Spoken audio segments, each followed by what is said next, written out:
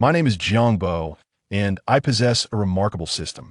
Through this system, I have acquired digital currencies, antiques, millennium wild ginseng, gold, future investment information, rare materials, evolution gel, and cutting-edge technology. I established a company that spans various fields, including healthcare, artificial intelligence, ultra-high machine tools, laser pulses, plasma devices, quantum computing, aerospace, high-energy physics, superconducting materials, future energy, and extraterrestrial travel. Years later, I became a figure revered as a super-rich tycoon, a genius investor, and a pioneer of the times. Oh, and by the way, I am quite handsome. It is said that girls who admire me could circle the earth several times holding my hand, though I remain uncertain of the truth in that. Chapter 1. The Extraordinaire of Jiang Bo. Busyness permeates every corner of this world, driven by the dual motives of procreation and survival, while simultaneously contributing to the prosperity of society. As everyone else tirelessly pursues their own lives, Jiang Bo, who had drifted into a deep slumber until noon, was also engaged in his own existence within the confines of his room. Leisurely, he held his phone, engrossed in a live stream. One might mistake him for a privileged heir with a family fortune, yet in reality, he was merely a bewildered young man lost in the throes of unemployment. On the screen, a strikingly beautiful young woman was performing an energetic dance in her live stream.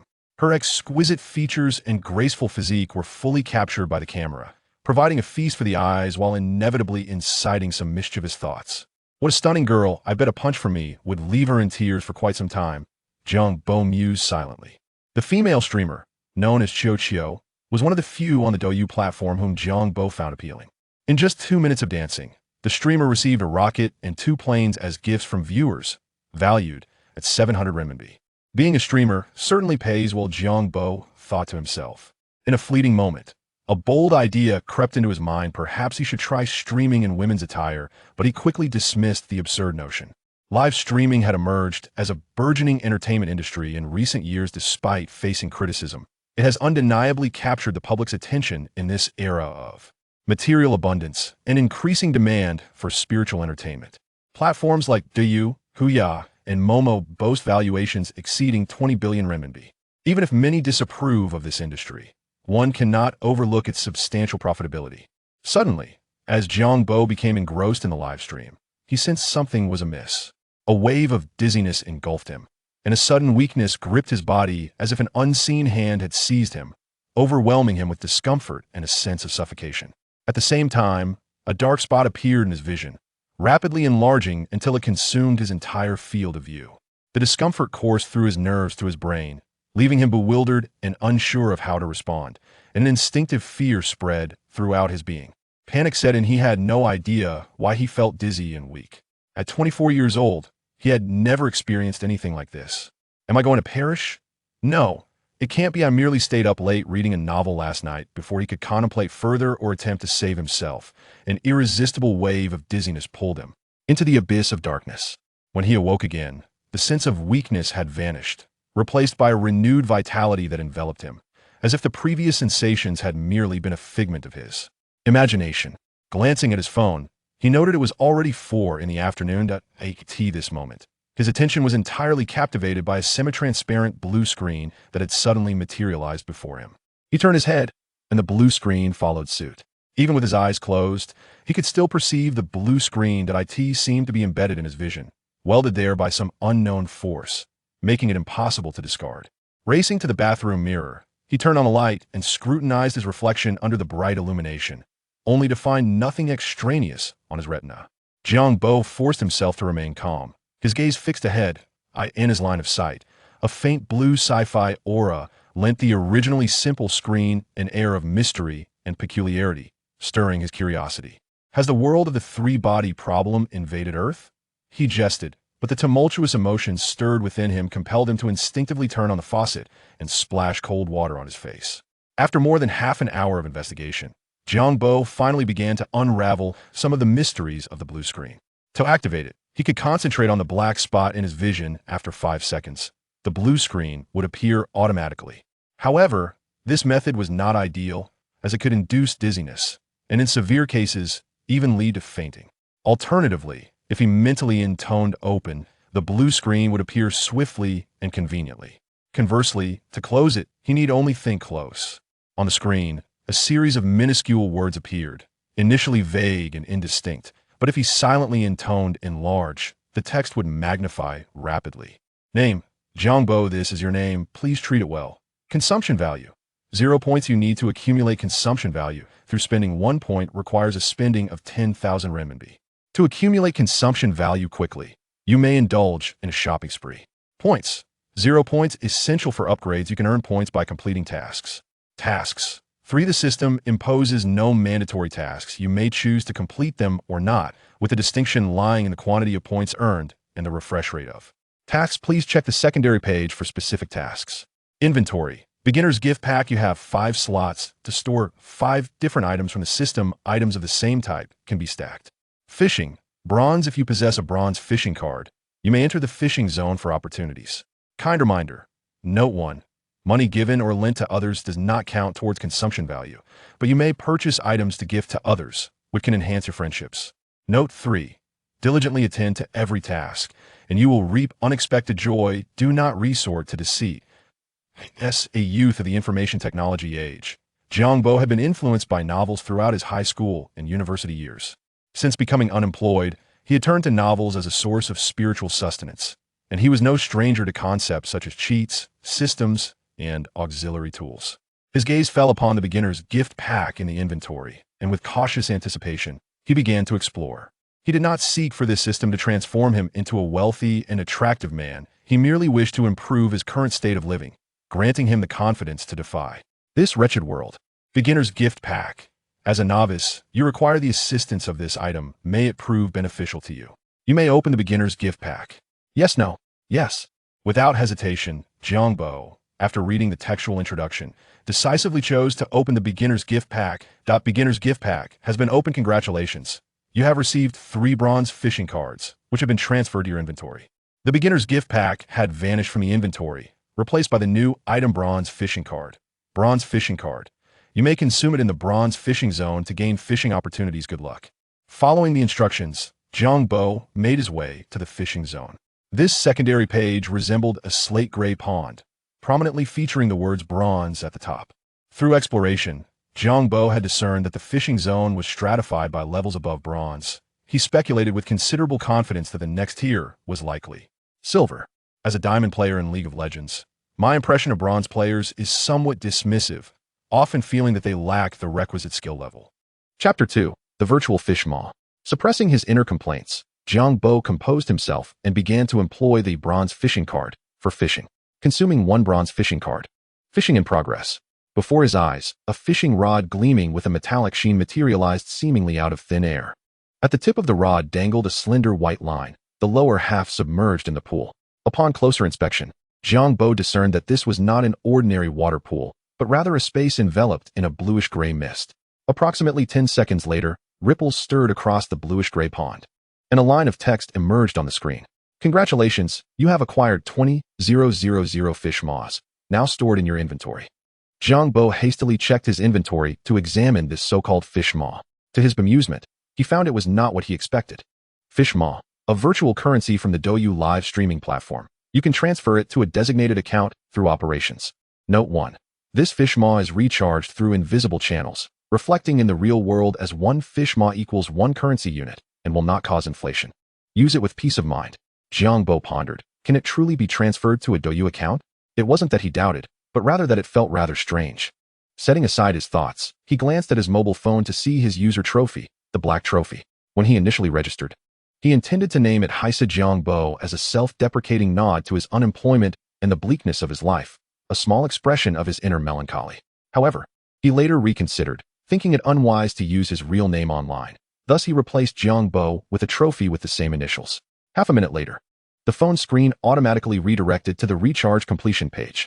Recharge successful, the black trophy received 20,000 fish maws. He was momentarily stunned. Could it be true? Jiang Bo instinctively exclaimed a curse, his breath quickening as flickers of excitement danced in his dark eyes. 20,000 fish maws equated to 20,000 currency units. If he streamed live and gifted them all to himself, he could pocket several thousand. The thought of dressing as a woman to become a streamer flitted through Jiang Bo's mind, but he quickly regained his composure. Upon returning to the system, Jiang Bo felt as if he had been struck by frost, utterly deflated. His expression soured. He wished to negotiate with the system regarding the rules. Yet, this entity was inanimate, incapable of discourse. After a few moments of frustration, he returned to the fishing area to continue fishing. Consuming 1 bronze fishing card, fishing in progress. 10 seconds later, you have acquired 10,000 fish maws, now stored in your inventory. More fish maws. Could it be that this bronze pool yields nothing but fish maws? Logically, fishing should yield fish, not merely fish maws. Bluefin tuna seemed quite valuable. Perhaps he could summon luck and catch one. Just a single fish, dear system. Jiang Bo muttered shamelessly as he utilized his last bronze fishing card.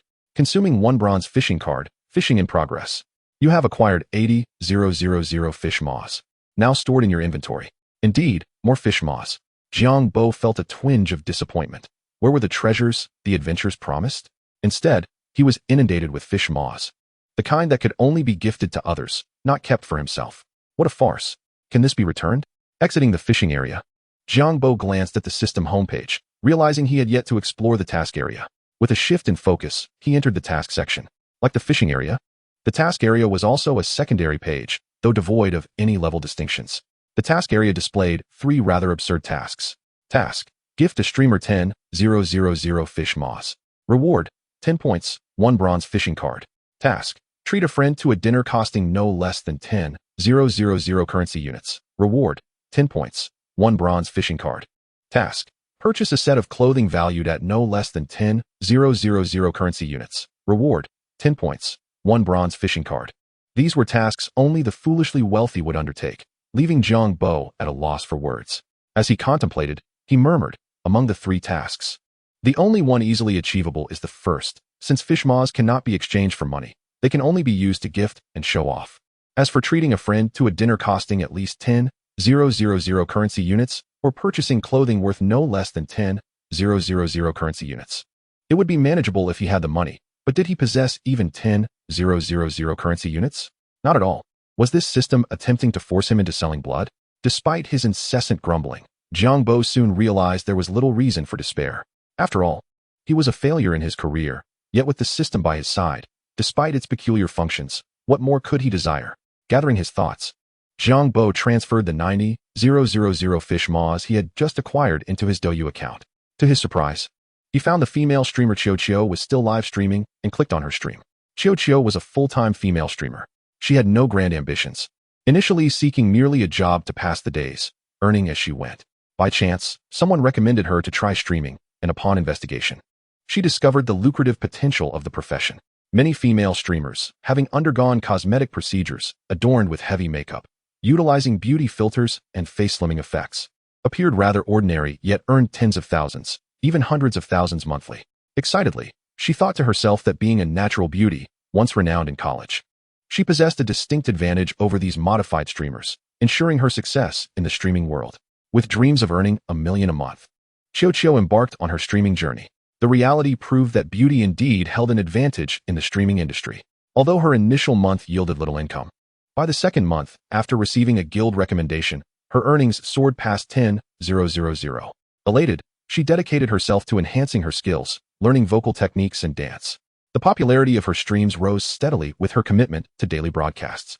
In her peak month, the total value of gifts she received surpassed 300,000, and her pre-tax income reached 100,000, earning 100,000 a month by simply speaking to a camera, dancing, and being cute was surreal.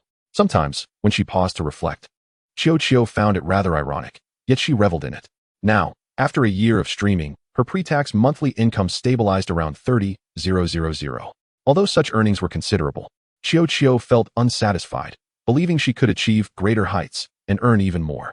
Yet, she quickly recognized the harsh reality that on the Douyu platform, and in the online streaming realm at large, beautiful women were plentiful. While beauty and physique offered advantages, very few stunning streamers reached the level of top earners, pulling in millions each month. True success hinged on skill, witty communication, and the operational support of a dedicated team. Qiao painfully realized she lacked all 3. Having streamed for nearly 6 hours today, Qiao discreetly peeked at her back-end statistics. The total value of paid gifts received today, 6,003 yuan. Among them, 1 superfire and 1 rocket were gifts she had given herself to boost her stream's popularity and visibility. The platform divided the gifts 50-50. While the guild took 10, she only retained 40. Calculating her earnings, today as pre-tax income was around 400 yuan. And with expenses of 1 superfire and 1 rocket totaling 500 yuan, her net income was negative. Without taxes deducted, she was already at a loss of over 100 yuan, and the pain was palpable throughout her entire being.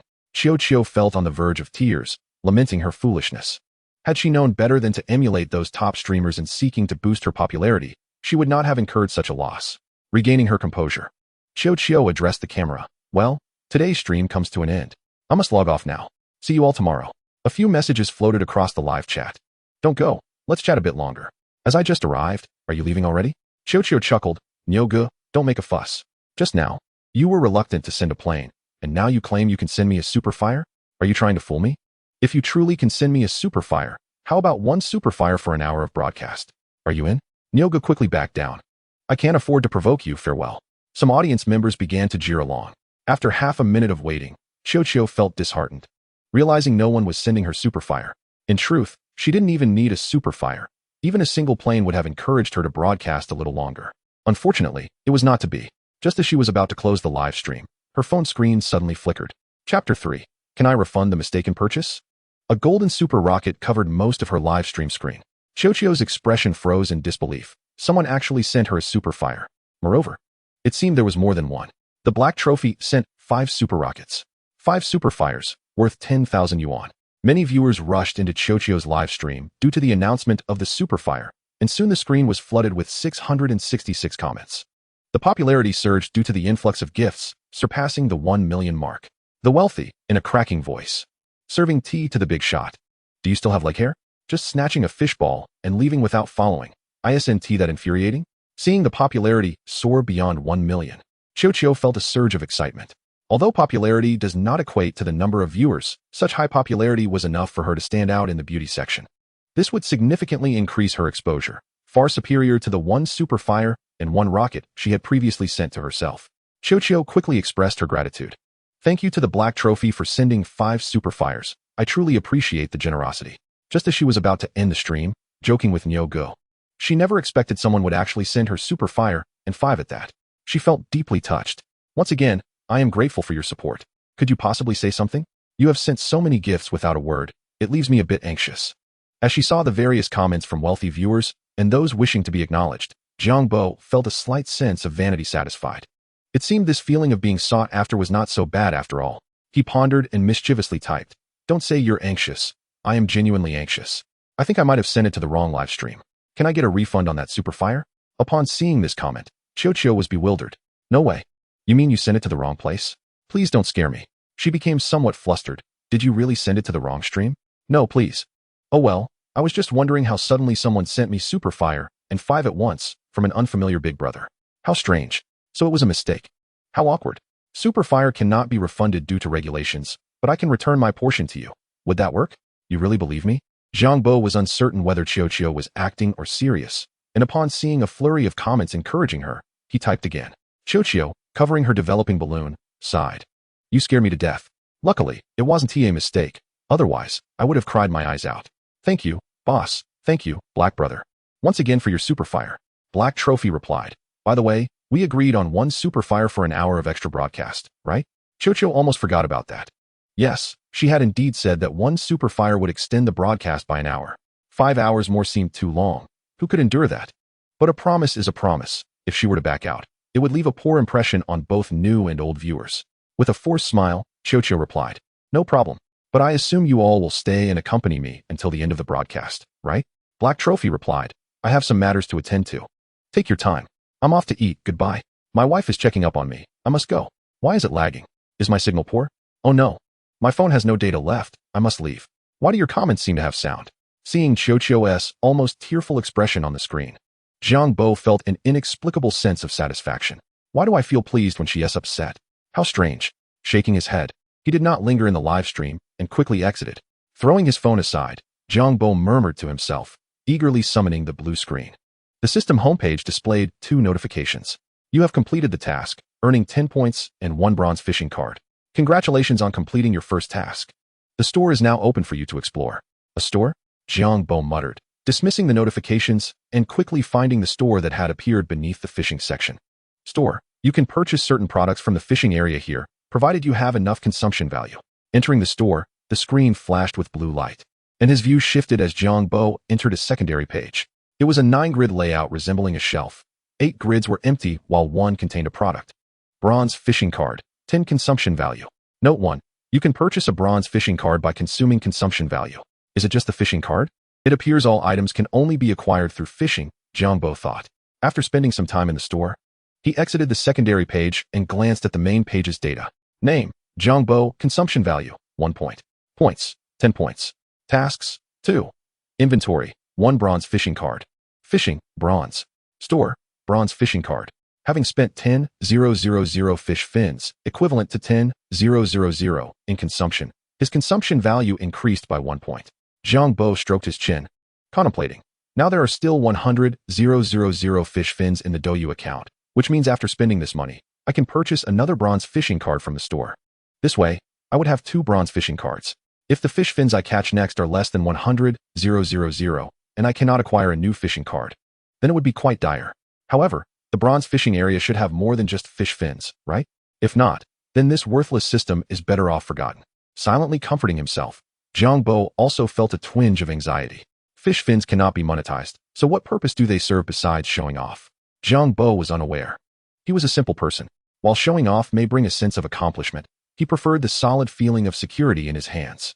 Having gathered his spirits and feeling an empty stomach, Jiang Bo prepared to go out and appease his hunger, but he coincidentally received a call from Jiang Fei. Jiang Fei was Jiang Bo's university roommate. The two shared a close bond and often interacted since they both remained in Yang City after graduation. As he stepped out and hopped into a taxi, the cab swiftly navigated the bustling streets, and the city's vibrancy reflected in Jiang Bo's pupils, evoking memories of his past. At 24 years old, standing at 183 centimeters, he lacked abs but had a well-proportioned physique. During high school, acne obscured his looks, and to stave off feelings of inferiority, he often reassured himself that he was handsome to the point of bubbling over. After the college entrance examination, the stress and acne vanished, his skin improved, and his facial features gradually became more defined, boosting his confidence. During university, Jiang Bo, with his good looks and physique, attracted the attention of many senior and junior female students. Initially, he thought the world had changed, but later realized that he seemed to be the only one receiving such treatment. When he discovered that those girls pursued him merely because they found him attractive and wanted to sleep with him, without intentions of lasting relationships, he felt a sense of indignation, thinking that there would always be those who wished to pursue him. Consequently, he treated those girls with indifference. Chapter 4. Can we still chat happily? However, regardless of his stoic demeanor, he remained an ordinary individual, ultimately succumbing to the fervent advances of a young lady, which led him to a temporary lapse in judgment. Yet, within merely half a year, Jiang Bo managed to extricate himself from this predicament, regaining his intellectual clarity. As he ventured into society, Jiang Bo began to refine his rough edges, discarding the trivial pursuit of romance in favor of pursuing financial gain. In an era where numerous postgraduate students struggled to secure decent employment, he entered a carbon nanomaterials engineering laboratory at a company in Yangcheng with only a bachelor's degree. His success was not due to nepotism, but rather because of his commendable academic performance and the relevance of his major. The laboratory primarily focused on the preparation, separation, and purification of fullerene materials, as well as the research and application of fullerene derivatives. Jiang Bo's role in the laboratory was crucial, involving the collection of materials, conducting experiments, cleaning apparatus, organizing data, and relaying tasks, essentially serving as an assistant. The work was often tedious and labor-intensive, sometimes requiring him to labor for over 10 hours a day. Nevertheless, the remuneration was satisfactory. Initially earning 3,500 yuan a month, his salary gradually increased to 8,000 as he took on additional branch projects, supplemented by allowances and bonuses, eventually bringing his monthly income to over 10,000 yuan, with a promising future ahead. Typically, such a smooth start would attract the wrath of mysterious forces from the east, and indeed, this was the case. After 2 years, the company faced significant financial difficulties, leading the management to implement substantial layoffs to minimize expenses while safeguarding key projects. With project suspensions and laboratory closures, experienced senior staff easily found new opportunities, whereas the less seasoned laboratory technicians, aside from 2 who managed to transfer to other departments through connections, were all dismissed, Jiang Bo included. Despite the substantial severance package of 20,000 yuan for individuals like Jiang Bo, who were accustomed to earning over 10,000 a month, it amounted to less than 2 months' salary. Encountering such a situation left no one in high spirits.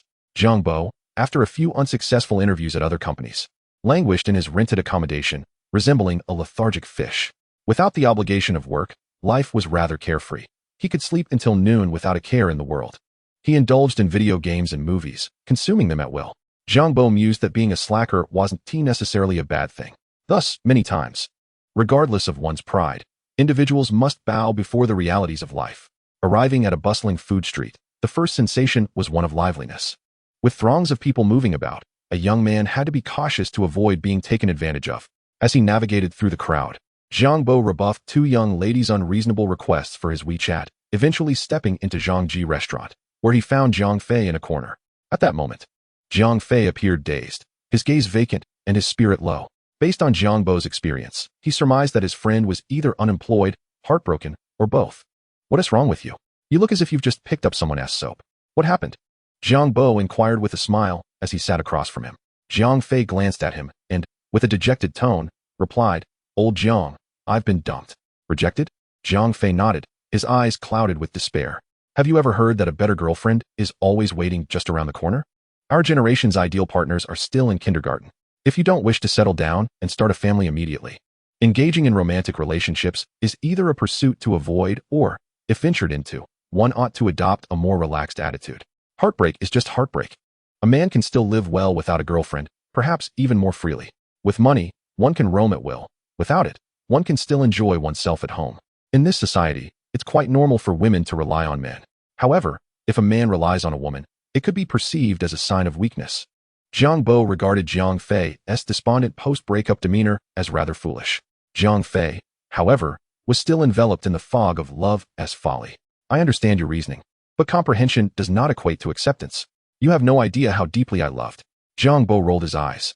He had no intention of critiquing the depth of Jiang Fei's affection. Perhaps it was akin to a mere middle finger. Nonetheless, alcohol could alleviate sorrow, and after a few drinks, Jiang Fei's mood noticeably improved.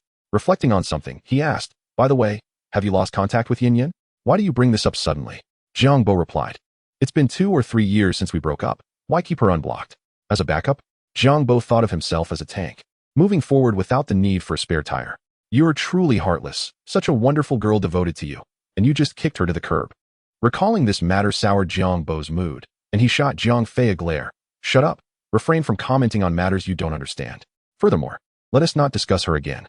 Noticing Jiang Bo's irritation, Jiang Fei gave an awkward smile, wisely choosing silence, though internally he felt a sense of unjust melancholy. Damn it, Jiang Bo thought. He had a long list of girls pursuing him, yet Jiang Fei was picky, dismissing those with unattractive traits. Yet here he was, now having been unceremoniously cast aside, with no opportunity even to pursue others. The thought was somewhat disheartening. "And remember, if she inquires about me, just say you don't know. Do not divulge my affairs. You truly are obstinate. My stubbornness stems from my confidence.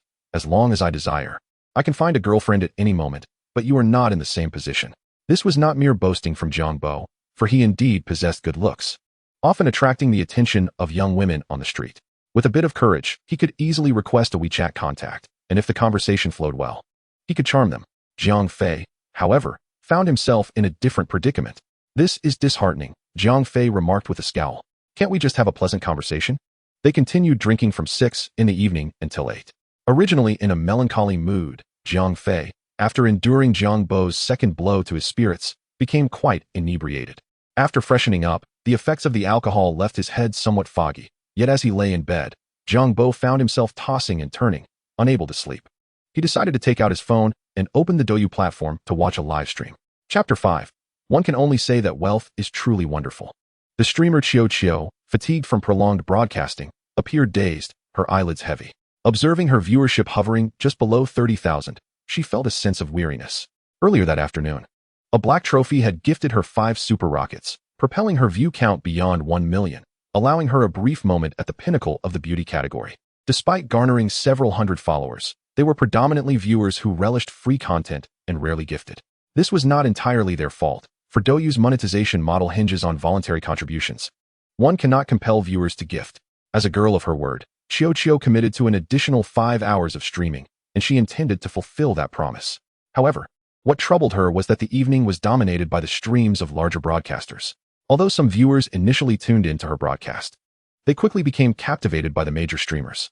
The few who remained were merely a handful of loyal fans and some irritating trolls offering little substance.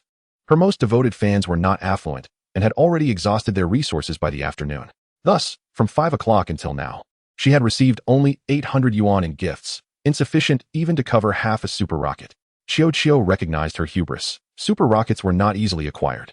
For after all, money doesn't just fall from the sky. Although Douyu often showcased wealthy patrons gifting hundreds of thousands or even millions, as an industry insider, Qiao understood the behind-the-scenes dynamics. Many of those were marketing ploys from agencies.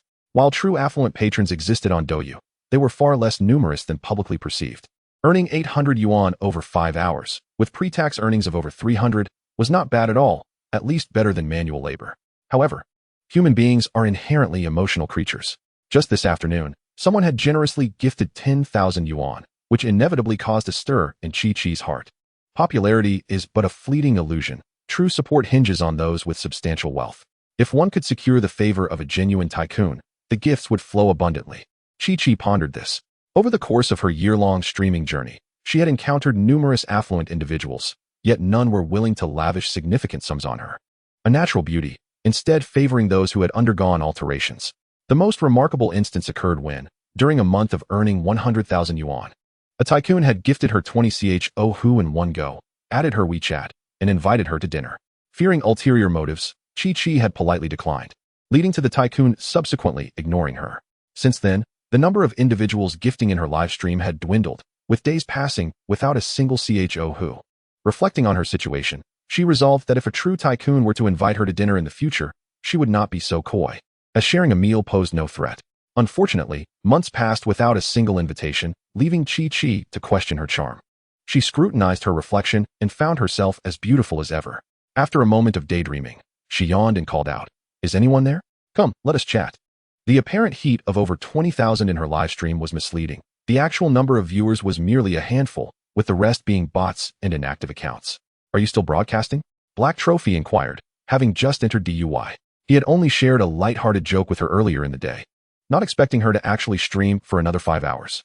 Yet, this female streamer had dutifully complied, amusingly oblivious. Spotting a familiar face, Qi's enchanting eyes sparkled, her fatigue instantly evaporating, and she greeted, "Welcome, my black brother, welcome. Are you not done yet? You've been streaming for over 10 hours, haven't you?" Black Trophy remarked. Qi chuckled wearily. "Indeed, nearly 11 hours now. My behind is quite sore. This is all thanks to you gifting 5 CHOHU earlier. I had to extend my stream by 5 hours. I pride myself on being trustworthy. When I promise an extra hour for a CHOHU, I shall honor it." "That was unnecessary. I was merely joking," he replied. "You were joking? Why did you not say so earlier? What good is that now? I'm nearly 5 hours into this extension. It feels as though you're deliberately making me uncomfortable." Qi pouted, her expression momentarily crestfallen. "But it's all right. I'll be off in a few minutes." Black brother, what are you doing?" In the midst of her sentence, Qi was taken aback as a flurry of CHOHU appeared on her screen. 1, 2, 3. In half a minute, a message scrolled across the left side of the screen. Black Trophy sent 50 super rockets, 50 CHOHU, amounting to a staggering 100,000 yuan. The urgency to utilize the fish fins and acquire the bronze fishing card was part of Jiang Bo's premeditated plan. The distinction lay in who received the fish fins and how they were distributed. The streamer Qi had already been engaged with earlier, making her a familiar face. Coupled with his favorable impression of her, solidified her as Jiang Bo's preferred recipient. The liveliness of the live stream surged dramatically, surpassing 1 million, 2 million, 5 million, and finally stabilizing past 10 million due to Jiang Bo's 50 CHOHU. The atmosphere in the live stream soared to new heights as enthusiastic viewers flocked in, and a torrent of comments flooded the screen. "What a generous benefactor. Incredible, 10 million in heat. Money is indeed a marvelous thing. May I inquire if the tycoon is in need of a boyfriend? I'm moved to tears, so many CHOHU. Such a display, $10,000 just vanished. Oh, I wish to be a mere ornament on your leg." Qi was momentarily dumbfounded. "Did you really just send 50 CHOHU? Black brother, you must have accidentally tapped the wrong button, right? 50 CHOHU. That's worth 100,000 yuan. Throughout her streaming career, Qi had never received such a generous gift. The sudden influx of happiness left her dazed. After a brief moment of shock, she was overtaken by exhilaration, as if a surge of adrenaline coursed through her veins, prompting her to jump up in delight. I, Chi-Chi, am also someone who has the favor of a big brother. I too have reached a milestone of 100,000. Moreover, her popularity soared to an unprecedented high, surpassing 10 million, eclipsing the earnings of many prominent streamers. While capturing screenshots, Chi-Chi excitedly addressed the camera. Thank you to my black brother for the 50 CHO. I am truly at a loss for words. I am utterly astonished. Such generosity. No need for thanks. We agreed on an additional hour per CHO, correct? Black Trophy replied. Chi-Chi froze, her expression solidifying. An extra hour for just one CHO. The audience erupted in excitement. Wait, is this really happening? 50 hours? Can the streamer endure such a duration? The tycoon certainly knew how to entertain. Chi-Chi's mind raced with thoughts of the grandiosity of such a gesture. Please, no? I've already streamed for over 10 hours. Another 50 would surely be impossible. Just teasing you. Don't take it to heart, Black Trophy said. Another joke? Black brother, you're truly mischievous. You nearly frightened me to tears. Once again, I thank you for your CHO. Oh, and let us exchange WeChat. Sure. After adding Chi-Chi on WeChat, Jiang Bo exited her livestream. A wave of exhaustion washed over him. He had little desire to pursue treasure in the system that evening, deciding to tackle it in the morning instead. After silencing his phone, he collapsed onto his bed and quickly drifted off to sleep. Chapter 6. The Incense Burner with Dual Ears. After Jiang Bo left, Chi-Chi continued her stream for another half hour before concluding. Glancing at her earnings for the day, she noted, paid gifts, 119 for 168 yuan. Nearly 12,000 yuan of that was solely from Black Trophy's contributions. Why do I feel something is amiss? She muttered, yet could not pinpoint what it was. Her sparkling eyes once again lit up with excitement. Today's earnings, pre-tax, totaled nearly 50,000 yuan, equivalent to her previous month's earnings combined. If all went well, she might surpass 100,000 this month. What joy! At that moment, Chi-Chi received a message from her guild supervisor. Today was splendid. The heat exceeded 10 million, and paid gifts surpassed 100,000. Chi-Chi replied, just a stroke of luck. Do you have something to discuss? The new top contributor, Black Trophy. Do you know him? Not familiar. I've never seen him before. Today was the first time he gifted me. This individual seems to possess considerable potential. You ought to secure his favor. Who knows? He might help you achieve $1 million ranking in the future. $1 million ranking? That is daunting. I don't know much about him. I can only do my best. Put in some effort. If you're not familiar with him, you should engage him more during your streams. Build a rapport. If you can impress him, I can advocate for you to gain a homepage recommendation from the guild and the platform. Understand? A homepage recommendation. Chi-Chi's eyes brightened. This was a coveted opportunity. In her year of streaming, she had only received such a recommendation once, during which her viewership surged by tens of thousands in just 2 hours. After concluding the chat with her supervisor, Chi-Chi contemplated and decided to message Jiang Bo. Black brother. Are you there? Thank you for the numerous CHO today. You were truly generous. WeChat was sent, and Chi-Chi waited in silence. 10 minutes elapsed without a single response from the other party. A sense of confusion washed over her as she typed again. Go, are you asleep? Or are you busy? Surely something hasn't happened, right? If you continue to ignore me, I will have to call the police. I mean it. Chi-Chi felt utterly dejected. Adding someone on WeChat and being ignored. Could it be that he had seen something unfavorable on her moments and formed a negative opinion of her? Lost in thought, she hastily scrolled through her moments, only to find nothing that could tarnish her image. It was all beautiful photos, scenic views, and delightful food. An hour passed, and as her eyelids grew heavy and her head felt light, she resignedly concluded that the mysterious man had indeed not acknowledged her. He must have fallen asleep. She reassured herself. Earlier, her supervisor had assigned her a task, and she had hoped this older brother would lend a hand. If he continued to disregard her, it would be a disheartening situation. The next morning, Jiang Bo woke up at 10 o'clock, feeling refreshed. After getting out of bed and grabbing his phone, he discovered that the female streamer Chi-Chi had sent him over a dozen messages the previous night. After stretching lazily and washing up, he headed downstairs to fill his stomach before unlocking his blue screen. The familiar system interface made his heart flutter with excitement. Consumption value, 11 points. Jiang Bo entered the shop, spent 10 points, and successfully redeemed a bronze fishing card. In the fishing area, the grayish-green pond retained its deep, mysterious allure, imbued with an indescribable sense of the extraordinary. Through his interactions, Jiang Bo began fishing for the day. Consuming bronze fishing card.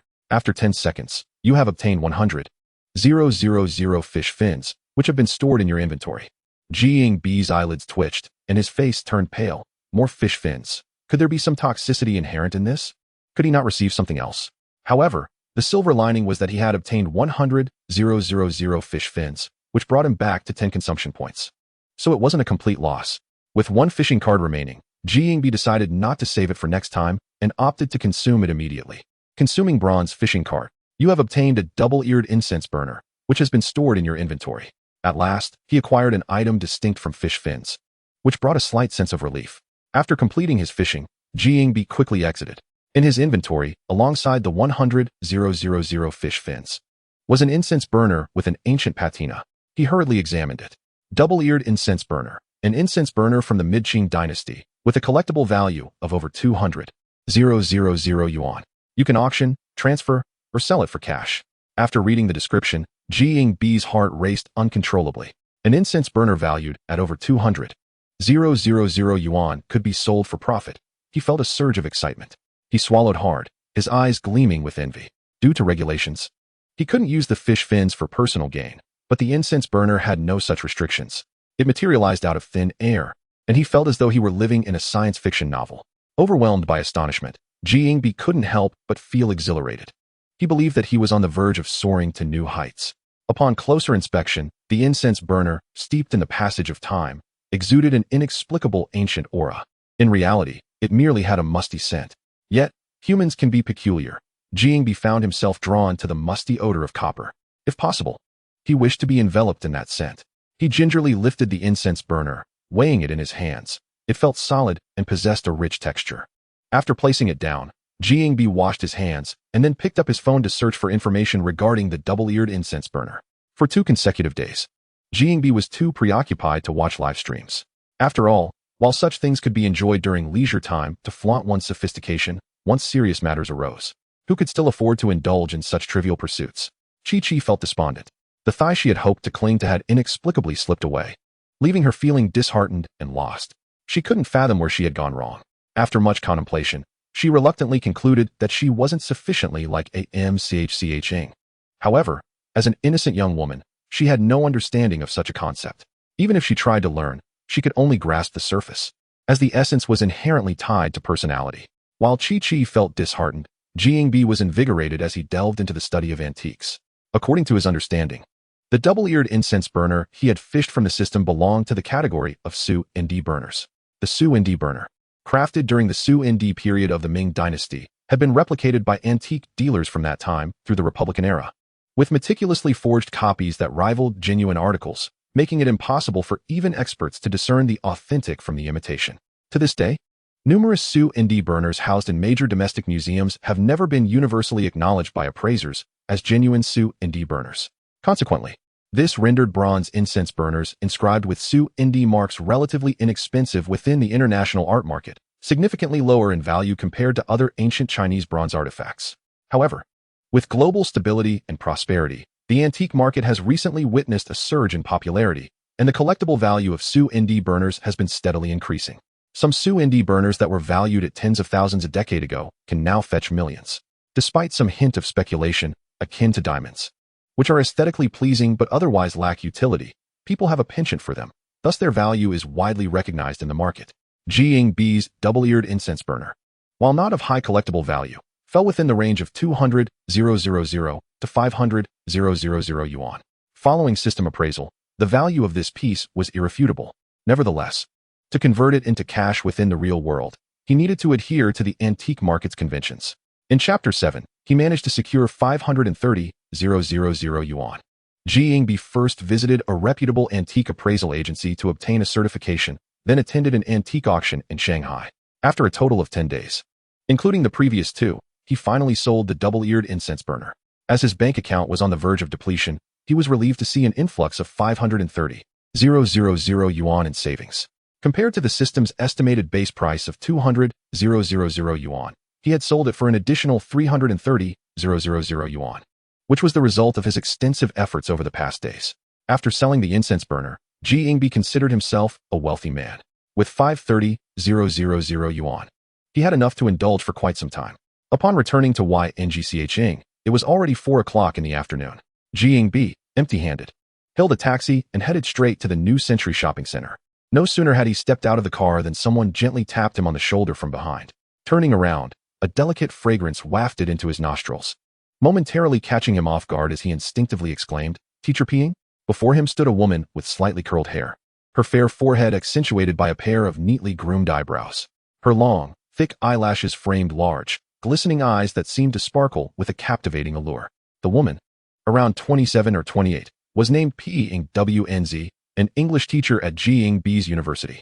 In addition to her perfectly proportioned and exquisite features, she possessed an enviable, graceful figure. Standing at 1.7 meters tall, her silhouette was enhanced by a sexy, form-fitting black chiffon dress adorned with star motifs and complemented by 5-centimeter black high heels, making her appear even taller and more alluring.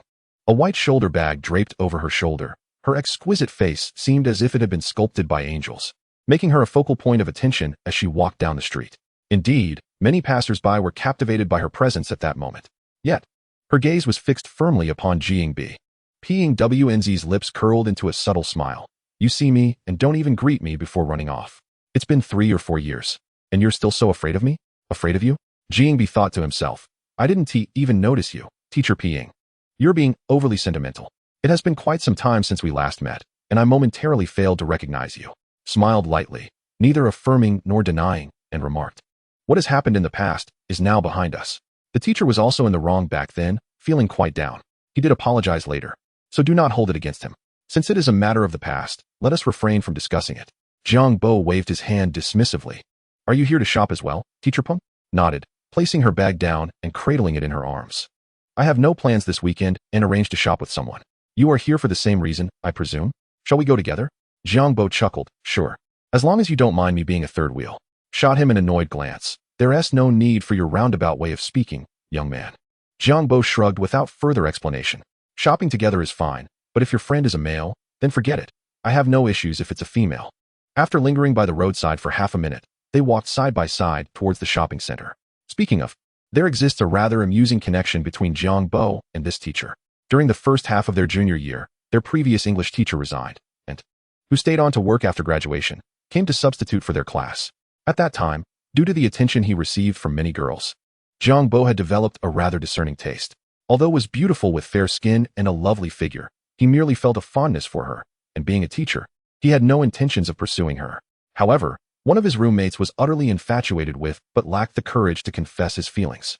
Thus, he enlisted Jiang Bo to help him convey his affection, delivering flowers and love letters on his behalf. The outcome of this rather foolish endeavor was predictable. It was uncertain whether his roommate had done this deliberately, but the love letter shockingly bore no name, leading to mistakenly believe that Jiang Bo was the one pursuing her. Consequently, the coldly proud did not spare Jiang Bo any courtesy at that time, instead issuing a school-wide notice about it. Jiang Bo could not express his frustration, despite multiple explanations, thought he was merely making excuses, and was disinterested in hearing him out. This incident left him feeling quite disgraced, bearing an undeserved blame that left him in a foul mood. Each time he encountered, he felt an urge to confront her and express his disdain for women of such superficial depth. Yet, in reality, he was a disciplined student, harboring ambitions without the audacity to act on them. Thus he could only suppress his feelings. By the time of their senior year, after succumbing to the relentless advances of Yan Yan and entering into a relationship with her, the incident involving had finally become a distant memory. After more than 2 years of separation, there was no shortage of topics to discuss between them. As they walked, remarked, "I heard that you joined a nanomaterials engineering laboratory after graduation, which aligns with your major. It seems you are doing quite well." Jiang Bo responded half-jokingly, "What success are you referring to? Do not listen to others' exaggerated claims. I am currently unemployed, probably the least successful among our cohort. The company faced challenges. The laboratory closed, and I was laid off. Everyone experiences setbacks. One must simply overcome these obstacles." Perhaps, upon entering the shopping center, the nearly 100 recessed lights in the ceiling illuminated the space as brightly as day. A vibrant modern ambience enveloped them, accompanied by the flow of people adorned in various trendy brands and the music emanating from surrounding shops. The polished floor reflected their silhouettes, while the towering white columns and enormous, exquisite advertisements created an impression of elevated sophistication. Taking the escalator to the second floor, they encountered S. friend. Lu Jie, a vivacious young woman with a cheerful smile, immediately approached, linking arms with her and complaining, "Why did you take so long to arrive? I've been waiting for you forever." While explained, she glanced at Jiang Bo. I ran into an acquaintance outside and chatted for a bit. At this moment, Jiang Bo was observing Lu Jie, who was also sizing him up, following his gaze. Hey, who is this handsome guy? He looks quite dashing. Lu Jie teased with a sly smile, leaning in to whisper too. Rolled her eyes in exasperation. Save your flirtatious expressions. This is my former student, Jiang Bo. Turning to Jiang Bo, she introduced, this is my university classmate, Lu Jie. Let us go take a look around. They exchanged glances and nodded in acknowledgement, having introduced themselves. With nothing pressing to attend to, Jiang Bo followed the two women as they began to explore the shopping center. Chapter 8. Handsome men have their privileges. High-end industries form the economic foundation of premium urban districts, and the quality of industrial goods often determines the caliber of a city. As one of the premier shopping centers in Yangcheng, Xi'an Shiji Shopping Center boasts a plethora of top-tier international brands such as Chanel, Dior, Fendi, Prada, Zegna, Burberry, and Ferragamo. If one wishes to indulge in luxury goods or spend lavishly while shopping, this is the place to be. Women, being creatures enamored with beauty, delight in adorning themselves and searching for items that enhance their allure. However, oftentimes, they merely browse without making purchases. With empty pockets, they can only feast their eyes and broaden their horizons. Accompanying Lu Jie from the ground floor to the 6th floor, after over an hour of browsing, Jiang Bo found his enthusiasm waning and felt somewhat weary. Merely observing without purchasing seemed like a waste of time. Just as he was preparing to concoct an excuse to explore on his own, turned to him. I noticed you've been eyeing the men's clothing stores. Are you looking to buy something? You knew I was looking at the men's clothing stores? I didn't realize you were watching me, Jiang Bo replied. I haven't updated my wardrobe in quite a while and was planning to buy a new outfit. One of the tasks assigned by the system required him to acquire an ensemble worth no less than 10,000 yuan, which was also a primary reason for his visit to the shopping center. Suggested, we've browsed enough. Let me accompany you to help you pick something out. Sounds good. Jiang Bo agreed without hesitation. The three of them made a round and arrived at a men's clothing store across from them. At the entrance, Lu Jie pointed her toes together, glanced at the store, and cleared her throat. Jiang Bo, are you planning to buy clothes here? Yes, what's wrong? Jiang Bo replied, feeling a strange shift in the way Lu Jie and looked at him. After a moment of hesitation, remarked, this is a Zegna store, the clothing inside isn't cheap. She was quite diplomatic in her wording. Lu Jie was more straightforward, stating, I came here with my boyfriend before. Everything inside is high-end. The cheapest outfit starts at 12,000 yuan, while some can reach over 100,000 yuan. We were both startled and quickly left. Zegna is a renowned Italian brand, celebrated globally for its impeccable garments and leather goods, characterized by elegant and classic styles. High prices are a necessary aspect of luxury brands. Without a hefty price tag to match, how can one showcase the exclusivity of the purchase? Of course, the primary motive is profit. Given the current high tax rates, if prices are not marked up within permissible limits, profits would be meager. This particular store is one of the larger Zegna outlets in the southwestern region, so a slightly elevated starting price is to be expected. 12,000 yuan for the cheapest outfit? Jiang Bo raised his thick eyebrows, his dark eyes glancing around as he thought that this was fortuitous. The task required him to purchase an outfit worth no less than 10,000 yuan, and it would be virtually impossible to complete this task in a mid-range clothing store. Only a high-end brand could fulfill the requirement. Jiang Bo declared, no worries. Let us go in and take a look. I think it's quite nice here. Upon hearing this, both women exchanged knowing smiles but did not dissuade him, likely considering that a little window shopping wouldn't hurt. After all, they had just spent a good while browsing the flagship stores of Dior and Chanel, admiring numerous luxurious perfumes, lipsticks, dresses, and handbags without making any purchases. In today's competitive luxury market, nearly all high-end boutiques welcome window shoppers. And as long as one does not cause any disturbances, one could browse all day without being chased away. Undoubtedly, in most cases, the staff at luxury boutiques are relentless in their attempts to sell products to customers. If one does not wish to make a purchase, they would likely find themselves overwhelmed and fleeing within half an hour. As the three of them stepped into the store, the gentle lighting and soothing music enveloped them in a warm ambience, while the dazzling array of merchandise soon captivated their attention. A well-dressed female attendant approached them with a smile, inquiring, ladies, is there anything I can assist you with? We have received numerous new arrivals this season. Peng Wanji replied, we would like to browse for now. You may attend to your duties without minding us. The attendant graciously responded, not at all. The store is quite calm at the moment. Thus, she trailed behind them, enthusiastically introducing various items. Both Peng Wanji and Lu Jie felt somewhat awkward, as they perceived their visit as merely a leisurely glance without the intention to purchase. However, the attendant's fervor was far beyond that of any previous store they had visited. creating an unspoken pressure that made them feel somewhat guilty for not buying anything.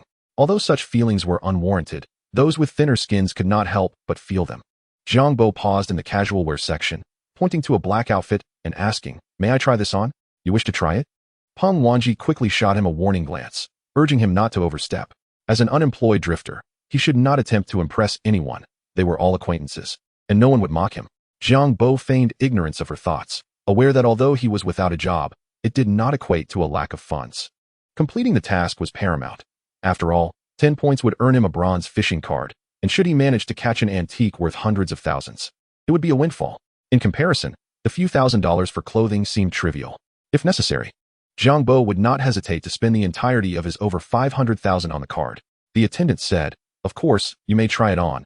However, the one on display is a sample and in a small size. Given your height, I will fetch a larger size from the stockroom. Please wait a moment. The fitting room is over there. You may try it on," she added. Jiang Bo accepted the garment, thanked her, and proceeded to try it on. Lu Jia pulled Peng Wanji aside, whispering, "Look at him. It seems he's set on that outfit. Wanji, what does his family do? Are they wealthy?" "I have no idea what his family does, but he likely isn't rich." Peng Wanji shook her head, her expression reflecting her own confusion. "Spending so much on expensive clothes while being broke is quite peculiar," Lu Jia remarked with a wry smile. "Everyone has a penchant for showing off, yet one must act within their means." Had it been anyone else, Lu Jia would have laughed. But Jiang Bo's good looks afforded him a privilege that spared him from ridicule. After changing, Jiang Bo emerged from the fitting room. Regardless of Peng Wanji and Lu Jia's peculiar opinions of him, his physique truly complemented the outfit. His tall and athletic frame was perfectly accentuated, making him undeniably handsome at that moment, to the point where one might wish to approach him impulsively. Observing the female attendant discreetly swallowing her saliva confirmed how well the outfit suited Jiang Bo. "How do I look?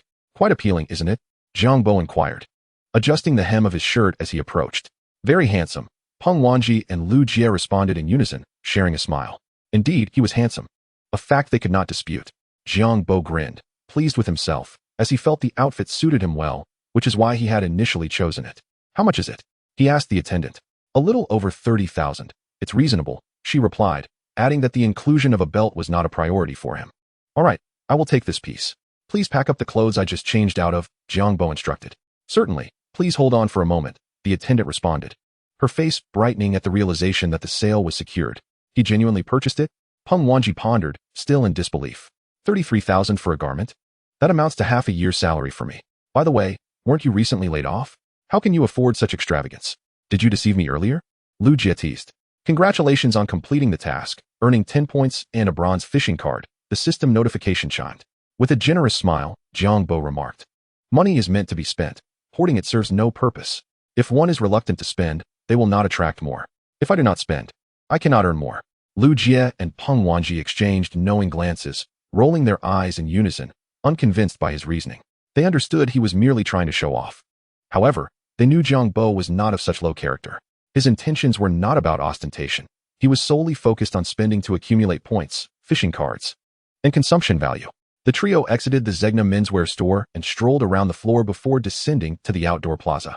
Peng Wanji glanced at her wristwatch and suggested, "It's getting late. Let's call it a day." Jiang Bo, however, suggested, "It's nearly mealtime. Let us dine together." "My treat." Lu Jia quickly hailed a taxi, and they departed. Peng Wanji's dark, bright eyes fixed on Jiang Bo for a moment, her delicate lips parting slightly before she sighed. "Earning money is not easy, and you are currently unemployed. Be mindful of your spending." "No worries. I have it all under control," Jiang Bo replied with a smile. Peng Wanji's brows furrowed slightly as she said, "Jiang Bo, I know what you're thinking." Jiang Bo felt perplexed. She continued, "I won't comment on your clothing purchase. You know what you're doing. There are certain things I won't address directly. Remember what I said back in school? I dislike those younger than me because they tend to be immature. Spending an amount equivalent to half my salary on a single purchase? How does one live like that? Will we all be eating dirt?" Jiang Bo was taken aback. This is rather disheartening. He was bewildered, gazing at Peng Wanji in confusion. "Why do your words elude my understanding? Should you not find a job and work diligently? Please refrain from engaging in trivial pursuits." She seemed to imply that he was trying to impress her, which he had not intended. "We are all adults. Must you be so childish and self-righteous? I thought we had moved past that misunderstanding." Jiang Bo sighed. "Peng Laosher, I merely wished to treat you both to a meal. There was no ulterior motive." Peng Wanji's glistening eyes and quirked lips conveyed disbelief, as if to say, "A child would not believe you." "Do you think I would?" Let us discuss dining after you find a job. By the way, add me on WeChat, she instructed, rummaging through her bag for her phone. However, when she lifted her head, she found Jiang Bo had vanished. Where did he go? She thought, standing awkwardly in place, bewildered by his sudden departure. Jiang Bo hailed a taxi, instructing the driver to head straight to the Shangri-La Hotel. He was utterly perplexed by the notion that Peng Wanji believed herself more important than dining together. Add WeChat? You won't even share a meal with me. Yet you expect my contact information? Dream on. The incident with Peng Wanji was merely a fleeting distraction, and Jiang Bo did not dwell on it. Focusing instead on completing tasks, spending, fishing for treasures, and accumulating wealth. He firmly believed that a man should engage in manly pursuits. A man must achieve financial stability to assert himself in various aspects of life, including career, relationships, and social standing. First, one must fill their pocket before attending to other matters, as everything else is but a fleeting illusion. The Xiangalila Hotel is nestled alongside the picturesque Jinjiang River in Yangqing, offering breathtaking views of the tranquil waters and the enchanting Hejiang Pavilion. Standing by the window, one can admire the ephemeral serenity of Yangcheng at dusk, along with the nearby Wangjiang Park, Chuanxi Road, and the Langxiao Bridge. As one of the largest and finest hotel management groups in Asia, the Xiangalila Hotel boasts a variety of distinctive restaurants, each offering a diverse array of culinary delights, including Sichuan, Cantonese, and Hunan cuisines. Furthermore, the hotel provides a unique wellness environment, allowing guests to unwind and rejuvenate. On this occasion, Jiang Bo visits the Xiangalila Hotel not merely for relaxation, but to indulge in a sumptuous meal, while also fulfilling his obligation to treat his friends. The journey from the New Century Shopping Center to the hotel is not far. Under normal traffic conditions, it takes merely a few minutes to arrive. Upon entering the hotel lobby, the opulent golden decor and lighting exude a sense of grandeur that is truly captivating. The expansive hall, adorned with colossal circular columns, creates an impression of awe-inspiring magnificence. It is undeniable that the service industry has made remarkable strides, especially in creating an inviting atmosphere that compels one to explore further. As Jiang Bo approaches the lobby, he is quickly enveloped by the warm hospitality of the staff. A receptionist, possessing an amiable demeanor, greets him with a sincere smile, inquiring whether he is there to dine or to stay overnight. After a brief introduction from the staff, Jiang Bo, without hesitation, requests a private dining room with a minimum spending of 12,888 yuan. Upon confirming that he is indeed serious, the waitress beams with joy, engaging him in pleasant conversation as she escorts him to the upstairs dining room. Upon entering the private room, Jiang Bo surveys the surroundings and is pleased to find the furnishings and ambience truly commensurate with the high price. The room can accommodate up to 20 guests. Although on this occasion, Jiang Bo is unlikely to invite that many friends, as he has but a few close acquaintances in Yangqing. A waitress nearby inquires, "Sir, would you like to order now, or wait for your friends to arrive?" Jiang Bo responds, "Is there a difference?" The waitress explains, "Typically, there is no difference. But today being a weekend and meal time, the hotel is quite busy. If you do not order in advance, the serving time may be slightly delayed." Feeling no hunger pangs, Jiang Bo nonetheless nods and states, "Let us order now. Where's the menu? I'd like to take a look." He receives the menu from the waitress and, rather than opting for individual dishes, orders a set meal priced at 888 yuan, along with 3 bottles of wine at 888 yuan each. The waitress then departs to inform the kitchen of his selections. Jiang Bo relaxes in his chair, crossing his legs, and takes out his phone to call Jiang Fei. "What's up, Lao Jiang?" Jiang Fei's boisterous voice greets him over the line. Jiang Bo replies, "Have you eaten? Come out for a drink." Jiang Fei sighs, "I'm not in Yangqing right now. What meal could I have?" Jiang Bo responds, "All right then. I'll find someone else." After hanging up, he logs into WeChat and enters a group chat with former colleagues from a laboratory. Though they have not worked together for over 6 months, their relationships have endured through WeChat, with occasional offline gatherings organized. As Jiang Bo enters the group chat, he finds 2 members embroiled in a debate about ultrasonic cold nuclear fusion. He interjects, "Let us not discuss academic matters during mealtime. Let us go out to eat." "I'm treating." Wang Kai remarks, "Jiang Bo, you haven't chimed in for a while. We thought you might have time traveled." Zhang Yunfei adds, "Jiang Bo, have you struck it rich? You drop a message and immediately offer to treat." Zhang Yunfei, the group leader, sends a message that draws 4 or 5 people into the conversation. Wei Siki asks, "Is the handsome Jiang Bo treating us to a meal? Is that for real?" Yuan quips, "Jiang Bo, are you just bragging again? You said you were driving a BMW, but I saw you riding a bicycle one day." Upon reading this, Jiang Bo momentarily pauses. About a year ago, when he was more financially comfortable, he boasted in the group about wanting to buy a small car to avoid the daily grind of public transportation. However, he never ended up with the BMW, as the laboratory closed, and he was among those let go. Jiang Bo replies, Yuan, do you need to see a BMW? I have no interest in pursuing you. Zhang Yunfei responds with laughter, while Wang Kai requests a moment to chuckle. Wei Siki adds, that hits hard. Yuan has been trying to pursue you. Yuan retorts, it was just a joke. No need to be so harsh. With that attitude, you'll never find a girlfriend. Han Xiaohu chimes in, no worries, Jiang Bo. Even without a girlfriend, a boyfriend would suffice. Jiang Bo replies, your words reveal your true thoughts, my friend.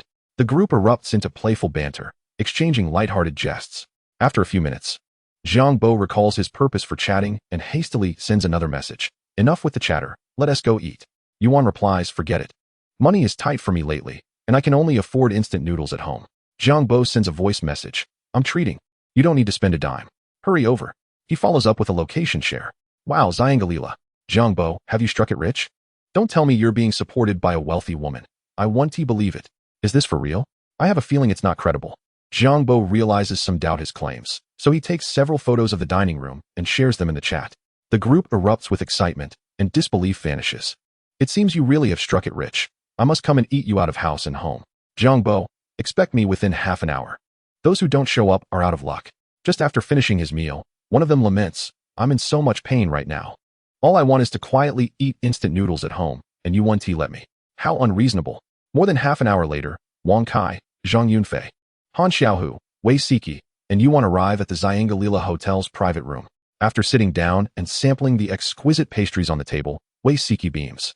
This is my first time dining at a 5-star hotel. Thank you. Jiang Bo responds. It's just a meal. No need for thanks. By the way, are others coming? Zhang Yunfei replies. It's probably just us. The others are either out of Yangqing or busy with relationships, so they likely want to join. Fearing that mentioning this might deter them from eating, Jiang Bo smiles and says, don't worry, it's not expensive. If it were, I wouldn't be able to treat you, right? Wang Kai nods in agreement. After finishing one pastry, Yuan glances at Jiang Bo with a hint of reproach and says, you tricked me into coming out, denying me my instant noodles, and instead treating me to fine dining. I might gain weight. What are you going to do about it? The others perk up at this, casting teasing glances at Jiang Bo. He laughs. Would you like some instant noodles? No problem. I can ask the staff to prepare a serving just for you. Yuan's mouth twitches as she blushes and glares at Jiang Bo, choosing to remain silent. Between Jiang Bo and Yuan, there is little connection. In Jiang Bo's eyes, she is merely one of many girls who admire his looks and harbor ulterior motives. While Yuan is not unattractive, scoring around 82 points on the beauty scale, she pales in comparison to Jiang Bo's ex-girlfriend, who was several levels above. Even the stunning beauties scoring above 95. With both alluring figures and captivating looks, such as Chang Bo's former girlfriend, were dismissed by him without a second thought. How could someone of Yuan's modest charm ever catch his discerning eye? To truly radiate one's own brilliance in life, one must never settle. While Chang Bo may not be a perfectionist, he certainly comes close. Upon his first glance at Yuan, he instinctively recognized that no connection would ever blossom between them. Thus, he would refrain from any engagement, lest he attract unnecessary trouble, akin to being stuck with an unyielding piece of chewing gum. Chapter 11. Wasn't this meal supposed to be inexpensive? After a lively discussion among the six, the kitchen finally prepared the dishes. Two elegantly attired waiters wheeled in a cart laden with food, commencing the presentation of the dishes. Caviar, red yeast marinated chicken, chicken soup with vegetable hearts and scallops, smoked mackerel, braised abalone, golden needle grouper, and spicy pork chops were among the 18 offerings, all largely falling under the categories of poultry and seafood. However, thanks to the chef's secret recipes, the flavors were remarkably unique. For instance, the caviar was fragrant yet not overly salty. The roasted fish roe was exquisitely delicate, sticky, and devoid of any fishy taste, making it extremely palatable with the perfect thickness. Similarly, the golden needle grouper, steamed to perfection, was imbued with flavor. Its tender meat both sweet and chewy, surpassing the taste of fish typically served in ordinary restaurants. While the dishes were indeed delicious, one aspect was undeniably disappointing. The portion sizes were far too small. The six of them consumed all 18 dishes along with 3 bottles of red wine, and by the end, they had polished off everything. It was unclear whether the portions were genuinely meager or if they simply had hearty appetites. But Chang Bo felt he had barely eaten at all. Satiated yet troubled, Yuan lamented, "Oh no, I'm certain I'll gain 2 pounds from this meal. Had I known, I would have stayed home and eaten instant noodles." Han Xiaohu remarked, "Truly, this is the hallmark of a 5-star hotel. The flavors are unparalleled. This meal was delightful." Zhang Yunfei chuckled, I suppose I'm just riding on Jiang Bo's coattails for this meal. Once I find my footing, I'll treat you all here. That's a promise, right? I've recorded it. Seeing that everyone had finished their meal, Jiang Bo beckoned the waiter to bring the bill. The waiter approached, presenting the check with a polite smile. Sir, your total for 6 is 14,552 yuan. To round off, we will only charge you 14,500 yuan. Would you prefer to pay by card or online? Before Jiang Bo could respond, Wang Kai interjected. How much? The waiter replied, a total of 14,500 yuan. Here's the bill for your review. Wang Kai abruptly snatched the bill to inspect it. And Zhang Yunfei and the others gathered around to look as well. For just this amount of food, 888 yuan? One bottle of wine for 888 yuan? This is outrageous. So little for such a high price. No wonder the food was so delicious. It's exorbitantly priced. Jiang Bo, didn't you say it was inexpensive? I feel deceived. This is so disheartening. Since the closure of the laboratory, Zhang Yunfei and the others had been seeking alternative employment. Yet, due to their lack of experience, their job hunts had been fraught with challenges, and they had struggled to find positions offering salaries commensurate with their qualifications. Starting anew, earning over 10,000 a month was out of the question. 5 to 6,000 would be a stroke of luck. For them, daily meal expenses rarely exceeded 100 yuan. This meal had consumed an amount equivalent to several months' wages. And they had previously assumed it would cost only 2 to 3,000, completely unaware it would be several times that. Thus, the 5 of them were both astonished and resentful.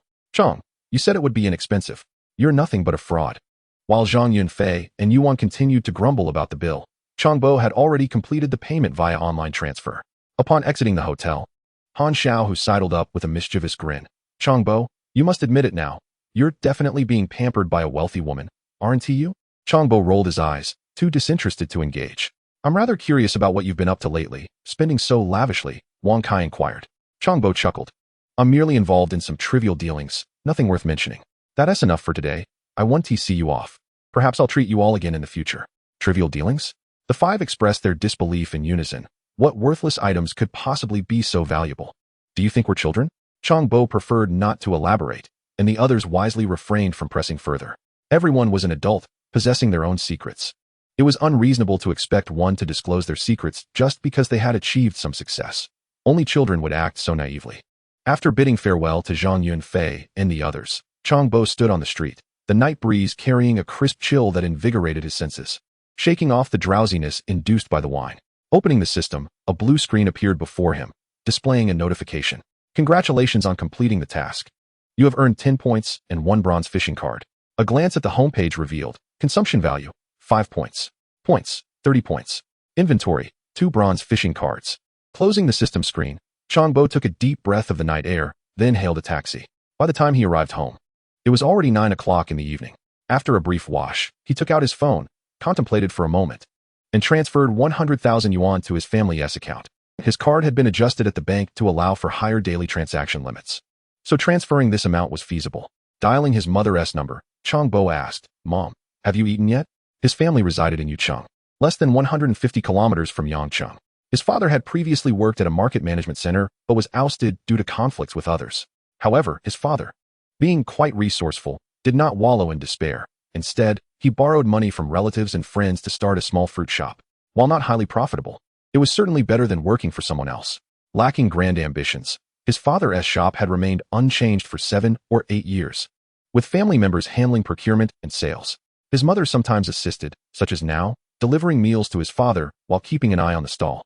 Jiang Bo continued. There's nothing much, just recently earned some money, so I transferred 100,000 yuan to your account to let you know. His mother paused momentarily before responding crossly.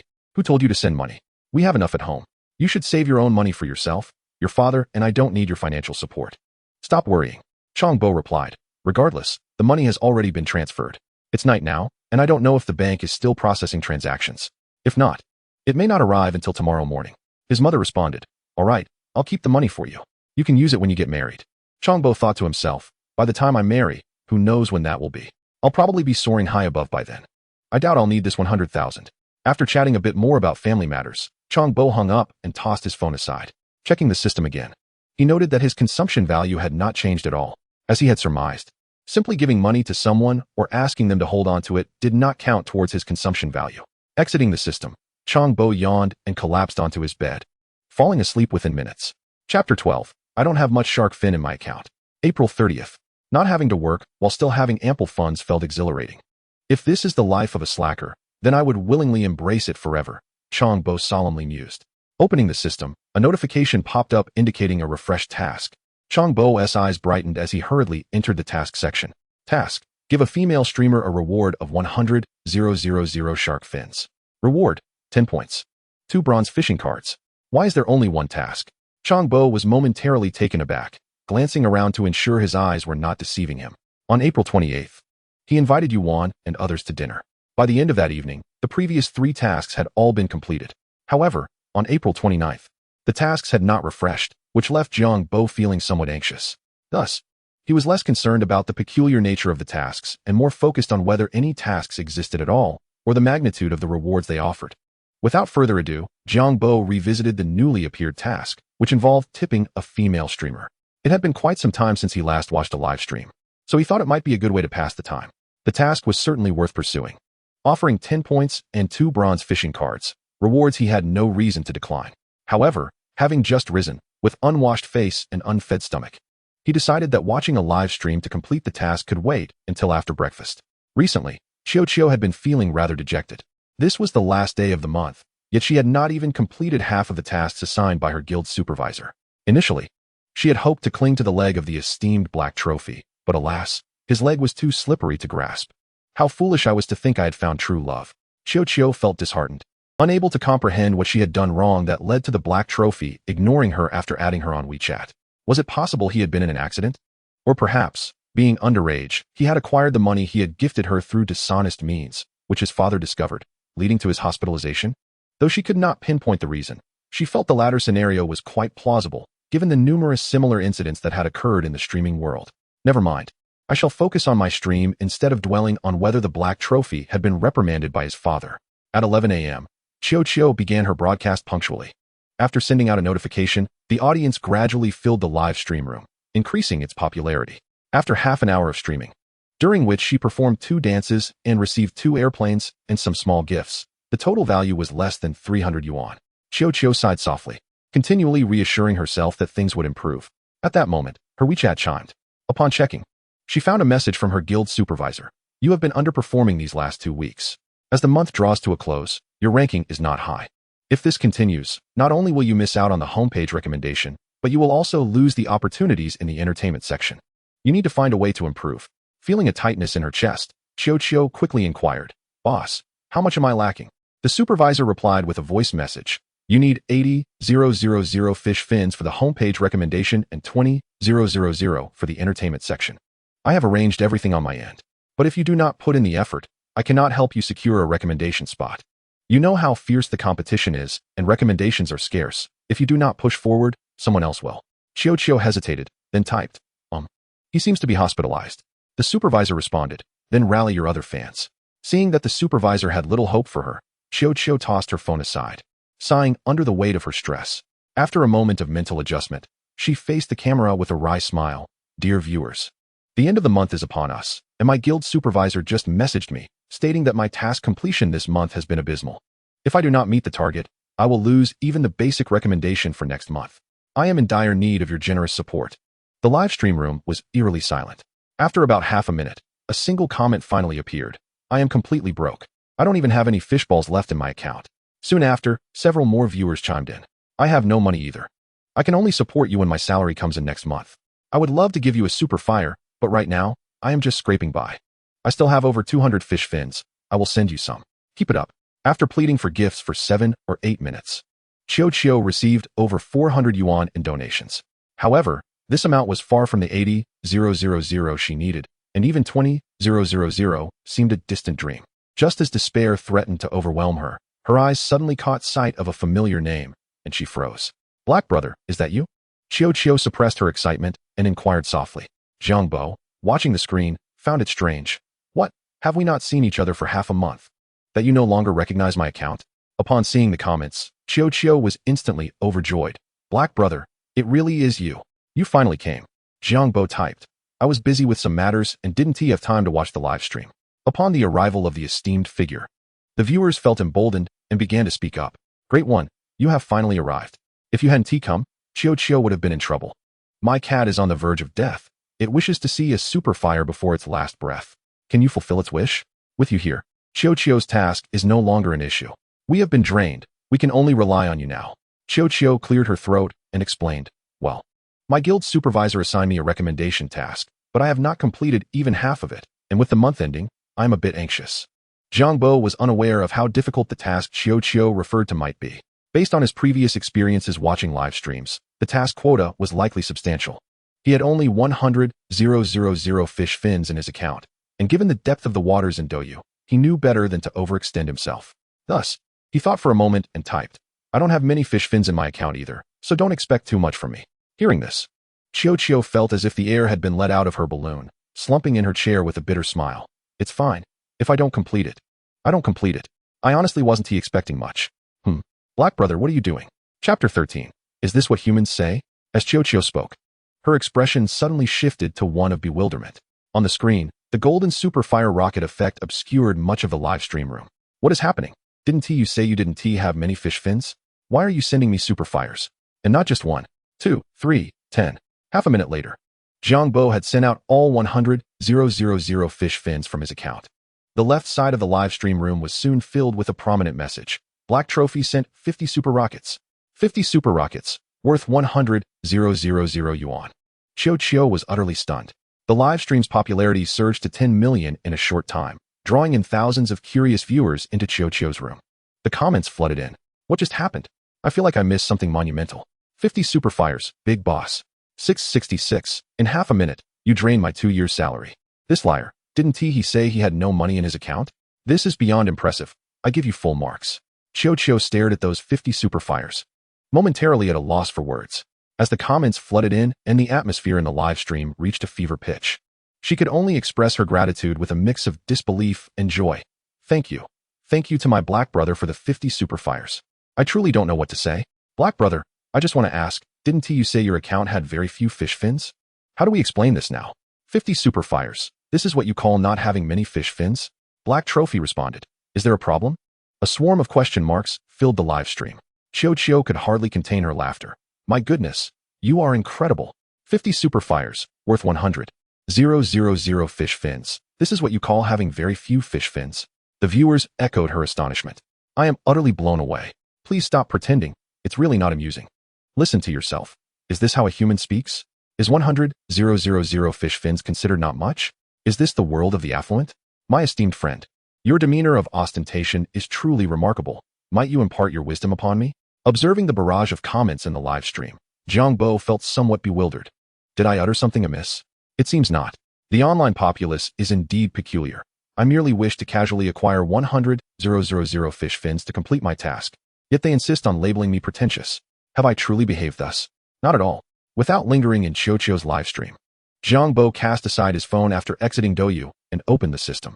A notification indicating task completion appeared on the screen, prompting an involuntary smile to grace Jiang Bo's lips. Congratulations on completing the task. You have earned 10 points and 2 bronze fishing cards. With 4 bronze fishing cards already in hand, coupled with the 100,000 fish fins donated to Qiuqiu, my current spending value is 15 points. Sufficient to purchase another bronze fishing card. Jiang Bo stroked his chin, his gaze flickering. This means I now possess 5 opportunities to fish. Should I wait until I exhaust the 380,000 in my bank account before purchasing additional bronze fishing cards to fish together, or should I commence fishing immediately?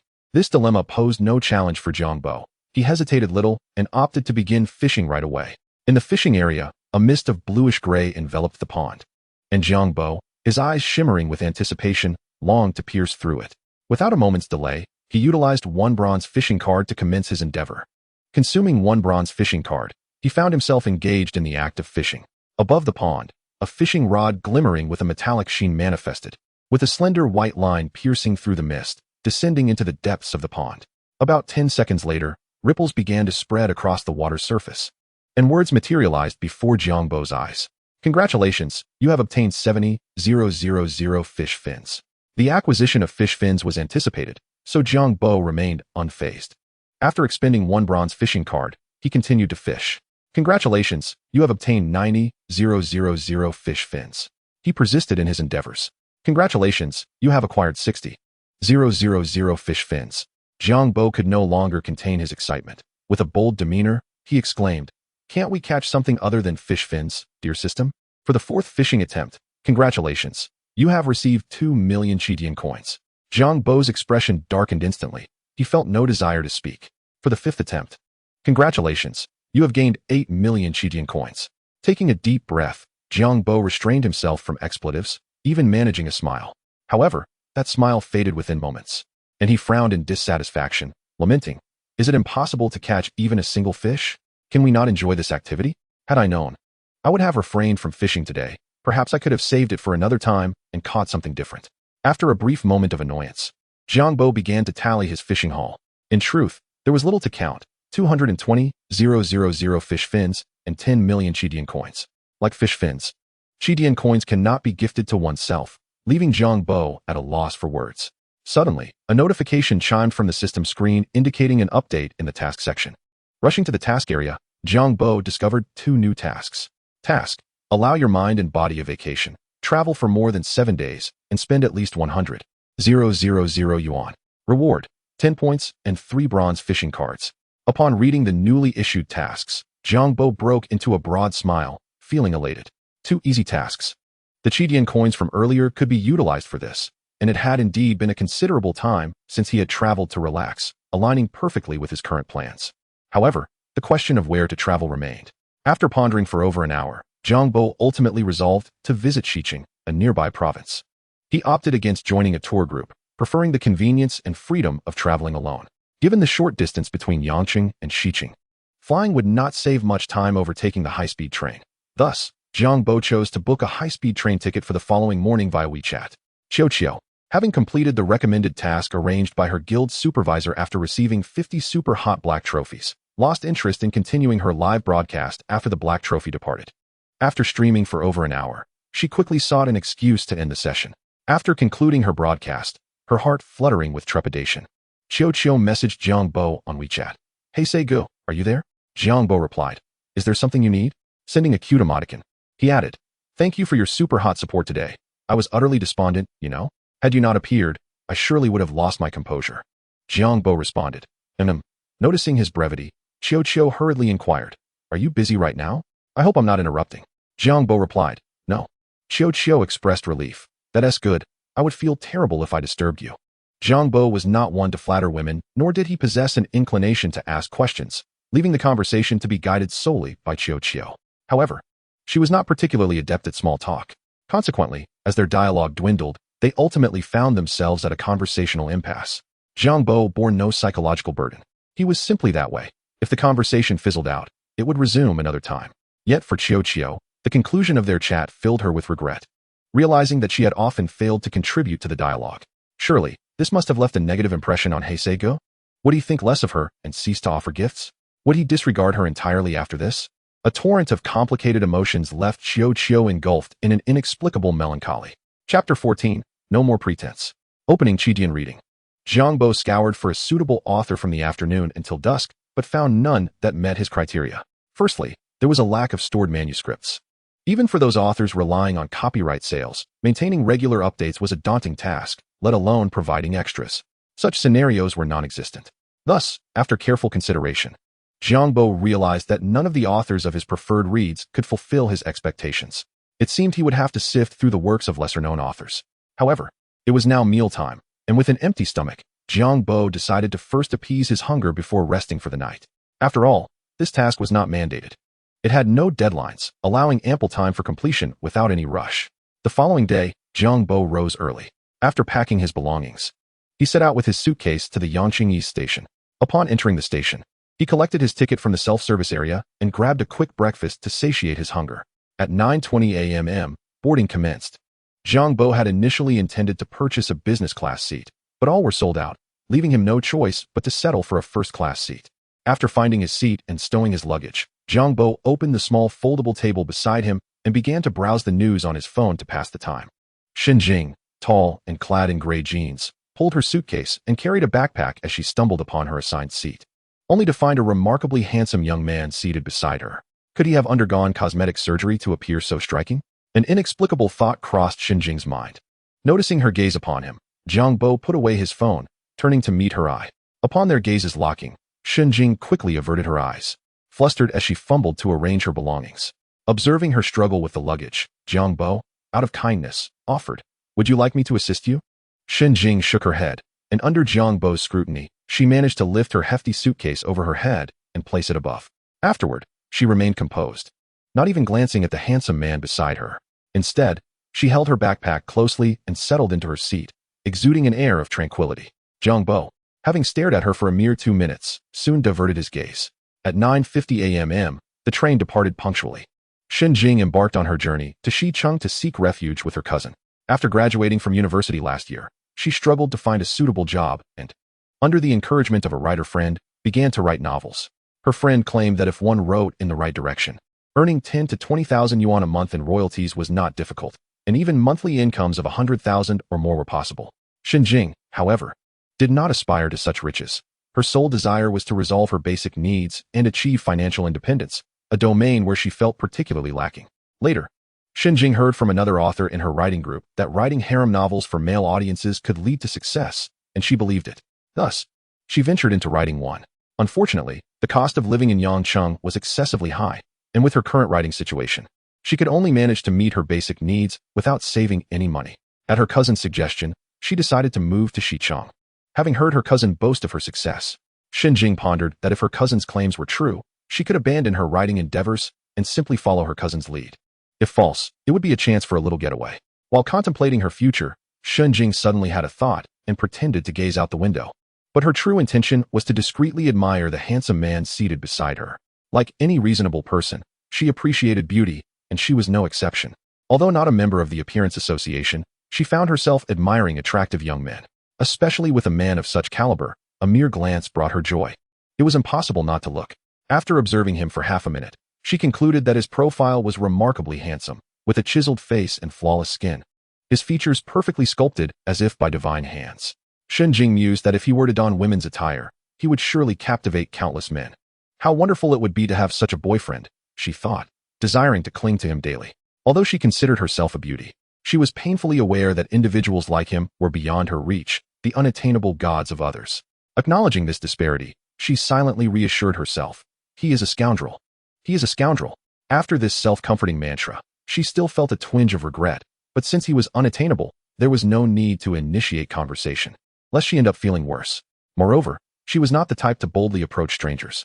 Conflicted, she took a sip from her water bottle and placed it on the foldable table, attempting to project an air of aloofness. Surprisingly, once she adopted this demeanor, she exuded a goddess-like coolness that caught Jiang Bo's eye repeatedly. Jing couldn't help but feel a sense of amusement at this attention. Women, she thought, should be reserved.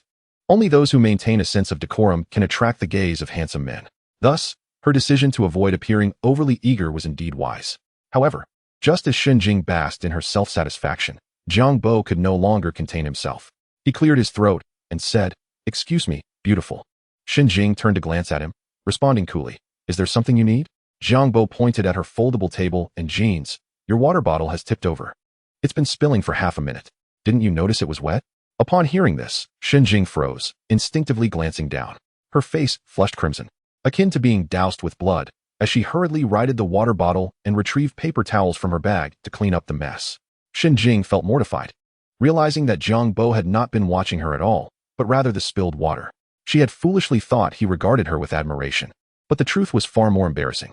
She wished to vanish into a crevice and never emerge again. Feeling a mix of embarrassment, Jing quickly tidied up the scene. Dropping her pretense, she looked at Jiang Bo with a flushed face and said, Thank you for pointing that out. I was lost in thought." Jiang Bo smiled and replied, "No need to mention it." Jing felt a pang of discomfort at his smile. The realization that such a handsome man was not her boyfriend gave her the sensation of losing a fortune. Taking a deep breath, she pulled her laptop from her bag and began to type. Only in writing could she find solace and regain her composure. This behavior piqued Jiang Bo's curiosity, and he asked, "Are you working?" Jing replied, "Yes." He inquired, "What do you do? Your typing speed is impressive." She answered, "I write novels." Jiang Bo exclaimed, "A writer? That's amazing." His gaze was filled with a different kind of interest. It was quite the stroke of luck to encounter a novelist on a high-speed train. Feeling slightly bashful, Jing chuckled, "I'm not really a proper writer, just a struggling author."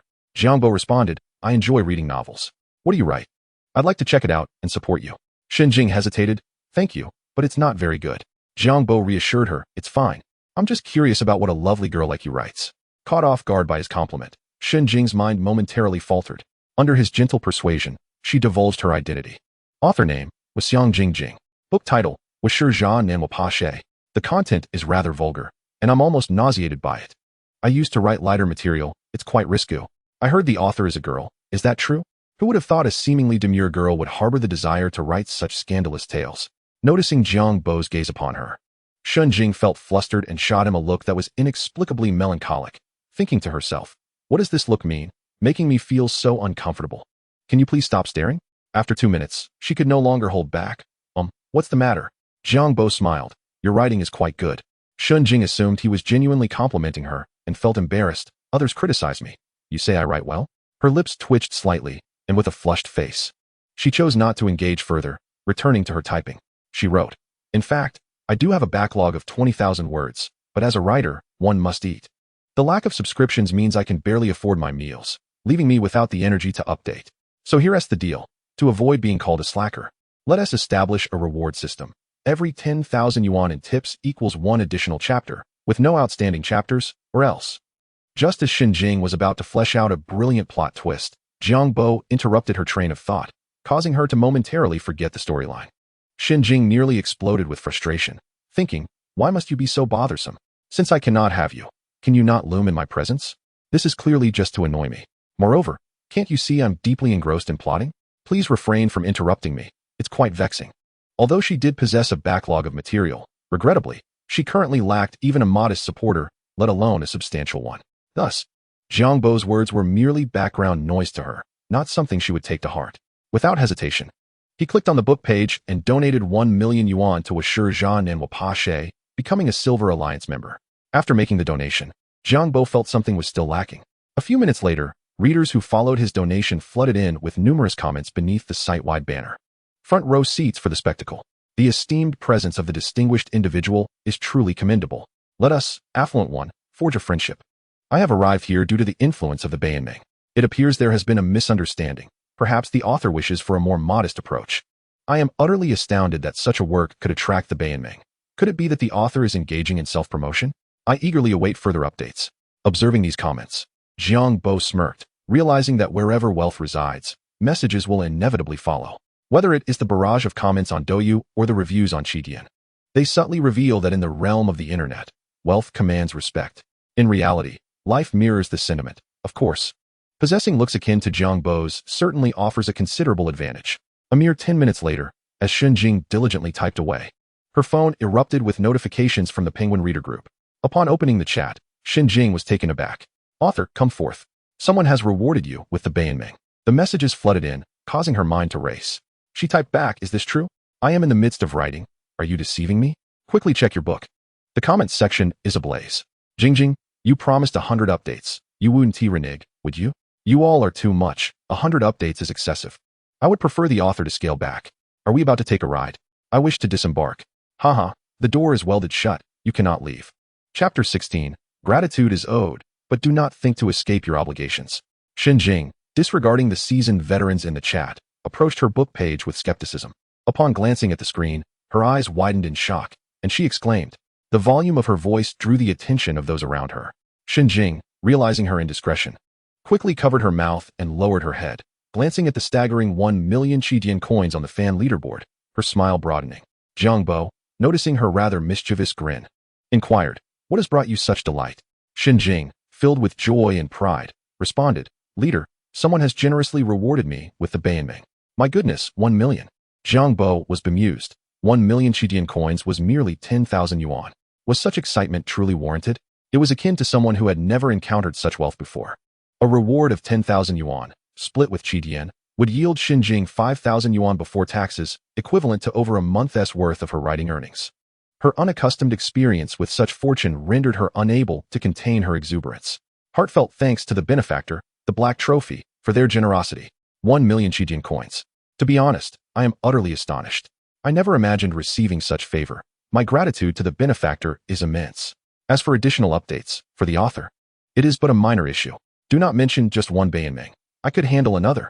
A subtle hint. Enough of this. I must return to my writing. Once again, I express my gratitude to the esteemed black trophy for their generosity. With newfound wealth, who cares for handsome faces, right? Suddenly, as Xinjing prepared to resume her writing, a peculiar thought crossed her mind. Instinctively, she recalled Jiang Bo's earlier question about additional updates, and she glanced at his handsome profile. This time, her thoughts were not frivolous. Instead, she pondered whether his inquiry about a reward of 1 million was somehow connected to the Billionming. The realization sent a shiver down her spine, and she felt she was inching closer to the truth. However, she refrained from confronting Jiang Bo directly and, after a moment's contemplation, devised a plan. With a smile, she said to Jiang Bo, "Handsome, my phone has run out of battery. May I borrow yours to make a call?"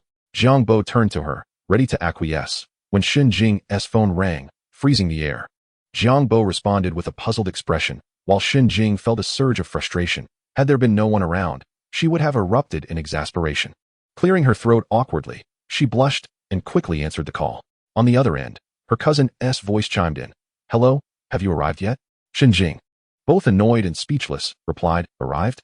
I have only just boarded the vehicle." "Oh, I thought you were on the 6 o'clock high-speed train," her cousin retorted. "I have sent the address via WeChat. Please take a taxi once you arrive. I want to be picking you up." Xinjing huffed. "Understood. Is there anything else? Your tone seems odd. Have I wronged you in any way?" Her cousin mumbled. "If there's nothing else, I'll hang up," Xinjing replied, disinterested in further conversation. "Have I wronged you? If not for your sudden call, I wouldn't be in this awkward situation. Did you not see? That handsome gentleman was casting me quite the strange glance, likely pondering whether I intended to steal his phone. I merely wished to take a look." After ending the call, Xinjing swiftly powered down her phone, thinking perhaps this would put an end to the interruptions. She turned to Jiang Bo, flashing a sweet smile. "Actually, my phone was nearly out of battery. It has now completely died. May I borrow yours?" Jiang Bo, his gaze penetrating and contemplative, smiled and said, "Of course." Taking his phone, Xinjing angled her body slightly, pretending to make a call, but instead accessed the Qidian reading app, where she discovered the user, Black Trophy. "It's you," she exclaimed, drawing the attention of several onlookers. She shrank back, pointing at Jiang Bo in astonishment. "Indeed, it is you." Jiang Bo, confused, glanced at the screen of her phone, suddenly realizing, "You took my phone to confirm whether I was the one who rewarded you with the Billionming?" "Yes," Xinjing replied with a wry smile, returning the phone to him. "You could have simply asked me directly instead of pretending your phone was dead," Jiang Bo remarked. Rolling his eyes, Xinjing's cheeks flushed with embarrassment. "Did you know my phone was functional? Why didn't you call me out then? Now, you've made me feel quite awkward." Despite her internal musings, her gaze remained fixed on Jiang Bo, increasingly captivated by his striking features. Originally resistant to being overly affectionate, her self-control crumbled. Xinjing could no longer contain herself, casting aside her aloof demeanor. "At that moment, my thoughts were somewhat scrambled. I hadn't considered simply asking you." With enthusiasm, she continued, "However, I am truly grateful. This is our first meeting, and without much conversation, you have rewarded me with a Billionming. My first experience of such generosity. I am so thrilled that I scarcely know how to express my gratitude." Xinjing paused, feeling a mix of emotions. "Rest assured, esteemed benefactor, I am a person of my word and shall not default on my obligations." A smile graced Jiang Bo's face. "That is reassuring." After exchanging a few more words, Xinjing extended her slender hand towards Jiang Bo, saying, "Let us reintroduce ourselves. I am Xinjing, 23 years old. And you?" Jiang Bo grasped her cool, delicate hand, stating, "I am Jiang Bo, slightly older than you." "Jiang Gu, are you heading to Xiqing?" "Indeed. What a coincidence. I am also bound for Xiqing. We shall travel together. By the way, I am curious about your profession. Your income must be quite substantial." "It is not convenient for me to disclose." Jiang Bo hesitated. "That is quite all right," Xinjing replied with a smile. "Let us exchange WeChat contacts. Since we are both headed to Xiqing, perhaps we could dine together after disembarking." Jiang Bo contemplated thoughtfully, realizing that the task would rely on Xinjing to accomplish. After exchanging WeChat information, he could monitor her progress at any time and nudge her if necessary. Hence, they shared their WeChat accounts, and under her eager anticipation, they even took a picture together. Chapter 17, Arrival in Xicheng. Time passed swiftly, and soon it was 1:30 p.m. when the train arrived. Jiang Bo, pulling his suitcase, joined Xinjing and the throng of passengers heading toward the exit. However, upon exiting the high-speed train station, he discovered that Xinjing had vanished. It was only upon receiving a message from her on WeChat that he learned she had gone to the restroom midway and had not kept up. With that, Jiang Bo decided to leave her be. Dining could be addressed another time. Though it was a slight disappointment not to share a meal with Jiang Bo, there would be other opportunities. They had exchanged WeChat contacts, and as long as they remained in conversation, Dining together would be but a moment away. In good spirits, Jing hailed a taxi and headed directly to her cousin's home. Upon arrival, she quickly stowed her luggage and began chatting amiably with her cousin. Jing's cousin, Yuan, 2 years her senior, possessed an enviable figure and appearance, attributed to familial traits. With her well-groomed appearance, plump in the right places and slender where needed, she appeared more attractive than Jing. As soon as Jing arrived, Yuan teased her for wearing long jeans in the sweltering summer without any makeup or hairstyling, declaring her style to be utterly outdated. Jing, feeling discontented by the remark, huffed and pulled out her laptop to begin typing, choosing to ignore her cousin. Yuan, bemused, thought to herself that aside from typing, what else could Jing possibly do? After all, she was a beautiful girl. Couldn't she make something of herself? Yuan sighed and said, "Come on, stop typing. Let us go out for a stroll." Jing, with her head down, replied, "I'm not going out. By the way, I haven't had lunch yet. Could you please order me some takeout?" Hearing this, Yuan promptly slammed the laptop shut. Jing turned, glaring at her in annoyance. "What are you doing? I still have a task to finish. Don't disrupt me." With a straight face, Jing retorted, "Who told you I have no future? Besides, my writing fee exceeds 2,000 a month. Just the other day, someone tipped me 10,000. Yuan laughed. "Stop pretending. Haven't I read your novel? Who still reads such unwholesome stuff? 10,000 in tips? You must be dreaming." Yuan tugged at Jing to leave, but Jing remained unmoving, pulling out her phone to open the reading app, navigating to her book page, and placing the phone before Yuan. "See for yourself. Isn't at a Silver Alliance?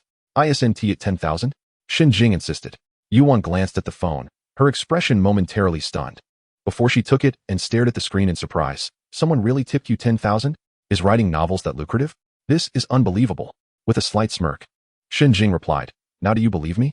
Did you think I was lying? We're adults. I'm not that frivolous." Seeing her cousin, who usually dismissed her writing, become intrigued by the matter, Jing felt a sense of vanity satisfied. She did not withhold any details from Yuan and soon recounted the events leading up to the tip. After hearing the story, Yuan laughed again. "And a handsome guy too? Come on, whoever tipped you likely has ulterior motives. Be cautious. With your taste, I bet you think everyone is handsome." Jing pouted defiantly. "Doubting my taste? Just wait, I have a picture of him to show you." Jing scrolled through her phone gallery to find the picture taken with Jiang Bo on the train, then tossed her phone into Yuan's lap. "Look for yourself. Is he not handsome?" Yuan took the phone, examined it for a moment, and raised an eyebrow. "All right, I underestimated your taste. He is indeed quite handsome. However, generally, good-looking men are often untrustworthy, so don't be deceived." Jing, with a mix of pride and disdain, responded, "You're overthinking it. He is more aloof than you'd imagine." Noticing her cousin's lack of discernment, Yuan, with a sigh, cautioned, "Enough of this. I'm not concerned about your situation, but let me give you a lesson. Relationships often begin with looks, deepen with talent, but ultimately crumble under the weight of materialism and reality.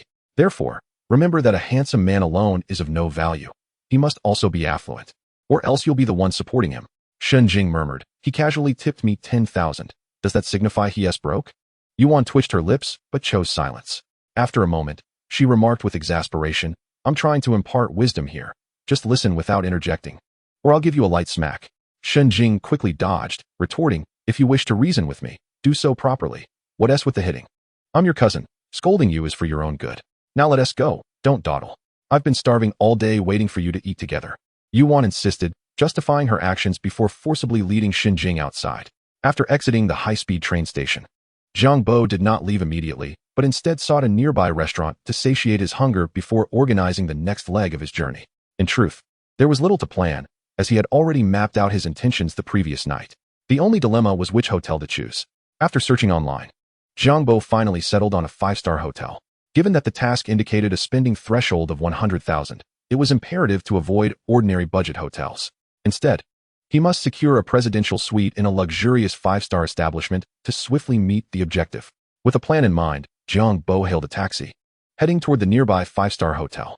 Fukong International Hotel is a comprehensive business establishment offering accommodations, dining services, meeting facilities, and a health center, among other operations. The iconic twin tower structure spans 30 floors and covers an area of 60,000 square meters, making it a highly distinguished hotel in Xicheng. Due to traffic congestion, Jiang Bo had to disembark 200 meters from the hotel. Pulling his suitcase, he ambled toward Fukong Hotel. Unbeknownst to him, he had unwittingly become a topic of conversation for others. A sensually dressed woman, captivated by Jiang Bo's striking appearance, couldn't he help but steal glances as he passed. Her male companion, feeling jealous, remarked, "Still looking? Your eyes are practically glued to him." The woman, embarrassed, nudged him playfully. "What are you talking about? I was merely admiring." The man huffed, "I know what you're thinking. It's all about looks for you. But let me tell you, in this world, being handsome alone isn't enough. It's about what's in your wallet. My daily expenses surpass what that guy earns in a month, believe it?" The woman, half amused, replied, "All right, I get it. You're wealthy, no need to flaunt it. Let us hurry, the hotel is just ahead, and I'm exhausted." The man, pleased with himself, adjusted his hair, leading her forward while boasting, "Come on, I'll take you to a luxurious 5-star suite." As they proceeded, the man was astonished to see the handsome young man, whom his companion had been eyeing, enter the same 5-star hotel. A sense of unease crept in as he wondered if this young man might also be affluent. He appeared to be in his early 20s and was far too handsome to be wealthy, which defied societal norms. Was he perhaps a rich heir? Yet, that didn't add up. How could a rich heir be traveling alone without a girlfriend, pulling his suitcase? Thus, he surmised that the young man was likely just checking into a standard room at the 5-star hotel. With a curiosity to uncover the truth, the man quickened his pace alongside his companion. Chapter 18. Accumulate some virtue for yourself. Jiang Bo remained oblivious to the fact that he had unwittingly become a negative example for others. Upon entering the Fuka Hotel, he approached the front desk. A neatly attired female receptionist stood up with a polite smile and inquired, "Sir, how may I assist you?" Jiang Bo produced his identification card and handed it over, stating, "Accommodation, please book the most luxurious room available." The receptionist replied, "Sir, the most expensive room we offer is the presidential suite, priced at 9,999 yuan per day. If you're alone, I would suggest it may not be necessary." The latter part of her statement was selectively ignored by Jiang Bo, who pondered, 9,999 yuan per day? How remarkably affordable. Hadn't I read online that the presidential suites of 5-star hotels cost several tens of thousands or even hundreds of thousands for a night? Was I perhaps being deceived? A fleeting thought crossed his mind, and he said, "Then make it 5 days." The receptionist hesitated momentarily, but, adhering to her professional demeanor, nodded in agreement and replied, "Very well." After the necessary formalities, Jiang Bo swiftly processed the payment for 5 days along with the deposit, received his room key, and, guided by a staff member, promptly departed from the hotel lobby. The couple he had previously noticed had arrived and witnessed the entire transaction. "Darling, that man seems affluent," the woman murmured. "You always said that handsome men are usually broke. Were you misleading me?" The man's lips twitched, embarrassment washing over his face. He had confidently asserted that his daily expenses equated to the man's monthly salary, only to be proven wrong moments later. A presidential suite at 9,999 yuan per day for 5 days, with him paying without a second thought. If this man didn't have a few million in his account, he would be willing to cut off his own hand. Could such a person truly be referred to as broke? Clearly not. The man cleared his throat and decisively declared, "He is an exception. This must be a rich second generation, a parasite living off his family. What future could he possibly have?" Yet again, he was mistaken. At this juncture, a female receptionist approached the couple and asked, "May I inquire if you are dining or seeking accommodation?" The man replied, "Accommodation. Please provide us with a deluxe double room for 3 days."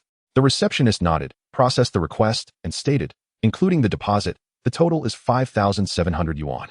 Jiang Bo's presidential suite could accommodate multiple guests, included complimentary breakfast, and offered 24-hour free transportation within the city. Located on the 27th floor, it boasted a panoramic view of the cityscape. The spacious design of the suite exuded elegance, ensuring a living experience that rivaled that of a villa. With dual balconies maximizing the scenic vistas, it epitomized the essence of high-end 5-star hotel living.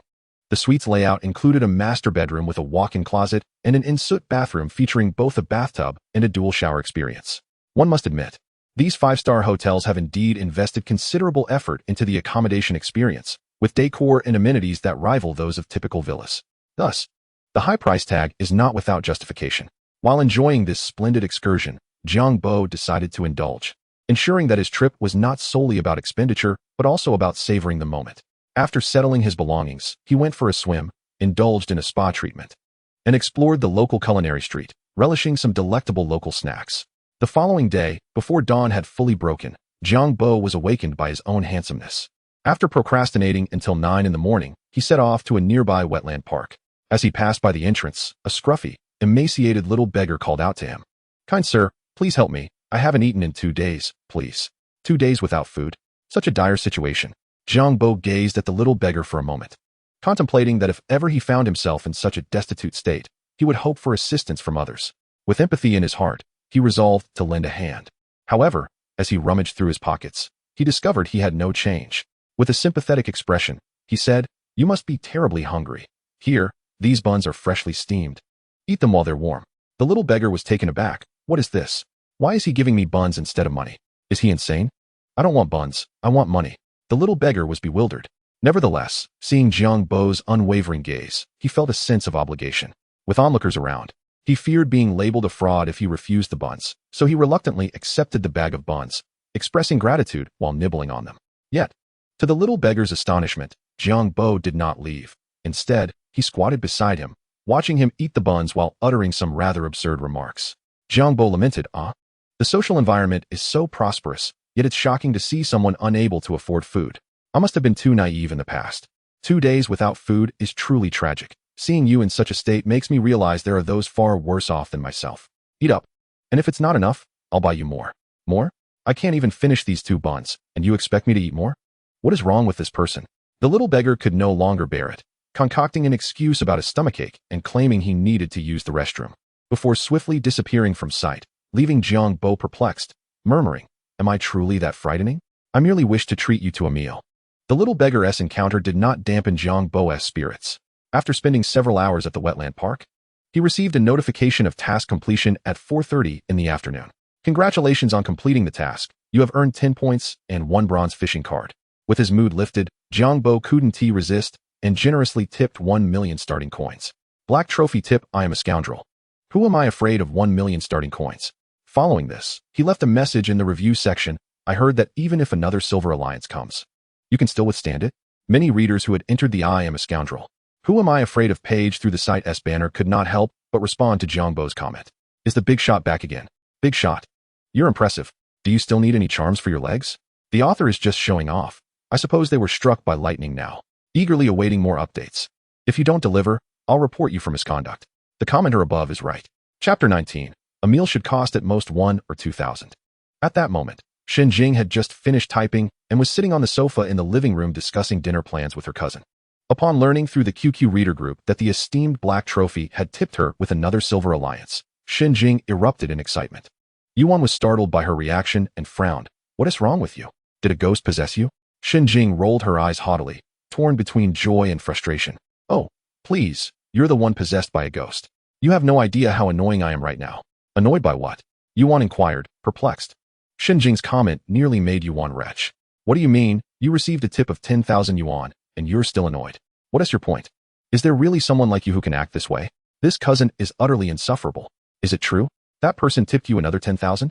How can such good fortune exist? Your writing is so poor, why would they tip you? Are their eyes blind?" Yuan scoffed, her tone dripping with sarcasm. Jing's expression darkened. "A dog's mouth cannot produce ivory. How can you speak like that? My writing is not poor." Yuan retorted, "If it weren't poor, how come after over 100,000 words, you still don't have 1,000 subscriptions?"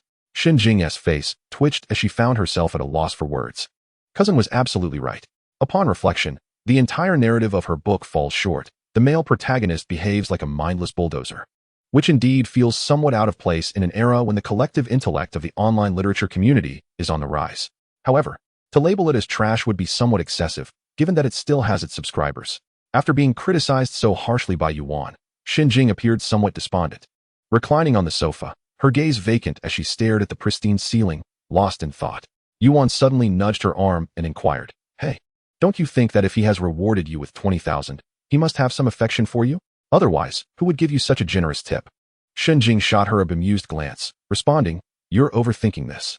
If he had any ulterior motives, he wouldn't have gone silent from the moment we added each other on WeChat." Yuan blinked her large eyes and speculated, "What if he is employing the strategy of feigned indifference?" Jing smiled wryly. "Have you been watching too many Korean dramas? Feigned indifference? With his good looks and wealth, he might not be lacking in female attention. His tipping me could simply be a frivolous expenditure. It's not as complicated as you think." Yuan raised her hand to caress her smooth, fair chin, nodding thoughtfully. "That is a possibility. I've seen in the news that the spending habits of wealthy second-generation individuals are often irrational and devoid of meaning. However, it's difficult to gauge his true intentions without any prior interaction with me. How about this, Jing? You should invite him out, and I can help you gauge his intentions, while also keeping an eye on things." Jing regarded her cousin with skepticism, scoffing. "Invite him out to assess his intentions? Are you sure you're doing this for me and not for yourself? Yuan laughed heartily. What are you talking about? Am I the type to be shameless? Yes, your acquaintance. I wouldn't dare to compete with you. Shen Jing remained unconvinced. You truly have no other intentions? Get lost. I'm not one to be swayed by appearances. Besides, he is not just handsome, he is wealthy too. Just because he tipped me 20,000 doesn't necessarily mean he is affluent. We hear plenty of news about embezzlement and misappropriation of family funds for online spending. He can't be as bad as you think. Whether he is or not, one must always remain vigilant. Why are you dragging your feet? Are you going to invite him or not? He did tip you 20,000. Don't you want him to continue supporting you? Of course I do. Especially since his recent tips have equaled my earnings for several months. If he continues, I could simply stay home and write. Then invite him out. Treat him to a meal and deepen your connection. It's a straightforward strategy. Is it really feasible? I cannot guarantee its success, but it is undoubtedly a method. With that, Yuan fell silent, having imparted her thoughts and ideas. The choice now lay with Shen Jing. As for the gentleman who tipped Shen Jing, Yuan acknowledged his striking looks, but also recognized a potential issue. From her observations, it seemed that the more attractive a man was, the more likely he was to be unfaithful, as such individuals often had many women surrounding them. Human patience and self-control are limited. Once crossed, the consequences could be disastrous. If he were merely a casual acquaintance, Yuan wouldn't concern herself, but Shen Jing is her own cousin. She couldn't stand idly by as Shen Jing potentially veered off course. It wasn't exactly a misguided path, but Yuan felt that Shen Jing was somewhat naive and inexperienced, making her susceptible to deception. Thus, she felt compelled to safeguard her cousin's interests. Therefore, inviting Jiang Bo out was not merely about confirming whether he was as handsome as in his photographs. Under her cousin's suggestion, the indecisive Shen Jing hesitated for a moment before ultimately deciding to send a WeChat message to Jiang Bo. Brother Jiang, are you there? Shen Jing typed. Thank you for tipping me again with the Bayanming. I truly appreciate it. No need to mention it. By the way, do you have time now? What is up? I mean, if you're free, I'd like to invite you out for a meal. Since you've been so generous, it would be nice to treat you as a token of my gratitude. That should be acceptable, right? After sending the message, Shen Jing anxiously awaited a response. How did it go? Yuan asked. He agreed, but we have to choose the location. I'm unsure where to take him for dinner. Shen Jing smiled sweetly. Yet her expression soon turned pensive. He agreed. Well, let me help you select the dining venue. How about the Hongjia Hotel across from the neighborhood? It's close by and has a decent ambience. Is it expensive? I can't afford anything too lavish, Shen Jing queried hesitantly. A meal there would cost at most 1,000 or 2,000. He tipped you 20,000. Can you not spare that little? 1,000 or 2,000. That is manageable. If it were any pricier, I couldn't afford it, Shen Jing sighed in relief. I can treat you, but it must be within a reasonable budget. Yuan raised an eyebrow. Don't worry, if you're short on cash, I'm here for you. I have plenty saved up. Hearing this, Shen Jing smiled faintly, her anxious heart finally at ease. Chapter 20. Yet, the meal cost over 10,000. Following the address provided by Shen Jing, Jiang Bo arrived at Hongjia Hotel by taxi. Upon entering the private room, he encountered Shen Jing and her cousin. One was dressed innocently, while the other exuded a sensual allure. Regarding Shen Jing, Jiang Bo found no particular attraction beyond her height and slenderness. However, her cousin Yuan caught his eye, presenting a refreshing sight. Standing just over 1.7 meters tall, complemented by black high heels and fitted black pants, her legs appeared exceptionally long and straight. Donning a sky blue fitted shirt with a collar, she showcased her figure in a way that was both flattering and not overly frail. Of course, while many women possess good figures, very few possess both a graceful physique and exquisite beauty. In Jiang Bo's memory, his ex-girlfriend fit that description. Today, however, he was treated to yet another captivating sight. Her light yellow, pearly curls framed her face, enhancing the dimensionality and definition of her already exquisite features. A score of 95. From Jiang Bo's perspective, he awarded Yuan a remarkably high rating for her beauty. Brother Jiang, Shen Jing greeted him, pulling Yuan closer to introduce her. This is my cousin, Yuan. Sister, this is Jiang Bo. Jiang Bo greeted Yuan. Hello. As Yuan assessed Jiang Bo, she smiled and nodded. You are the one who tipped our Jing Jing with Bayanming. You have quite a unique appearance. Haven't had any work done, right? What nonsense are you spouting? Can't you speak properly? Shen Jing scolded, lightly smacking Yuan before turning to Jiang Bo, apologizing. My cousin can be a bit blunt. Please don't take offense. Jiang Bo waved his hand with a chuckle, settling into a seat. No worries. If time is a knife, then I suppose I've had some work done. I was quite ordinary as a child, only blossoming after my college entrance exams. Yuan smiled, pulling out a chair to sit opposite Jiang Bo. You're quite the smooth talker. I'm Yuan, Jing Jing's cousin. Our Jing Jing is inexperienced and doesn't know how to express herself. so I'd like to thank you on her behalf.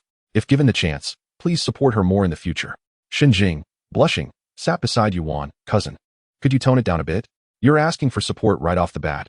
Isn't that a bit shameless? You're meeting him for the first time. Yuan replied, all right, I want to say more. It's your turn now. Jing stammered for a moment, realizing she had no topic of conversation and feeling somewhat disheartened. The atmosphere grew tense, prompting Jiang Bo to break the silence. Have you ordered yet? Yuan brushed back her hair. Not yet. Since we're treating you, we should wait until you arrive to order. Otherwise, it would seem insincere. Before long, a female server entered the private room. Jiang Bo waved at her, and she approached him, presenting the menu. Jiang Bo glanced at the menu and inquired, what would you like to eat? Jing replied, I have no particular preferences. I am not picky. Not picky. That certainly makes it easy to please you. Yuan smiled faintly. I cannot handle overly spicy food. Everything else is fine, so you can decide. Very well. Jiang Bo did not hesitate. Flipping to the last page of the menu and pointing at a set meal, let's go with this one. Do you have it? The server nodded, noted it down, and said, Sir, we do have it. Would you like to order any other beverages? Jiang Bo turned to the two women. What would you like to drink? Jing replied, anything is fine. Yuan blinked and said, a dry red wine, but not too high in alcohol content. Thus, Jiang Bo ordered 2 bottles of dry red wine at an undisclosed price. Compared to the Shangri-La Hotel, the dish delivery speed at this Hongjia hotel was more than doubled. Within half an hour, all the dishes Jiang Bo ordered were served. Observing the exquisite presentation, vibrant colors, and aromatic scents of the dozen or so dishes on the table, Jing pondered how expensive the meal might be, hoping it wouldn't be too outrageous. Soon, the trio began their dining experience. At the table, it was mainly Yuan engaging in conversation with Jiang Bo, as if they had an endless array of common topics. In the midst of their chatter, they exchanged WeChat contacts, leaving Jing unable to join the conversation. This rendered her gaze peculiar, filled with discontent, as she silently wished for the meal to conclude swiftly. After several rounds of drinks and a satisfying meal, Jiang Bo and Yuan finished eating, and their conversation reached a natural conclusion. The three left the private room and entered the lobby, where Jing hurried to the front desk to settle the bill. A hotel staff member smiled at Jing and said, Hello, your total consumption is 11,684 yuan. Rounding off, I will charge you 11,600 yuan. How would you like to pay? Jing was momentarily bewildered. How much? 11,600 yuan. Hearing it clearly this time, Jing's face turned pale, and she stammered. Could I see the bill, please? Of course. The staff member politely handed the receipt to Jing. As she examined it closely, she gasped, the set meal is 5,888 yuan, and 2 bottles of dry red wine at 2,988 yuan each. Why is it so expensive? Wasn't it agreed to only spend a couple of thousand? How did it suddenly escalate to over 10,000? Jing felt a surge of tears. The staff member explained, Miss, the meal you ordered is our restaurant's premium package, with high-quality ingredients that naturally carry a hefty price tag, further elevated by our chef's preparation. The 2 bottles of red wine are indeed French imports. And while the price may seem steep, you should know that in some 5-star hotels, 1 bottle can cost 5,000 yuan, while ours is less than 3,000. Jing's face flushed with embarrassment, and she coughed. I am not implying that you are extorting us. Please do not misunderstand. Can I discuss this with my companions? The staff member replied, Certainly. Jing pulled Yuan aside and urgently said, Cousin, I do not have enough money. Could you lend me some? Yuan was momentarily taken aback. She had been engrossed in conversation with Jiang Bo and was unaware of the total bill. Furrowing her brows, she asked, How much did we spend? How could you be short? Jing's face fell. The total is 11,600 yuan. Yuan gasped in shock. How could it be that much? Are you sure you heard correctly? I checked the bill. Jiang Gu ordered a set meal for 5,888 yuan and 2 bottles of wine at 2,988 yuan each. It all adds up to over 10,000. Yuan pouted. No wonder the taste was better than before. Now it all makes sense. Jing was at a loss for words. At this moment, please do not joke around. He tipped me 20,000 yuan previously, but the money I received is not even enough for this meal. What a disastrous loss. It's all your fault for suggesting we invite him out for a meal. Now look where it has landed me. How much more do you need? 6,000. Yuan replied, I only have 4,000 left in my card. Jing widened her eyes, staring at her. Only 4,000? Didn't you claim to have over 100,000 in savings? Yuan, unflustered, replied, That was an exaggeration to impress you. My monthly salary is barely over 5,000, and I have been working for less than 2 years. With expenses for food, drink, clothing, bags, shoes, cosmetics, and rent, Managing to save 4,000 is impressive. Just half a year ago, I was living paycheck to paycheck. Chapter 21. Exaggerating is not a crime. Jing was nearly in tears. I am truly at a loss for words. You are unbelievable. Remember, in the future, refrain from boasting unnecessarily. I genuinely believed you had over 100,000 in savings. It turns out you are poorer than I am. You even invited me to rely on you, claiming you would help me find a good job. Is this how you deceive your cousin? Boasting comes without tax. One can enjoy it however they please. Yuan had never considered the consequences of her exaggerations being exposed. She awkwardly said, "Let us not berate me further. We should think of a way to handle this situation." Jing sighed deeply, her brow furrowed. What else can we do? Even if we pool our money together, we still fall short by 2,000. Yuan frowned, pouting. Are we really expected to wash dishes here to settle the bill? I would rather not. I have work in a few days. It's your fault for inviting him out for a meal. Are you foolish? Before we arrived, I thought you were genuinely here to help me scout the situation. But what happened? You came and monopolized the conversation, discussing topics I cannot grasp, and appeared to enjoy yourself, while I felt utterly humiliated. You did not take your eyes off him for even 3 seconds. Yuan narrowed her alluring eyes and replied, I assure you. I was merely engaging in a conversation with him. It was not as vulgar as you imagine. Upon hearing this, Jing grew even angrier. You useless person. We spent over 10,000 on a meal, and you were merely chatting with him? How could you be my cousin and yet be so incompetent? Useless? Are you insulting me? Yuan felt somewhat affronted, huffing. Enough already. Do not overstep your bounds. If you keep this up, I will lose my temper. At that moment, Jiang Bo approached and asked, what is going on? You were just fine a moment ago. Why the sudden quarrel? Yuan turned to Jiang Bo, elegantly brushing her hair aside, and smiled. She was just throwing a tantrum, but everything is fine now. Jing, still irked, retorted. What are you pretending to be a lady for? Have you no shame? Yuan's lips quivered, wishing to slap Jing for undermining her in front of him. After all, they were cousins. Jiang Bo, naturally, refrained from intervening in their dispute, stating, since everything is all right, shall we leave? As he stepped towards the exit. He noticed that Yuan and Jing remained rooted in place, staring at each other in silence, which struck him as odd. Jiang Bo nodded, all right. Then take care of yourselves. Do not look at me like that. We should first think of a way to deal with this situation. We may need to offer collateral or borrow money. We can discuss other matters once we are outside, Yuan suggested. Jing huffed, ignoring Yuan, and walked past her with her head held high. Yuan shook her head in amusement and followed her to the front desk. Jing approached the staff member from earlier and said, excuse me, we do not have enough cash at the moment. Can we offer something as collateral? For instance, my phone, how much is it worth? Once we have the funds, we will return to redeem it. The staff member chuckled, Miss, that gentleman has already settled the bill. What? Jing and Yuan exchanged astonished glances, and then their eyes sparkled with surprise and joy. He really paid? Indeed. So can we leave now? You are welcome to visit us again. The two women dashed out of the hotel, leaning against each other and taking deep breaths of fresh air. With a mixture of laughter and tears, exclaimed, You frightened me. I thought this time my treat would be in vain, but he has already settled the bill. Her emotions resembled a roller coaster, oscillating from elation to despair, then back to joy. It was exhilarating. Yet she had no desire to repeat the experience. S eyes sparkled with intrigue. In today's society, men like him, who take the initiative to pay the bill and then discreetly depart, are a rarity, especially when they are treating us.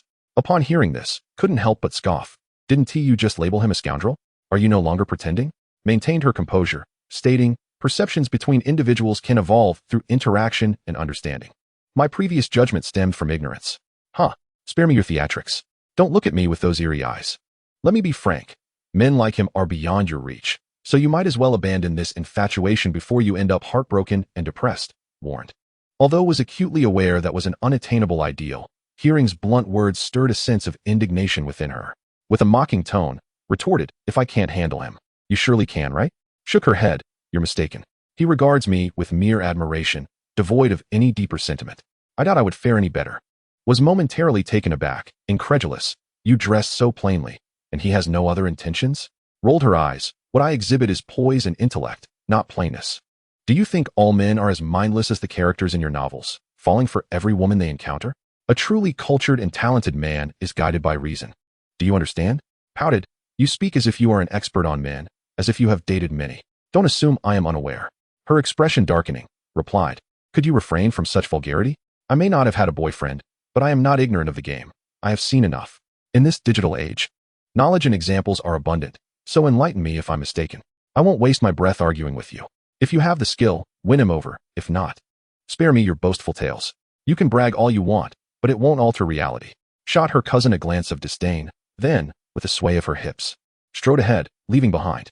Unbeknownst to, he was oblivious to the sister's opinions of him, as he continued with his planned endeavors. On the 3rd and 4th of May, he visited the Kong Miao, admired the scenery at Tianhetan, and explored the historical culture of Qing, an ancient town. After changing into a refreshing outfit, left the hotel, indulged in local delicacies at a distinctive restaurant, and leisurely strolled through the streets. Chapter 22. Singing Until Tears Fall. Xching, while not particularly prosperous, is a provincial capital, thus it is not entirely lacking. To his surprise, encountered an acquaintance near the overpass. From a distance, he heard a heart-wrenching voice pleading, "Good-hearted person, please help me, I haven't eaten for 2 days." Seeing the beggar still kneeling and begging, a gentle smile crossed face. As the beggar's plea faltered, swiftly approached, offering a bag of steamed buns. Freshly made, eat while they're hot. The beggar appeared, choked with emotion. Big brother, I, misinterpreting his silence as gratitude, sighed. I haven't seen you for just 2 days, and you've already gone without food. At this rate, you might starve. Don't speak, eat the buns first, and then we can chat. Is this enough? If not, I can buy more. The beggar's expression darkened. Why are you so annoying? You appear again after 2 days, shoving buns at me. What do you want? Noticing the beggar's wide, tearful eyes, frowned. Are you so moved that you can't even eat? Rest assured, if I hadn't encountered you, it wouldn't concern me, but since we have crossed paths, it signifies a connection. How about this? Accompany me to the police station and let the officers assist you. Go to the police station. The beggar's face turned pale with fear. Please. Big brother, I don't want to go. Not going. Well, if you refuse, I won't press you, but you must eat the buns. Are you not hungry after 2 days? I am hungry. I'm starving, the beggar admitted, and with tears in his eyes, he began to devour the buns voraciously in front of. Moments later, smiled. Take your time, don't choke. I must be off now, but I'll return to check on you. The beggar stared at him, chewing slowly. Are you really coming back? Please, don't. Having assisted the unfortunate beggar, felt a lightness in his step as he departed the overpass and entered a spacious square. As night descended, a gentle breeze wafted through the air. The city, adorned in vibrant neon lights, remained lively and bustling despite the darkness. In the square, music floated delicately, not only from women dancing, but also from several street performers singing. One song, like a fish, stirred emotions within, moving him to tears with its profound beauty. Such a captivating voice deserved a better fate than street performances. At that moment, was astonished to receive a task. Temporary task, singing. Given that the lady in front of you sings so beautifully, would you not wish to hear her sing a little longer? Please request her to sing Learn to Meow 100 times. Reward, 10 points, 1 bronze fishing card. Learn to Meow? Chuckled at the absurdity of the task displayed on the system screen. After closing the system, he turned his gaze to the petite singer resting nearby. An inexplicable smile gracing his face. Seated on a folding chair, breathed heavily while observing passers-by, feeling somewhat disheartened. Singing on the streets had become commonplace in urban settings. Lacking skills beyond singing and unable to qualify for competitions, she resorted to busking to make ends meet. However, with so many performers tonight, few stopped to listen to her, and even fewer offered her any change. She had not checked the box to see how much she had earned, but she was certain it did not exceed 50 yuan. As the hour grew late, contemplated packing up when a dashing young man approached her. Beautiful lady, may I request a song? Inquired. Blinked, hesitating for a moment before responding. Sure, but it might be a bit pricey, 100 yuan per song. That was the standard rate. Wish she could lower it to 10 yuan. But breaking the rules would jeopardize her ability to perform. Replied, no problem, I can afford it. Can you sing Learn to Meow? That one I can, responded. Her heart leaping with joy. We can do WeChat payment, right? Are you serious about the song? Eagerly nodded, of course. Through WeChat, swiftly completed the payment. Tang Xiaomai gazed at the amount displayed on her phone, her expression one of disbelief. Boss, have you made a mistake? A song costs 100 yuan, not 10,000. Jiang Bo flashed a bright smile, exuding a sunny and innocent demeanor. No mistake at all. Each song is 100 yuan, and if you sing Shui Mao Jiao 100 times, that amounts to 10,000, doesn't it? Tang Xiaomai was taken aback. 100 times singing Shui Mao Jiao. How long would that take? I might lose my voice. She pondered how incredibly tedious it would be to listen to that song 100 times. Jiang Bo observed her changing expressions and asked, what's wrong? Can't you sing it? Shaking her head, Tang Xiaomai replied, it's not that I can't sing it, but are you really sure you want me to sing it 100 times? This isn't some joke for a video, is it? Jiang Bo assured her, I've already transferred the money. Can you doubt that? Stop hesitating. If you can sing, then sing. Resigned, Tang Xiaomai bit her lip and tentatively strummed the guitar strings, beginning her performance. 10,000 yuan was a sum too tempting to refuse. Singing a mere 100 renditions of Shui Mao Jiao seemed trivial. At first, she maintained a positive attitude, believing her vocal talent would make the task easy. However, by the 30th rendition, discomfort began to creep in. At 50 times, she felt utterly drained. By 60, her voice was hoarse, her mind swirling with repetitive lyrics. Despite the urge to vomit, she pressed on. Upon reaching 70 renditions, tears streamed down her face as she sang. Chapter 23. Please let me go. Hearing her sobs, Jiang Bo, seated nearby on a flower bed scrolling through Douyin, raised an eyebrow and approached her. Are you okay? With a quivering voice, Tang Xiaomai cried, Boss, I can't go on. I just can't. Why not? He inquired. My throat is hoarse, and my head feels heavy. If I continue, I might actually be sick. That's all right. Just take a break and then continue singing. But I really don't want to sing anymore. I can return the money for the parts 1 Haven Tea song. Would that be okay? She looked up at Jiang Bo with tear-filled eyes, hoping for mercy. Jiang Bo smiled slightly and replied, That won't do. Tang Xiaomai bit her lip, pleading, Boss, I truly can't continue. Please, have mercy. Jiang Bo chuckled. If you really don't want to sing anymore, then just return the entire 10,000 yuan. Must it be the full amount? But I've already sung 70 times. Jiang Bo's smile faded, and his expression turned serious. Don't confuse the concepts. When I asked you to sing, I meant 100 renditions of Shui Mao Jiao. The emphasis is on the 100. If you cannot fulfill that, then the service is incomplete, and the money should be completely refunded, don't you think? While his reasoning seemed sound, Tang Xiaomai felt an instinctive sense of injustice. Jiang Bo continued, Young lady, making money in this society is not easy. Think about it. 10,000 yuan represents a significant amount of work. I'm merely asking you to sing 100 times. Each song lasts 3 minutes, and even with breaks, it would take no more than 6 hours. 6 hours for 10,000 yuan. How can you not see how advantageous this is? You should be grateful. Realizing the truth in his words, Tang Xiaomai wiped her tears, took a deep breath, and resolutely stated, Boss, I will sing. You can count on me to finish. Now that's the spirit. It's only 11 o'clock. By the time you finish, it will barely be past 1. I'll treat you to barbecued skewers afterward, Jiang Bo remarked with a grin. Really? Then I thank you in advance. At 12:55 a.m., a hoarse-voiced Tang Xiaomai finally completed her 100 renditions of Shui Mao Jiao. She felt famished, exhausted, and nauseous, as if she had just emerged from a quagmire. After a brief respite of 4 to 5 minutes, she felt somewhat revitalized. Congratulations on completing the task. Earning 10 points and a bronze fishing card. Her total points reached 60, and she accumulated 2 bronze fishing cards. Turning off the system screen, Jiang Bo looked at Tang Xiaomai with a friendly gaze. Have you rested? Let's go. I'll treat you to barbecue, and you can choose the place. Tang Xiaomai hesitated. Boss, I'm feeling a bit fatigued. Perhaps we should skip it. Jiang Bo blinked, feigning disappointment. Not going. Well, since you don't want to, I won't insist. Farewell. Taken aback, Tang Xiaomai was left in a daze. Is he really leaving just like that? We had agreed to go eat barbecue together. Couldn't he extend another invitation? She felt a pang of regret for her attempt to appear reserved, realizing that her expectations had been completely misaligned with reality. Consequently, the handsome and seemingly affluent man slipped away from her sight. In an instant, she felt as though she had missed out on a fortune, leaving her troubled.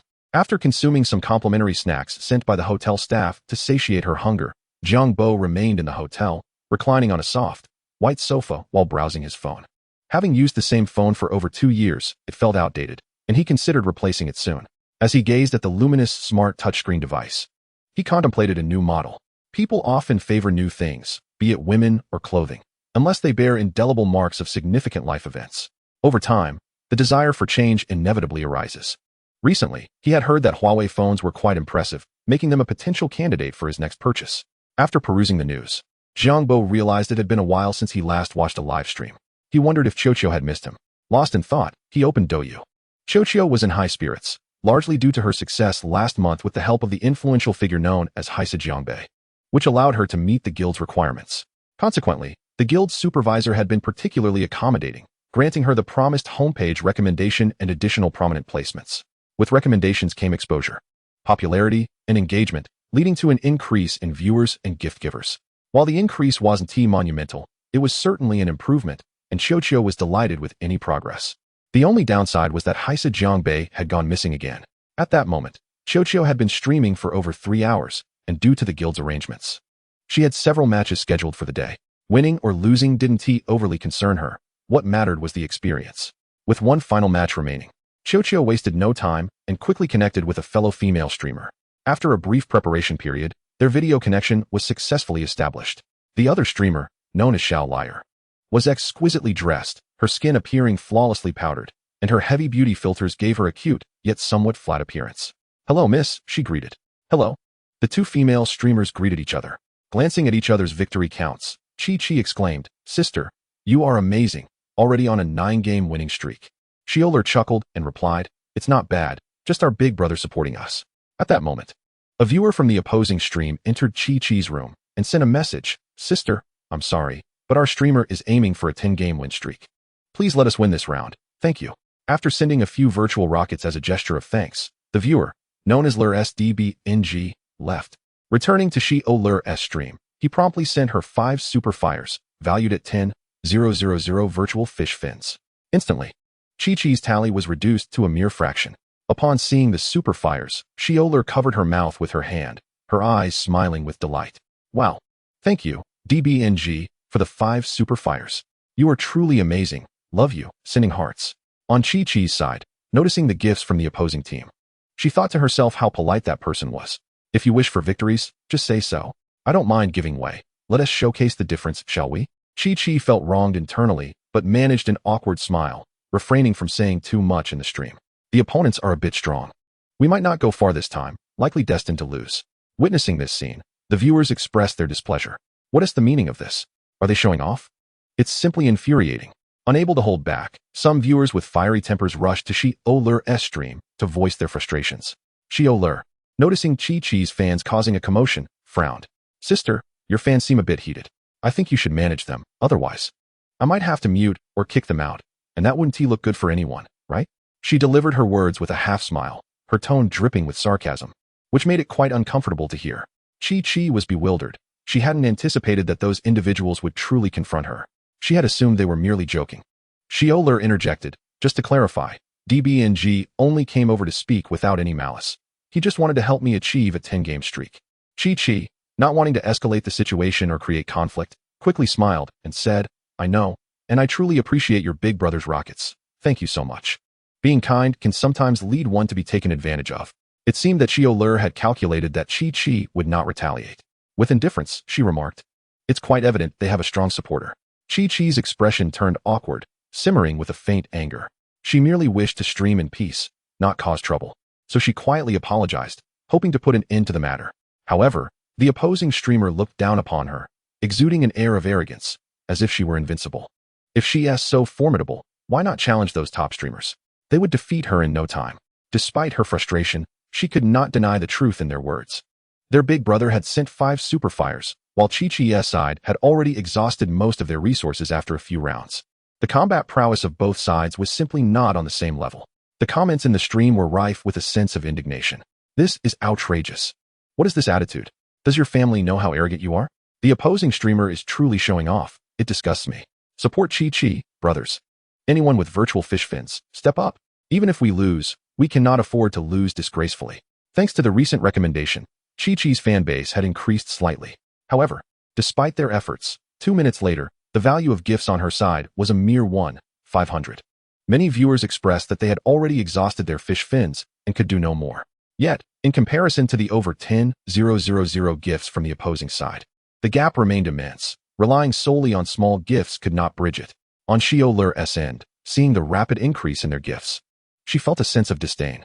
It was not that she looked down on Chi and her fans. Rather, she had her own big brother. DBNG was her top supporter, with an overwhelming output, having sent tens of thousands in gifts during the previous rounds. Now, what was Chi's count? Just 5 super fires worth 10,000. Even if Chi's fans worked tirelessly to send gifts, under DBNG's robust support, the distance would soon widen once more. Thus, regardless of Chi's acceptance or grievances, Xiaoler did not believe she stood a chance of winning. Catching a glimpse of the subtle mockery in the opposing streamer's eyes, Chi felt a pang of discomfort. What had started as a minor skirmish had unexpectedly escalated to this extent. She was indifferent to winning or losing. Yet now she desperately wished to defeat the opposing streamer and deliver a resounding slap to their faces, teaching them not to be so arrogant in the future. However, such thoughts remained confined to her mind. The harsh reality was that she had already exhausted her resources and could no longer fight. a fact she was all too aware of. Jiang Bo entered Chi-Chi's stream and noticed her with a crestfallen expression, as if on the verge of tears. He sent a message asking, "What's wrong? The atmosphere seems off. Who is that girl over there?" Chi-Chi, feeling a surge of relief upon seeing Jiang Bo and his message, quickly explained the situation to him. After listening to her recount the events, Jiang Bo was astonished to see a blue glow flickering before him. Opening the system screen, he discovered a new task had appeared. Temporary task, slap in the face. Help Chi-Chi win this round and slap the opposing streamer in the face. Reward, 3 bronze fishing cards. Right from the start. A task? Jiang Bo smiled faintly, feeling a sense of joy. At that moment, with the arrival of this influential figure, the atmosphere in Chi-Chi's stream shifted. The viewers suddenly felt emboldened, their comments brimming with confidence. "Black brother, you finally arrived. If you don't come, we'll all be crying. Black brother, please teach the opposing streamer a lesson." With a notable presence, Jiang Bo observed the viewers urging him on, but remained skeptical of their entreaties. He pondered for a moment and typed, "I don't have many fish fins, but I can try to help a little. I can't guarantee a win, but I will do my best." Jiang Bo refrained from committing fully, leaving himself an escape route. Otherwise, if he encountered a true tycoon, his limited resources would be insufficient. Winning would be good, but losing would be embarrassing. Therefore, he chose his words carefully, ensuring he left some leeway for himself. Upon reading Jiang Bo's message, Chi-Chi beamed and replied, "Thank you, my black brother. Just do your best. Even if we lose, it's all right." As for Jiang Bo's claim of not having many fish fins, Chi-Chi chose not to comment. She simply didn't believe it. Without hesitation, Jiang Bo deftly navigated the screen and swiftly entered the gift section. Selecting the super rocket, he began sending gifts. In the blink of an eye, he dispatched 10 super fires, surpassing the opposing team's tally. Yet, within 2 seconds, under DBNG's output, their super fires climbed to 11, maintaining a slight lead over Chi-Chi's side. Jiang Bo blinked, sending another 40 super fires, bringing the total to 50. However, the opposing side quickly matched this, increasing their count to 51. Realizing how straightforwardly they were sending gifts, Jiang Bo's heart skipped a beat, muttering to himself, "Could it be that I've truly encountered a tycoon? What a jinx I am." Jiang Bo's gaze flickered slightly. If he were to fail, the embarrassment and the shark fins would be trivial matters. The crux lay in the 3 bronze fishing cards he would lose, which would be a significant loss. With a firm resolve, Jiang Bo decided not to dawdle any longer and emptied his account of shark fins. Instantly, the number of super flames on Xiaoqiu's side surged to 110. On the left side of the screen, a dazzling line of text glimmered. "Black Trophy sends out 110 super rockets." Jiang Bo resisted the urge to recharge his Douyu account, thinking to himself that he had done his utmost. Winning would be splendid, but if he did not, it was no great loss since he had merely spent some shark fins acquired through fishing. In the opposing live stream, Xiao Li'er was utterly astonished. Over 100 super flames? A direct hit of 110? At that moment, several viewers from Qiuqiu's livestream flocked into Xiao Li'er's room, exclaiming, "Are you stunned? You think you're impressive? Not to boast, but our black brother can take on all of you. Clown, do you even know how to act? If not, it's fine. Our boss will teach you. Black brother, if you're not convinced, come battle." Upon reading these comments, Xiao Li'er felt a surge of anger. Yet she could not openly retort in front of so many viewers, considering she had previously mocked Qiuqiu. Initially, she had felt certain of her victory. But now her confidence wavered. The opposing champion was undeniably formidable, having amassed 110 super flames in under 2 minutes, with 3 minutes remaining. Who knew how many more he could accumulate? Judging by the tone of his fans, it seemed there were still plenty more to come. At that moment, Deben, one of Xiao Li'er's supporters, sent her a WeChat message, "I can't hold on any longer." Xiao Li'er, upon seeing this message, panicked. "Deben, please don't. Help me, I'm begging you." Deben replied, "Your pleas are futile. It's impossible, the opponent is too relentless. I might be able to contest with 100 super flames. But 110? I don't have that many shark fins in my account, and judging by the current momentum, he surely has plenty in reserve. This round is likely lost." Seeing Deben's message, Xiao Li'er's heart sank. If even Deben, her steadfast supporter who had generously gifted her over 1 million in 3 months, was conceding defeat, it was dire indeed. Previously, he would always reassure her, saying it was fine to continue. Now, for the first time, he admitted defeat. She recalled her earlier bravado during their joint broadcast, confidently challenging anyone who dared to contest. Now, she felt utterly humiliated, wishing for nothing more than to vanish from existence. Xiao Li'er bit her lip, her expression changing several times as she wrestled with her frustration. Nonetheless, she mustered the strength to reassure Deben with a smile, insisting everything would be all right. Meanwhile, in Xiuqiu's live stream, the excitement soared due to Jiang Bo's 110 super flames. The comments section erupted. This feels good. 110 super flames, just like that? I'm nauseated. Black brother claimed he had no shark fins, yet he dropped 110 super flames. Mom asked me why I'm watching the live stream on my knees. I told her it's because the boss is too good at showboating. Laughing and crying. Someone with hardly any shark fins just threw out what amounts to my salary for 3 years. As many bewildered viewers entered the live stream and learned of the situation, they joined the throngs expressing their shock. The comments ranged from deriding Jiang Bo's pretentiousness to praising his prowess. Without a doubt, Ben, frightened by the audacity of the black trophy, withdrew from the competition, leaving Qiu as the ultimate victor of the round. Embarrassed and feeling as though she had been struck by an invisible hand, Xiao Li'er wished to bury herself in a hole, and after the conclusion, she said nothing, immediately disconnecting. Seeing the 110 super flames and the victory, followed by the hasty exit of the once arrogant Xiao Li'er, Qiu felt a rush of exhilaration mixed with an indescribable gratitude. Glancing at her live stream's impressive 22 million heat and the overwhelming barrage of comments, her eyes reddened as she tearfully expressed her thanks to Jiang Bo. Honestly, I don't know what else to say besides thank you, my black brother. Before your arrival, my spirits were utterly bleak. I longed to win, but deep down, I knew it was unattainable. That feeling of helplessness is something I believe the audience felt too.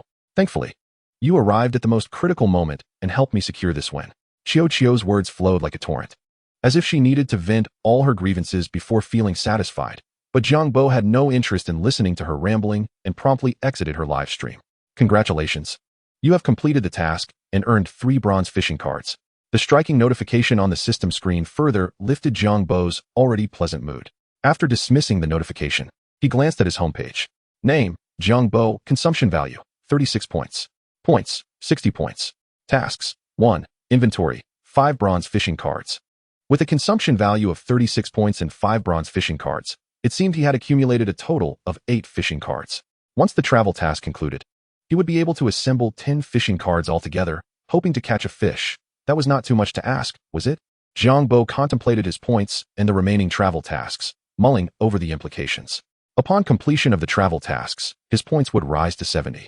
He remembered that points could be used for upgrades. If 100 points were required for the next level, he merely needed to complete 3 more tasks to achieve that. He encouraged himself to persevere. Chapter 26. Fishing again.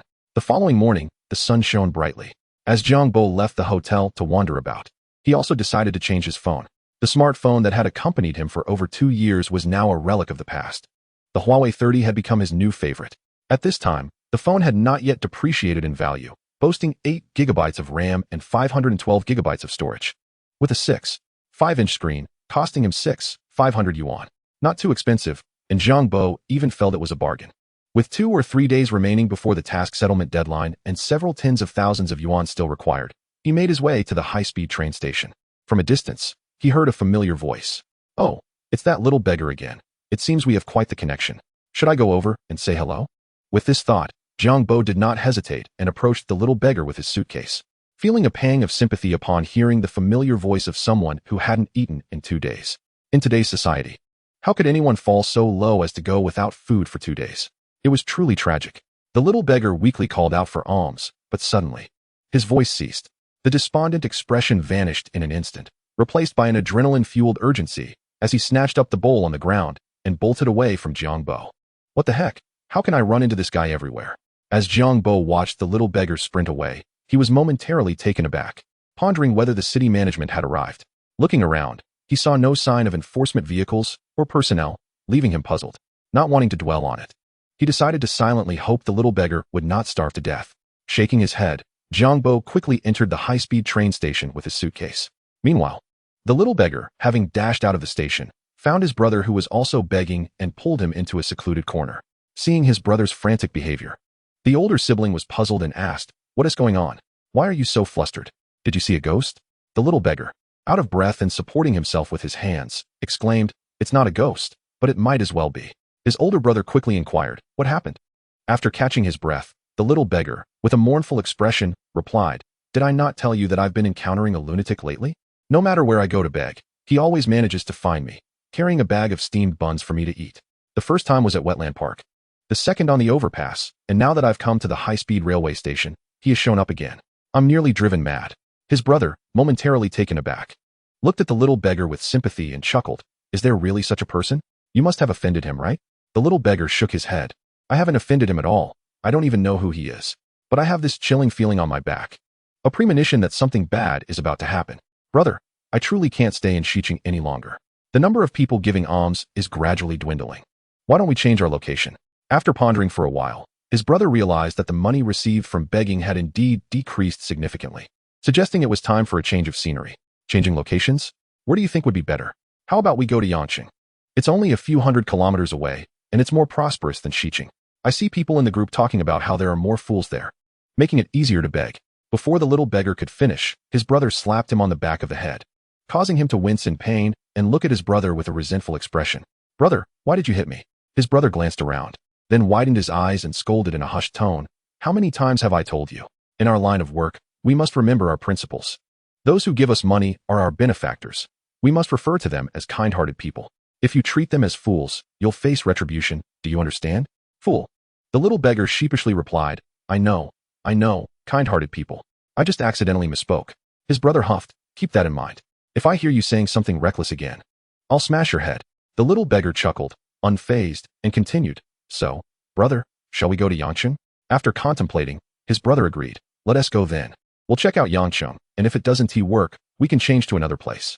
The sun was setting fiercely, appearing to teeter on the horizon, while many clouds in the sky took on a golden-red hue, adding a layer of enchanting new attire to the distant skyline. Upon opening the system, a message appeared. Congratulations on completing the task. You have earned 10 points and 3 bronze fishing cards. His points climbed to 70, while his fishing cards accumulated to 8, with a consumption value of 39 points. Excited, Jiang Bo carelessly tossed his luggage aside, found a spot to sit down, and carefully contemplated his upcoming plans. He estimated that he had around 280,000 left, and regardless of other factors, he decided to start with 10 rounds of fishing. Without hesitation, Jiang Bo headed to the shop and spent 20 consumption points to purchase 2 bronze fishing cards. Then, with a swift thought, he entered the fishing area. The grayish-green pond space remained as tranquil and mysterious as ever. With a sense of eager anticipation, Jiang Bo quickly began his fishing endeavors, consuming 1 bronze fishing card. Fishing in progress.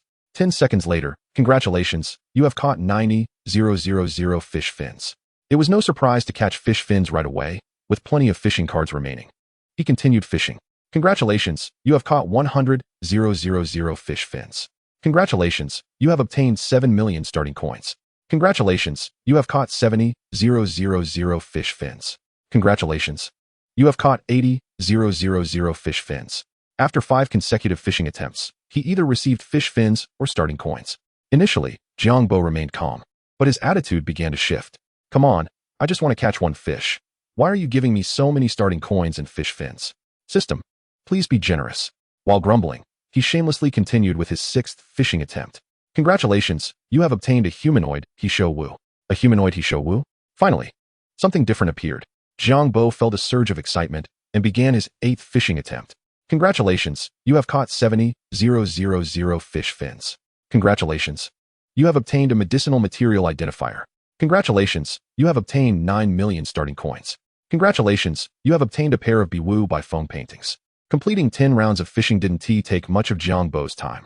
After finishing, he didn't linger in the fishing area, but exited to his inventory to review the results of this fishing session. He had caught 410,000 fish fins and 16 million starting coins, combining with the previous and used 8 million, totaling 24 million starting coins. It seemed he could masquerade as a wealthy individual online for a while longer. How mundane. In addition, there were 3 other items. Jiang Bo quickly examined the first one. Humanoid Hisho Wu, a freshly unearthed, wild, pure, and natural humanoid Hisho Wu weighing 2 kilograms. It can prevent and treat cardiovascular diseases, delay aging, strengthen the body, prevent atherosclerosis, and enhance cognitive abilities. Suitable for middle-aged and elderly individuals, it can be given as a gift to elders. Alternatively, it can be sold. With an estimated value of 450,000.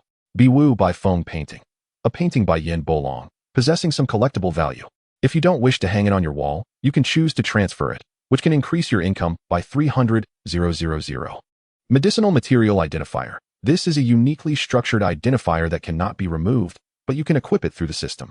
When you need to identify medicinal materials, simply chant Medicinal Material Identifier while focusing on the target material for 3 seconds, and the identifier will automatically display the data before your eyes. Chapter 27. Hishou Wu, and calligraphy. The humanoid Hishou Wu is valued at 450,000, while the Bi Wu by Feng painting is valued at 300,000. In other words, selling both could yield at least 750,000. After reading the item descriptions, Jiang Bo's previously calm heart surged with excitement. Based on his previous experience reselling the dual-eared incense burner, the system's item valuations were likely the most basic estimates, not accounting for various external factors.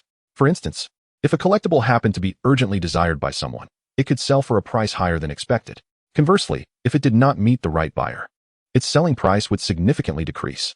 As for whether to consider gifting the Hishou Wu to his elders, Jiang Bo decided against it. Even if he gave it to his parents, they wouldn't use it. Instead, they would likely sell it for him. As for collecting paintings, Jiang Bo had no inclination for such pursuits. Regarding the medicinal material identifier, he found it to be rather useless. After equipping it, Jiang Bo took out the humanoid Hishou Wu from the system and focused on it. Moments later, a line of text appeared on the screen. A wild humanoid Hishou Wu, approximately 200 years old. It provided only some basic data, and then it was gone. To say it was useless wouldn't be entirely accurate, but to claim it had significant utility would also be an exaggeration.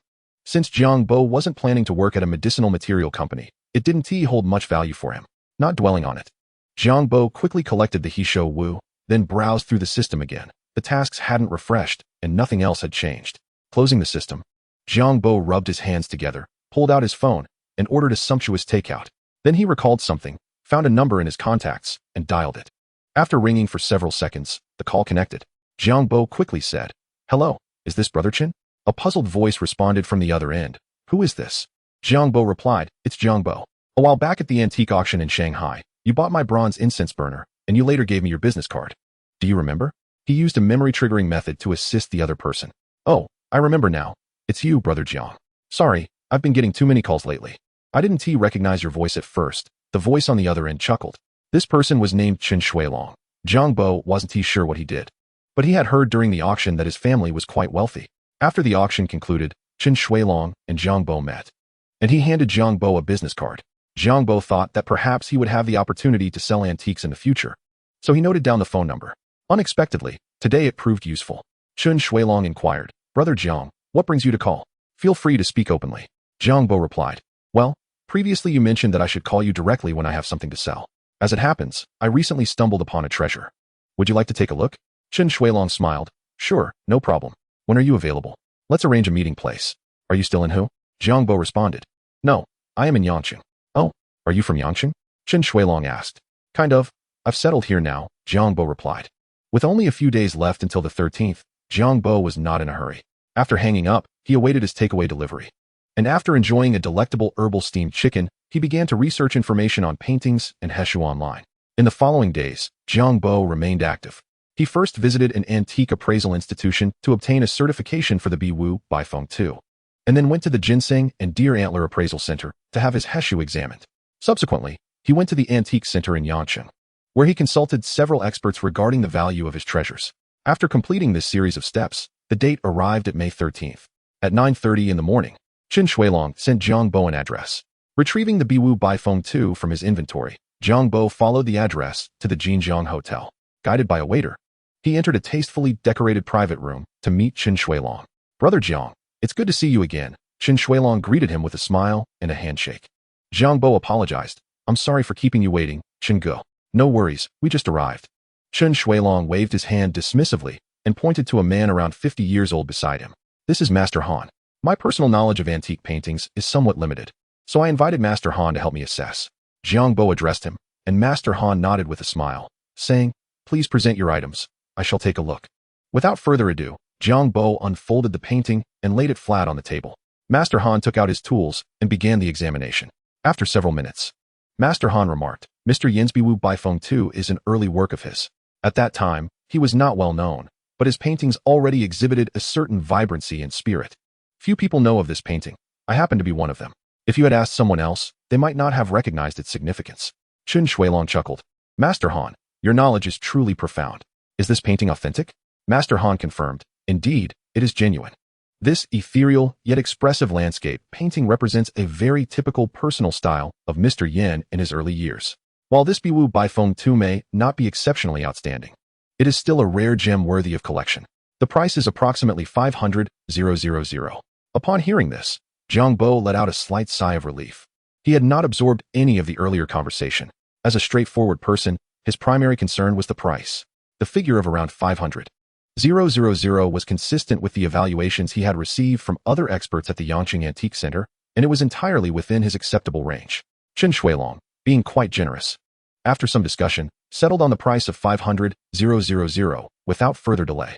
Jiang Bo, not being greedy, was already very satisfied with the sale of the painting for that amount, and thus proceeded to finalize the transaction with Chen Shuilong without hesitation. As lunchtime approached, Master Han departed due to other commitments, while Jiang Bo accepted Chen Shuilong's kind invitation to join him for lunch. Both men were amiable conversationalists, and their discussion flowed effortlessly. Through their conversation, Chen Shuilong subtly revealed his background. His family was involved in the gold and jewelry business. However, he did not elaborate on the specifics, and Jiang Bo sensed that the enterprise was likely quite substantial. During their meal, Chen Shuilong received a phone call. Shortly after, a friend of his entered the private room. Through introductions, Jiang Bo learned that this friend was named Wang Tao, who dealt in medicinal herbs. This piqued Jiang Bo's interest, as he had a piece of heshu that he was eager to sell. Wang Tao plopped down in the chair next to Chen Shuilong, took his drink without hesitation, and gulped it down. "I'm starving. Hurry and get me some utensils," Wang Tao exclaimed. Chen Shuilong chuckled and beckoned a waiter, who quickly brought a set of clean utensils. Wang Tao disregarded his image, removed his jacket, and began to feast while saying, "Hey, Lao Chun, I've got a problem with the items you asked me to procure." Wang Tao shrugged, chewing with his mouth full. "Nothing is absolute. When I got to Yunnan, I sensed something was off. After spending a few days and some money to investigate, I found out those guys were setting me up." He cursed. I was furious and called the police, making sure they would face the consequences. Chen Shuilong looked momentarily taken aback. "Set you up?" Wang Tao replied, "Yes, those guys claim to have a century-old wild ginseng. And 6 roots at that." I thought to myself, this can't be right. My family has been in the medicinal herb business for decades, and we've hardly seen a few roots of century-old wild ginseng. How could 6 suddenly appear? Upon investigation, I discovered that it was all grafted from radishes. I don't know what those fools were thinking, but they dared to deceive me. Now they've dug their own graves. They deserve it. With a tinge of regret, Wang Tao added, "I shouldn't have made promises I couldn't keep. I apologize." Chen Shuilong displayed a look of disappointment and sighed. "It's all right. Century-old wild ginseng is indeed a rare medicinal herb, hard to come by." Wang Tao inquired, "What about your old man? Isn't he about to celebrate his birthday soon? What do you plan to gift him?" Chen Shuilong replied, "Originally, if everything went smoothly, I intended to use a century-old wild ginseng as a birthday gift. Now that plan has gone to waste, and I'm quite worried." The two continued their conversation, and Jiang Bo quietly listened, grasping some insights. Chen Shuilong had entrusted Wang Tao to find century-old wild ginseng for the birthday gift for his father. It was evident that Chen Shuilong placed great significance on his father's birthday, though it was unclear whether it was due to genuine filial piety or other reasons. After a while, Chen Shuilong noticed that he had inadvertently neglected Jiang Bo. "Brother Jiang, I apologize. I was engrossed in conversation with Wang Tao and didn't pay attention to you." Jiang Bo shook his head, indicating that it was no trouble. Just as he was about to seize the opportunity to mention the medicinal herbs, Wang Tao's phone rang, and he had no choice but to remain silent. After answering the call, Wang Tao initially responded with impatience, but his expression soon shifted to one of excitement. Hanging up, he looked at Chen Shuilong enthusiastically. "Lao Chun, there is hope. What is going on?" Chen Shuilong inquired eagerly. Wang Tao took a bite of food and said, "The owner Liang from the medicinal herb market just called. A wild heshu resembling a human figure has just been unearthed, weighing 3 pounds. Jiang Bo's eyes flickered as he listened quietly, refraining from interjecting. "A human-shaped heshu?" Chen Shuilong's eyes lit up slightly. If it was indeed over 100 years old, that would be splendid. For Chen Shuilong, both the century-old wild ginseng and the human-shaped heshu were urgently needed items, primarily because his father was approaching his 70th birthday.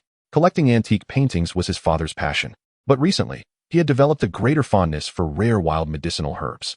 On one hand, the elderly gentleman's advanced age necessitated the use of potent medicinal herbs for his health. On the other, his desire for ostentation compelled him to seek out rare herbs like wild ginseng, Heeshou Wu, and Lingji, especially upon observing other seniors flaunting their finds. To maintain his pride, he naturally yearned for similar treasures. Consequently, he would frequently urge Jiang Shuilong, insisting on only the finest, aged herbs. Yet, as we approached the 2020s, most medicinal materials were cultivated artificially, with genuinely high-quality herbs being exceedingly rare in the market. Often, even with ample wealth, one could not procure them, as they were snatched up by equally affluent buyers the moment they emerged from the earth.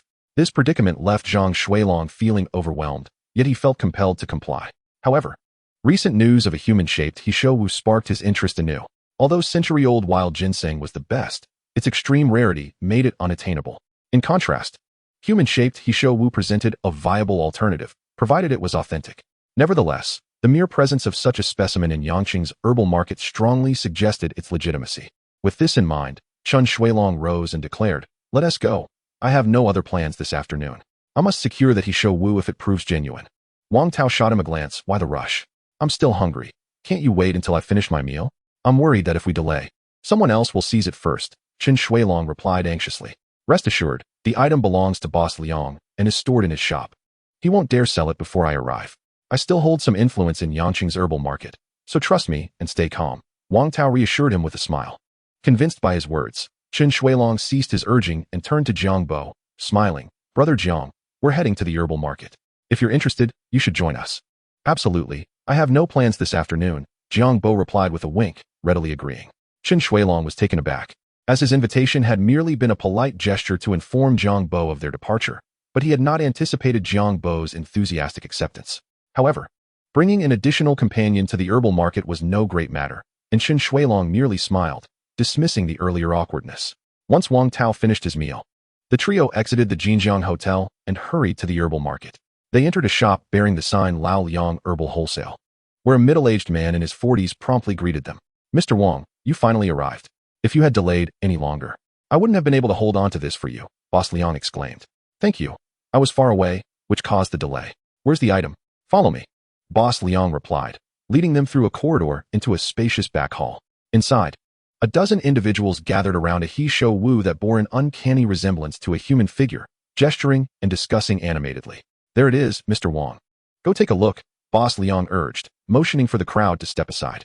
As Wang Tao and Chun Shuilong approached, Chun Shuilong exclaimed in astonishment, "How does this look so much like a person?" Wang Tao echoed his surprise. "Incredible. It appears to be a miniature human." "Boss Liang, is this truly naturally grown Hishowu? It couldn't possibly be carved from palm heart, could it?" Having been acquainted with medicinal herbs since childhood, Wang Tao had seen human-shaped Hishowu before, but had never encountered one as vividly lifelike as this. His astonishment was mingled with skepticism. Before Boss Liang could respond, a market appraiser intervened. "It's neither carved nor grafted. We've already tested it. This is authentic Hishowu." Wang Tao turned to the expert, smiling. "Old one, you're here too." He then whispered to Chun Shuilong, "This old gentleman is a prominent figure in our provincial herbal association. Any herb he certifies has never been found wanting. This Hishowu is almost certainly genuine."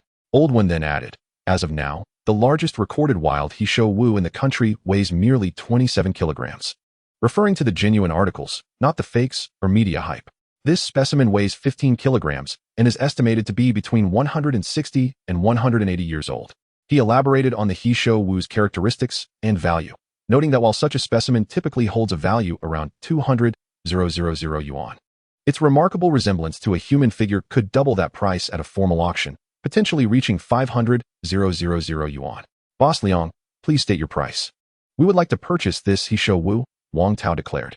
Boss Liang smiled at Wang Tao. "I won't hide anything from you. I put in considerable effort to acquire this Hishowu. If you wish to buy it, I will reserve it for you. Let us agree on a straightforward price of 500,000 yuan, as mentioned by Old One." Wang Tao glanced at Chun Shuilong, who nodded slightly. This price seemed reasonable and acceptable. "All right, then," Wang Tao began to agree on behalf of Chun Shuilong. At that moment, Jiang Bo, who had been silent until now, interjected. "Wait a moment. What is it, Brother Jiang?" Everyone turned to him, and Chun Shuilong murmured. Jiang Bo stepped forward, scrutinizing Boss Liang and then Old One. "This item is a counterfeit. It isn't worth 50,000 yuan, let alone 5,000 yuan. His words sent shockwaves through the room. Naturally, Boss Liang was the first to express discontent, as this threatened his financial interests. "Young man, while one can eat indiscriminately, one must not speak carelessly. Do you have evidence to claim this Hishowu is fake? If not, I will have to report you for causing a disturbance," Boss Liang warned. Seeing the rising tension, Chun Shuilong attempted to defuse the situation. "Brother Jiang, let us not escalate things." After all, Jiang Bo had accompanied him, and he felt responsible for his well-being. Jiang Bo shook his head, signaling that everything was fine, then turned his teasing gaze toward Boss Liang, I certainly do have evidence. Since I dare to assert that this item is fake, I have my reasons. There is no need for you to resort to intimidation. Boss Liang retorted. Then please present your evidence. Old One, crossing his arms and chuckling, remarked, this is amusing. I have verified this, he showed multiple times from various angles and found no signs of forgery. I am quite curious about how this young man came to his conclusion. Jiang Bo smiled in response. You will soon lose that curiosity. He pointed at the Hisho Wu. This specimen, both in color and shape, is indeed a superior product. Since Old One has identified it as Hisho Wu, we need not harbor doubts. However, have you not noticed how this human figure is excessively lifelike? True human-shaped Hisho Wu is, in fact, a deformity caused by the pressure of surrounding stones and hard soil during growth, resulting in limbs that appear uncoordinated. Yet, this specimen exhibits limbs that appear perfectly harmonious, resembling a miniature human. Jiang Bo paused before continuing. Let us not pretend this is anything but what it is. The value of Hisho Wu must be distinguished between artificially cultivated and naturally grown. If I am not mistaken, this exceptionally lifelike human-shaped Hisho Wu was likely cultivated using a model. As his words hung in the air, the room erupted in a cacophony of disbelief. Cultivated using a model. It is indeed surprising. I had heard whispers about this before, but at that time, I paid no heed. Could it be that this plant, HSHUW, is merely a conjecture from the young man? How can one prove such a claim? Just as the crowd engaged in animated discussions, Jiang Bo was hastily examining the data displayed on the screen. The herb identification device indicated that this was a model-grown HSHUW.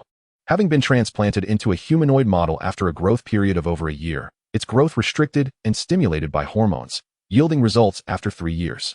The identification methods included testing for residual hormones, comparing the proportion of active drug molecules, assessing the texture, which should be tender, and noting the distinctive cloud pattern cross-section that should not be malformed. At this moment, Bosley remained unperturbed, sneering. Your words alone cannot prove that my HSHUW is counterfeit. The growth of HSHUW is exceedingly slow. To reach this state, it would require over a century. Does that imply that this genuine HSHUW must have been fabricated over 100 years ago? If that were the case, with such an age, what would differentiate it from being counterfeit? His argument held merit. The humanoid HSHUW was indeed a deformity, albeit an unusual one. If the age of the HSHUW reached over 100 years, it would still possess significant value, even if artificially cultivated. A fleeting flicker of unease crossed Bosley's eyes, quickly masked as he continued to glare coldly at Jiang Bo. Unfazed, Jiang Bo pressed on, asserting that there were numerous methods to ascertain whether this HSHUW was indeed counterfeit. First, one could detect residual hormones. Some may linger at the base of the plant, easily identifiable through slicing and testing. Second, active drug molecules could be compared. While hormones might promote the growth of the HSHUW, they could also affect the synthesis of certain drug molecules, leading to a lower yield compared to naturally grown plants. Third, a hormonally induced HSHUW would not exceed 5 years in growth, resulting in a more crumbly texture. Lastly, the simplest method involved examining the cross-section. The cloud patterns characteristic of HSHUW should range from 4 to 11. While artificially stimulated specimens would either lack these patterns or display them in a chaotic, malformed arrangement. At this juncture, Jiang Bo turned to WNLO, asking, You are the expert, am I correct? WNLO nodded, affirming, Indeed, hormonally induced HSHUW may achieve size and weight, but sacrifices many other qualities. The simplest way to determine whether this plant is artificially stimulated is to examine the formation of the cloud patterns on the cross-section. Chapter 31. 3 million in hand cut it open? Absolutely not. Bosley retorted. That would diminish the value of my HSHUW entirely. Wang Tio interrupted, smiling. Bosley, we will cover the 500,000. You need not worry about not receiving your money. Now, who has a knife? Let us cut it open and take a look. Bosley, breathing rapidly and his face flushed with anger, pointed accusingly at Wang Tio and the others. Yet internally, he was a bundle of nerves. Wang Tio, ignoring him, took a folding knife from someone and approached the humanoid HSHUW. Without hesitation, he swiftly sliced the plant in half. Upon inspection, Wang Tio's expression changed drastically. Without a word, he seized a nearby stool and hurled it at Bosley's head. With a thud, Bosley was struck, blood seeping from his forehead, yet he gritted his teeth and remained silent. Wang Tio fumed. How dare you try to deceive me with counterfeit goods? Do you think I, Wang, am without temper? Speak up. Who gave you the audacity? As the crowd gathered to examine the cut HSHUW, a collective gasp arose. This was hardly the cloud pattern they expected. Instead, There was merely a small black mass in the center, devoid of any markings. Boss Lee, this is unacceptable. What is the meaning of presenting us with counterfeit goods? W&Lo observed the cut HSHUW, his eyes glinting coldly. I trusted you, believing you would not resort to deception. I did not consider this possibility, yet you exploited my trust. Had this young man not unveiled the truth today, I would have been the one to bear the blame for your wrongdoing. As the appraiser of this HSHUW, if it were sold and later discovered to be counterfeit, the greatest loss would not fall upon Boss Lee, but rather W&Lo himself. Within the realm of traditional Chinese herbal identification, a tarnished reputation meant losing everything. Boss Lee, devoid of any defense, displayed a glimmer of despair in his eyes as the onlookers scrutinized him. He pleaded, "Everyone, I had no choice.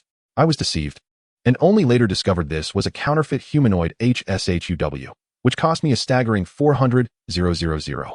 I acknowledge my mistake and sincerely apologize. But I beg for your mercy and understanding." Wang To coldly scoffed. You received 400,000, fully aware it was counterfeit, yet sought to sell it for 500,000?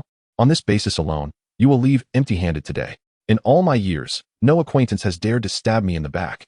You are the first. Lee, you are in for it. After speaking, Wang To beckoned to Ch and and Jiang Bo, stating, "Let us go. I will ensure he is dealt with." With the deception exposed, there was no longer a reason to remain. Once outside, Ch and took a deep breath. Chuckling wryly, I never anticipated another counterfeit. It seems genuine artifacts are not meant for me. After making a phone call, Wang To approached, exclaiming, "This scoundrel dared to deceive me. What a rascal." He then turned to Jiang Bo, expressing gratitude. "I owe you much, brother Jiang. Had it not been for you, not only would old Ch and have lost hundreds of thousands, but I too would have faced disgrace." Jiang Bo voiced his concerns. "I worry that Boss Lee may seek revenge against me. What do you think?" Wang To replied with a mischievous smile. "Do not fret. He lacks the courage. This incident originated from me, and if he dares retaliate, it will be akin to playing with fire." Curiously, Wang To inquired, "By the way, brother Jiang, how did you discern that there was an issue with the HSHUW at first glance?" Even an expert of W&Lo's caliber was deceived. Ch and chimed in. "Indeed, I never expected you to possess knowledge about herbs." Jiang Bo blinked innocently, responding, "Truthfully, it is not that I possess extensive knowledge of herbs. Rather, I happen to have a wild humanoid HSHUW, and I have conducted similar studies. Hence I was cautious while observing earlier." He refrained from disclosing that he possessed an herb identification device, for when honesty is unwarranted, a little deception becomes necessary. "You have a wild humanoid HSHUW? Ch and exclaimed, astonished. "Brother Jiang, you cannot be jesting." Jiang Bo smiled, "Rest assured. Considering our previous transactions involving the bronze incense burner, we have conducted 2 trades, and I have no reason to fabricate lies. I indeed possess a wild humanoid HSHUW, approximately 200 years old." Seizing the opportune moment to sell the humanoid HSHUW, Jiang Bo wasted no time in revealing this information. Upon hearing this, Ch and was overjoyed. A 200-year-old HSHUW. How marvelous. "Brother Jiang, you must sell me this humanoid HSHUW, and we shall agree on the highest market price. You shall not suffer any loss." Initially, after 2 setbacks, Ch and had lost all hope regarding rare herbs such as HSHUW and or NSHN.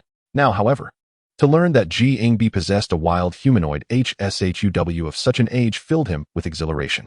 As for the possibility of it being counterfeit, Ch and deemed it implausible, for had Jiang Bo's HSHUW been fake, he would not have so easily exposed Boss Lee's deception in the shop. Wang To chuckled, "Brother Jiang, you should have mentioned your 200-year-old Hishowu earlier." Jiang Bo shrugged. "I wanted to say something during dinner, but you all were engrossed in conversation, and I couldn't interject. Once we arrived here, there was no opportunity to mention it.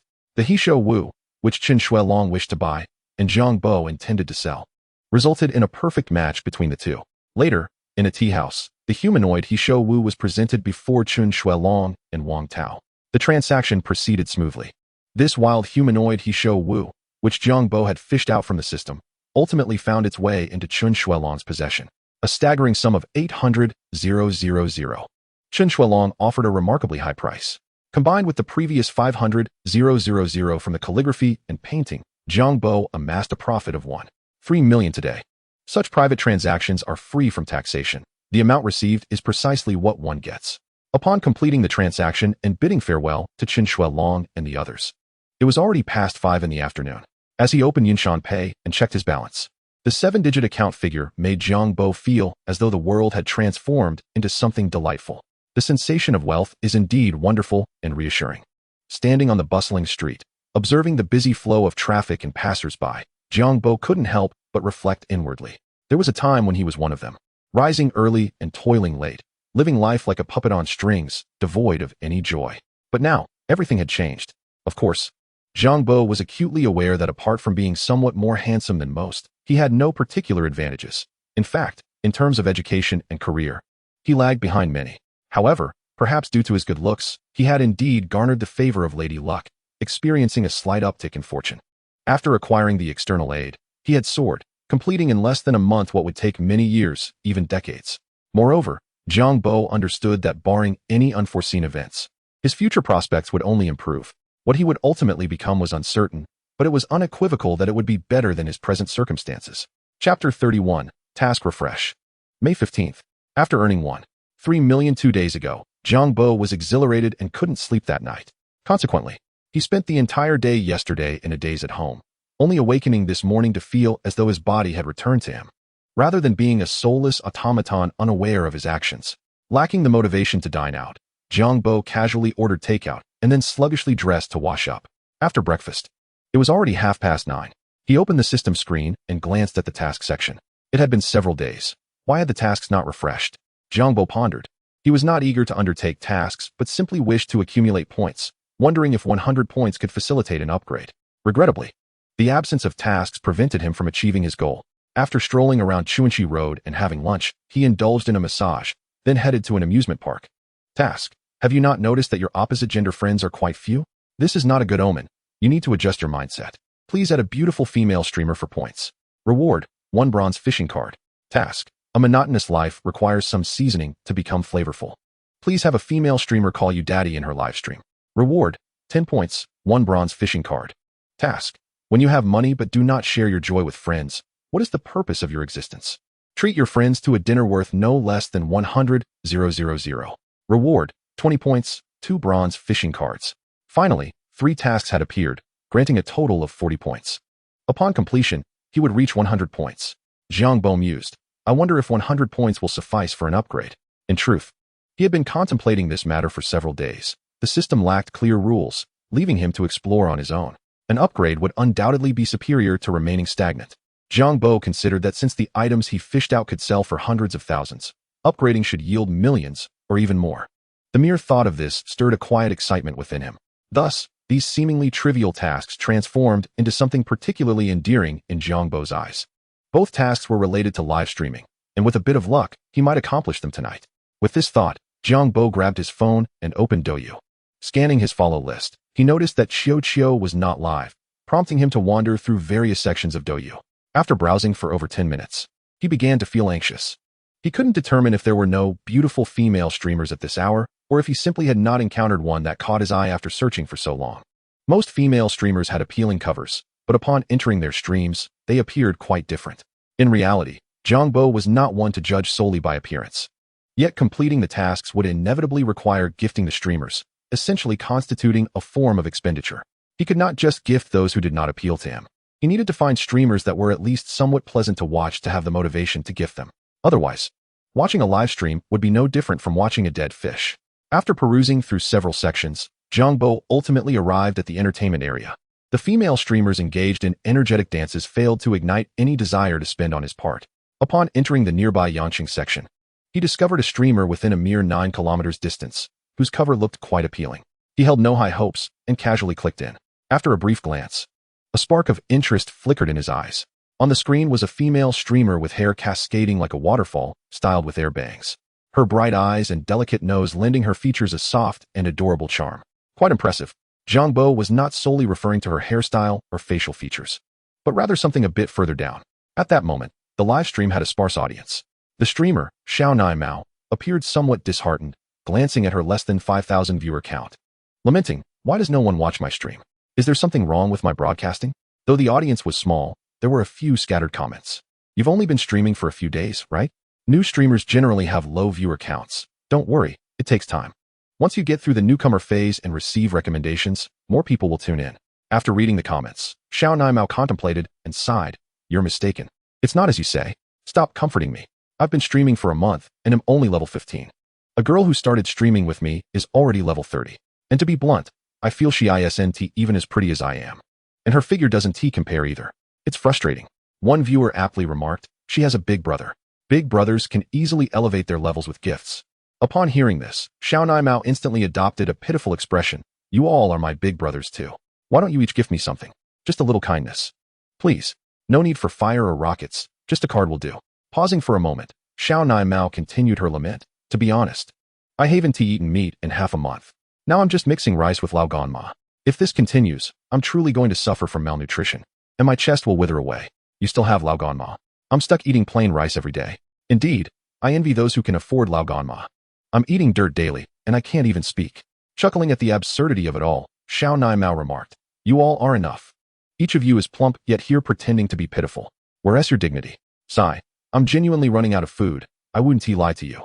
At that moment, Xiao Naimao's peripheral vision suddenly caught sight of a level 65 viewer entering her livestream. After waiting for half a minute, the anticipation surged within her heart. Could it be that the esteemed elder brother had arrived? Little Milk Cat immediately greeted with a radiant smile. Welcome. Hey, say Jiang Bo.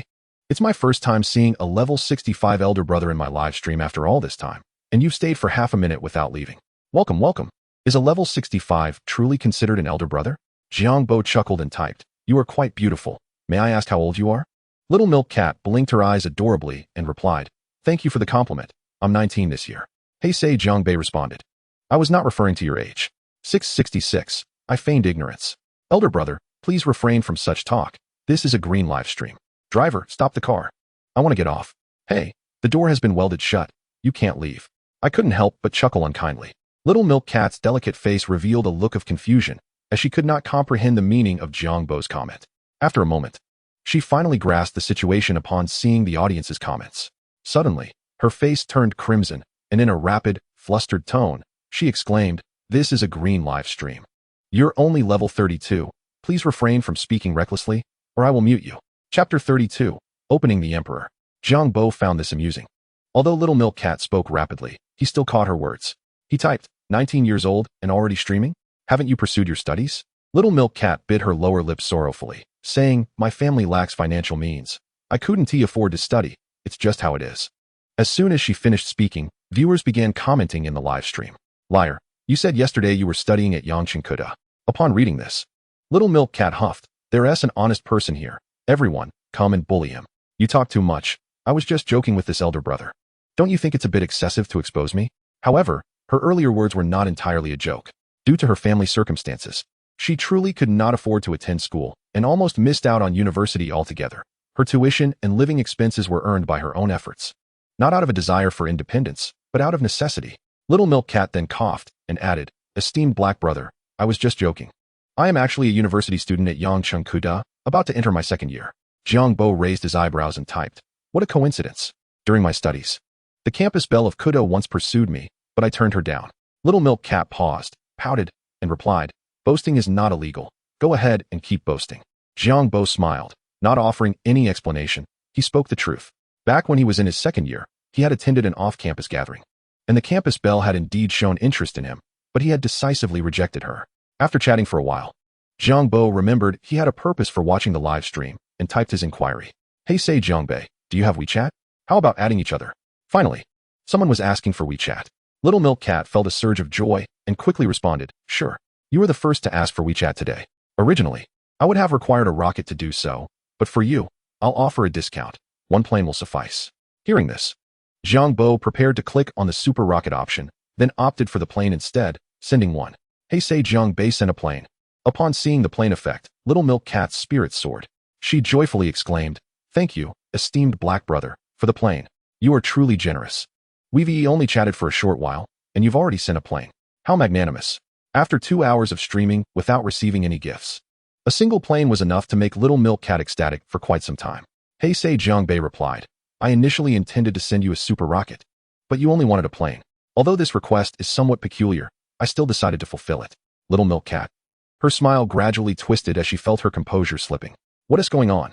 Are you really going to send me a super rocket? Why didn't you say so earlier? My goodness, why would I settle for a plane? On the public screen, the few comments were filled with laughter and crying emojis. Little Milk Cat shivered slightly, caught between laughter and tears. Hey say guh. This is too much. I'll take responsibility for my own folly. I'll swallow my tears and move on. Please send me your WeChat ID, and I'll add you. Alright.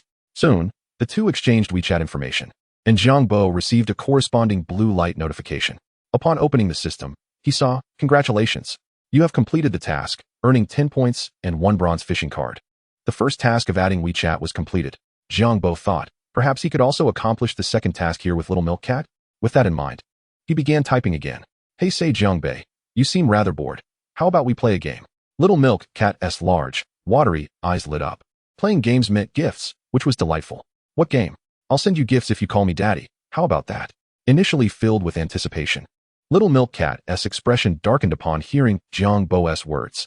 Hey say gu, you think too highly of yourself. I'm not that kind of person. Although I'm poor, young, and my studies aren't great, I am a girl of principles. There are some lines I will not cross. Daddy, I want to see the Emperor effect, is that okay? Jiang Bo was momentarily taken aback, amused by Little Milk Cat's sudden reversal. Although there weren't many viewers in the live stream, the audience's comments were filled with excitement. Wow, could you be any more shameless? Little Milk Cat replied, I am not that kind of person. Hey say daddy, please open the Emperor for me. The promised principal seemed to have been devoured by dogs, laughing and crying. Big boss, I can call you daddy. I don't need the Emperor, just a plane will do. This was too much. I couldn't help but laugh out loud. Hey say Jiang Bei, you want me to open the Emperor for you? Little Milk Cat, noticing the comments, arched her slender eyebrows and grinned. Exactly. Dreams are meant to be had. What if it comes true? Just open the Emperor for me, and I'll call you daddy 100 times a day. How about that? Jiang Bo fell silent for a moment. After a long pause with no comment from him, Little Milk Cat, feeling nervous, said, All right. Asking for the Emperor is indeed a bit excessive. I would be satisfied with just a super rocket. Daddy, hey say daddy, I beg you, I'll bow to you. Grant me a super rocket. Hey say Jiang Bei replied, I was already prepared to open the Emperor for you, yet you only want a super rocket? Little Milk Cat was momentarily stunned, then quickly responded with excitement. Then I want the Emperor. But you're not just bluffing me, are you? Are you really prepared to open it? I feel like I'm living in a dream. Before she could finish, the full-screen golden effect of opening the Emperor illuminated the scene, causing her to leap with joy. Hey say Jiang Bei has opened the Emperor in Little Milk Cat's live stream. This, the Emperor. You really opened the Emperor. No. I only wanted a super rocket. How could you truly open the Emperor for me? Little Milk Cat was so excited she became incoherent. Thank you, Daddy. Thank you. My esteemed Black Daddy. I'm in tears. I truly thought you were joking with me. Who would have guessed you would actually do it? Overwhelmed, her heart raced. Feeling as though all the blood had rushed to her head, she felt flushed. At that moment on Douyu, the rules for nobility had not yet been adjusted, and opening an Emperor for the first time equated to a consumption of 20,000 fish fins, equivalent to 10 super rockets. For Little Milk Cat, who had never even seen a single super rocket, Jiang Bo opening an Emperor in her live stream left her completely dazed, overwhelmed with joy, laughter, and surprise. Her mind in a whirl, as if she were dreaming. In truth, she had merely been joking earlier and never believed that Heisei Jiang Bei, who had just entered her live stream and hadn't even stayed for 10 minutes, would grant her an Emperor. In her anticipation, not only was she satisfied with the prospect of an ordinary rocket, but she was also taken aback when the black trophy unexpectedly bestowed upon her an Emperor. This individual certainly did not adhere to conventional norms, yet I find such people intriguing. Chapter 33, A Familiar Encounter. The granting of the Emperor status caused the Little Milk Cat's live streaming room to surge from fewer than 10,000 viewers to over 2 million. A myriad of spectators streamed in, and the public screen was inundated with countless 666 and reverent comments. Jiang Bo typed, as promised, let us begin with 100 calls of daddy. The Little Milk Cat, still in an exhilarating state, was so overwhelmed by the 2,000 yuan gift that she no longer cared about losing face, and she began to shout in the live stream. Daddy, daddy, Black Daddy. The task required finding a female streamer and prompting her to publicly call Jiang Bo daddy in the live stream. Although Jiang Bo was uncertain of the exact number of calls required, it was clearly more than one. Previously, before Jiang Bo was granted the Emperor status, the Little Milk Cat had already shamelessly called him daddy, but Jiang Bo thought that it certainly could not be 100 times. However, since the Little Milk Cat enjoyed calling him 100 times, he decided to indulge her, as he had nothing to lose. Congratulations on completing the task. You have earned 10 points and 1 bronze fishing card. Soon, after calling out daddy 100 times, the Little Milk Cat joyfully sipped some water to soothe her throat. Her delicate face radiating with a cheerful smile as she said, I'm done calling. Once again, thank you to my black daddy. Thank you for the emperor status. I am truly grateful. I was on the verge of starvation, but thanks to you granting me this emperor status, I shall not go hungry anymore. Thank you for saving my life. Black daddy, what are you doing? As she concluded, there was a hint of bewilderment in her voice. Suddenly, the left side of the public screen began to scroll with gift notifications. Black Trophy, sent out Super Rocket 4. Black Trophy, sent out Rocket 3. Black Trophy, sent out Plane 4. Having gifted 9,900 fish fins and observing the remaining 380,000 fish fins in his account. Jiang Bo nodded in satisfaction before typing a comment. Black Trophy. It's nothing. The fish fins were disorganized and unpleasant to look at. Now they are neat. The little milk cat replied. Is there such a method? It looked disorganized, and you just gifted 9,900 fish fins. I couldn't bear to watch. Neither could I. It was too pretentious.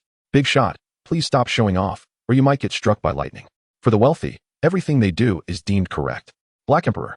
After lingering in the little milk cat's live stream for a few more minutes, Jiang Bo exited Douyu. He cast aside his phone and opened the system screen to discover that his points had reached 90. He was just 10 points shy of 100. As long as he completed the task of treating others to a meal, he would have enough. Jiang Bo mused to himself. However, it was already quite late, and inviting others out for a meal was not feasible. He would have to wait until tomorrow. The following morning, as Jiang Bo awoke, he received a message from the little milk cat. A WeChat voice message. Black Daddy, good morning. Her voice was soft and adorable, yet not affected, sounding very pleasant. Jiang Bo replied, I slept well last night. The little milk cat continued, I understand, Black Daddy. Thank you so much for your gift support yesterday. After streaming for so long, you are the first person to send me so many gifts. I truly appreciate it. Jiang Bo responded, if you are genuinely grateful, call me Daddy a few more times for me to hear. The little milk cat sent a voice message, Daddy, Daddy, Daddy. Jiang Bo. The little milk cat. At 4 p.m., while enjoying tea at a tea house, Jiang Bo received a call from Jiang Fei. Old Jiang, are you free today? Let us get together. Jiang Bo was momentarily taken aback. He was already planning to treat others to a meal, and now Jiang Fei was inviting him. By the sound of your voice, it seems you have encountered good fortune? Jiang Bo inquired. Jiang Fei chuckled. Indeed. I have found a girlfriend again. Shouldn't you congratulate me? Jiang Bo teased. Congratulations on being foolish once more. What are you saying? Jiang Fei replied. I'm serious. Do you have time to hang out? My girlfriend has invited 2 lovely ladies. Would you like to come take a look? Just give me the address. You, upon hearing about pretty girls, have changed. Old Jiang, you have fallen too. I merely wish to have a meal with you all. What are you implying? You can be discreet about it. Let's South meet at Music Square. How does that sound? Sounds good.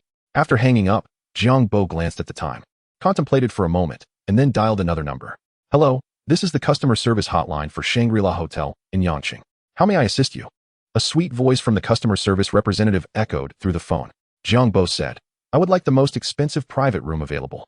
The customer service representative paused for a moment and replied, Sir, our highest standard private room requires a minimum expenditure of 58,888 yuan. Are you certain you wish to proceed? Jiang Bo responded, Is it only 58,888 yuan? The customer service representative? Is this person trying to cause trouble? Jiang Bo continued, 58,888 yuan is insufficient? I plan to treat my friends to a meal, intending to spend 100,000 yuan. Can you assist me in planning according to your hotel's standards? The customer service representative pondered for a moment and said, Sir, please do not joke around. Jiang Bo replied, I knew you wouldn't believe me, but it's all right. Here's the deal. Provide me with your hotel's payment account, and I will transfer the money to you. Once the funds are received, everything will be straightforward. Wouldn't you agree? The customer service representative hesitated for a moment and said, That is acceptable, sir. Jiang Bo did not procrastinate. After hanging up, he promptly transferred 100,000 yuan to the account provided by the customer service. He was not concerned about Shangri-La Hotel engaging in deceit, as such a large establishment would not be fazed by a mere 100,000 yuan. After finalizing the dinner details, the call ended. The Music Square, as mentioned by Jiang Fei, was not far from the tea house, merely a few hundred meters away. However, upon arriving at Music Square, Jiang Bo once again encountered a familiar figure. As he approached, he recognized the familiar voice. Kind-hearted person, please help. I haven't eaten for 2 days. Please help me out. A woman passing by a small beggar glanced at him. Seeing his gaunt frame and hearing his pitiful cries, her heart softened. She took 10 yuan from her bag and placed it in his bowl. The small beggar, upon seeing this, quickly expressed his gratitude through tears. Thank you, kind-hearted person. Good deeds are rewarded. May you always be healthy and prosperous. After the woman departed, the small beggar collected himself, still overwhelmed with gratitude, and continued to feebly call out. At the same time, he glanced at the money in his bowl, pondering, Yangcheng is indeed a fine place. There are many kind-hearted individuals. Nowadays, I am collecting 1 to 2 times more money than before. What a wonderful place. The small beggar reflected, but then turned and suddenly noticed a familiar face before him. Instantly, his pupils constricted, and his face turned pale with fright. Ah, we meet again. We truly have a connection, Jiang Bo smiled. The small beggar, for reasons unknown, suddenly burst into tears. This left Jiang Bo perplexed, as he inquired, what is wrong with you? Why are you crying? Chapter 34. You probably cannot afford this meal. You still ask why I am crying? The small beggar, subjected to a spiritual interrogation, cried even harder, choking out, Brother, I am just a filthy beggar. I have never done anything wrong. I do not know how I offended you. Please, just let me go. Jiang Bo felt a bit lost. Perplexed as he replied, You have not offended me. I have not done anything to you. I simply thought you looked pitiful and wanted to give you a bun to eat. Are you not happy about that? Happy? The small beggar's face displayed indignation as he exclaimed, You follow me wherever I go to beg. It's as if you are a haunting spirit. The sight of the man in front of him left Lousy with a psychological shadow, leaving him unable to muster any joy. By the way, I just bought these mantou over there, still warm. Care for a bite? Upon seeing the mantou handed over by Jiang Bo, the little beggar truly fell apart. Without uttering a word, he forcefully pushed Jiang Bo aside and scrambled away, tears streaming down his face, leaving onlookers in bewilderment. Jiang Bo, perplexed, stared at the retreating figure of the little beggar for a while. After all, was it wrong to want to help someone I found pitiable? Shaking his head, Jiang Bo dismissed the thought and took a bite of the mantou, chewing thoughtfully. To be honest, this mantou is quite delicious. Having waited at the music square for less than 10 minutes, Jiang Fei swiftly approached with his newly acquainted girlfriend and 2 other girls. Old Jiang, how long have you been here? Jiang Fei greeted with a smile. Not long, just a few minutes. Is this your sister-in-law? Jiang Bo inquired, glancing at the young woman clinging to Jiang Fei's arm. Jiang Fei cleared his throat, appearing somewhat bashful as he introduced, This is my girlfriend, Wang Ting. Ting. This is Jiang Bo, my college roommate and a close friend. Wang Ting sized up Jiang Bo for a moment before smiling warmly. I've heard Jiang Fei mention you a few times. He said you were quite handsome. Initially, I thought he was exaggerating, but upon seeing you in person, I realized he was not only telling the truth, but perhaps even underestimating you. Jiang Bo felt a mix of amusement and disbelief. Am I really that exaggeratedly good-looking? Jiang Fei then pointed to the other 2 girls, saying, This is Fang Qiong, Wang Ting's cousin, studying at Yangqing University of Science and Technology. And the lovely girl beside her is Ning Ming, Fang Qiong's classmate. Hello, handsome. Fang Qiong greeted Jiang Bo, her cheeks flushed, her heart racing as she dared not meet his gaze. Hello, Ning Ming said, blinking and offering a gentle smile. Hi there, Jiang Bo replied with a subtle smile, his gaze fleetingly scanning Ning Ming. In his mind, he mused, Women's words are indeed untrustworthy. I've been deceived. It's clearly more than that. Jiang Fei, noticing the bag of mantou in Jiang Bo's hand, couldn't help but chuckle. Old Jiang, your situation seems rather dire, relying on mantou for sustenance. How did it come to this? Jiang Bo paused, looking at the mantou in his hand. I'm merely enjoying some mantou. Is that truly a sign of falling from grace? Besides, it's quite tasty. Want to give it a try? He offered the mantou to Jiang Fei, who disdainfully pushed it away, then passed it to Fang Qiong, who also shook her head. Finally, he handed it to Ning Ming, who accepted it. Thank you, she said, offering Jiang Bo a refreshing smile. You see, while you may not want it, there will always be someone who does, Jiang Bo remarked. Jiang Fei, feeling exasperated, said, All right. Stop arguing with me. Let us go.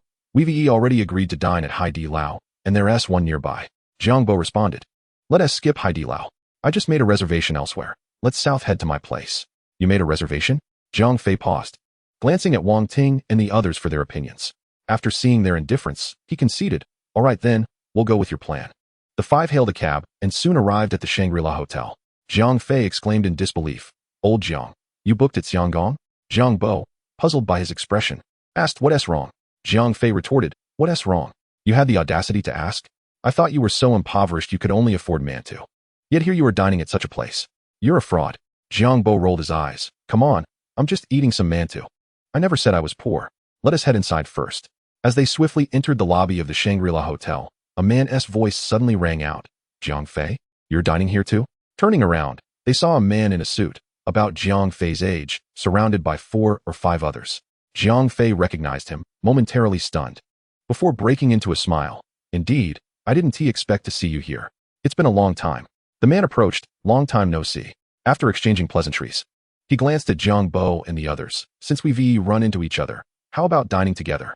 More people makes for a livelier atmosphere. Jiang Fei hesitated, shaking his head.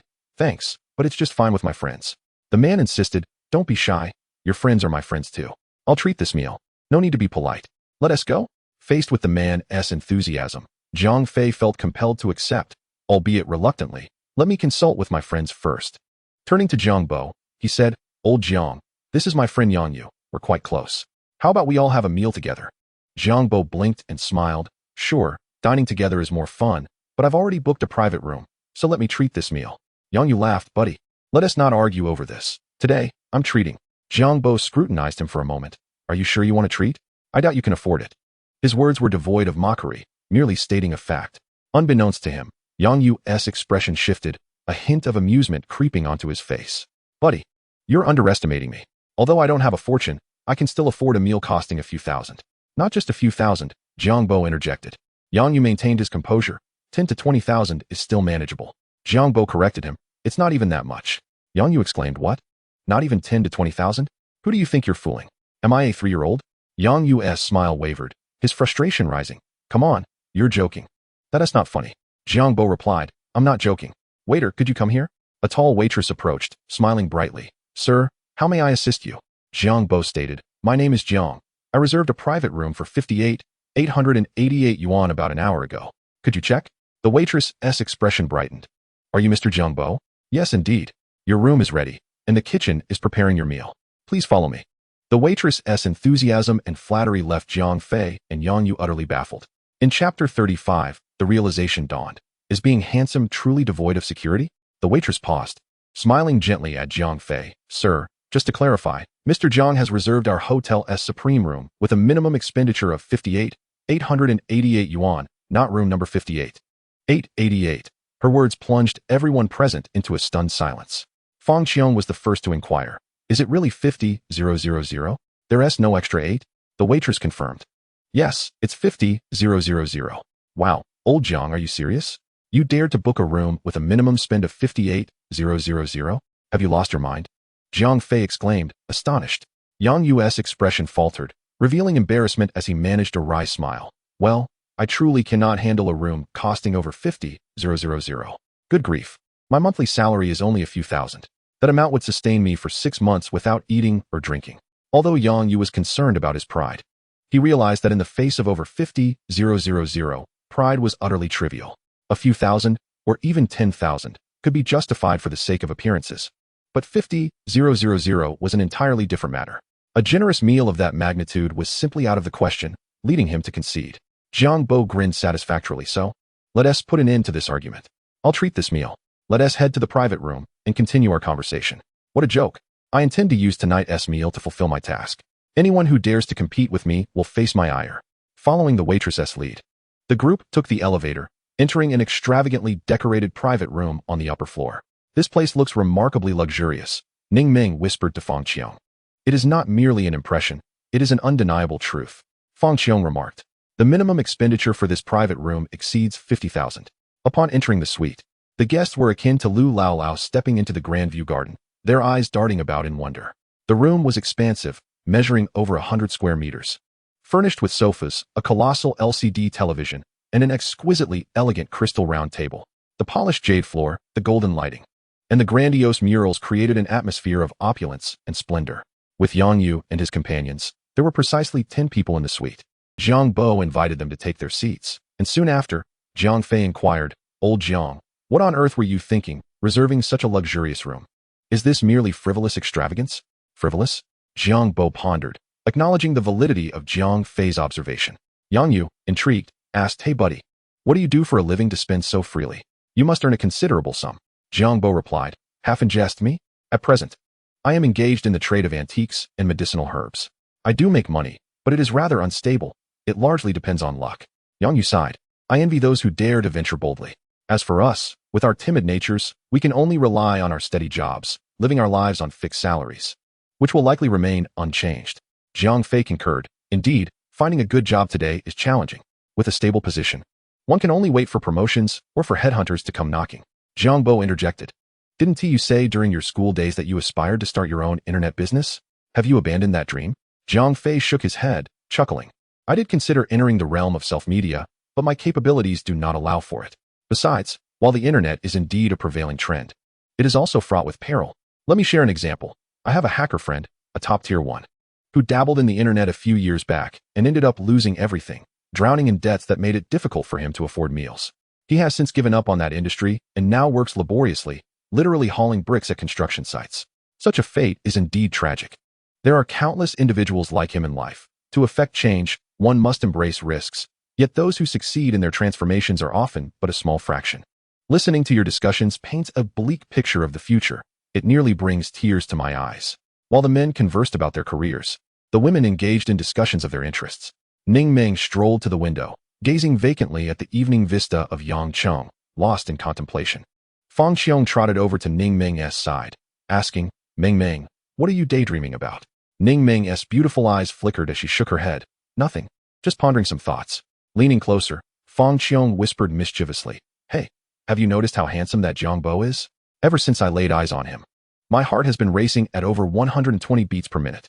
Ning Ming glanced at Jiang Bo, who was animatedly chatting with the crowd, and replied earnestly, He is indeed quite handsome. By conventional standards of human aesthetics, Jiang Bo's attractiveness is undeniable, and Ning Ming concedes his appeal. Furthermore, he is generous. The minimum expenditure for this room exceeds 50,000, and he has reserved it without hesitation. Is this justifiable? I find it wasteful. Come on, what do you know?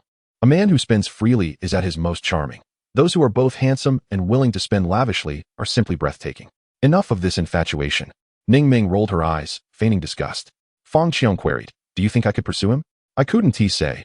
I am hopeless in such matters, Ning Ming shrugged, indicating her inability to assist. Fang Qiong reflected, then lamented, I feel my chances are slim. He hasn't even glanced my way, but you me? Ning Ming pointed to herself in disbelief. Fang Qiong lowered her voice. I have been observing him throughout our time together, and I noticed he often looks at you. Perhaps he has an interest? Ning Ming paused, taken aback. Really? I didn't notice. Moreover, Ning Ming was not particularly fond of exceptionally handsome men. Not due to an eccentric aesthetic, but rather a sense of insecurity. In her experience, men who are strikingly attractive tend to attract numerous admirers, leaving her with little hope.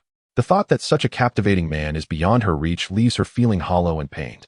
Fang Qiong expressed her disappointment. Ning Ming gently cautioned, Do not be so dramatic. You have only just met him. Fang Qiong smiled non-committally. By the way, how has your live streaming been since you moved out? The sisters in our dormitory have missed you dearly. At the mention of live streaming, Ning Ming's eyes lit up with joy. It had been stagnant for a while, and I was ready to quit, but yesterday I encountered a big shot who revitalized my hopes. Now, I can continue streaming. What big shot? It's not someone who fancies you, is it? Fang Qiong teased. Oh, please, he is quite aloof. He is not as sordid as you imagine. Is that so? I don't believe it unless you show me the chat history. No way. The chat history is the most private of matters. If Fang Qiong discovered how I acted coyly in front of that big shot, I would never hear the end of it. Chapter 36, Upgrade Requirements. At 7:30 in the evening, the group had finally dined to their satisfaction, each person looking well-fed and content. Fang Qiong, patting her belly, remarked, A dinner costing over 50,000 is truly exceptional. It was a delightful indulgence. However, after such a feast, I fear my waistline may expand significantly. Ning Ming chuckled. Who told you to eat so much? Couldn't you exercise some portion control? Fang Qiong retorted. It was irresistible. I simply couldn't help myself. After a brief respite, a woman who appeared to be the hotel manager entered, smiling. Hello everyone. I am Manager Zhang of the dining services. To express our gratitude for your expenditure exceeding 100,000, we are pleased to present 10 discount vouchers. On your next visit, each voucher can be used for a 300 yuan discount. As she spoke, Manager Zhang gestured to the servers, who promptly distributed the vouchers to each individual. However, at that moment, aside from Jiang Bo, the attention of all others was not on the vouchers. What is going on? Wasn't the minimum just 888 yuan? How did it escalate to 100,000? I am utterly bewildered. Me too. Upon hearing their confusion, Manager Zhang patiently clarified, the minimum expenditure for the room is indeed 888 yuan. But that is not the ceiling. Your total food bill amounted to 888 yuan, but the 2 bottles of Cabernet Sauvignon from the Chateau Lafite in France, each priced at 999 yuan, significantly raised the total. Are you serious? 36,000 yuan for a bottle of wine? That is absolutely outrageous. Jiang Fei exclaimed, visibly agitated. Fang Xiong lamented. Oh no, Meng Meng, I was so focused on the dishes that I hardly drank any wine. Each sip costs hundreds. Ning Meng's eyes sparkled with excitement. I had 2 glasses. That must amount to several thousand, right? The group buzzed with chatter. Meanwhile, a blue light flickered before Jiang Bo, igniting a warmth within him as he quickly recited a silent command to activate it. In an instant, a blue system screen dominated his vision, displaying several eye-catching notifications. Congratulations! You have completed the task and earned 20 points and 2 bronze fishing cards. Your accumulated points exceed 100, fulfilling the requirements and triggering the upgrade conditions. Upgrade conditions: spend 100 points and 100 consumption value to ascend to the next level. Indeed, as I suspected, 100 points is the threshold for upgrading. A glimmer of excitement flashed in Jiang Bo's eyes. However, in addition to points, a consumption value is also required. He glanced at his current consumption value, which stood at a mere 32 points. It seems he must find a way to spend some money quickly. Shortly thereafter, the group exited the private room and made their way outside the hotel. After expressing their gratitude to Jiang Bo, Yang Yu and the others departed first. Jiang Fei, however, pulled Jiang Bo to one side, seemingly to discuss something with him.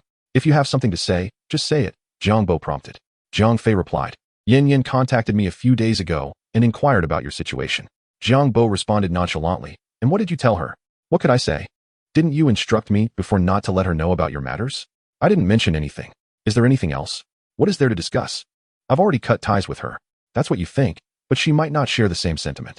By the way, what are your true feelings towards her? Respectful distance. Is that your honest opinion? Believe it or not.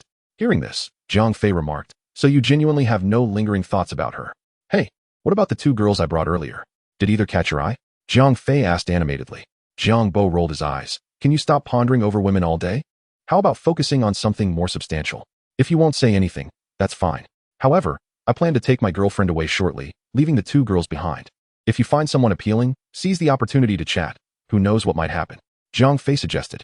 Jiang Bo scoffed. After all these years, have you ever seen me actively pursue a woman? Jiang Fei, exasperated, replied, you are such a contrarian. I don't wish to converse with you any longer. With that, Jiang Fei truly ceased speaking to Jiang Bo, taking his girlfriend Wang Ting and hailing a cab to leave. At this moment, Fang Xiong and Ning Meng were still engaged in their own conversation, yet to depart. Jiang Bo chose not to interrupt them. Suddenly, he felt a shift in his expression and quickly reopened the system screen. Upon checking the task section, he discovered, task, with ample resources, you should alter your attire. Please procure an outfit valued at no less than 100,000. Reward, 20 points, 2 bronze fishing cards. Task, your Qijian coins are on the verge of spoiling. Shouldn't you check the leaderboard? Please tip a Qijian author with 10 million Qijian coins. Reward, 20 points, 2 bronze fishing cards. Task, life is filled with joy, and joy stems from exercise. Please have a female streamer live broadcast performing 10 standard push-ups. Reward, 20 points, 2 bronze fishing cards. The tasks refreshed rather swiftly this time. In previous instances, there had been some delays in task refreshment, but this time, after Jiang Bo completed the last task on his list, it refreshed in less than 10 minutes.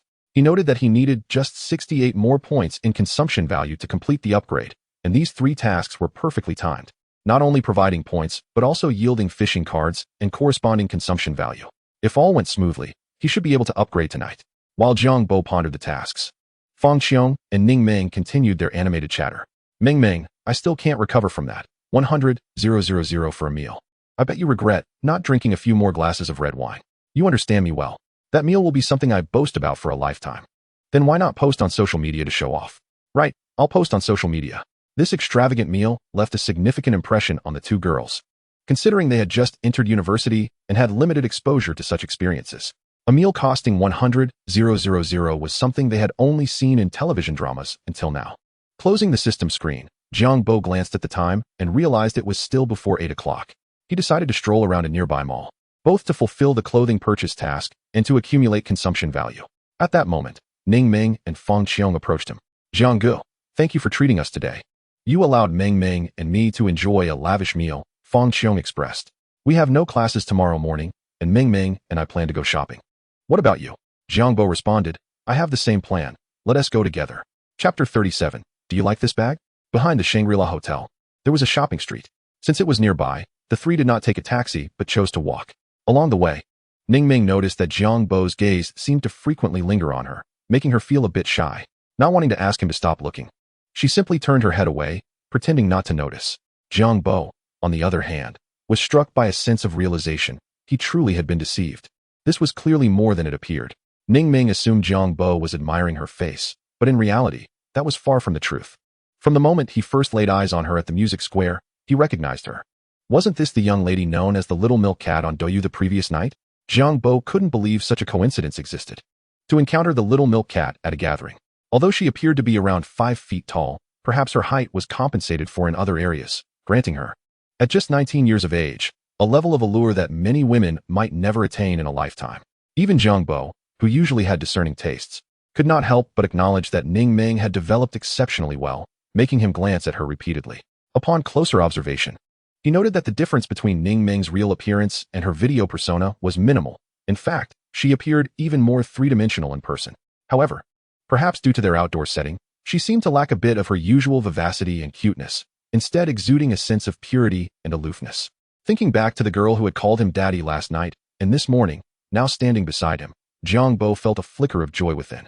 The trio arrived at the shopping street and browsed for over half an hour, but the two girls had yet to enter a single store, leaving Jiang Bo somewhat speechless. As they approached a Prada boutique, the girls paused outside the window, pointing at a pink shoulder bag displayed on a mannequin and discussing it animatedly. Ming, look at that bag. It's beautiful. It is indeed stunning, but placed here, it must cost several tens of thousands. Ningming nodded, her eyes sparkling as she gazed at the bag. Girls typically have a few common interests: bags, clothes, shoes, perfumes, and cosmetics. It is rare for any girl to see a beautiful bag without feeling a twinge of desire. Jiang Bo remarked, if you two want to see the bag, just go inside. We are all broke. We can only afford to look from the outside. Fang Qiong chuckled awkwardly, and Ningming quickly agreed. Given their financial situation, this luxury was only something they could admire from afar. No one is stopping us from going in. Come on, let us just take a look, Jiang Bo said, stepping confidently into the Prada store without the unnecessary burden of their hesitation. As a renowned Italian luxury brand, Prada possesses a unique charm in the realms of clothing, leather goods, footwear, eyewear, and perfumes. In China, Prada bags, much like Chanel, are highly coveted by many women. As lovers of beauty, Fang Qiong and Ningming rushed to the window display upon entering, resuming their earlier admiration. In addition to luxury items tailored for women, Prada also offers a selection of men's clothing. While the girls were focused on the bags, Jiang Bo wandered to the other side to examine the clothing. At that moment, Fang Qiong and Ningming approached the pink shoulder bag, pointing at it and occasionally exclaiming in awe, "So beautiful! Ming, touch it. The material is so soft and authentic. What a shame that it's made of matte lizard skin. We can only look, not buy," Ningming lamented, her eyes reflecting a hint of regret as she gazed at the bag. Just then, a teasing voice emerged beside the two girls. "Oh, Ningming, you're here too?" Turning to see a woman in a white dress, of average height but dressed quite alluringly with wavy hair, who was accompanied by a man in his 30s. Standing next to them, Jiang Yan. Upon encountering the young woman, Ningming's brows furrowed slightly. "Do you know her?" Fang Qiong inquired softly, sensing the tension in the air. "She is a relative of mine," Ningming replied. Yan Zi, who stood nearby, asked, "And who might this be?" The man gazed at Ningming, a flicker of admiration crossing his eyes. The petite beauty before him was undeniably more innocent and exquisite than his own girlfriend. Sensing her boyfriend's emotional shift, Jiang Yan gently pinched his arm and smiled. "She is my cousin." She then turned her attention back to Ningming, chuckling lightly. "I noticed you two have been here for a while. Are you eyeing this bag? Planning to purchase it?" Ningming replied quietly, "We are just looking." Jiang Yan laughed knowingly. "That makes sense. This bag doesn't come cheap, easily over 50,000. You're just starting college, and if your parents are struggling, it's understandable if you can't afford it.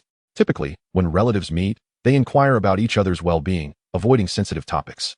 However, due to the strained relationship between Ningming's family and Jiang Yan's, their encounters were often devoid of warmth. Ningming clenched her fist lightly at Jiang Yan's words. But before she could respond, Fang Qiong could no longer hold back and scolded. "What kind of talk is that? What do you mean?" Jiang Yan merely smiled. "Did I say something wrong?" Let Ningming explain her family situation. Fang Qiong, feeling indignant, was silenced by Ningming's gentle pull on her arm, urging her not to escalate the situation. This relative of hers was a provocateur. Any resistance would only embolden her. Thus, it was best to ignore her. "What's wrong?" At that moment, Jiang Bo, noticing the awkward atmosphere, approached. "It's nothing." Ningming glanced at him and shook her head. Fang Qiong bit her lip, reluctant to say anything further. Since Ning Ming wished to avoid conflict, it was unnecessary for her to stir the pot, lest she be seen as troublesome. However, Jiang Bo was perceptive and understood the underlying tension. After reviewing the task details, Jiang Bo grasped the basic situation, turning his gaze toward Jiang Yin and her boyfriend. He reached for the pink shoulder bag and held it up, asking, "Are you two interested in purchasing this bag?" Jiang Yan's lips twitched, but she remained silent. Her boyfriend, however, quickly replied, "No, we're just looking. I thought you were going to buy it," Jiang Bo remarked casually. "If not, then why pretend?" His tone carried an undertone that Jiang Yin found unappealing, prompting her to huff. "What do you mean? Are you planning to buy it?" Ignoring her, Jiang Bo tossed the bag to Ning Ming, asking, "Do you like this bag?" Caught off guard, Ning Ming clumsily caught the bag, her expression a blend of confusion and surprise. "Yes," she stammered, "but that's all that matters. I think it's lovely. Miss, could you come here?" Jiang Bo gestured to a store attendant. "Sir?" The attendant responded. "How much for this bag?" Jiang Bo inquired. The directness of his question startled the attendant, who promptly replied, "This shoulder bag is priced at 85,000 yuan. Jiang Bo nodded slightly and said, "All right, I'll take it." The bag appeared quite upscale, and the material felt luxurious. He had anticipated a price tag of over 100,000, so 85,000 seemed rather reasonable. The attendant beamed with joy, as this lizard skin shoulder bag had been on display for nearly a month, with many potential buyers deterred by its steep price. Now, finally making a sale meant a substantial commission for the attendant, filling her with delight. Ning Ming stood in shock. He actually bought it? Fang Qiong was equally bewildered. 85,000 yuan. Is he serious? Jiang Yin, observing from the sidelines, was incredulous. This was not a trivial amount. It far surpassed what she could earn in a year of relentless work without expenses. Just moments ago, she had mocked Ning Ming for her inability to afford the bag. Yet here was a friend who had straightforwardly purchased it for her. What a stark contrast this was. A wave of envy and jealousy washed over Jiang Yin, her expression fluctuating between green and red. She felt as if Jiang Bo's actions were a tangible slap to her face, igniting a sting of humiliation. Having only met Jiang Bo once before, after awkwardly sharing a meal, she felt no entitlement to accept such an extravagant gift from him. "What? No longer interested?" Jiang Bo teased. "It's not that I'm not interested," Ning Ming hurriedly attempted to explain. Jiang Bo interrupted, "If you like it, that's all that matters. Any other reasons are secondary. After all, money is merely a means. Why fret over it?" With newfound confidence, Jiang Bo approached the cashier to finalize the transaction. Seeing him pay without hesitation, Jiang Yin felt a wave of shame wash over her, prompting her to take her boyfriend's hand and leave in haste. Jiang Yi and Fang Qiong hurried over, their expressions revealing their thoughts. "Jiang Gu, why did you pay so quickly?" Ning Ming lamented. "Isn't he a bit too domineering? Giving me no chance to refuse? It's frustrating. If you don't want it, you can give it to Fang Qiong," Xiaosong casually suggested before wandering off. "Ming Ming, I like it. If you don't want it, just pass it to me," Fang Qiong said eagerly, a hint of jealousy in her tone. This girl was so fortunate. Just after being ridiculed, Jiang Bo, the handsome benefactor, had stepped in to defend her. It seemed clear that he had a genuine interest in Ning Ming. The thought of such a charming and affluent young man being out of her reach only deepened Fang Qiong's feelings of despair. "Stop stirring trouble." Ning Ming shot her a glare, sighing, "What is going on? An 85,000 yuan bag. This isn't a live stream. Receiving an unsolicited gift leaves me feeling bewildered. What else could it be? This wealthy gentleman is clearly interested in you," Fang Qiong remarked with a hint of jealousy, her voice intentionally loud. Overhearing her, Jiang Bo turned to glance at them, a faint smile gracing his lips. Merely seeking to accomplish a task, when did it evolve into an interest in Ning Ming? Is that even the case? Congratulations on completing the task, earning 20 points and 2 bronze fishing cards. Having spent 85,000. Obtaining 20 points along with 2 bronze fishing cards is indeed a lucrative deal. Furthermore, Jiang Bo urgently requires consumer points to facilitate his upgrade. Hence, in his perspective, such expenditures are increasingly favorable. Do not speak nonsensically. It must be that brother Jiang noticed Jiang Yin bullying me earlier and merely wished to assist me in catching a glimpse of his smile.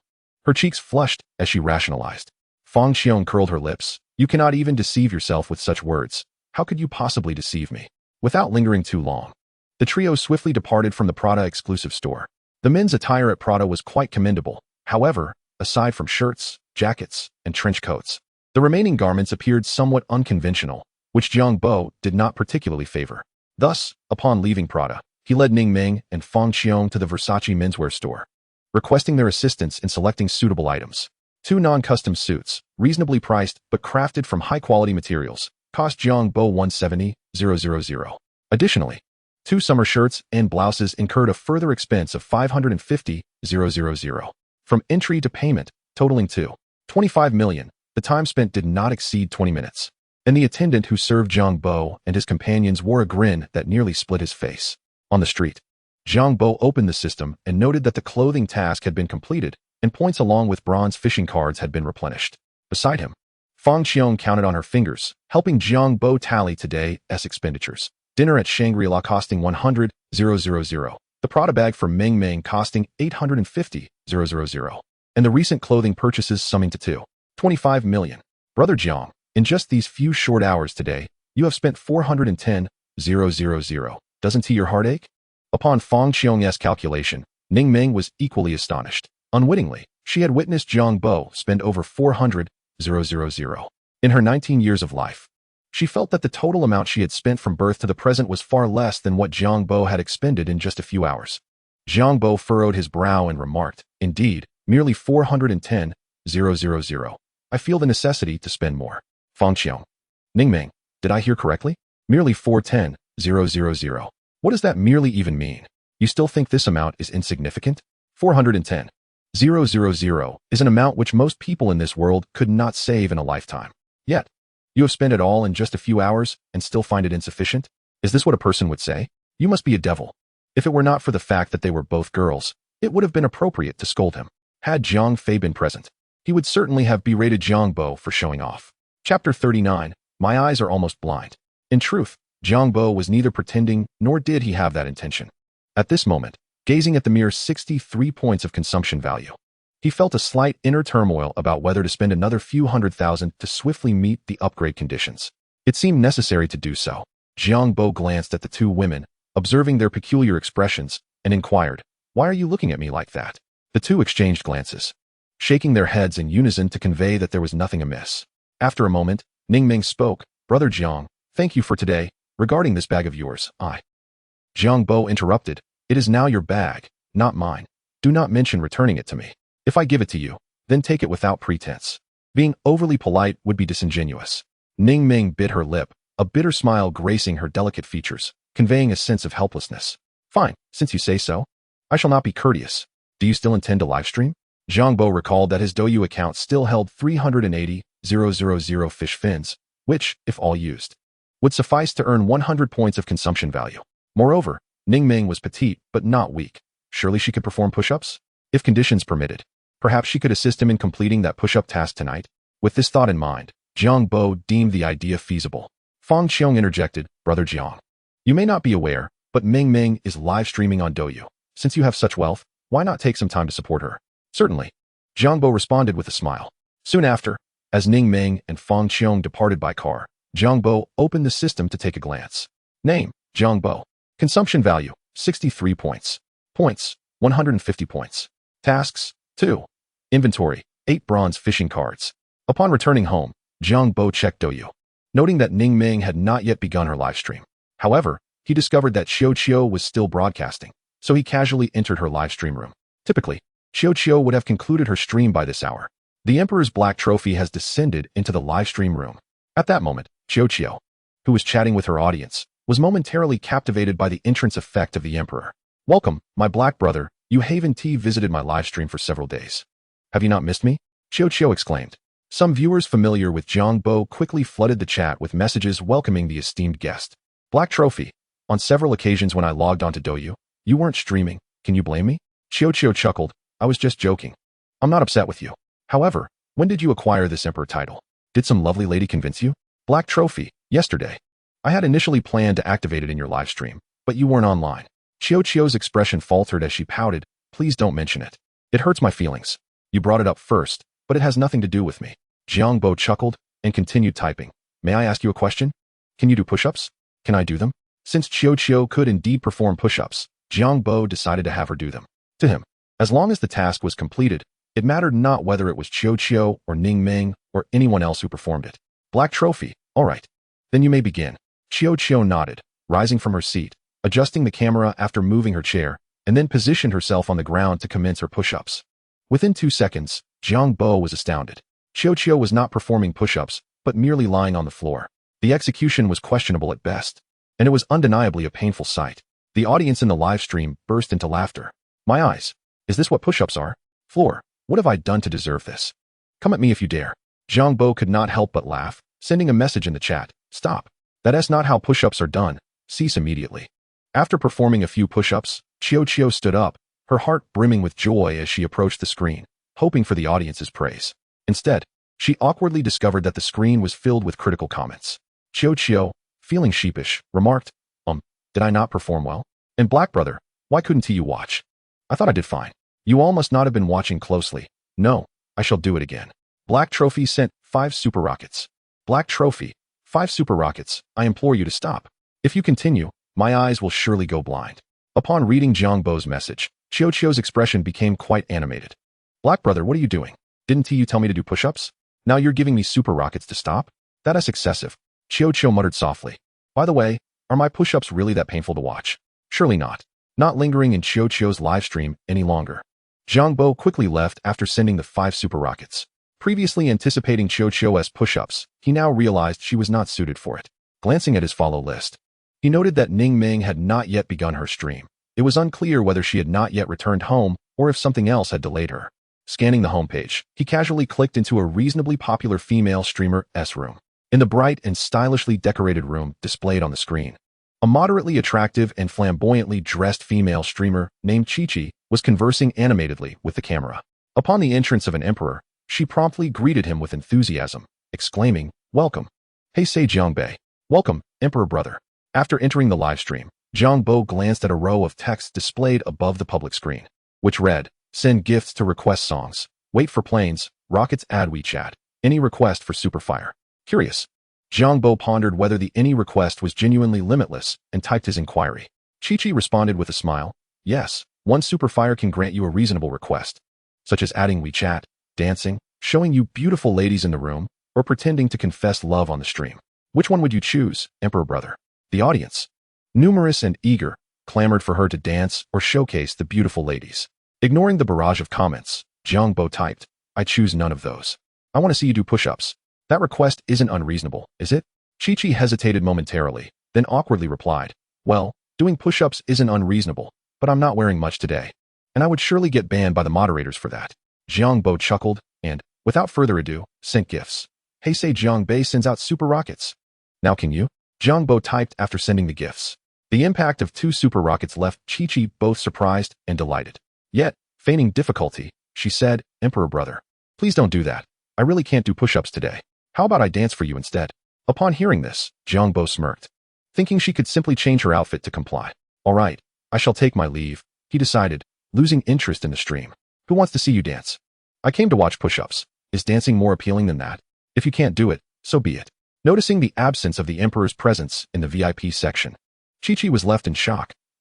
Is he leaving already? Had Jiang Bo pressed her a bit more, she might have reluctantly agreed to do the push-ups. Her earlier refusal was merely a woman's instinctive modesty, akin to a girl turning down an invitation to a hotel while secretly wishing for it. However, what Chi did not anticipate was that this Emperor's temperament differed from the usual sycophants. He simply left. This realization left her with a tinge of regret. Yet it was fortunate that she had gained 2 super fires effortlessly. In the live stream, some viewers who had hoped to see the push-ups grew discontent. The streamer is being unreasonable. The gentleman sent 2 super fires. You said any request. Push-ups are not excessive, even if you don't do them. Can't you at least strike a few poses? You are quite hard to please. Is everyone on the internet so arrogant now?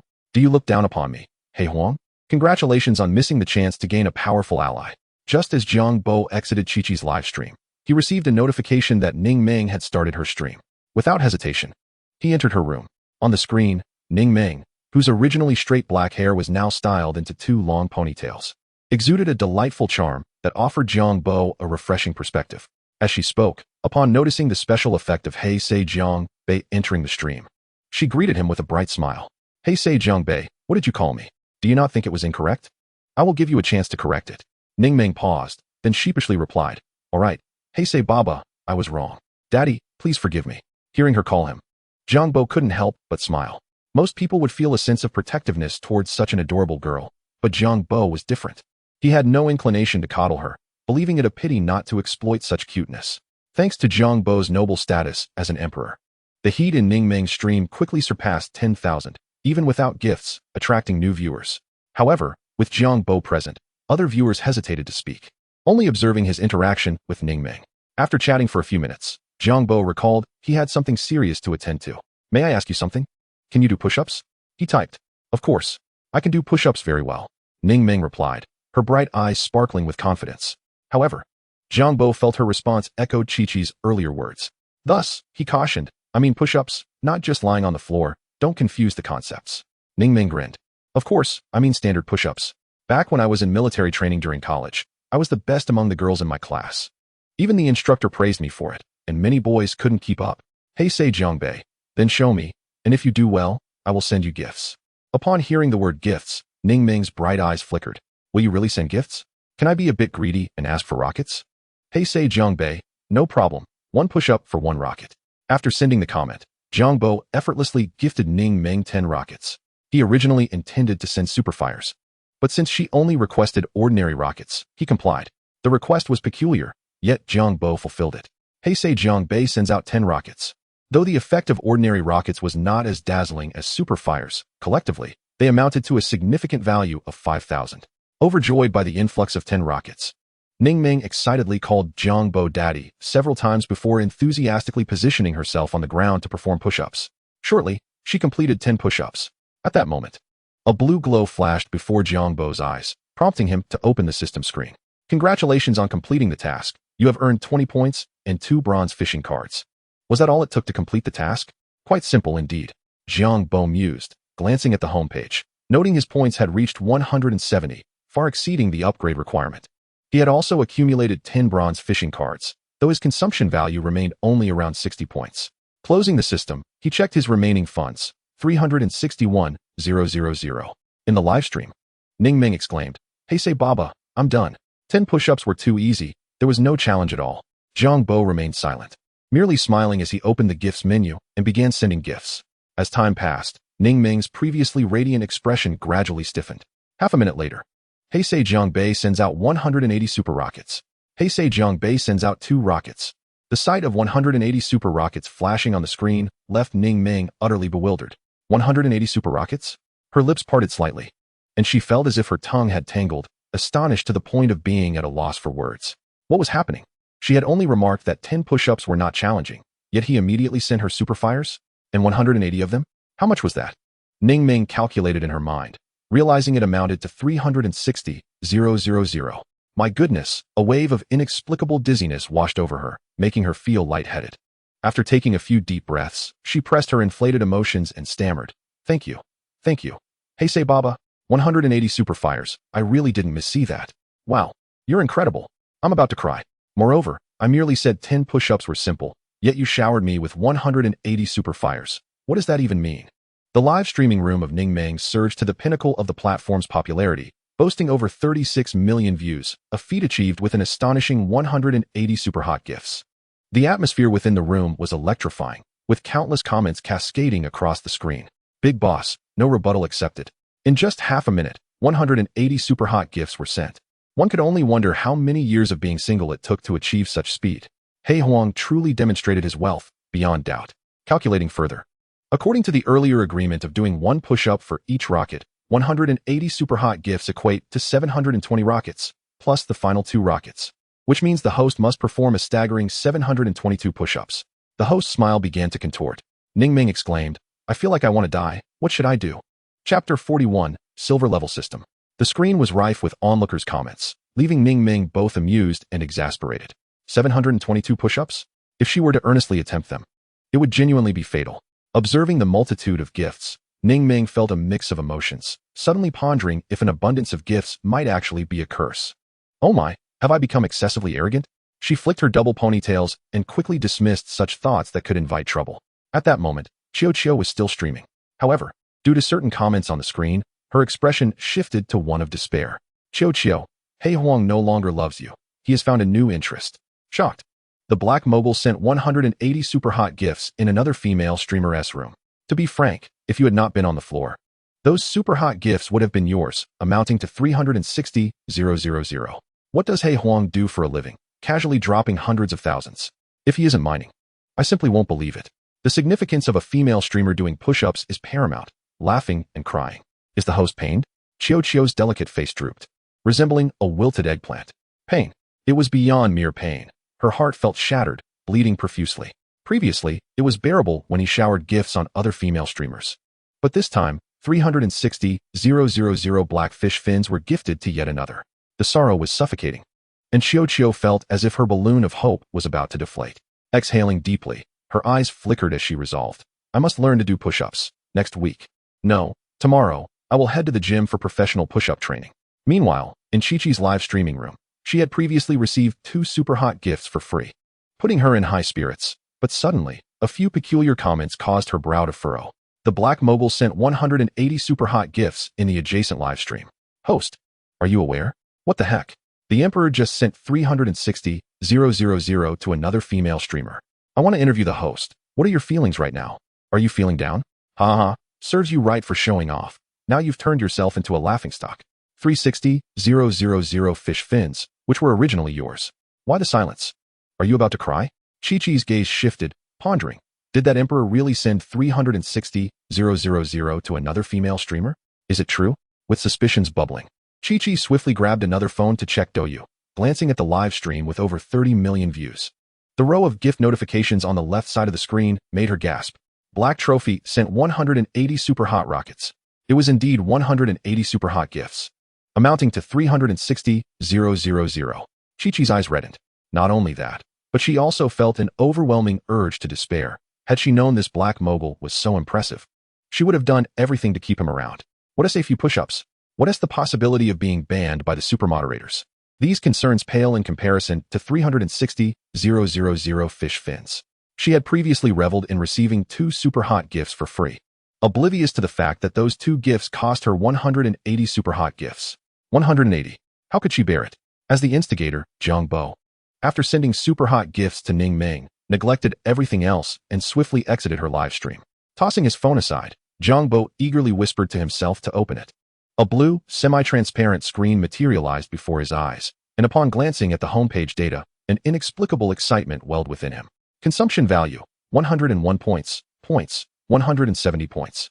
With both points and consumption value meeting the requirements for an upgrade, Jiang Bo wasted no time in deducting 100 points and 100 consumption value to initiate the upgrade.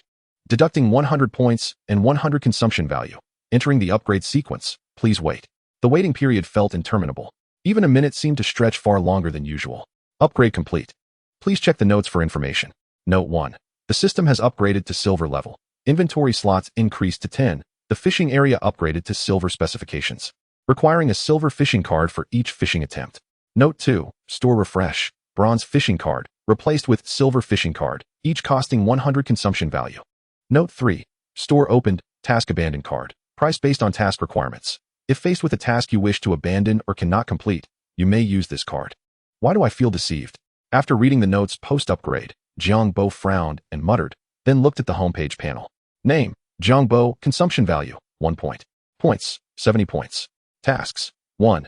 Inventory, 10 bronze fishing cards, convertible to 1 silver fishing card. Fishing, silver. Each fishing attempt requires a silver fishing card. Store, silver fishing card. Task abandoned card. After reviewing the homepage information, Jiang Bo's expression darkened, cursing under his breath. Damn it. 10 bronze fishing cards can only be converted into 1 silver fishing card for use. Had I known, I wouldn't have upgraded. Jiang Bo was exceedingly frustrated. He had been so preoccupied with upgrading that he hadn't considered the price increase for fishing post-upgrade. Now, what could have been 10 attempts at fishing could only culminate in 1. With 10 attempts at the bronze level, if luck were on his side, Jiang Bo might have garnered treasures worth over 1 million. But now, a single attempt at the silver level could result in merely fishing fins. A lesson learned. He vowed never to engage in such foolishness again. After brooding for some time, Jiang Bo finally composed himself and reassessed the post-upgrade system. It was precisely as he had anticipated. Following bronze came silver, and barring unforeseen circumstances, the next level would be gold. Entering the inventory, Jiang Bo painfully converted 10 bronze fishing cards into 1 silver fishing card. Subsequently, he ventured into the fishing area to commence fishing, consuming 1 silver fishing card for fishing. Utilizing the brief fishing time, Jiang Bo scrutinized the silver-level fishing area. The layout was similar to that of the bronze-level area, with no significant changes, save for the formerly deep and ancient gray mist now transformed into a silvery hue. It aptly reflected the essence of silver. 10 seconds later, Ripples danced across the surface of the silver pond, gradually radiating outward. Simultaneously, a line of text prompts appeared before Jiang Bo's eyes. Congratulations. You have obtained a piece of gold, which has been stored in your inventory. Chapter 42. 5. 2 million received. Gold. Jiang Bo was taken aback. After confirming his sight was not deceiving him, he hurriedly navigated to the inventory to inspect this so-called gold. You have acquired a piece of pure gold weighing 20 kilograms from the ruins. You may choose to melt it down for decorative purposes or sell it. But without an invoice, the price will generally be below the international market rate for gold, estimated at 4 million. The sheer value of 20 kilograms of gold is at least 4 million. Jiang Bo felt a rush of excitement, with veins pulsing on his forehead and his scalp tingling. After turning off the system, he took some time to calm down, still in a state of extreme exhilaration.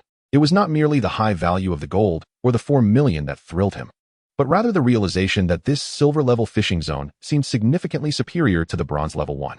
To catch a 20-kilogram gold piece on his first fishing attempt ignited his imagination. Did this imply that every subsequent fishing endeavor could yield equally valuable items? Though it felt somewhat improbable, he allowed himself to hope.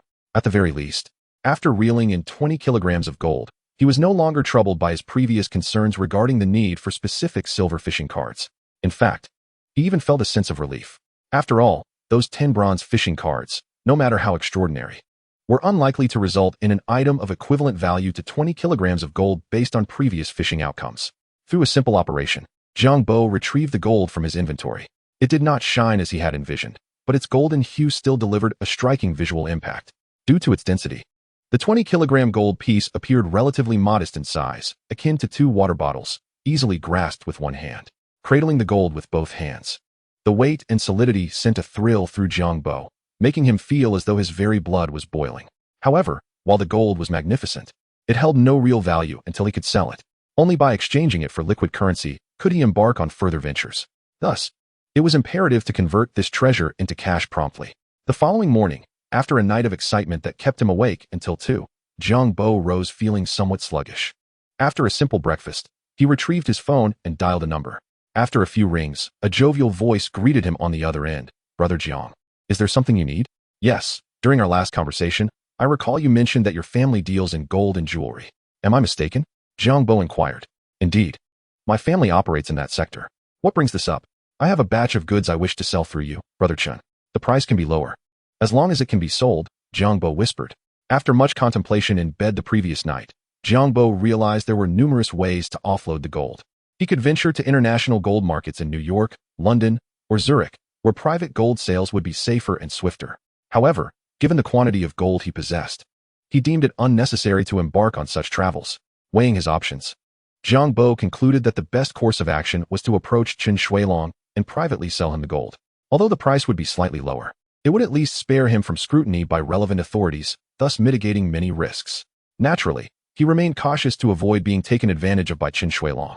However, based on their previous interactions, Chen Shuilong did not seem to be lacking in the millions required, and with the pride of a successful individual, it was unlikely he would compromise his integrity to deceive Jiang Bo. Chen Shuilong expressed interest. Oh? Please elaborate. What do you have? Pure gold, Jiang Bo replied. And how much? 20 kilograms, he stated.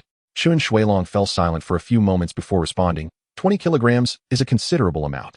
I assume you do not have an invoice for this batch?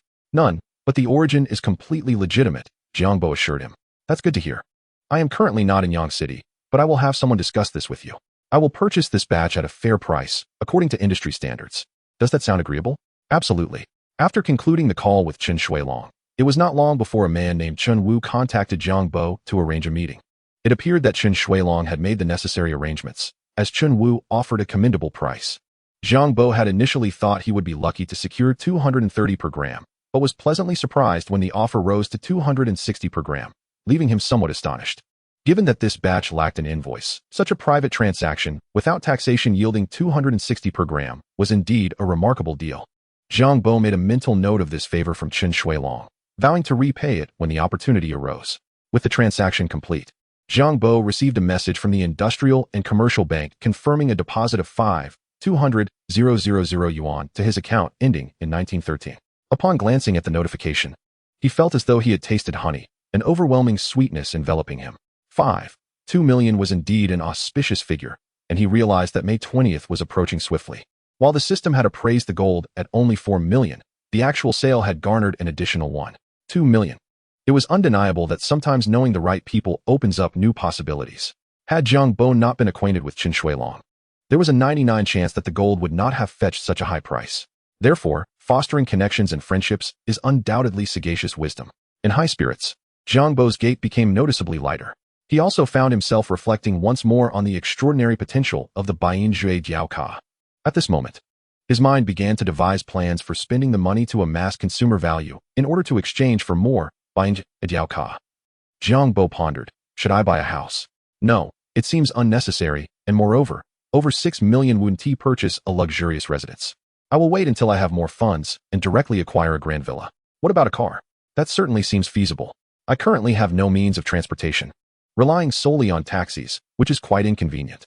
Jiang Bo's thoughts had yet to expand beyond the notion of purchasing a car or a home. Oblivious to the myriad of joyous experiences life has to offer beyond material possessions.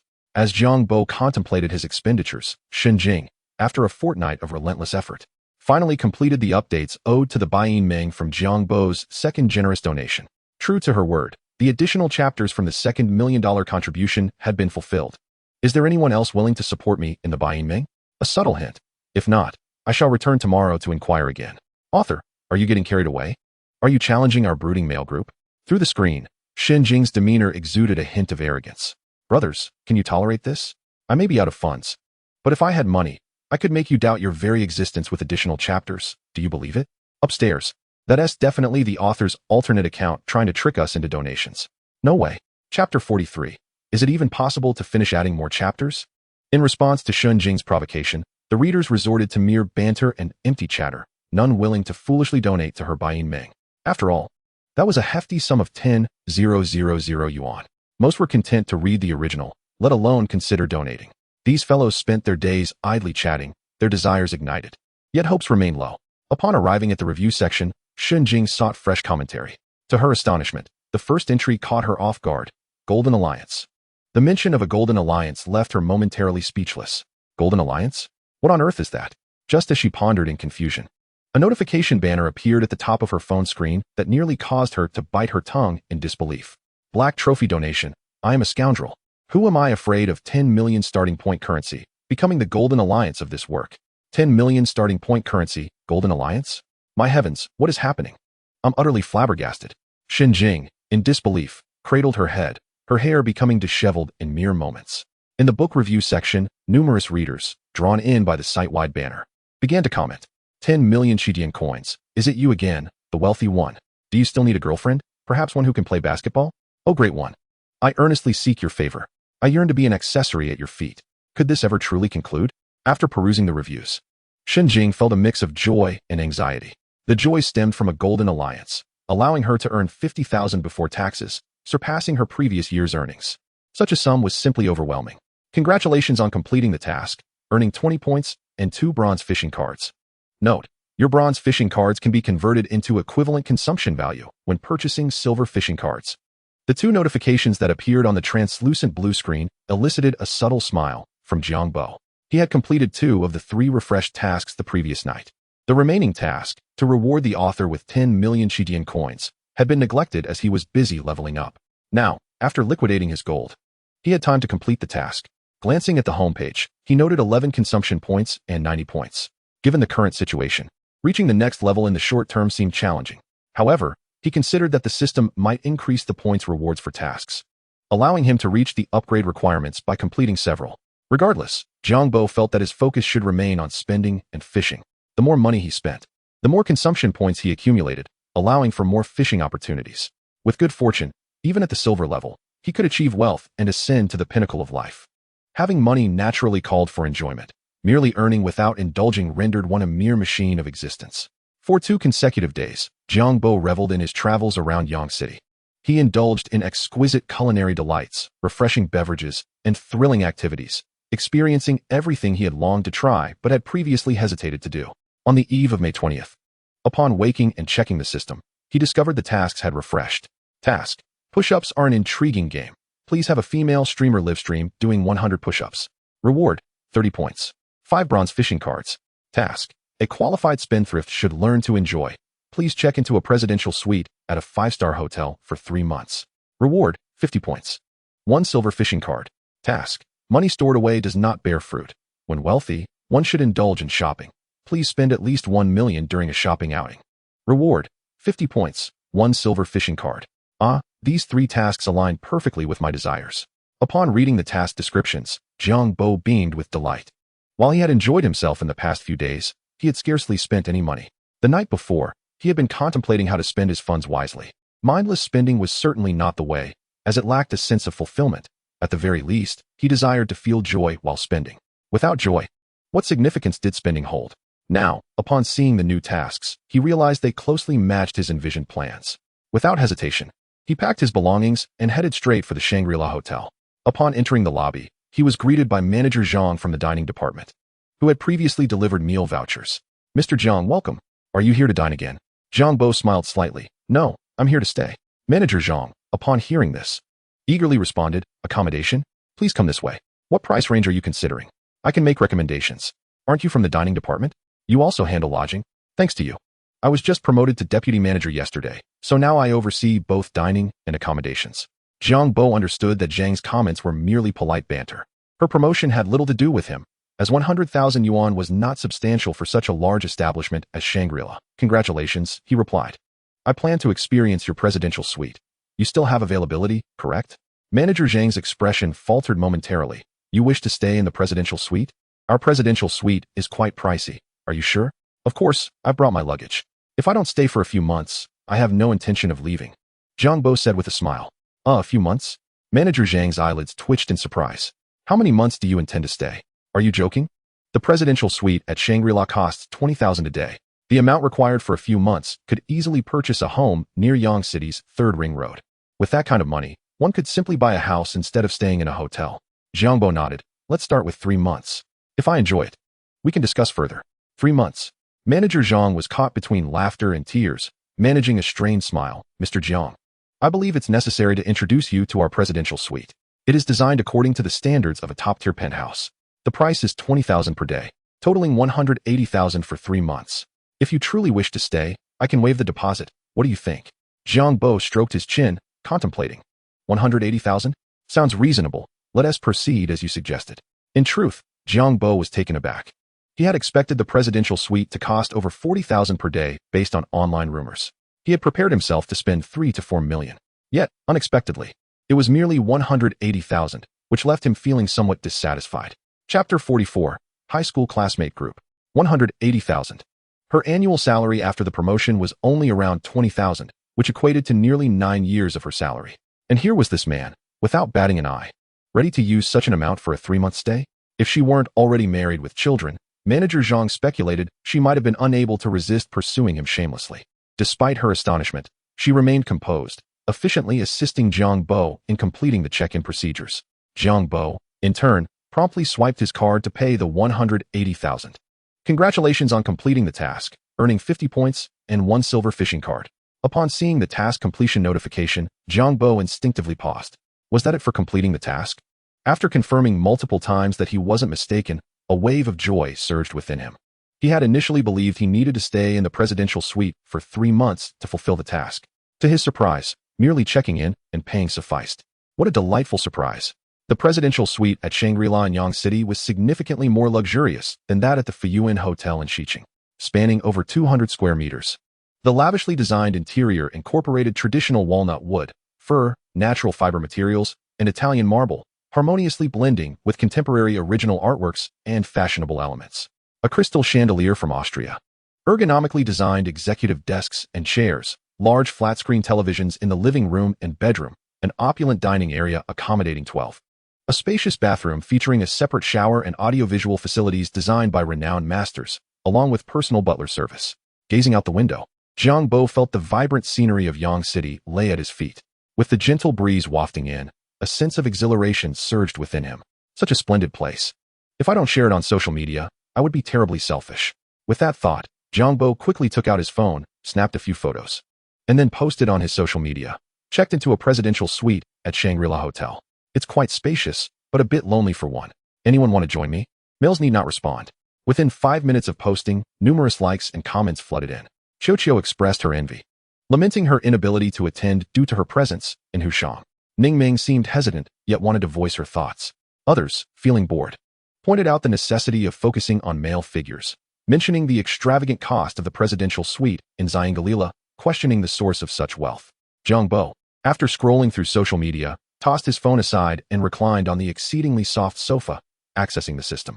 He found himself in possession of 1 silver fishing card and 2 bronze fishing cards, amounting to a consumption value of 191 points, which allowed him to convert them into 3 silver fishing cards. Without further ado, he promptly exchanged them and proceeded to the fishing zone. Embarking on a sequence of 3 fishing attempts, he implored the system for good fortune. The duration of consecutive fishing attempts far exceeded that of solitary ones. Approximately a minute later, the pond shimmered with silver mist, producing ripples across its surface. Soon after, 3 lines of prominent text materialized before Jiang Bo. Congratulations. You have acquired 230,000 fish fins. Congratulations, you have obtained a misfortune registration card. Congratulations, you have gained 650,000 fish fins. Is that all? What a trivial outcome. He mused, frustrated with the system. After 2 fishing attempts yielding fish fins, Jiang Bo's demeanor darkened. Nevertheless, accumulating 880,000 fish fins was sufficient for him to showcase his prowess online. He navigated to his inventory to inspect another item. Misfortune registration card, a card from the world of fortune. Usage: write the name of anyone you wish to see suffer misfortune along with your desired ill fate, and misfortune will automatically befall them. Scenarios include slipping downstairs, getting hit by a vehicle, falling into a sewer, etc. Note: a maximum of 3 misfortunes can be assigned, and none will be fatal. This item intrigued him, and he contemplated how to deal with those who dared to provoke him. With a raised eyebrow, Jiang Bo reveled in his thoughts. After closing the system, mealtime approached. After a brief scroll through Douyin, he logged in to find the high school group buzzing with excitement. Upon entering, he discovered that his former class monitor, Hu Xiaoming, was getting married. He quietly observed the lively exchanges among his classmates, feeling somewhat bored. Just as he contemplated exiting the chat, a female classmate named Lu Baobao suddenly shared a Douyu livestream link, inviting everyone to join in. The group erupted with enthusiasm. Oh, Lu Baobao has become a streamer. How impressive. She has been streaming for 6 months, didn't you know? Baobao, I adore you. Will you be my girlfriend? How enviable. I hear Lu Baobao earns 30,000 a month. Lu, the beauty, I have a single friend. Could you adopt him? In the rain-drenched city over 100 kilometers from Yangcheng, Lu Baobao sat at her desk in her bedroom, simultaneously streaming and checking her phone. The group continued to buzz with excitement. Here I am earning a mere 3,000 a month, quietly watching you flaunt, someone lamented. I can't believe this is real. Another added. Jiang Bo, relishing the lively atmosphere, promptly chimed in. Many female streamers do push-ups now. Lu Baobao, can you do them? I want to see you perform push-ups. Lu Baobao glanced at the chat log, feeling somewhat exasperated. Seriously? Is this considered showing off? I can actually do push-ups. For every airplane sent, I will do 1 push-up. Who's in? A classmate inquired. How much for 1 airplane? $100, she replied. We're classmates. Can't you let me do it for free? $100 is half a month's worth of instant noodles, another lamented. Chapter 45. Hee, that's it. Upon reading Lu Baobao's message, Jiang Bo's interest was piqued. Can you really do push-ups? He thought with a mischievous smile. He replied, if someone sends you 100 airplanes, can you accomplish 100 push-ups? Lu Baobao scrutinized the chat and recognized Jiang Bo's name. Back in high school, his physique and looks had yet to mature. He had an ordinary appearance. And during those naive teenage years, he admired her beauty and charm from afar, harboring a crush since freshman year. After the college entrance examination, he finally gathered the courage to confess his feelings, only to be rejected by Lu Baobao. This rejection marked the only time Jiang Bo had ever actively pursued a girl, shaping his subsequent interactions with women. After that incident, they lost touch. Lu Baobao was unaware of Jiang Bo's transformation, yet she held no ill feelings towards her former admirer. As for push-ups, she was confident in her abilities, not anticipating anyone in the group would send airplanes for that purpose. But she wanted to keep her options open. Jiang Bo's smile widened. Receiving Lu Baobao's affirmation, he wasted no time. He accessed the Douyu platform through the link she provided and entered her livestream room. 7 or 8 years later, Lu Baobao remained as stunning as ever, if not more so. Her brown, permed hair was tied back in a ponytail, and she wore a turtleneck shirt, her delicate face adorned with a light foundation that evoked a blend of purity and professionalism. She likely refrained from wearing revealing clothing due to the presence of her boyfriend, Jiang Bo mused, relieved that her appearance had not deteriorated. Otherwise, His previous confession would have become an embarrassing memory. He swiftly opened the gift bar and selected the airplane option, clicking to send. With Jiang Bo's speed, he completed the transaction of 100 airplanes in mere seconds. In the livestream room, Lu Baobao, battling fatigue from a poor night's sleep, was surprised to see a flurry of airplane effects on the screen, momentarily bewildered. Thinking it a mirage, she rubbed her eyes, only to confirm it was indeed real. Black Trophy sent 100 airplanes. Lu Baobao found this astonishing, exclaiming in disbelief, "Who just sent me 100 airplanes?" Her query ignited a frenzy in the group chat.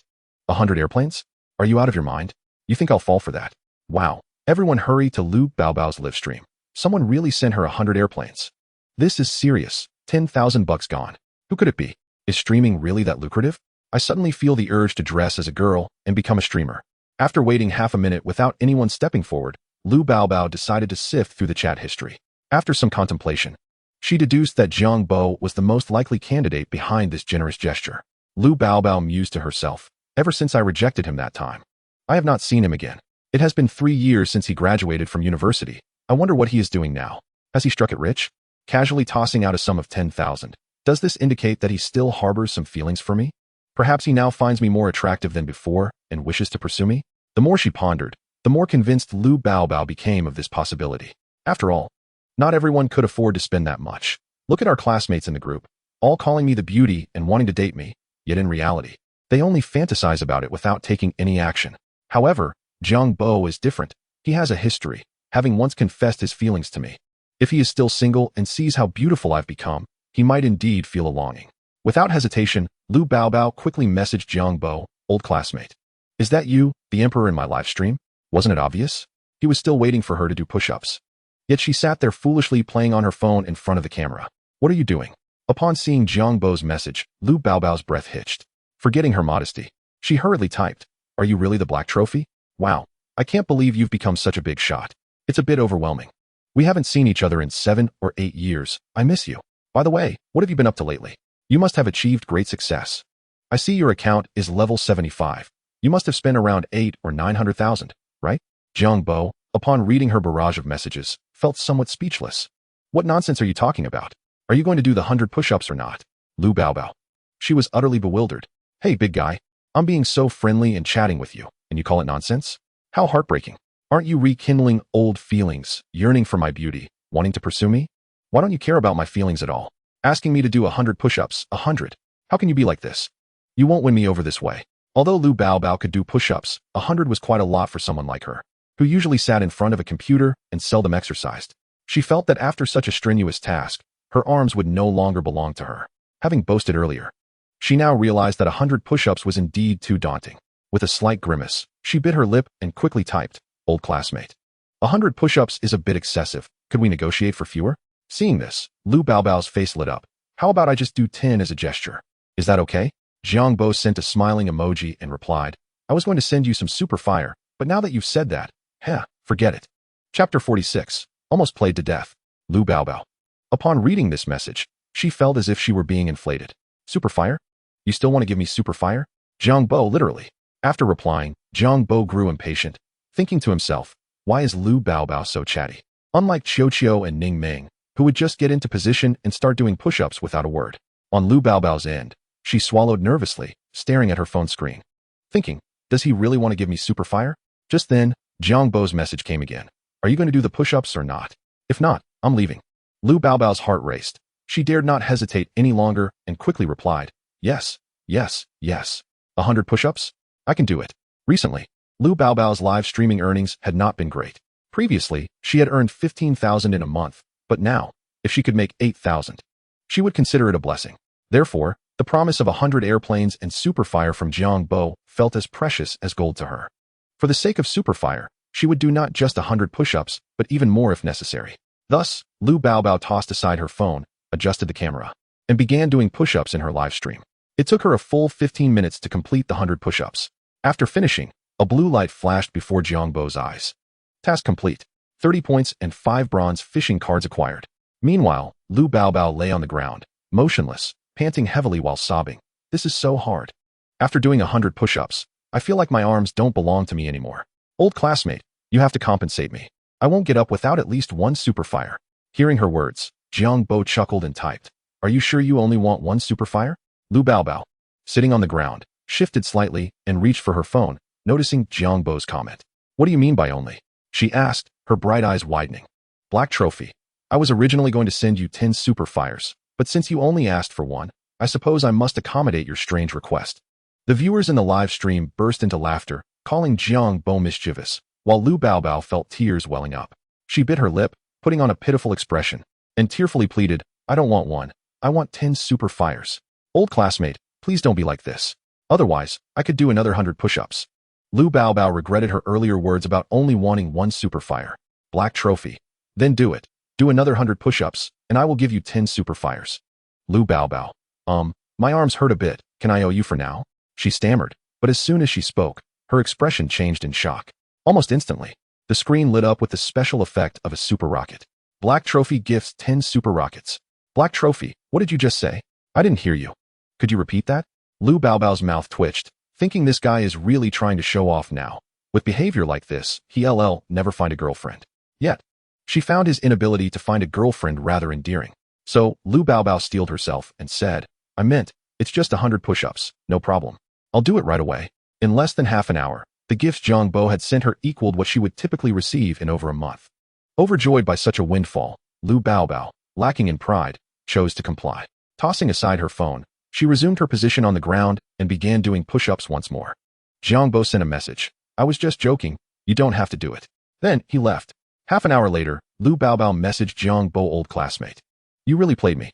Having already ended her live stream, she stared intently at her phone screen. Jiang Bo, what happened? What happened? Lu Baobao grimaced. How can you even ask? If you were just joking, you should have said so earlier. Why wait until I started doing push-ups to mention it? Who would see that? My body is already weak. 100 push-ups is my limit, and now you want me to do another 100. Moving her body, she discovered it wasn't just her arms that hurt. Her entire body felt as if it were splitting apart. Push-ups are so difficult. Taking a deep breath, Lu Baobao could no longer type and resorted to voice messages. How can you make me do push-ups when I'm this cute? My whole body aches now. I feel terrible. So what now? Shouldn't you compensate me with 10 or 8 superfires? Jiang Bo, are you still thinking about doing push-ups? Lu Baobao's face darkened, her heart filled with resentment. I must tell you that speaking in such a manner will make it impossible for you to find a girlfriend throughout your life. Let us put that aside for now. After concluding the conversation with Lu Baobao, Jiang Bo once again accessed the system to take a look. His points had reached 170. With a consumption value of 14. He possessed 850,000 fish fins, 14 million Chidian coins, and 5 bronze fishing cards, equivalent to a consumption value of 50. There remained one task, to spend 1 million during a shopping trip. Spending 1 million in one shopping outing? It didn't seem too difficult. Purchasing some jewelry, clothes, and handbags might suffice. The following day, May 20th, a peculiar day that was not a holiday. After rising early, Jiang Bo enjoyed the complimentary breakfast delivered by the hotel staff, originally intending to go shopping. However, upon stepping outside and observing the flow of traffic on the street, coupled with his solitary and impoverished appearance, he felt somewhat out of place. Perhaps he should buy a car first. After all, he could be considered wealthy now, and not having a vehicle seemed rather inconvenient. Jiang Bo pondered, yet remained uncertain about which car to purchase. He pulled out his phone and searched online to see if any car exhibitions were happening in Yangqing today. To his delight, there was indeed a car show taking place at the Yangqing International Auto Exhibition Center. Chapter 47. Encountering Teacher Peng at the car show. He quickly arrived at the exhibition center by taxi. After purchasing a ticket and entering, he unexpectedly encountered an acquaintance. Dressed in a mid-length dress with a cinched waist featuring alternating orange and white stripes, it reached the knee of Peng Wanzi. Her already slender waist appeared even more delicate, accentuated by her white high heels, which complemented her fair and elongated legs, imparting her an air of elegance and sensuality. With her dark, slightly curled hair and an aloof expression on her finely crafted face, she exuded an aura that was almost untouchable. Jiang Bo. As Peng Wanzi spotted him, she was adjusting her shoulder bag to hug it close. Initially doubting her eyes, she approached and confirmed it was indeed him. Teacher Peng, you're here to look at cars as well? Jiang Bo greeted her. Peng Wanzi fluttered her long eyelashes and replied with a smile. I merely came to alleviate my boredom, to enjoy the atmosphere of the car show and glance at some vehicles while passing the time. What about you? Although she had considered buying a car, she ultimately deemed it unnecessary.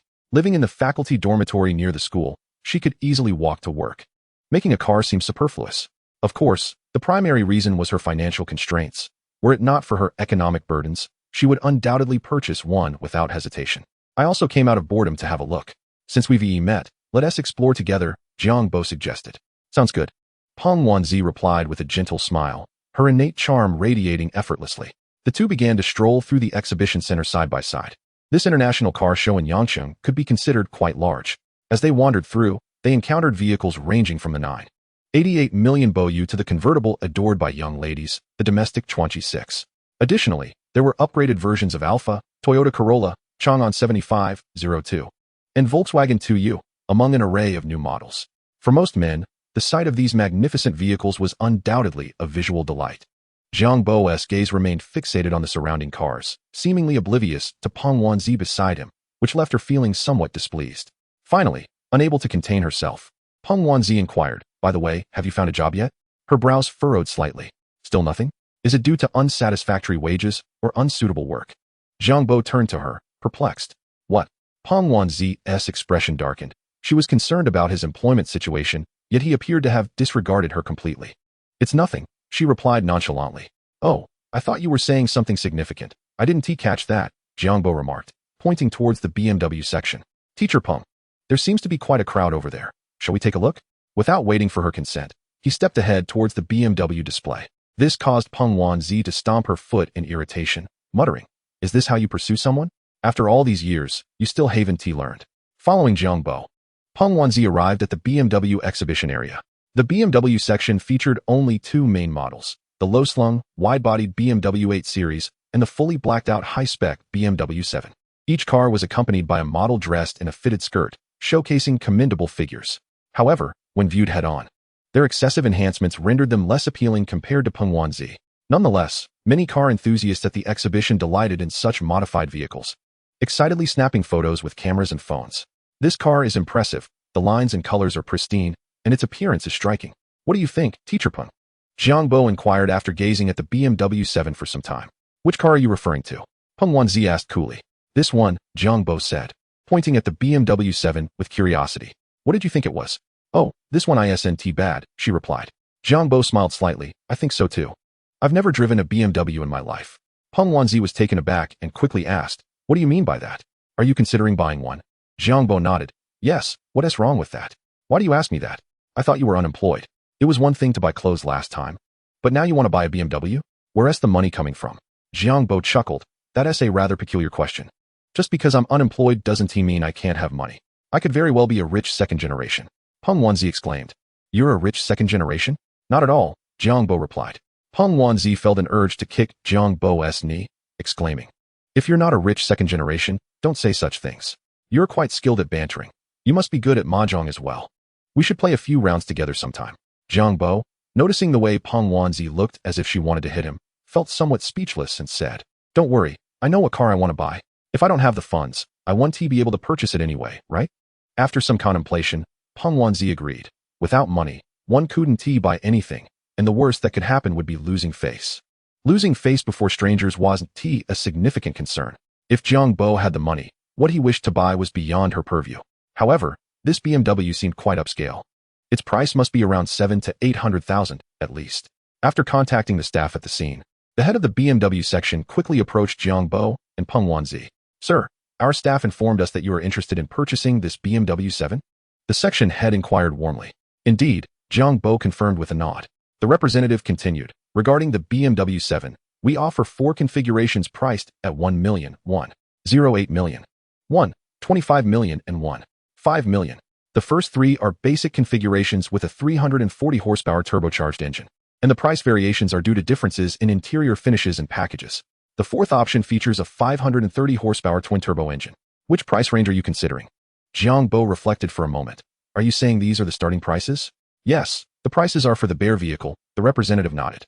"If you find the paperwork cumbersome, we can assist you with the processing." Jiang Bo asked, "What would the total cost be for the 1.5 million model?" The representative replied, "Including purchase tax, luxury car tax, insurance, usage tax, and registration fees, it would be approximately 1.82 million. Since it's not an imported vehicle, there's no value-added tax, but due to the bare vehicle price exceeding 1.3 million, a 10 luxury car tax is applicable. Comparatively, the 1.25 million model is more cost-effective." However, Jiang Bo has a penchant for high-displacement vehicles, and at present, He is solely focused on spending money to accumulate consumer value.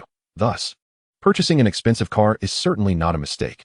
With a smile, Jiang Bo stated, "Very well, I shall take the model with a displacement of 4. For liters. Please assist me with the paperwork as well. When can I collect the vehicle?" The person in charge replied, "The earliest would be 3 days from now."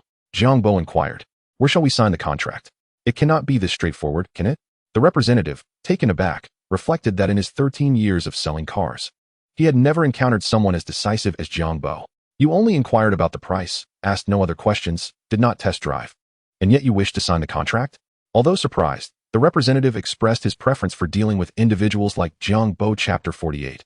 "If you like her, go ahead and take out a loan." The representative's face was adorned with a broad smile as he said, "Our office is over there. Please follow me." As the representative led the way, Peng Wanzi hurriedly remarked to Jiang Bo, "Have you lost your mind? Even if you are buying a car, there is no need to spend so extravagantly.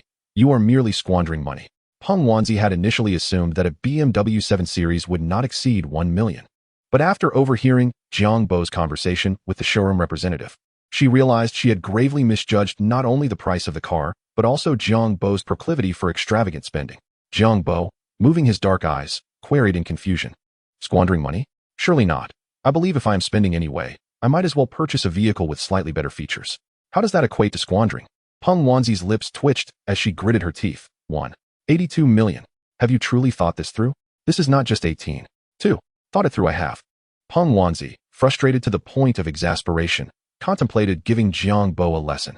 Yet, she realized that perhaps she was overstepping her bounds. After all, he had already graduated from university, and it seemed somewhat inappropriate for her to nag him.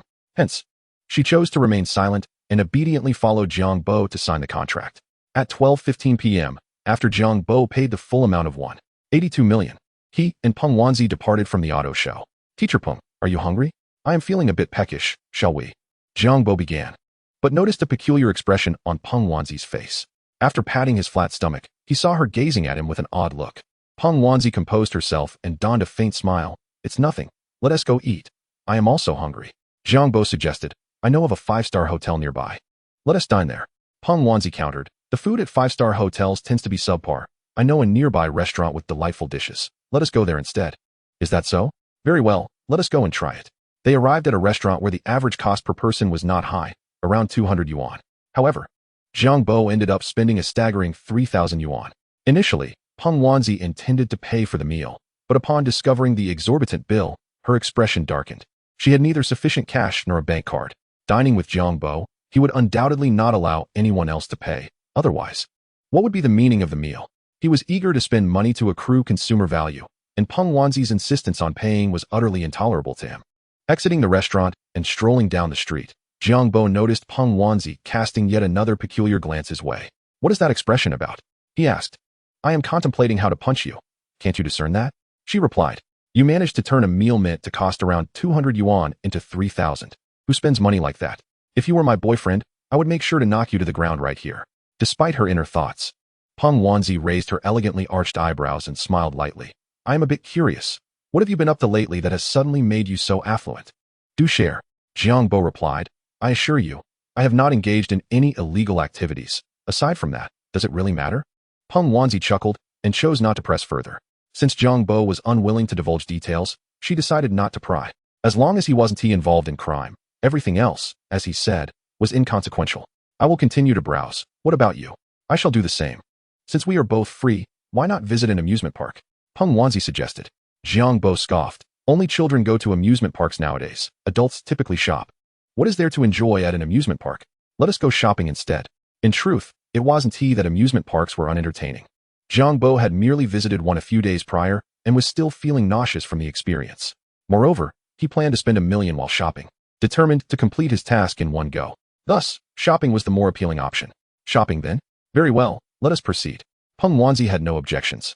As long as she had company to pass the time, she would be content regardless of the destination. They arrived at the Yangqing New Century Shopping Center. Just a few steps from the car, a well-dressed young man rushed up to Peng Wanzi, holding a bouquet of flowers. "Wanzi, you finally arrived. Wang Jiao and the others mentioned you were shopping. I've been searching for you." The young man exclaimed. "What do you want with me?" Peng Wanzi's brows knitted together. "Isn't today the 520 festival? I brought this for you, hoping you will like it." He extended the bouquet of roses toward her. Jiang Bo observed silently from the side. Certain that this young man could not possibly appeal to Peng Wanzi. She favored mature and composed men, while this fellow reeked of impatience, far from her type. Temporary task assistance. Your teacher Peng harbors no fondness for the young man before her, yet he persists in his pursuit. Please assist her in dismissing this suitor. Reward, 1 silver fishing card. Can tasks like this be triggered? Jiang Bo pondered, blinking. To be honest, he generally refrained from engaging in actions that would antagonize others without any gain. However, with a silver fishing card at stake, he decided to begrudgingly take action. Wanzi, I truly have feelings for you. I understand that it may be difficult for you to accept me right now, but in the future. The young man's words were interrupted by Jiang Bo's voice. It will be even more difficult in the future. Who are you? The young man squinted at Jiang Bo. His eyes filled with hostility. Jiang Bo glanced at him and turned to Peng Wanzi. Who is this person? A colleague from school, she replied. Is he pursuing you? Peng Wanzi's expression twitched, feeling a surge of annoyance toward Jiang Bo. You scoundrel. You know very well, and still choose to stir up trouble. Do you not have enough chaos already? With a darkened expression, she wished to remain silent, but the young man introduced himself. I am Luo Yuhang, friend. What is your name? Jiang Bo regarded him. So you are pursuing her? Luo Yuhang, uncertain of Jiang Bo's intentions, chose to respond affirmatively. Yes. Jiang Bo suddenly laughed. My friend, it is the year 2023. You still think giving roses is an acceptable way to woo someone? Wake up. That is a tactic from the last century. If you genuinely wish to court a girl, you should be willing to spend money on her. Luxury bags, designer clothes, perfumes, shoes, cosmetics. You might even consider gifting her a luxury car or a villa. As he spoke, Jiang Bo scrutinized Luo Yuhang from head to toe, disdainfully stating, what do you think these roses amount to? Don't tell me you consider this romantic. That is just pathetic. Luo Yuhang's expression soured as he frowned. Who exactly are you? Jiang Bo retorted, what does it matter who I am? I am not finished yet, so do not interrupt. If you truly care for a girl, and you are unwilling to spend a few $100,000 on her, can you truly claim to love her? Or are you merely after a fleeting romance? Luo Yuhang's eyes twitched violently. What the hell, a few $100,000? Do you think everyone is the son of a billionaire? My annual salary barely reaches 100,000 kwai. A few million could sustain me for decades. Where would such money come from? Jiang Bo added, if you lack funds, simply take out a loan. Once you have her in your grasp, let her assist you in repaying it. Chapter 49, Shangnair. Peng Wanzi struggled to suppress her laughter. Jiang Bo was quite the character. How had she never noticed his sharp tongue before? Although his words were rather harsh, she found them surprisingly amusing. Luo Yuhang's expression darkened as he exclaimed, are you out of your mind? Taking out a loan to pursue a woman? I'm not foolish. Only someone deranged would do such a thing. Jiang Bo smirked. Look at yourself, unable to maintain your composure. The moment I chide you, you become indignant. Such childish behavior. How could someone like you ever deserve a mature and gentle woman like Wanzi? Tell me. As he spoke, Jiang Bo turned to Peng Wanzi, raising an eyebrow. Wanzi, do you prefer a mature and composed man like me, or someone as immature as him? Peng Wanzi rolled her eyes playfully at Jiang Bo, thinking to herself how ridiculous his pretentiousness was. Yet, to escape Luo Yuhang's persistent advances, she played along with a charming smile. Of course, I prefer a mature man like you. By the way, you mentioned buying me a bag worth 200,000. Will you keep your word? Jiang Bo was taken aback, looking at Peng Wanzi in astonishment. Here I am, acting for you, and you're taking advantage of me? Is it really that easy to escalate matters? Nevertheless, 200,000 is a trivial sum. I plan to spend 1,000,000 while shopping later anyway. Jiang Bo laughed heartily. 200,000? You're only scratching the surface. Our goal is to spend 1,000,000. If we don't manage to do so, I'll have to chop off your hand. Peng Wanzi retorted. Can you not be so pretentious? Hearing this, Luo Yuhang erupted with anger. He took a deep breath and lamented. Peng Wanzi, I never imagined you would be such a materialistic and realistic woman. I must have been blind. With that, he shot Jiang Bo a furious glare, tossed the bouquet of roses aside, and stormed off. How dare he glare at me? Jiang Bo felt displeased, contemplating whether to let Luo Yuhang experience a stroke of misfortune. Wait, when did I become so ruthless? Just because someone glares at me, I shouldn't wish them harm. Congratulations. You have completed the task and received a silver fishing card, which has been added to your inventory. By helping Peng Wanzi rid herself of Luo Yuhang, Jiang Bo successfully acquired what he desired. Closing the system, Jiang Bo turned to Peng Wanzi and said, So, how was my performance? Peng Wanzi, with her bright eyes sparkling mischievously, replied, Your acting was commendable. Even the Oscars owe you a little golden statue. However, your eloquence is far superior. It would be a shame if you didn't pursue a career in sales. Jiang Bo chuckled. I am a law-abiding citizen. I dare not engage in any illegal activities that endanger society. Peng Wanzi smiled warmly. Look at you, so confident. Are you still going shopping? Jiang Bo held his head high. Of course. I still need to spend $1 million. After all, I just spent $82 million at the car exhibition center. Anyone would feel the pinch, right? However, Peng Wanzi thought differently. As they entered the shopping mall, they attracted the attention of many passers-by. To be fair, disregarding everything else. They made quite the striking couple. He was handsome, and she was tall and graceful, easily leading to misunderstandings.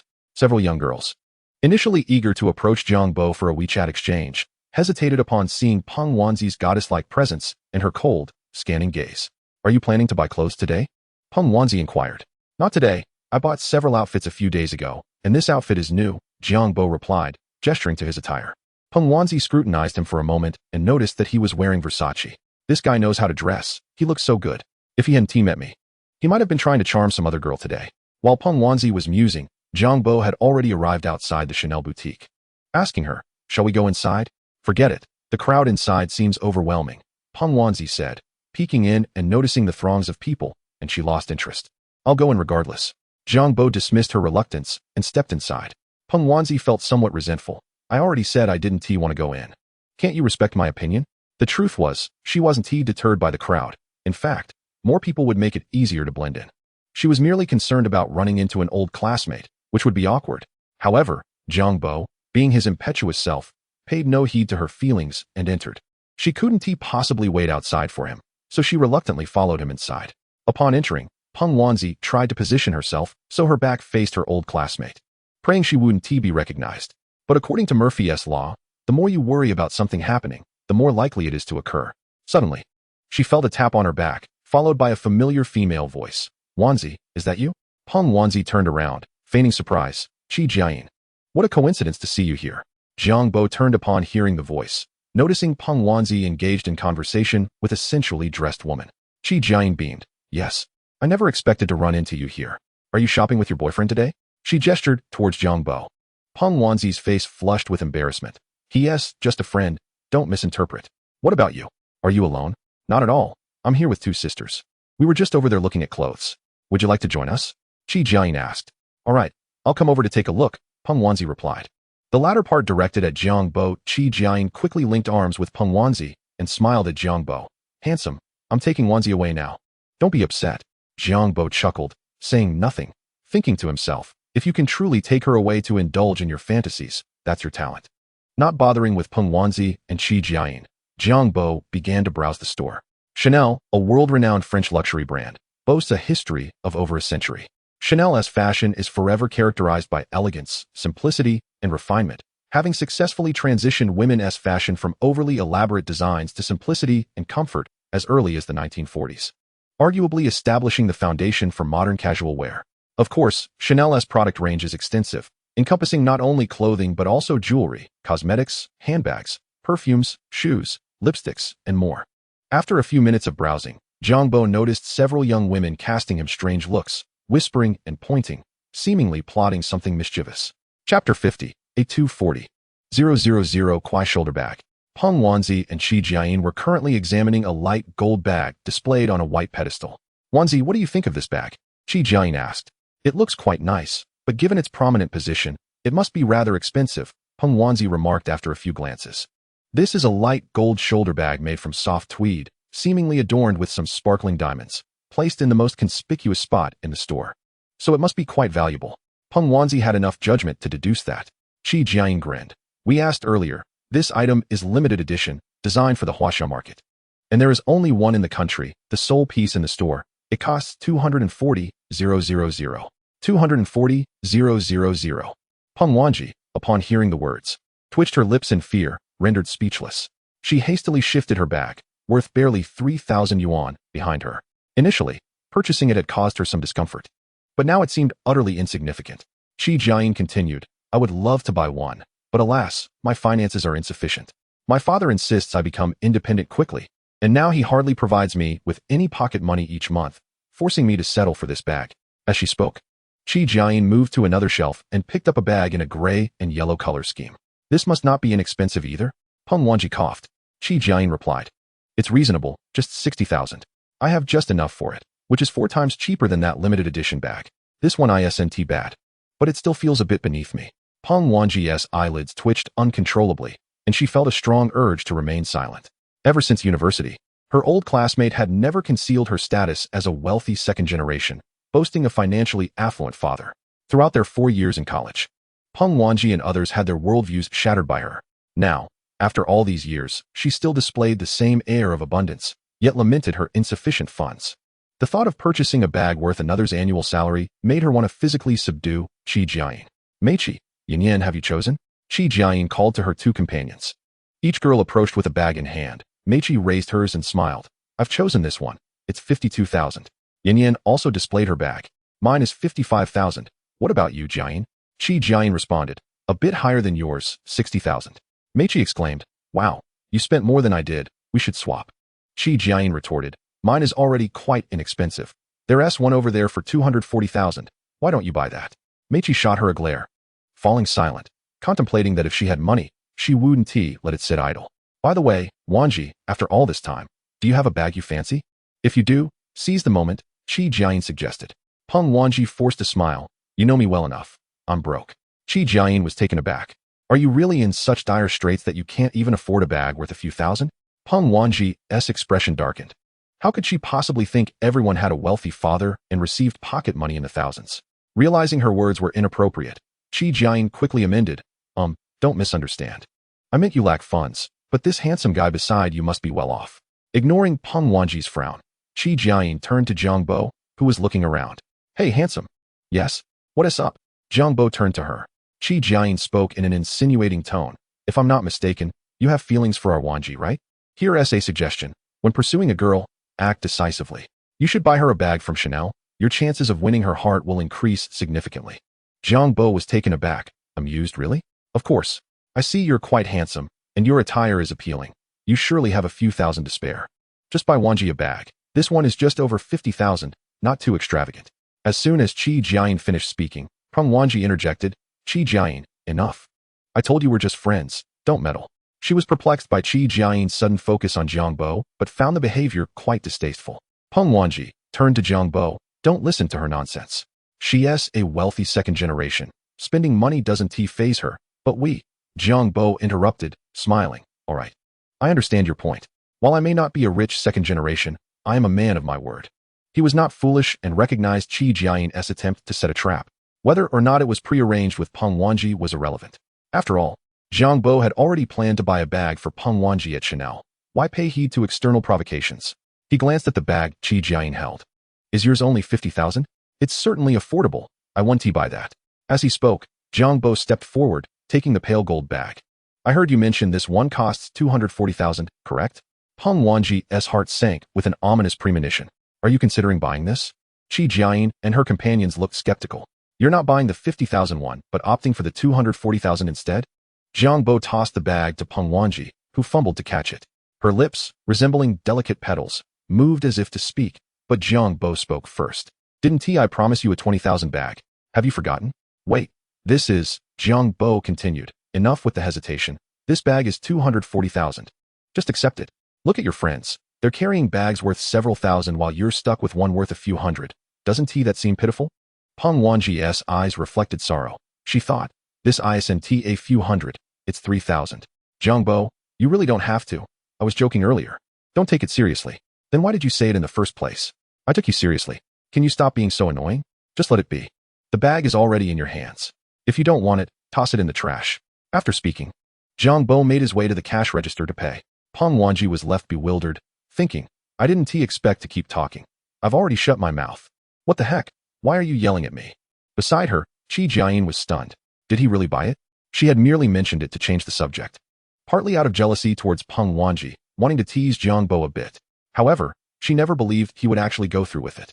After all, 240,000 was a sum her own affluent family had never spent on a bag, with her own purchases maxing out at around 100,000. Even with money, one would think it wise to deliberate. Yet Jiang Bo was unexpectedly straightforward, leaving her incredulous and curious about his true identity. As Jiang Bo felt pleased with his spending, he noticed Peng Wanji's peculiar gaze and felt a slight discomfort. Could you refrain from looking at me with such an eerie expression? He remarked. Hearing this, Peng Wanji softened her gaze slightly, asking in a somewhat endearing manner, 240,000, you truly just gifted it to me? Jiang Bo rolled his eyes, thinking, why do women always have so much to say? I've paid for it, and you have it now. Isn't that enough? Disinterested in further conversation, he strode out of the Chanel boutique. Qi Jiayin and the others approached, enviously exclaiming, Wanji, you're so lucky to have met a guy willing to spend money on you. My boyfriends have always been the ones I financially support. To be honest, while she had felt a twinge of jealousy towards Peng Wanji earlier, she now felt overwhelmingly envious. In today's society, finding a good man was challenging. Finding a handsome one who was willing to spend on a girl was even rarer. Yet, here was Peng Wanji with one right beside her. Peng Wanji frowned, shooting Qi Jiayin a glare. You should be ashamed. You were just trying to stir trouble earlier. Caught off guard, Qi Jiayin awkwardly replied, I just wanted to see if he genuinely likes you. If he is willing to spend money on you. It shows his intentions are sincere. You should consider it. Consider what? You are driving me insane. Peng Wanji retorted, stepping out of the boutique. 240,000. I'm still trying to recover from the shock. That amount is equivalent to several years of my salary. And just like that, it's gone. Previously, Jiang Bo spent 182 million on a car. Although Peng Wanji felt a twinge of sympathy, it was somewhat limited. However, now that Jiang Bo has spent 240,000 on her, that feeling has been magnified infinitely. It is not merely sympathy, her heart aches as well. Qi Jiayin and the other two girls had no plans and simply followed Peng Wanji out of the boutique, trailing behind Jiang Bo as he stepped into a Rolex store. Peng Wanji inquired, what else do you intend to do? Jiang Bo replied, what do you think? Buy something, spend money, what else could it be? He shot her a blank look, speechless.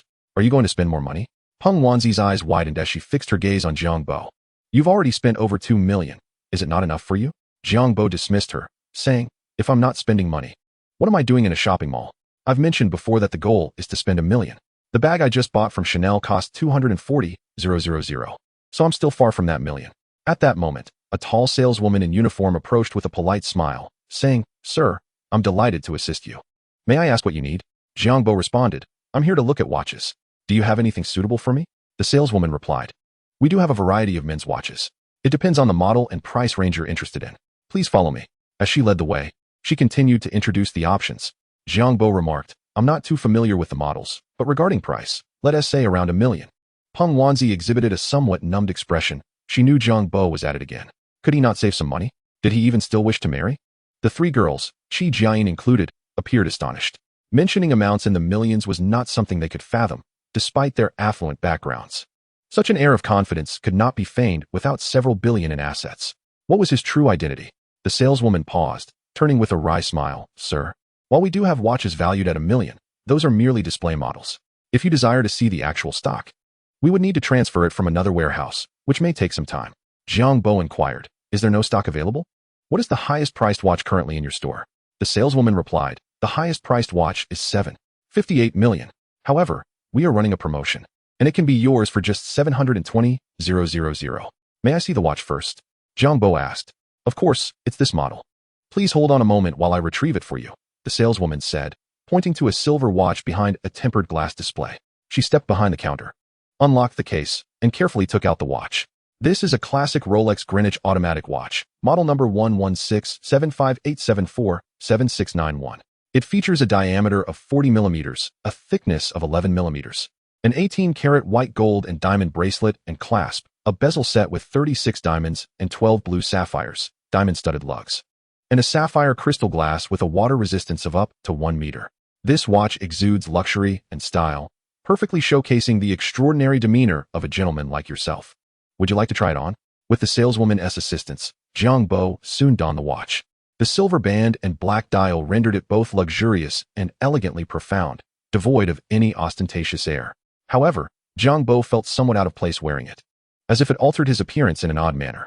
The weight of the watch on his wrist felt unfamiliar. Nevertheless, he acknowledged that simply wearing it conveyed an air of sophistication.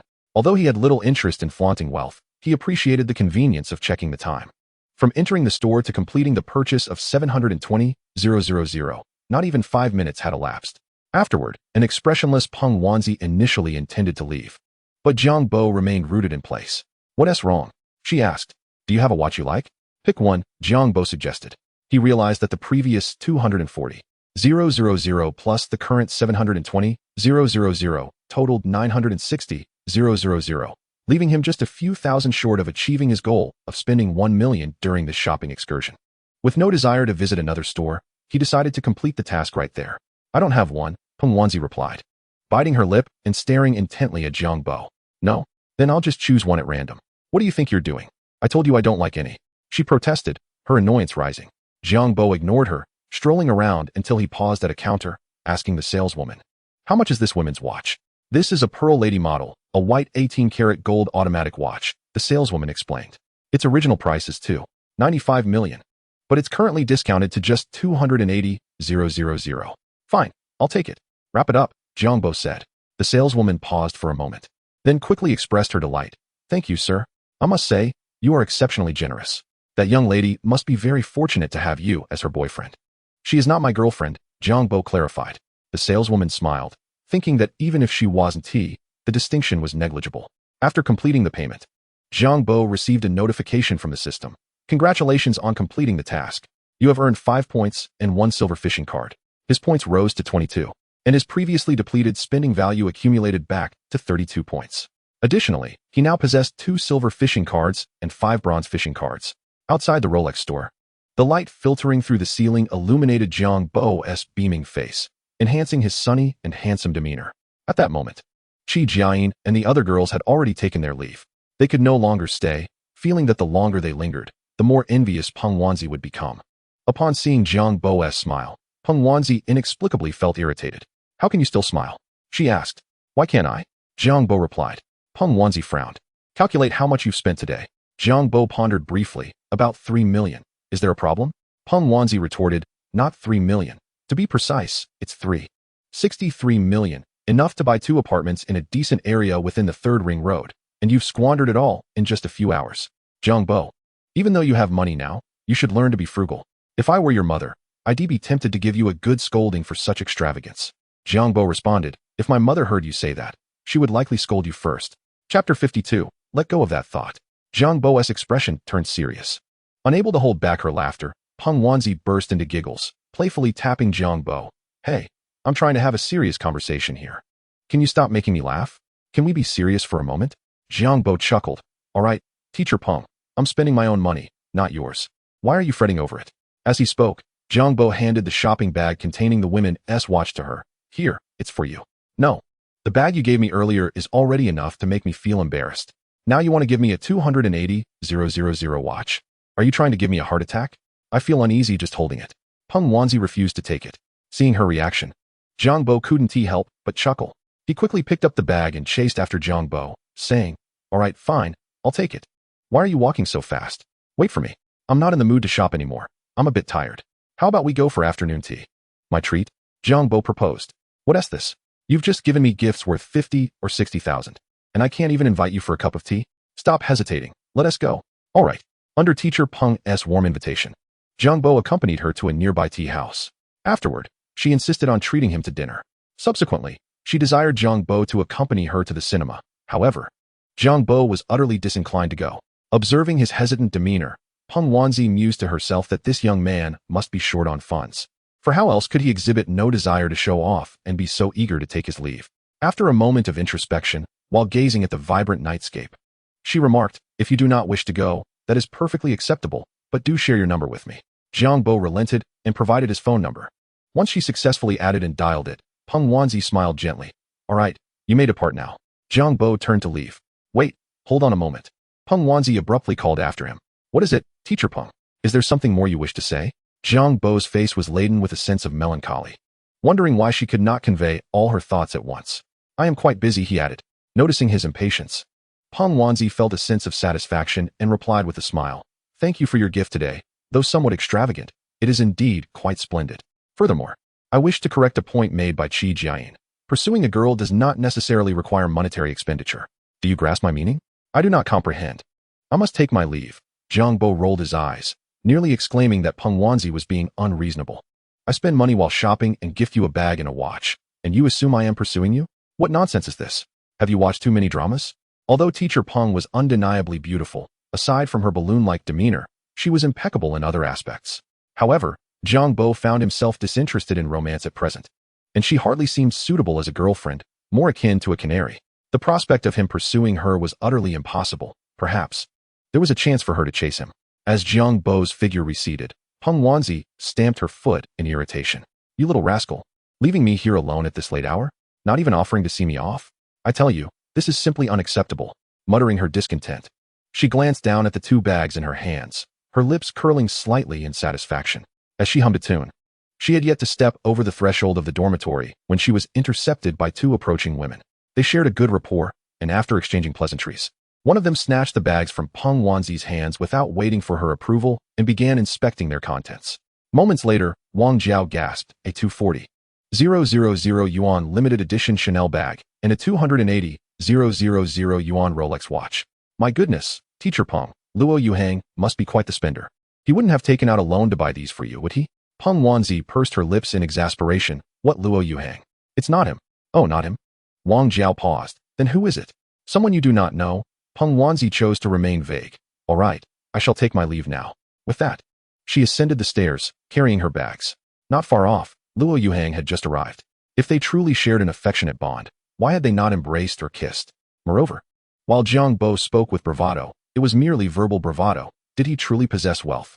Luo Yuhang was unfamiliar with Versace, so he could not ascertain.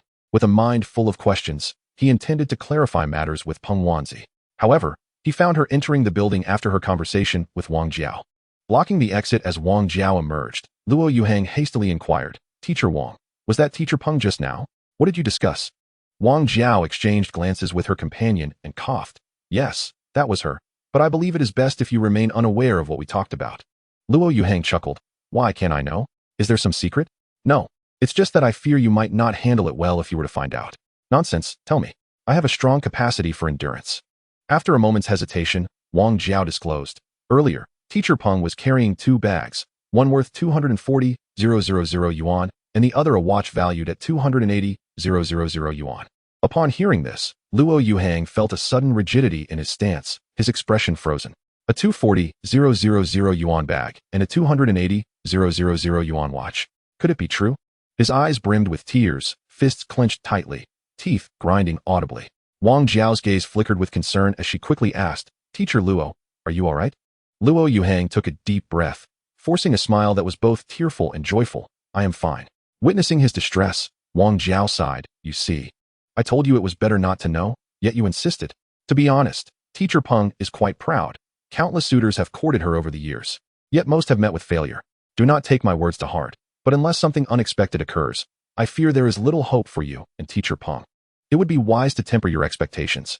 Already feeling despondent, Luo Yuhang felt as though his heart shattered under Wang Jiao's second blow. Upon returning to the hotel, Jiang Bo confined himself to the main suite.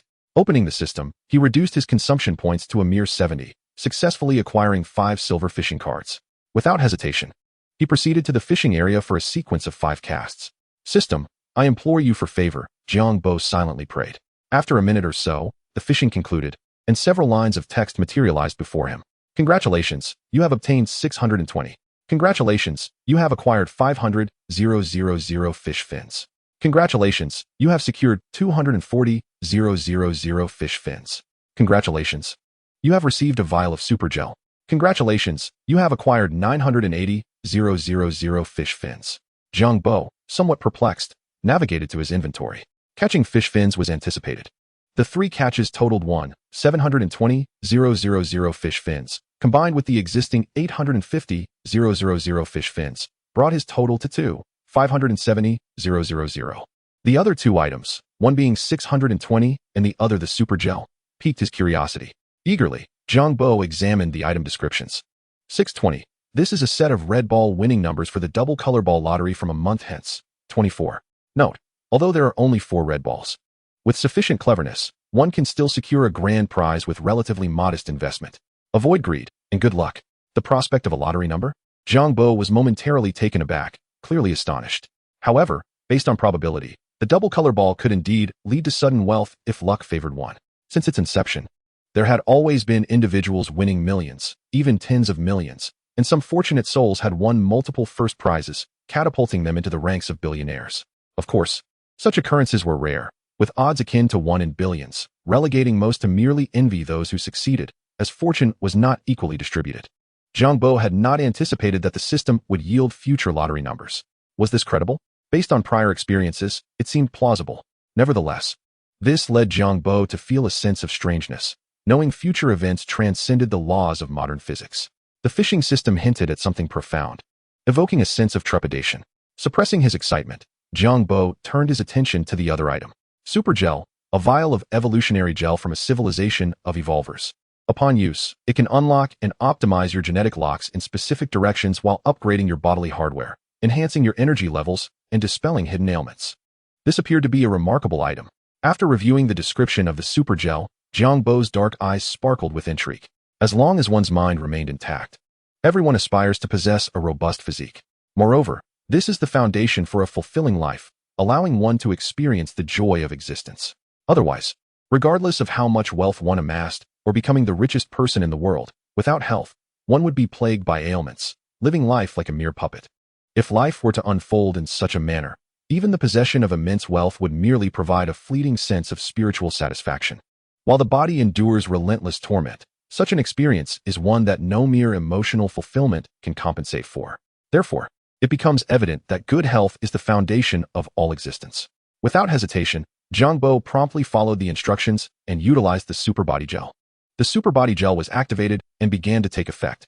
A warm stream of energy surged into Jiang Bo's limbs, as if he were immersed in a hot spring. His skin quivered, and his body tingled pleasantly, inducing involuntary sounds of comfort. The effect of the Super Body Gel, however, was transient, dissipating after approximately 5 minutes. Upon feeling the transformation within his body, Jiang Bo realized he had become remarkably more agile and powerful than before. Upon lifting his shirt, he was astonished to discover the emergence of abdominal muscles. Could it be true? Jiang Bo touched them, finding them firm and undeniably real. He tested his strength by lifting heavy objects, noting a significant increase in his power. The definition of his physique, the symmetry, and the newfound strength made him ponder that without rigorous training and the use of muscle-building supplements, it would take at least 4 to 5 years at the gym to achieve such results. Jiang Bo stood before the bathroom mirror for an extended period. He was already handsome, but now with such well-defined abs and a remarkable physique, he couldn't help but think, was the system attempting to make him irresistible to everyone? Chapter 54, Wishing to Weep in a BMW. Shen Jing glanced at the chat records of her fellow readers and felt utterly speechless. She was no fool. How could she possibly report herself, especially since she was still updating her work? Did she not need her royalties? Lacking the energy to debate, she offered a brief explanation and departed without concern for their agreement. After some contemplation, Shen Jing decided it was best to inform Jiang Bo. Brother Jiang, my book has been taken down. Jiang Bo chuckled, asking, what on earth have you been writing lately that even the censors couldn't tolerate? Shen Jing replied, I swear. I'm not lying. My editor said it was due to the recent strict reviews, and my book had repeatedly climbed to the bestseller list, even topping it recently due to your generous support. Isn't this just shooting the messenger? I had some issues in my earlier chapters, so it was inevitably banned. Jiang Bo typed, so, am I to blame for this? Shen Jing quickly clarified, no, that's not what I meant. Please don't misunderstand. I'm grateful for your generosity. How could I ever blame you? The writing is mine, and its fate rests with me. Jiang Bo replied, I didn't take it that way. It does have some relation to me. How about this? When you start your next book, let me know, and I'll support you. Shen Jing beamed with joy at his words. Okay, thank you so much. On May 23rd, Jiang Bo picked up his new car. Having obtained his driver's license during university, he quickly adapted to the BMW 7 Series under professional guidance. A smile graced his lips as he took a few photos and shared them on social media. Within minutes, he received numerous likes and comments. The first to comment was Ning Meng. Black Daddy, I want to cry in the BMW. Following her was Chio. Does Black Brother still need a female driver? My driving skills are excellent. Others chimed in with envy for those who could afford a BMW. Wow, a BMW 7. Brother Jiang, what have you been up to lately? Let us all get rich together. Do you need a boyfriend? I can play basketball. For an entire week, Jiang Bo became familiar with his vehicle, traveling to various scenic spots around Yangqing, thoroughly enjoying a well-deserved relaxation. Occasionally watching live streams. He hadn't spent much on gifts, yet he had contributed over 100,000 fish fins. On June 1st, Jiang Bo awoke early and checked the system. Thrilled to find that tasks had finally refreshed. 2 tasks appeared in the task area. Task: with so many fish fins, are you waiting for them to spoil? Please donate 1 million fish fins to a streamer. Reward: 50 points and 1 silver fishing card. Additionally, reconnect with old classmates by attending Hu Xiaoming's wedding. Although somewhat absurd, the tasks were manageable. Yesterday's fishing had netted him over 1 million fish fins, and with over 200,000 still in his account, he felt this task was merely a warm gesture. Overall, despite having only 2 tasks, neither posed any difficulty. Jiang Bo mused quietly, wishing for more tasks of such simplicity. That evening, after a hearty meal, he opened Douyu to watch some live streams, only to find that Xiao and Ning Ming were not broadcasting. He sent a WeChat message to inquire about their absence. Xiao explained that she was unwell and likely wouldn't be able to stream, but could video chat with Jiang Bo. Without a second thought, he declined, thinking it was better to be direct than to engage in roundabout tactics. As for Ning Ming, she messaged, "Black Daddy, I just finished streaming and haven't eaten dinner. How about you wait half an hour while I grab a bite, and then go live?" Jiang Bo replied, "Sure, make it quick." Boredom accompanied the wait. So he wandered around Douyu, visiting various female streamers' rooms, only to find them lacking in appeal. Stifling a yawn, he returned to the homepage and stumbled upon a highly popular stream. He recognized the streamer, Su Yuner, a level 90 broadcaster, while not among the elite. She was certainly a prominent figure. Having enjoyed her streams in the past, he clicked in to see what event she was hosting.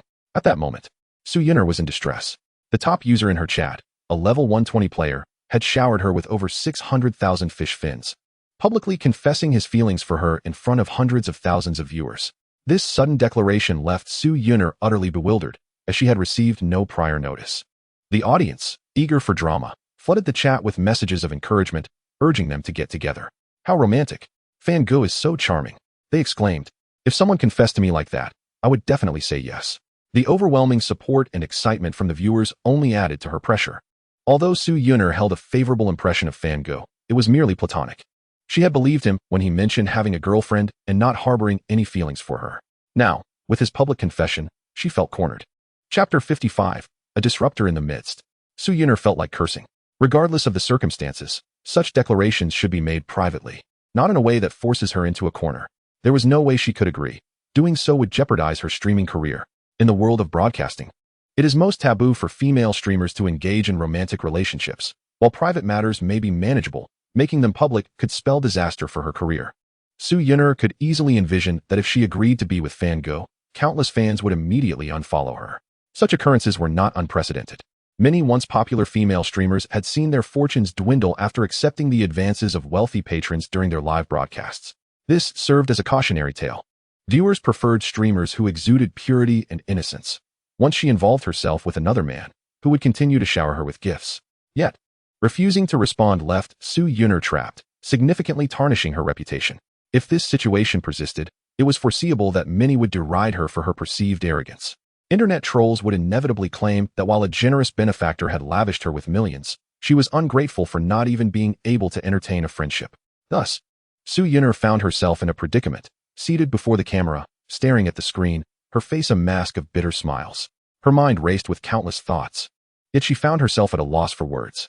Meanwhile, Jiang Bo had just entered the live stream, intrigued by the lively atmosphere, when he received a task notification. Temporary task. Extricate innocent Su Yuner. Su Yuner is ensnared in a long-conceived scheme, facing a dilemma due to a coercive proposal. You may choose to remain a passive observer, which yields no rewards, or disrupt the ambience of the live stream to assist Su Yuner in her predicament. Reward, 30 points and 5 bronze fishing cards. Would you like to undertake this temporary task? Absolutely. Upon seeing the task, Jiang Bo's eyes lit up. Initially, he had merely intended to observe, but unexpectedly triggered a temporary task that offered points and fishing cards. He had no reason to decline. After some investigation, Jiang Bo discovered that a wealthy individual was professing his feelings for Su Yuner in the live stream. He refrained from commenting on the appropriateness of such actions. But since the system encouraged disruption, it was evidently a lucrative opportunity. Once he voiced this intention, the viewers in the stream erupted in even greater uproar. Su Yuner pouted in frustration. This individual had successfully secured the role of the good guy while firmly holding the reins, leaving her to follow along. The more she pondered, the more irate she became, biting her lip as she longed to voice her feelings, only to realize that anything she said would be ill-advised. Just as she reached her breaking point, a cascade of golden super fire effects startled her. No, not just one. In the blink of an eye, the number of super fires surged to 20 and continued to climb. Who was this person? Su Yuner was bewildered. Ever since Fan Gu began showering her with super fires, he had monopolized the spotlight, deterring anyone from disrupting his moment. But now, someone had arrived. In under 2 minutes, the left side of the screen displayed an astonishing array of gift notifications. Black Trophy gifted 500 super rockets. What was happening? 500 super fires? Was this Fan Gu's alternate account? The presence of the Black Emperor had arrived. What could this signify? I saw nothing but the disappearance of 1 million. Everyone. I have a foreboding feeling. Jiang Bo's generous contribution of 500 superfires ignited the already fervent atmosphere of the stream. Su Yun'er was astonished. More so than when Fan Ge had professed his feelings, she thought, what is going on? I do not recognize this person, yet he arrives and gifts me 1,000,000 worth of presents. As a streamer progresses, the difficulty of leveling up increases, demanding more experience and gifts. However, Jiang Bo's substantial contribution propelled Su Yun'er up an entire level. This left her both astonished and delighted, yet a sudden wave of anxiety washed over her. What if this emperor was here to bolster Fan Ge's campaign? That would leave her utterly humiliated. She fervently hoped otherwise, praying silently. Fan Ge, on the other hand, was momentarily taken aback. Who was this person? I do not recognize him. While everyone stood in shock and confusion, Jiang Bo sent a message. Black Trophy, gifting superfires to profess your feelings in a live stream? Brother, is that all you can manage? I assume you must be quite the couch potato. As soon as Jiang Bo's message appeared, the atmosphere in the stream erupted once more, everyone sensing the scent of battle in the air. When Fan Ge had declared his feelings for Su Yun'er, others could not interject due to his prior expenditure of over 600,000 fish fins, which gave him a strong footing. But now, Black Trophy had surpassed him, gifting 1,000,000 fish fins in under 2 minutes, thus establishing his own authority. Fan Ge typed, what do you mean by that? Black Trophy replied, you don't pursue girls this way. If I were you, I would buy a Ferrari and 2 million worth of designer bags, clothing, and jewelry. Then, I'd leave them all at her doorstep. If she refuses to date you, just burn everything. I assure you, she would relent. Do you believe me? Su Yun'er was momentarily stunned, weighing Black Trophy's words carefully. She realized that if Fan Ge were to act in such a manner, she might find it difficult to refuse. Jiang Bo continued to type. Black Trophy, but what about you? You dare to confess through a screen, without even facing the girl? To her, you appear cowardly. It's a miracle if she even considers your proposal. At this point, Fan Ge was infuriated. Where had this individual come from? Buying a Ferrari and 2 million worth of clothing, bags, and jewelry? Does he think my family owns a bank? Fan Ge was ready to explode. If Jiang Bo were standing before him, he would undoubtedly confront him without hesitation. Having been on Douyu for 2 to 3 years, Fan Ge had interacted with numerous female streamers. Initially, it felt exhilarating, but over time, it grew monotonous. The easily attainable streamers were not true goddesses. They were often quite casual. After becoming disillusioned, he found himself drawn to those who maintained a sense of purity and integrity, like Su Yun'er. Albeit she was challenging to woo. To win her over, he had meticulously crafted an opportunity, rallying people in his group and close friends to create an atmosphere for his confession in front of a live audience. As Su Yun'er's top supporter and self-proclaimed husband, he had gifted her over 3 million in total over the past 6 months. He had devoted himself to her, fulfilling her every request. And many viewers had even dubbed Su Yun'er as Fan Ge's wife. Predictably, he knew that given Su Yun'er's character, she would not acquiesce to his confession today. Consequently, she would find herself unable to extricate herself from the situation, and he would simply need to position himself as the good man, speaking on her behalf to alleviate her distress. Following this, he would lament to her via WeChat or phone, claiming he was infatuated with her and that his earlier confession was a moment of impulse, seeking her forgiveness. It was likely that Su Yun'er would be lulled by his smooth talk, her feelings for him increasing rather than diminishing. Subsequently, he would arrange a few dinners, presenting her with tens of thousands worth of clothing and bags, essentially sealing the deal. However, this unexpected emergence of the individual known as Black Trophy, who had suddenly gifted 1,000,000 and spouted a plethora of pretentious remarks, had thrown his meticulously laid plans into disarray. In fact, it had dismantled the very stage he had worked so hard to construct. The over 600,000 he had spent was now rendered pointless. Even the previous 300,000 he had gifted felt like a waste. Though he possessed wealth, he was merely stepping into the ranks of billionaires, much of it tied up in real estate. His monthly disposable income did not exceed 1 million, and with his funds depleted, he could no longer compete against Jiang Bo. Now, he had lost millions without even having held her hand, and his heart ached with the desire to retaliate against Jiang Bo Huang. No rebuttals are accepted. In less than 2 minutes, you have consumed my lifetime salary. What does Huang even mean? Someone is confessing their feelings here. Is it really appropriate for you to say such things? The words of the big shot instilled an immense sense of comfort in me. I have long been unable to tolerate this fool, so let us deal with him. Therefore, I wish to know, what exactly are your intentions, esteemed one? Fan Ge is likely wishing for your demise at this point. Fan Ge, if you have the guts, don't leave after school. The atmosphere in the live stream began to shift. Upon witnessing this, Su Yun'er felt a great sense of relief and quickly took a screenshot, then excitedly remarked, Thank you. Thank you for the 500 super fires from the Black Trophy. You are quite generous. By the way, what a good day it is today. I just received over 300 superfires from Fango, and now you're 500 superfires. I am almost fainting from excitement. As she spoke, Su Yuner hurriedly added, once again, I sincerely thank you for your superfires. Is He Huang still here? Can you say something? Black Trophy, what should I say? Su Yuner replied with a wry smile. Well, if I remember correctly, He Huang, you have never been to my live stream before. So why have you suddenly decided to give me superfires, and such a large amount at that? This is the most significant single donation I have ever received during a live stream. It nearly brings me to tears. After a long period of live streaming, this was Su Yuner's first encounter with someone donating $1 million in a single day. Even though Fango had donated over $3 million in total, he had never contributed $1 million in one day. Black Trophy. I was just passing by, casually taking a look. As for the superfires, I don't know. Maybe it was a slip of the hand. Su Yuner's lips twitched, feeling both amused and helpless. You are quite the show-off, aren't you? A slip of the hand for 2 minutes led to 500 superfires. It would be a miracle if I believed you. Regardless, with Jiang Bo's intervention, Fango's confession plan has been thoroughly thwarted. Someone donates $1 million just to pass by, and you only donate over 60,000. Yet you think you can pursue the streamer? Dream on. Thus, Su Yuner successfully extricated herself from the predicament. In the live stream, Fango had already slipped away, but the atmosphere remained fervent. He Huang truly is quite the pretentious one. $1 million just to pass by? Is this even a reasonable statement? Esteemed one, may we become friends? Frankly speaking, I feel that He Huang's prestige surpasses that of Fango. You wealthy individuals certainly know how to have fun. After spending 2 minutes in Su Yuner's live stream, Jiang Bo felt somewhat bored and exited. Congratulations on completing the task, earning 50 points and 1 silver fishing card. Congratulations on completing the task, earning 30 points and 5 bronze fishing cards. Having concurrently completed a temporary task and the task of donating 1 million fish fins to the streamer, he received 80 points along with 1 silver and 5 bronze fishing cards, a bountiful harvest indeed. After closing the system screen, Jiang Bo had just stepped out when he received a private message from Su Yuner. Su Yuner, brother, thank you for today. Black Trophy, you're welcome. Su Yuner, to be honest, I was truly at a loss and nearly cried. If you hadn't come, I certainly wouldn't have been able to continue today. I know you weren't just passing by. Thank you for helping me. I am genuinely grateful. Black Trophy, but I really was just passing by. Su Yuner, could you perhaps pass by again? I would like to see how you slip your hand again. Black Trophy, I'm out of money now. Su Yuner, I was joking. Please don't take it seriously.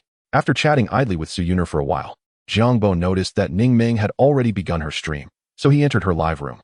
In Ning Ming's live room, she was dressed adorably and exquisitely, and upon seeing Jiang Bo enter, she cheerfully greeted him. Welcome, my black daddy. Welcome, welcome. However, after glancing at the barrage of comments in the live room, Ning Ming appeared somewhat puzzled. The audience was all praising He Huang, saying He Huang was incredible, which left her quite curious, so she quickly inquired, what are you all talking about? Why do I feel like your comments are out of context? Can someone explain? Let the black big shot speak for himself. He Huang just donated 500 superfires in Su Yuner's stream. Indeed, I also went to watch 1 million fish fins. Absolutely impressive. Upon seeing these comments, Ning Ming was momentarily taken aback and hurriedly asked, Black Daddy, did you really donate 1 million in Su Yuner's stream? Black Trophy, I just passed by. I was originally planning to donate to you, but you hadn't started streaming yet. Upon hearing this, Ning Ming's face twitched and her eyes reddened. 1 million fish fins, originally intended for me? After a moment, she clutched her large balloon and said with a pained expression, originally meant for me? Oh, my million. It's over, it's over. I can't take it anymore. I want to jump off a building. I want to end it all. Ning Ming was regretting her actions immensely. Had she known this would happen, she would have skipped lunch and gone live directly. 1 million, just like that. Slipped through her fingers, Ning Ming felt as though her heart had shrunk. Black Daddy, I feel so miserable, she lamented, pressing her hands against her large balloon, tears welling in her eyes. Jiang Bo chuckled and opened the gift panel, selecting superfires to donate some. Black Trophy gifted 100 super rockets. Upon seeing the superfire effects soaring on the screen, Ning Ming was momentarily stunned before breaking into a wide smile. Thank you. Thank you for the 100 superfires from my Black Daddy. Sending hearts, sending hearts. My Black Daddy truly loves me. Receiving the 100 superfires made Ning Ming exceedingly happy, washing away all her previous frustrations completely. Jiang Bo typed, alright, you can continue streaming slowly. I'm logging off. Ning Ming, who had just wanted to chat with him for a while, was taken aback by his intention to leave and hurriedly said, you're leaving already? Let us chat a bit more, or I can do push-ups for you. Black Trophy, next time. After exiting Ning Ming's live room, Jiang Bo was about to sleep when he received a WeChat message from Chio Chio. Chio Chio, brother He Huang. I just checked my live room and saw that your account has leveled up to level 92. Weren't you only at level 75 before? On the Douyu platform. Whether it's a streamer account or a user account, leveling up becomes increasingly difficult as one progresses. Xiao speculated that going from level 75 to level 92 would require at least 100,000. Xiao, is it just a little? Jiang Bo, just around 100,000. Xiao, my heart hurts so much. Brother He Huang, you promised to spoil only me. Sob. Jiang Bo was speechless. He had previously asked you to stream, but you chose not to, and that wasn't my fault, was it? Xiao, you're absolutely right. I have no words left. After ending the chat, Jiang Bo yawned, tossed his phone aside, and lay back on his bed, silently contemplating. In the darkness, a cluster of blue fluorescence flashed before his eyes, followed by a semi-transparent blue screen occupying Jiang Bo's view. Glancing at the screen's homepage, his consumption value had reached 211 points, while his points had precisely accumulated to 300 points, with 5 bronze fishing cards and 1 silver fishing card. Chapter 57. Whose relative is driving a BMW? On the morning of June 4th, Jiang Bo got up, had breakfast, and, pulling his suitcase, made his way to the underground parking garage where he drove away in a BMW 7 Series, heading straight for U-City. At 9:30 a.m., as he exited the highway and entered the urban area of U-City, he received a phone call from his mother. Abba, where are you? Jiang Ma inquired. I've entered the city and will be home soon. Why is it so noisy over there? What is going on? Jiang Bo replied. You startled me. I thought something happened. It's nothing. Hurry home. Don't linger outside. I know. However, just as he entered the neighborhood, he encountered his neighbor, Sister Liang, and her son. Hey, sister, whose car is that? Is it yours? Jiang Ma asked curiously, pointing at a white Mercedes.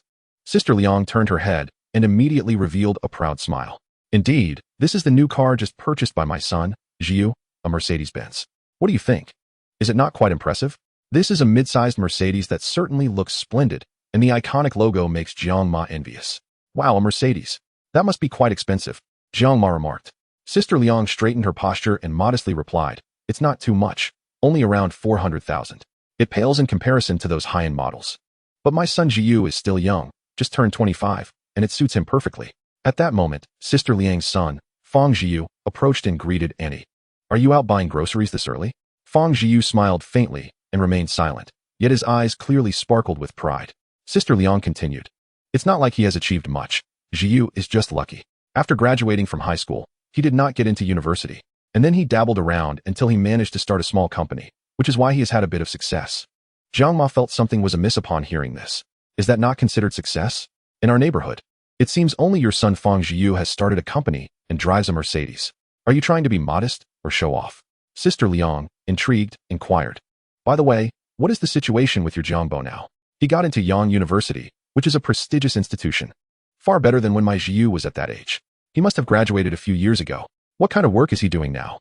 It must be impressive. Jiang Ma confirmed that Sister Liang was indeed comparing their situations. However, was it necessary? Jiang Ma smiled and replied. My Jiang Bo went to work in an engineering laboratory after graduation, involved in research, but I am not quite clear on the specifics. Upon hearing this, Sister Liang suddenly spoke in a serious tone. Laboratory work? That is not too promising. Jiang Ma frowned slightly. Not promising? Sister Liang sighed. Let me tell you. You may not know, but if fresh graduates enter a laboratory right after university, they usually only get to assist initially. I have a friend whose child was in the same situation, working in a laboratory for 5 or 6 years before getting promoted. Your Jiang Bo, it seems, will also have to endure for another 2 years before he can advance. At this point, Jiang Ma felt a pang of anxiety. She thought, her son rarely speaks about work, and when asked, he is reluctant to discuss it. Could it be that he is embarrassed to admit he is merely assisting in the laboratory? Looking at Fang Jiu, the Mercedes, and Sister Liang's radiant expression made Jiang Ma feel a bit sour. With a bitter smile, she said, indeed, no matter how you look at it, my Jiang Bo cannot compare to your Jiu. Just look at Jiu driving a Mercedes, truly impressive. You have a wonderful son.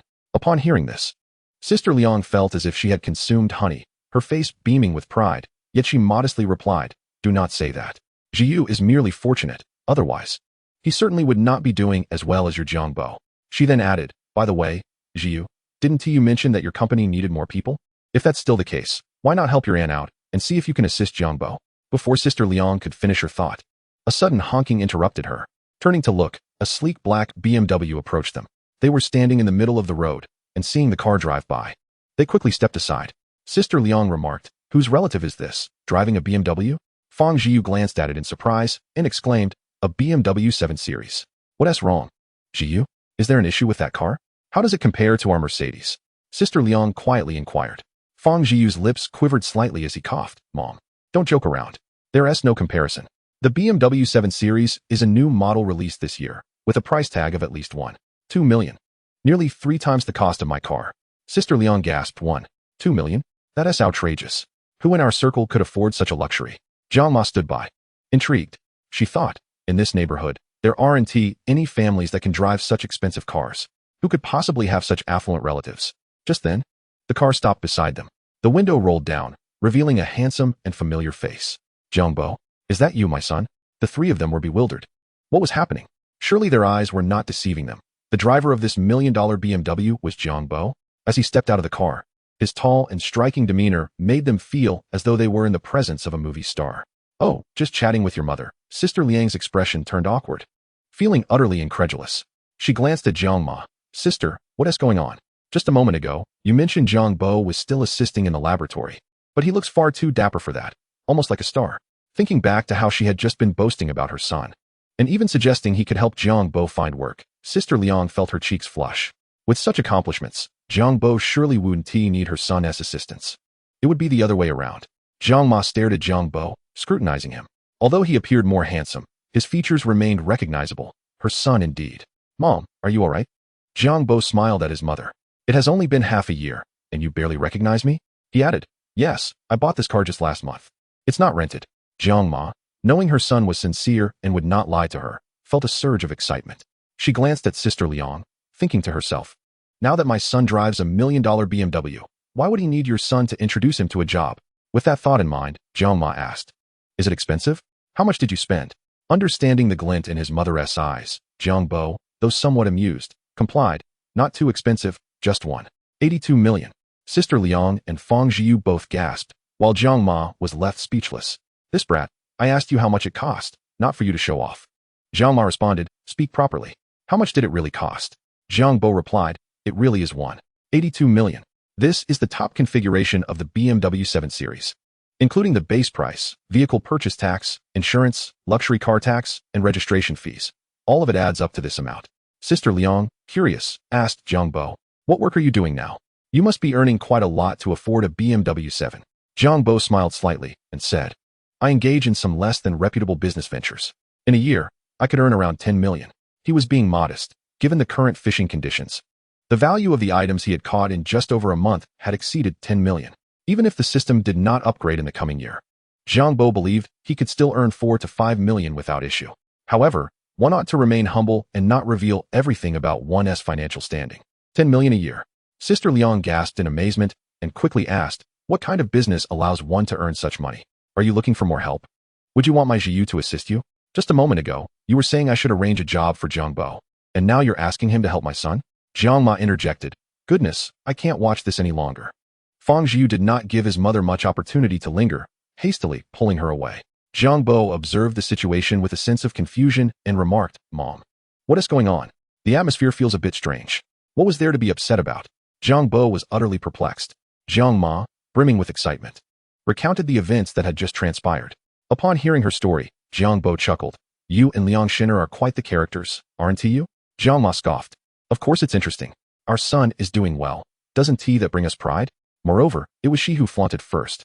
What's so impressive about a $40,000 Mercedes? My son's BMW is worth several times more than her child's car. Humph. Jiang Bo, rendered speechless by his mother's proud and somewhat boastful demeanor, replied, all right, they've already left. So there's no need to compete with the air. Jiang Ma took a couple of deep breaths, patted her son's shoulder, and looked around with delight. There was a parking space over there. They could simply park there. After Jiang Bo placed his luggage in his room, he returned to the living room and asked, by the way, Mom, where's Dad? He went to the wholesale market to pick up supplies, Jiang Ma replied. Jiang Bo frowned and said honestly, you two should consider closing that fruit shop. I can earn money now. We don't need that little bit. If you're short on cash, just let me know, and I'll support you. Hearing this, Jiang Ma felt a surge of warmth in her heart. Her son had grown up and was showing concern for them. It was truly gratifying, and she felt her efforts in raising him were not in vain.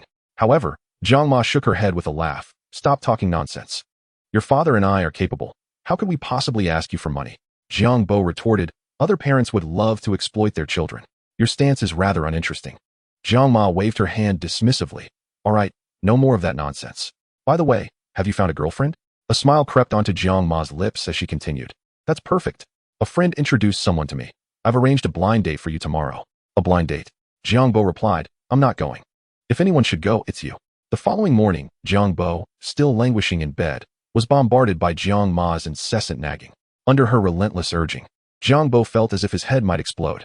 Finally, he sighed, Fine, I'll go. Is that enough for you? You really worry too much. Jiang Ma beamed. You are my son. Is it wrong for me to be concerned about you? Hurry up, time is running out. Once outside, Jiang Bo drove his BMW out of the community, following the address his mother had provided to the blind date location, a bubble tea shop. The girl, Yang Yuding, had just graduated from university. Though she was not unattractive, she fell significantly short of Jiang Bo's standards. As expected, the outcome was inevitable. He would not lower his standards simply because of his mother's anxiousness. Thus, the blind date with Yang Yuding ended in failure. The young woman, undeterred by rejection, even offered to be Jiang Bo's backup, pleading for a chance. Jiang Bo took a moment to educate her, but the proud young lady, unable to handle the blow to her self-esteem, burst into tears. Stop right there, Jiang Ma called out. Jiang Bo halted, a puzzled smile on his face as he asked, What's the matter, Mom? Is something wrong? Jiang Ma replied, Don't you know what's wrong? You little rascal, I asked you to go on a blind date. If you didn't want to, you could have just refused. At least go through the motions for your mother's sake. Jiang Bo spread his hands innocently. I didn't hit or scold her. She cried on her own. It's not my fault. Whether it's your fault or not, you know in your heart. Jiang Ma frowned. And don't think I'm nagging you unnecessarily. Marriage is something to be considered early on. The saying establish a family before pursuing a career is not without merit. Only by marrying first can you settle down. Listening to his mother's lengthy lecture on life principles, Jiang Bo sighed. Mom, I'm only 24. Is 24 still considered young? Jiang Ma countered. In my day, people your age were already raising children. Moreover, the average marriage age in Huaxia is 22. You're already 24. Aren't you anxious? Jiang Bo retorted. So just because I've passed the average marriage age, I must get married? By your logic, should one commit suicide after surpassing the average life expectancy? Jiang Ma was taken aback. Then her anger flared. Are you arguing with me? Full of nonsense. You'd better believe I'll give you a good smack. Jiang Bo sat on the sofa, unmoving. You're welcome to try. If you want to hit me, go ahead. Just know that if you break something, it will be you who feels the pain. Jiang Ma shot him a fierce glare, both amused and exasperated. You rascal. You're even more talkative than your father was at your age. If anyone needs a smack, it should be him. He passed that trait on to you. After the blind date fiasco, Jiang Ma seemed to understand that Jiang Bo truly wasn't interested in marriage at the moment. So she refrained from bothering him for the time being, intending to find another opportunity later. In the afternoon, Jiang Bo visited his father's small fruit shop, helping to keep an eye on things, which attracted several girls who were only pretending to buy fruit in hopes of getting his WeChat. He noticed that Lu Baobao was live streaming and decided to sneak into her stream to see what she was up to. However, to his astonishment, Lu Baobao seemed to be embroiled in a conflict with a viewer. On the screen, she wore a high-neck shirt that accentuated her long, fair neck, with her black ponytail cascading down. The expression on her face was quite displeasing. Do you have no sense of shame? Yes, you've given me money, but I never forced you to do so. I've said it repeatedly, spend wisely. Why are you blaming me? I don't care. Refund me, or I'll hire trolls to slander you every day. The viewer retorted. Lu Baobao, seething with anger, slammed her hand on the table and declared, Fine. In front of all these viewers, I'll give you a response. I can refund you, but only the portion I received. That is not good enough. You must refund me the full amount. Lu Baobao scoffed. Do you really think that is possible? I don't know if it's possible, but I've made my demands clear. You sort it out. Lu Baobao's lips twisted in frustration as she felt an overwhelming surge of anger. Seeing this unfold, Jiang Bo could no longer remain a passive observer. He messaged Lu Baobao, asking, What is going on in your stream? Is someone causing trouble? Seeing Jiang Bo's message, Lu Baobao quickly checked her phone. Are you watching my stream? Why didn't I notice you? Don't even mention it. This viewer named Tai Tuwa sent me 100,000 in gifts, demanding that I date him. When I refused, he started threatening me for a refund. What are you planning to do? I can't possibly refund 100,000. The most I can do is return the portion I received. Are you out of your mind? Seeing Jiang Bo's message, Lu Baobao's expression darkened, and tears welled in her eyes. I'm being bullied like this, and you're not helping me. Instead, you're calling me out? That is too harsh. I'm not out of line. Just stop provoking me, okay? Am I wrong? If you received money through legitimate means, why should you refund him? He should take it up with the Douyu platform, not you. Why should you even consider returning the money? That is ridiculous. But if he keeps causing trouble, it's not a solution either. We need to resolve this somehow. At that moment, Jiang Bo received a notification for a new task. Temporary task. Assist, your old classmate is being bullied and is at a loss on how to resolve the issue. Please help Lu Baobao alleviate the awkwardness and get rid of Tai Tuwa. Reward, 30 points, 5 bronze fishing cards. In truth, even without the task, Jiang Bo would have intervened. Of course, receiving points for the task was a bonus. As Lu Baobao gazed at the message on her phone, she momentarily froze. Pondering, you are taking care of this for me? Does that imply you will assist me in resolving this matter? The crux lies in whether you are capable of doing so. While Lu Baobao was lost in thought, she inadvertently cast her eyes upon the live streaming interface and was astonished to witness a cascade of golden superfire effects appearing on the screen. In the blink of an eye, the number of superfires skyrocketed to 15, yet it did not cease there. It was not until several seconds later that the notification, Black Trophy Gifted Superfire 100, emerged, leaving Lu Baobao utterly bewildered. What on earth was Jiang Bo, that rascal, doing by sending me 100 superfires? Lu Baobao widened her eyes to ensure she was not mistaken. She recalled that during Jiang Bo's previous visit to her live stream, he had only gifted her 30,000 yuan. Yet this time, 100 superfires amounted to a staggering 200,000. Just as Lu Baobao was grappling with her disbelief, Jiang Bo lifted the veil of invisibility and sent a barrage of comments. Black Trophy, old classmate, shall we date? Lu Baobao's expression darkened. Are you joking? I'm nearly at my wit's end. Black Trophy, you are being rather heartless. I have gifted you 200,000 fish fins, and you cannot even consider my proposal? With a mournful countenance, Lu Baobao felt as if she were on the brink of despair. This fellow had promised to help me resolve my issues, yet here he was, professing his feelings in the live stream. Was he not merely adding fuel to the fire and complicating matters? Black Trophy, I was merely jesting. Do not take it to heart. Although you rejected me, I will not demand a refund. Upon hearing this, Lu Baobao's furrowed brow relaxed, seemingly grasping Jiang Bo's intentions. At that moment, due to the 200,000 fish fins Jiang Bo had gifted, Lu Baobao's live stream soared to the upper echelons of the platform's popularity rankings. Numerous viewers flocked in, with the audience swelling to at least 100,000. Lu Baobao's mind raced, and seizing the opportunity, she exclaimed, "Oh, let us not dwell on that. I am currently in second place. Just days ago, someone gifted me 100,000 yuan and claimed he wanted to date me." Upon hearing Lu Baobao recount the events, countless viewers grew incensed. I can't believe this. Is there such a person? Ironhead boy, are you joking? The big shot just gifted 200,000 as entertainment, yet you think you can date the streamer after gifting only 100,000? This is too ridiculous. And is there even a notion of refunds? The user known as Ironhead Boy was likely still a minor, right? Although I have never spent money while watching live streams, I must say, no one forces you to spend money. If you choose to, be prepared for the consequences. If you can't afford it, then don't spend. I have spent over 500,000 on live streams before, later regretting it. But I never considered asking the streamer for a refund. Such a humiliating act is beneath me. Black Trophy, let me say something as well. If you, Ironhead Boy, are indeed a minor, then present your ID, and we will assist the streamer in refunding your money. It's merely a matter of 10,000 yuan, akin to the cost of a meal. However, if you are not a minor, then I'm sorry, as an adult, you must take responsibility for your actions. No one will refund your money. Of course, if you disagree, feel free to report it to the authorities. How about that? Chapter 60, Meeting the Female Classmate. In the live stream, comments flowed in relentlessly. Black Emperor spoke candidly. Indeed, if he were a minor, a refund could be possible, but if not, one must be accountable for their actions. Did you all miss the crucial point?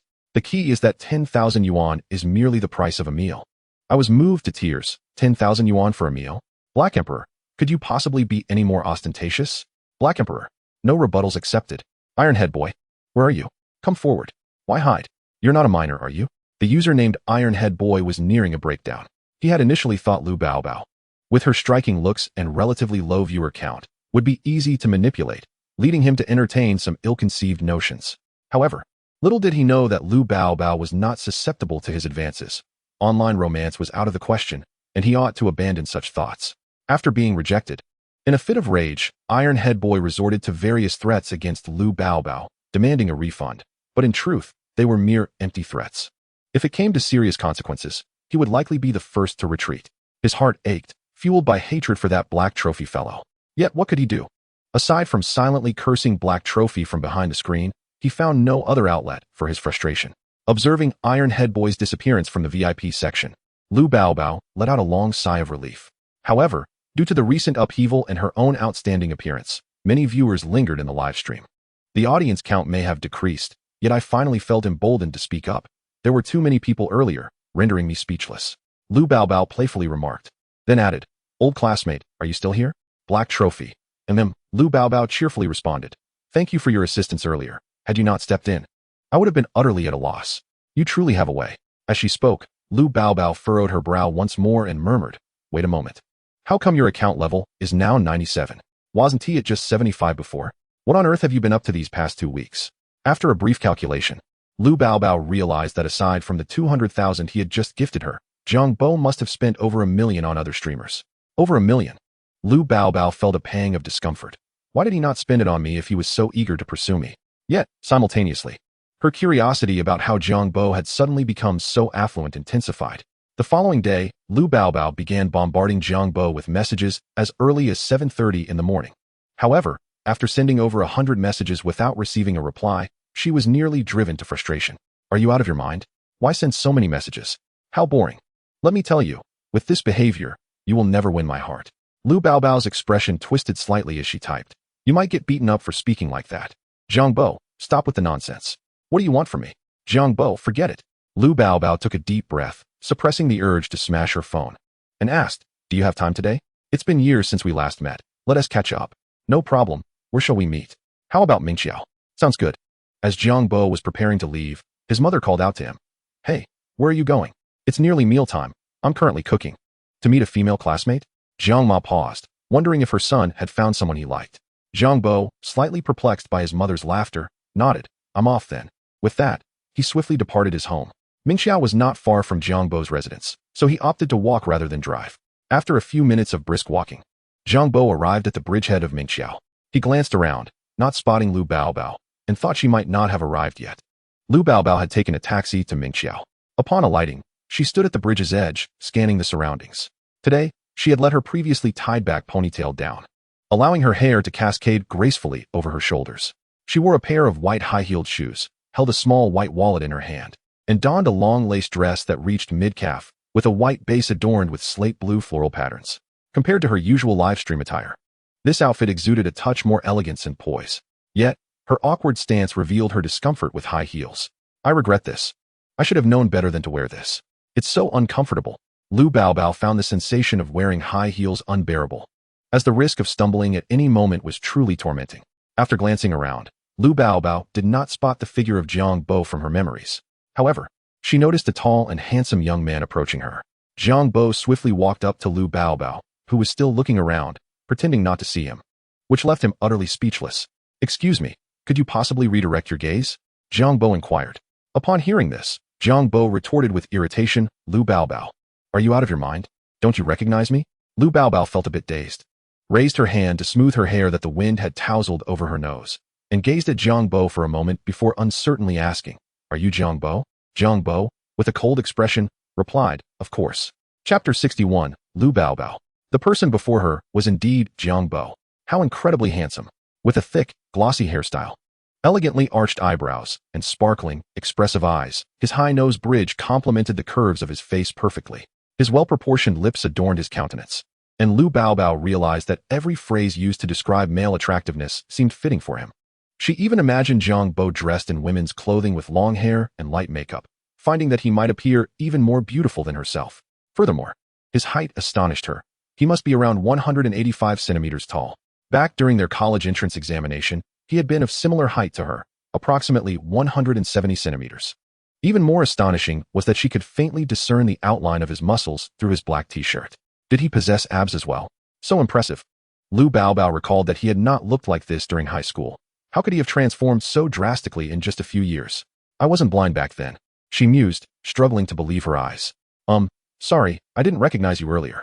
By the way, what have you been through these past few years to change so much? Jiang Bo replied. Is there a problem with how I've turned out? Lu Baobao smiled brightly. No problem at all. Just that you're so handsome that it's hard to recognize you. You haven't had any cosmetic surgery, have you? Jiang Bo laughed. Have you ever seen someone who underwent surgery and ended up looking this good? Lu Baobao raised an eyebrow teasingly. Well, now I have. Get lost. I haven't had any surgery, Jiang Bo said, his face darkening. Just joking with you. Don't be mad, Lu Baobao quipped playfully. Jiang Bo met her gaze and took the opportunity to size her up as well, commenting, By the way, you haven't changed much over the years. With her bright, sparkling eyes, Lu Baobao seemed a bit excited as she replied. So you mean I still look as beautiful as I did back then? Jiang Bo shook his head. What I mean is, you still look as young as you did back then. Lu Baobao. Jiang Bo had hit a nerve, and she felt like she might explode. Her face flushed, and she glared at Jiang Bo, saying, I'm not that young anymore. At the very least, I've reached the national average for women, so stop making fun of me. I just happen to lack a boyfriend. Once I find one, I'll definitely mature. Believe me. Jiang Bo shrugged. I wasn't making fun of you, just stating a fact. Now, let's get back to the point. What are your plans next? Taking a deep breath to calm herself, Lu Baobao pouted. It's almost noon. Let's go have some lunch. You've given me so much money and helped me a lot yesterday. I haven't really had the chance to thank you properly, so this meal is on me. You're not allowed to argue. Have you chosen a place? Not yet, but there's a restaurant over there that serves pretty good food. How about we eat there? Let us go then, let us give it a try. The two made their way to a restaurant diagonally across from Minxiao, where they booked a private room. After Lu Baobao ordered several dishes, she handed the menu to Jiang Bo, who casually ordered a bottle of red wine. Half an hour later, the food and wine arrived, and as they dined and chatted, Jiang Bo noticed that Lu Baobao was still as lively and mischievous as before. To put it nicely, she was innocent. To put it bluntly, she was somewhat naive and lacked social experience. As Lu Baobao savored her wine, she remarked, Hey, your wine selection is quite good. This red wine tastes great. Jiang Bo, enjoying his food, replied, I just ordered randomly. By the way, how is Lu Laoshir's health? Lu Baobao cheerfully responded, My dad. He eats well and sleeps soundly, in great shape. No need for you to worry. What about you? Not only have you become significantly more handsome over the years, but what is the story behind your newfound wealth? You're playing with Douyu now? That is a bottomless pit. Aren't you playing too? Lu Baobao retorted, Our situations are different. I'm earning money, while you're just spending it. Jiang Bo chuckled. So it's fine for you to earn, but I can't spend? For Jiang Bo, spending on gifts was akin to earning money. Of course, he kept this perspective to himself, not feeling the need to share it with anyone else. Lu Baobao rolled her eyes at him. That is nonsense. By the way, your account is already level 97. You must have spent a couple of million, right?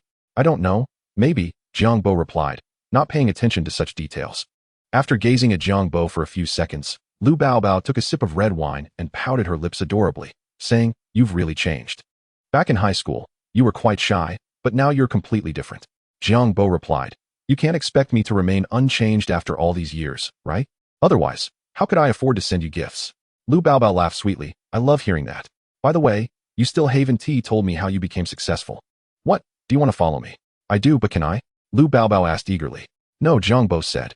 Upon hearing this, Lu Baobao pouted her lips in displeasure. What do you mean, no? I've noticed that you've become much more sarcastic. You used to blush when talking to me. But now you're so bold and joking around. You must have caused trouble for other girls over the years, haven't you? Jiang Bo sensed a hint of jealousy in her tone, but he didn't address it and continued. Wealth is a matter of luck. If you want to see, I can let you experience it later. Lu Baobao's eyes sparkled. Really? Don't lie to me. I'm not lying. Great. Let us eat quickly so we can go. The two quickly finished their meal, and Lu Baobao summoned the waiter to settle the bill. You two have a total of 4,200 yuan in this establishment. Would you like to pay in cash or by card? The waiter inquired. How much? Lu Baobao was bewildered and scratched her head, asking again. 4,200 yuan. This can't be right. We didn't order that many dishes, did we? Adding it up, it should be around 500 or 600 at most. Even with the private room, it shouldn't exceed 800. How did it turn into 4,200? Lu Baobao suddenly became anxious. 4,200? Are you kidding me? We ordered 5 dishes, and the most expensive one was only 149. How did it reach over 4,000? She felt that they were trying to take advantage of her as a first-time diner. No way. I'll call the police. The waiter patiently explained, You are correct. The 5 dishes total 563 yuan, and the rice is complimentary, making it 763 yuan with the room fee. However, the wine this gentleman ordered costs 3,488 yuan. So the total comes to 4,200 yuan. Do you have any further questions? Upon hearing this, Lu Baobao realized she had no grounds to call the police and shot Jiang Bo a resentful glance. You ordered a bottle of wine that costs 3,488 yuan. I was wondering why it tasted different. Turns out it was over 3,000. Feeling a surge of annoyance, Lu Baobao smiled at the waiter, saying, I'll pay by card, if that is all right. Of course, please follow me. She still had some savings. Although the 200 yuan made her feel a bit pained. She had no choice but to grit her teeth and pay. Jiang Bo did not rush to pay either, since Lu Baobao wanted a treat, then let her treat. After all, it was just a few thousand yuan, which wouldn't significantly add to the expenses. As long as she was happy, that was enough. Chapter 62. Guess who he is? After leaving the restaurant, Lu Baobao looked at Jiang Bo with an expression of deep sorrow, as if she had lost something precious. What's wrong? Are you okay? Jiang Bo inquired. Lu Baobao took a deep breath, calming her inner turmoil, and her delicate features suddenly blossomed with a charming smile. I'm fine. Didn't you say you wanted to show me how you made your fortune? Let's go. Lu Baobao was quite clear about what to say and what not to say. Her intelligence was not in question. She would never blame Jiang Bo over a mere 4,000 yuan. After all, he had once spent over 200,000 yuan on her.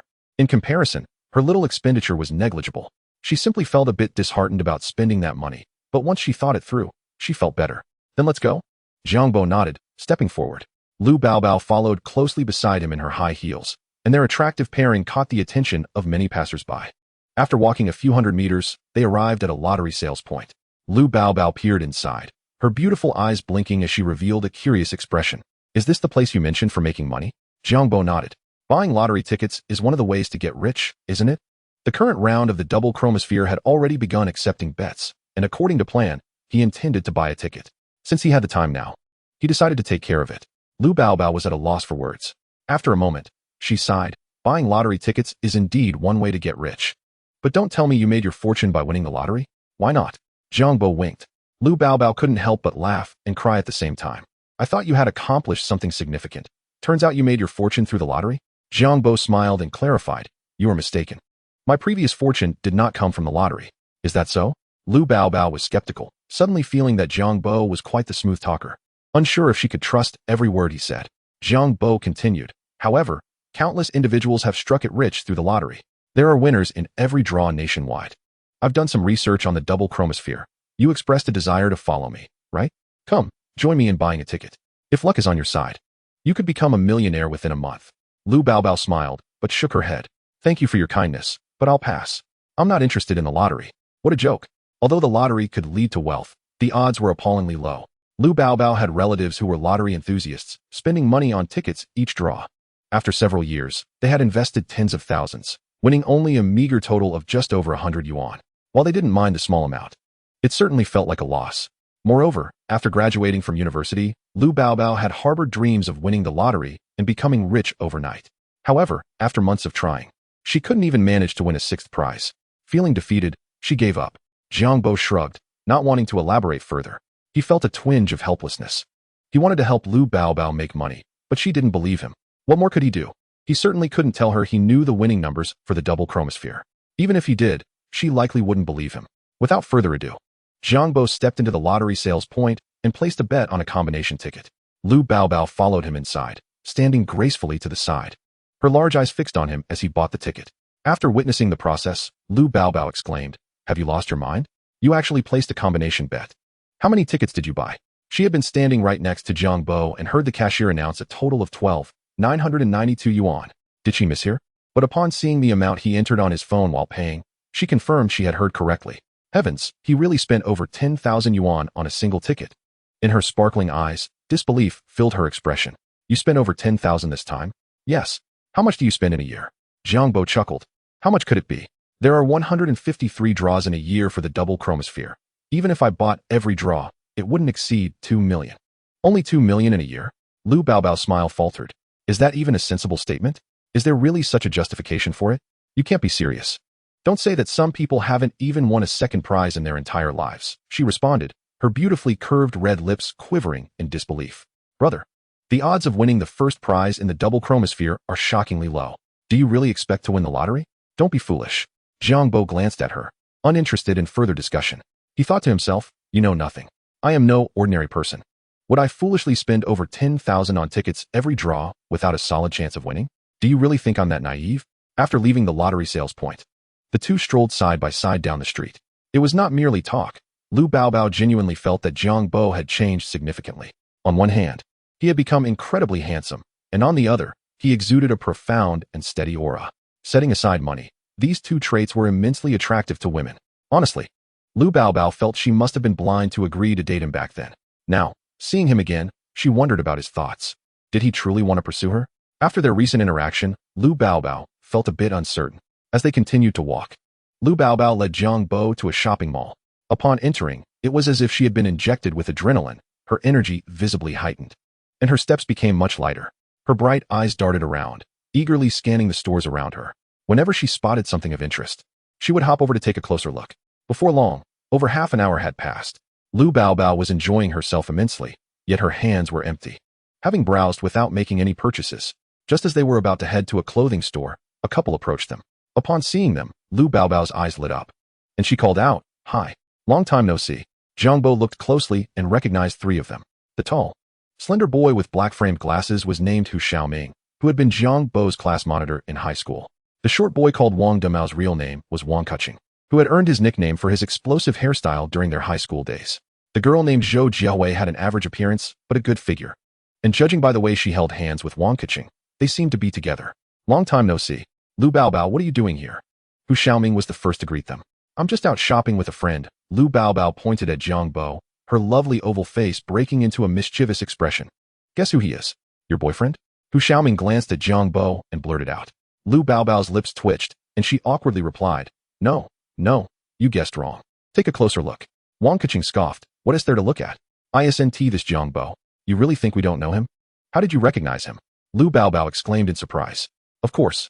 We had dinner together during the New Year, and I even shared his photo in the group. Didn't you all see?" Wang Kuching replied. "Seriously, Jiang Bo?" Hu Xiaoming looked surprised. If it weren't for Wang Kuching revealing it, he might not have recognized him. "Jiang Bo, how have you changed so much?" Zhou Jiaowei's eyes sparkled, swallowing hard. "What do you mean I've changed?" Jiang Bo asked. Jiang Bo, in a state of disbelief, asked, "Is there something wrong with me?" Zhou Jiaowei chuckled lightly. "There's nothing wrong. It's just that your transformation is quite remarkable. Back when we were in school, you sat behind me, sporting a face full of acne, and now you've become so handsome. While others say women change significantly as they grow, you've undergone an extraordinary transformation as a man. If it weren't for Kuching's reminder, I might not have recognized you at all." From a typical woman's perspective, Zhou Jiaowei found Jiang Bo to be exceedingly attractive. Such looks could easily captivate countless naive admirers. Jiang Bo smiled and replied, "Let us not dwell on that. Speaking of which, it seems that you and Wang Demao have reached a stage where you're discussing marriage, right?" Wang Kuching interjected, "Discussing marriage? We've already tied the knot." Jiang Bo was taken aback. "You've already married? Why wasn't I informed?" Zhou Jiaowei clarified at that time. "Kuching and I simply wished for a quiet wedding, so we didn't think it necessary to make a fuss about it. By the way, what is the situation between you and Lu Baobao? Are you two?" Lu Baobao blushed slightly, remaining silent, fearing that further explanation might lead to misunderstandings. Jiang Bo laughed. "We merely went shopping. What could possibly be going on? This is our first meeting since graduating high school. It's not as complicated as you all imagine." Lu Baobao pouted, shooting Jiang Bo an irritated glance. "What do you mean by that? Are you really not considering pursuing me again? Rushing to distance yourself like this seems quite irrational." Zhou Jiaowei and Wang Kuching exchanged amused glances. Unsure of whether to believe Jiang Bo turned to the girl beside Hu Xiaoming, continuing, "Class monitor, is this your wife?" Hu Xiaoming promptly introduced. "This is my fiancée, Yang Li. Li, this is Jiang Bo, and that's Lu Baobao. We're all high school classmates." Yang Li nodded with a gentle smile, appearing to be a serene and graceful girl. The four of them stood in the corridor reminiscing. After a few minutes, Zhou Jiaowei asked, "Are you two busy? If not, would you like to join us for a stroll?" Lu Baobao glanced at Jiang Bo. "I have nothing particular to do." Jiang Bo nodded. "A stroll sounds good. You must have a purpose, right? What are you planning to buy?" Hu Xiaoming replied, "I'm about to get married soon. During our engagement, I didn't give Li anything, so today I thought I'd take her to the mall to buy a ring as a gift." Lu Baobao's eyes sparkled with envy. "How romantic. Miss Yang, you are truly fortunate to have such a caring partner." Yang Li smiled sweetly. "Thank you." As they moved forward, Zhou Jiaowei's gaze frequently darted towards Jiang Bo, which made Wang Kuching feel a twinge of jealousy. "What are you looking at? Can't you stop staring at Jiang Bo?" "If you're not embarrassed, I certainly am." Wang Kuching finally couldn't hold back and pulled Zhou Jiaowei aside. Whispering to her, Zhou Jiaowei shot him a sidelong glance and smiled. "Jiang Bo is handsome. What is wrong with looking? Are you really jealous?"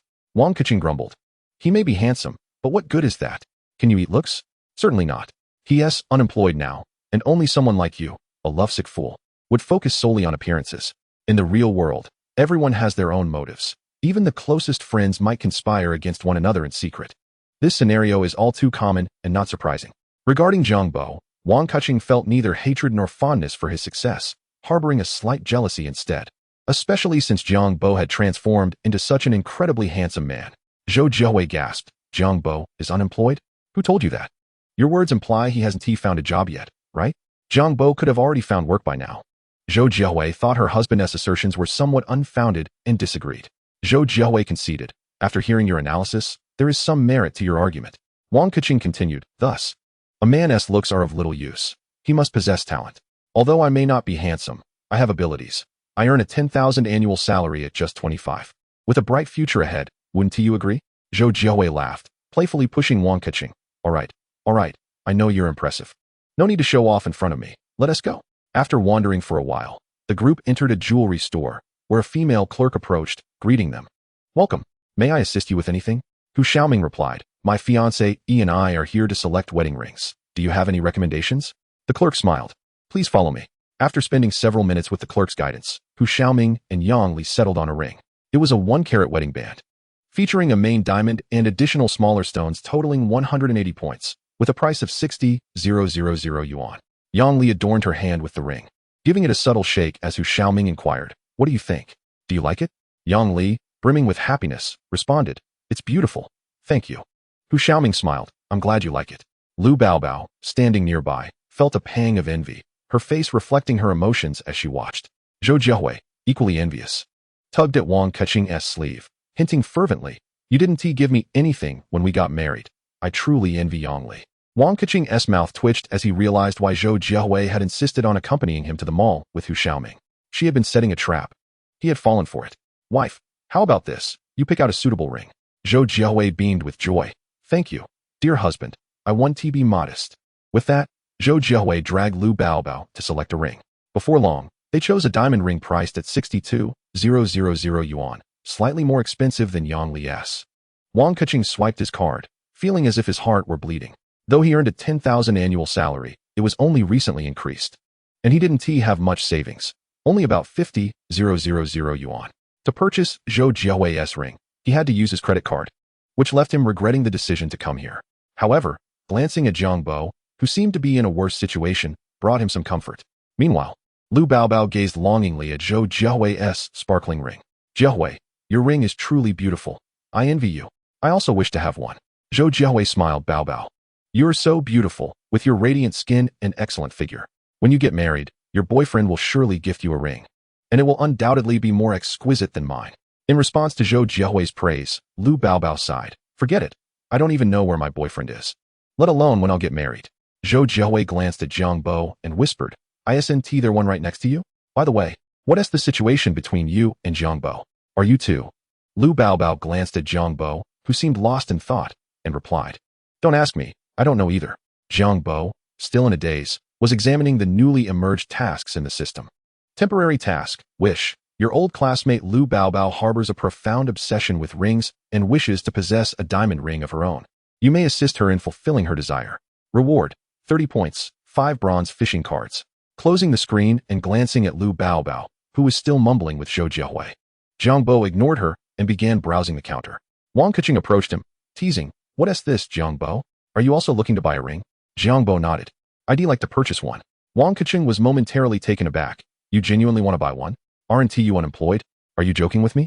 Jiang Bo chose to disregard Wang Keqing's expression, looking towards a nearby clerk, pointing to a ring resting in a deep blue velvet display. Excuse me. Could you please take that ring out for me to examine? Of course, please hold on a moment. The shop assistant promptly responded and carefully retrieved the ring from the display case, placing it on the counter. Sir, this is a lady's diamond ring from the Zokai brand, featuring a main diamond of 2 carats and side diamonds totaling 30 points. With the band crafted from 18-karat white gold, she elaborated. After hearing her introduction, Jiang Bo turned to Lu Baobao and waved her over.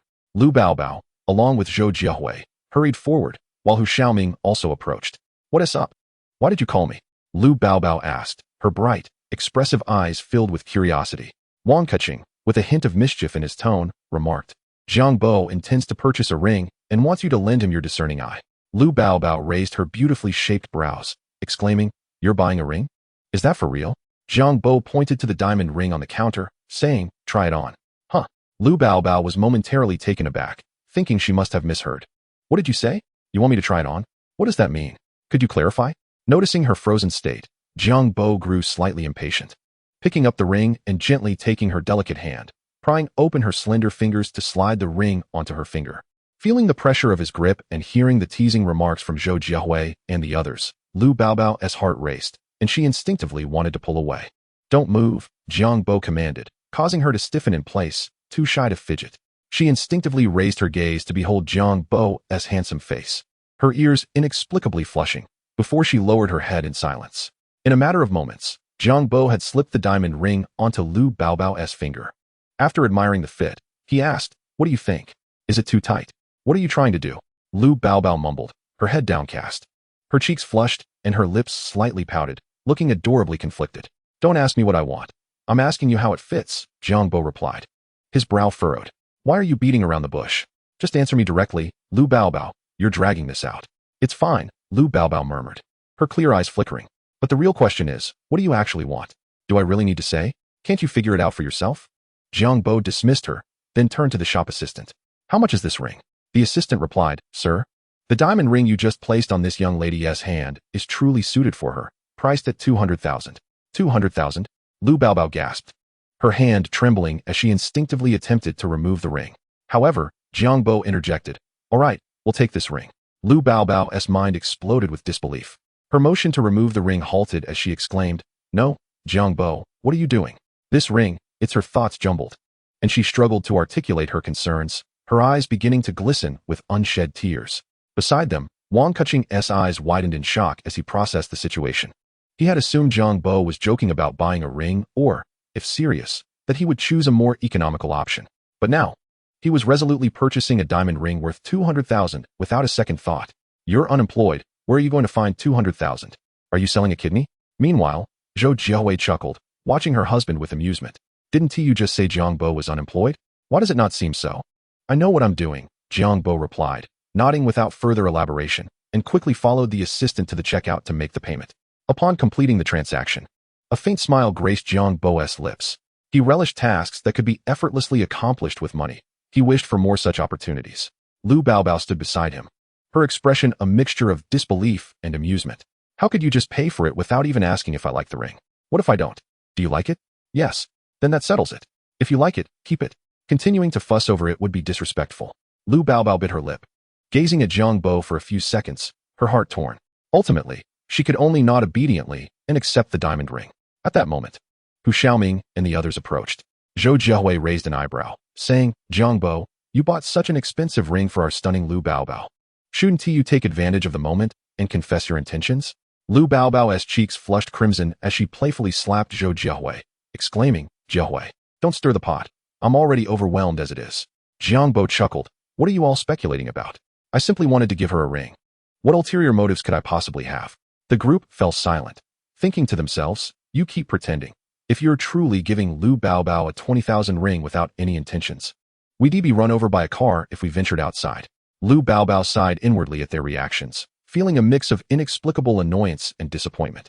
However, she chose not to dwell on her feelings. With her big, dark eyes twinkling, she quickly added, "Yes, Jiang Bo just wanted to gift me a ring. Why are you all making a fuss? Is a 200,000 ring that rare? He has spent 2 to 3 million on gifts for other female streamers on Douyu. This is nothing." In Jiang Bo's perspective, 200,000 was merely a fleeting expense. She urged her friends to curb their astonishment and not to act like they had never seen wealth before. As she concluded, Lu Baobao adopted a haughty demeanor. However, Hu Xiaoming and the others were no longer composed. "What did you just say, Baobao? Jiang Bo spent 2 to 3 million on Douyu?" Zhou Jiahui gasped in disbelief. Lu Baobao nodded. "Exactly. He is the top donor in my streaming room. Although he has gifted me over 20,000. His account level requires 2 to 3 million to reach. You can ask him yourself." Everyone turned to Jiang Bo, their expressions a blend of shock and awe. Jiang Bo glanced at Lu Baobao, bemused. "It's just 2 to 3 million fish fins. Why make such a fuss about it? Do you have to broadcast my awkwardness like this? 2 to 3 million fish fins equate to 2 to 300,000 yuan in real currency." Wang Keqing could no longer contain himself, incredulously asking, "Jiang Bo, weren't you unemployed? How do you have so much money?" Jiang Bo replied, "You ask a strange question. Just because I'm unemployed doesn't mean I'm broke." Wang Keqing felt an overwhelming urge to slap him. "You've got to be kidding me. You're unemployed, yet still have money? Is there any justice left in the world?" Reflecting on how he had previously laughed at Jiang Bo's unemployment, Wang Keqing felt his face flush with embarrassment. He had thought his annual salary of 200,000 at age 25 was impressive, But now he realized Jiang Bo had spent 2 to 3 million just on watching streams. How much work would it take him to earn that amount? They were not even in the same league, and he had mocked him. After leaving the jewelry store, Wang Keqing concocted an excuse about family matters and dragged Zhou Jiaowei away awkwardly. Hu Xiaoming looked at Jiang Bo and Lu Baobao with a complex expression. When Lily and I get married, you two must be there. Lu Baobao smiled charmingly. I'll definitely be there. Jiang Bo nodded in agreement. After Hu Xiaoming and Yang Li bid farewell, Jiang Bo and Lu Baobao stood outside the jewelry store, exchanging glances. What are you staring at me for? I'm looking at you because you're looking at me, Lu Baobao replied, blinking her large eyes. Quite nonsensical. Shall we continue shopping? Let us go then. The two strolled towards the exit of the mall. On the road, Lu Baobao stole a few glances at Jiang Bo and inquired, Hey, what made you decide to gift me a ring at the jewelry store earlier? Don't try to say it was just a spontaneous gesture. I'm not foolish enough to believe that. Jiang Bo shot her a sidelong glance. If you don't believe it, then so be it. I never expected you to. Lu Baobao retorted. Sometimes, your words are truly bothersome. I must tell you, with this attitude, you will never attract a girlfriend. That is perfectly fine, Jiang Bo replied. Having a girlfriend sounds exhausting. Once you have one, you must tread carefully even when speaking to the opposite sex. I have no intention of pursuing a girlfriend. The future is uncertain, but for now, this is Jiang Bo's mindset. I've had enough of you, Lu Baobao said, placing her delicate hand on her waist. Feeling utterly drained from conversing with Jiang Bo, as they exited the mall and reached the street, Lu Baobao bit her lip and softly said, By the way, my home is in that nearby community. Would you like to come over for a visit? Jiang Bo looked at her with suspicion. You want me to visit your home? What are your intentions? Is Lu Laoshi at home? He asked. Lu Baobao leaned closer to him, her eyes darting, and whispered, My dad isn't home. And my mom isn't either. Then I want to go, Jiang Bo replied. Lu Baobao protested. My parents aren't home. I invited you to visit, and you refuse? Why? With her hands on her hips, her exquisite oval face displayed a look of anger. Jiang Bo explained, If Lu Laoshi isn't there's no need for me to visit. If he were, it would be a good opportunity to pay him a visit. You've truly made me cry with your foolishness, Lu Baobao replied. Chapter 65, Dragon Boat Festival. After changing her shoes and entering the living room, she saw her parents were home and hurried over to sit beside them, exclaiming, I'm exhausted. I will never wear high heels again. Lu Mama smiled and said, You haven't even started dating or gotten married yet.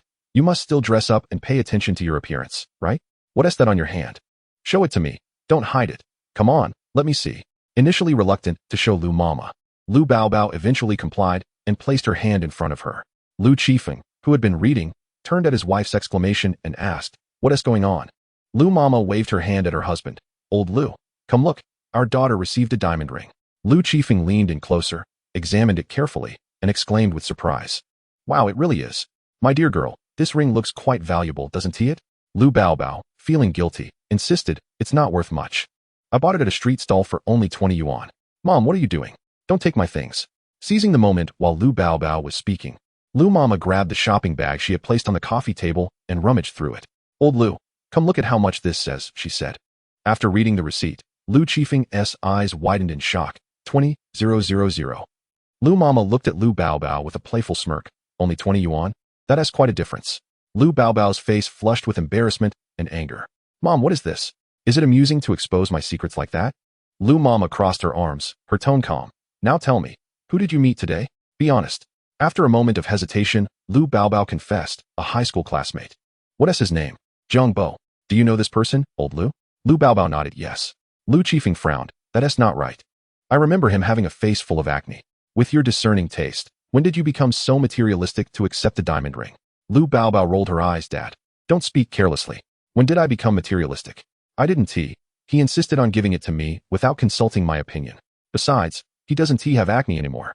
He is much more handsome than you were at his age. Is that so? Do you have a photo? No, Lu Baobao deflected. Let us talk about it later.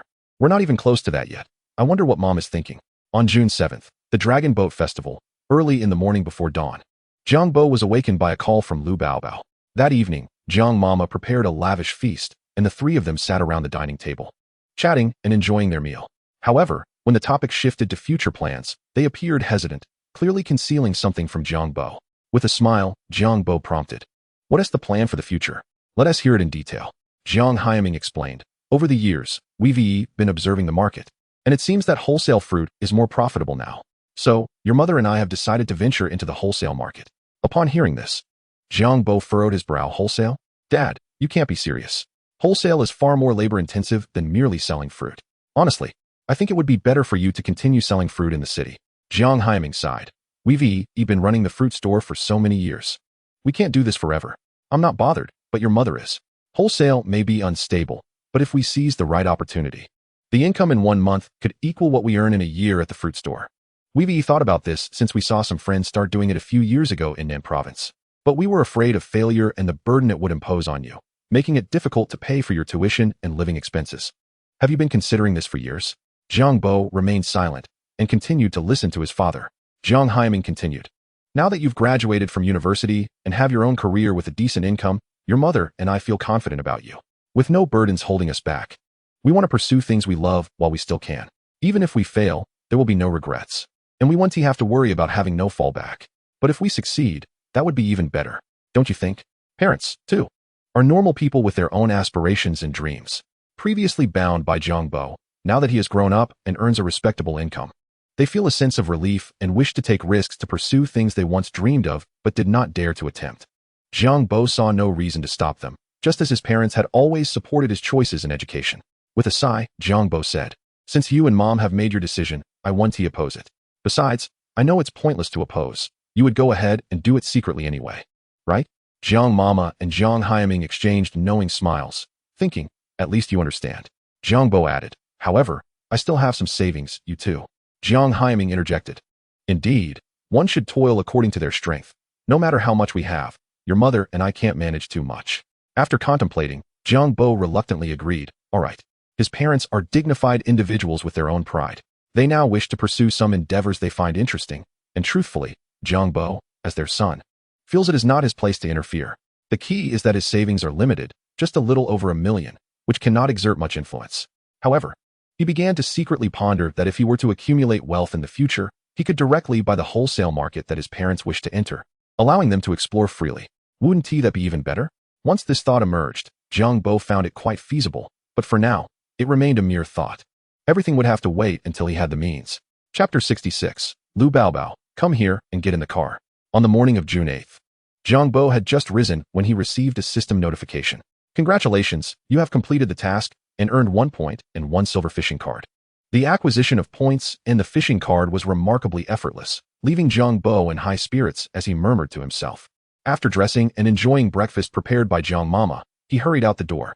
Shortly after finishing lunch, Jiang Bo received a message from Shun Jing informing him that she had signed a contract for her new book. As Jiang Bo entered, he was greeted by a title brimming with implications. Enhuing Zisheng.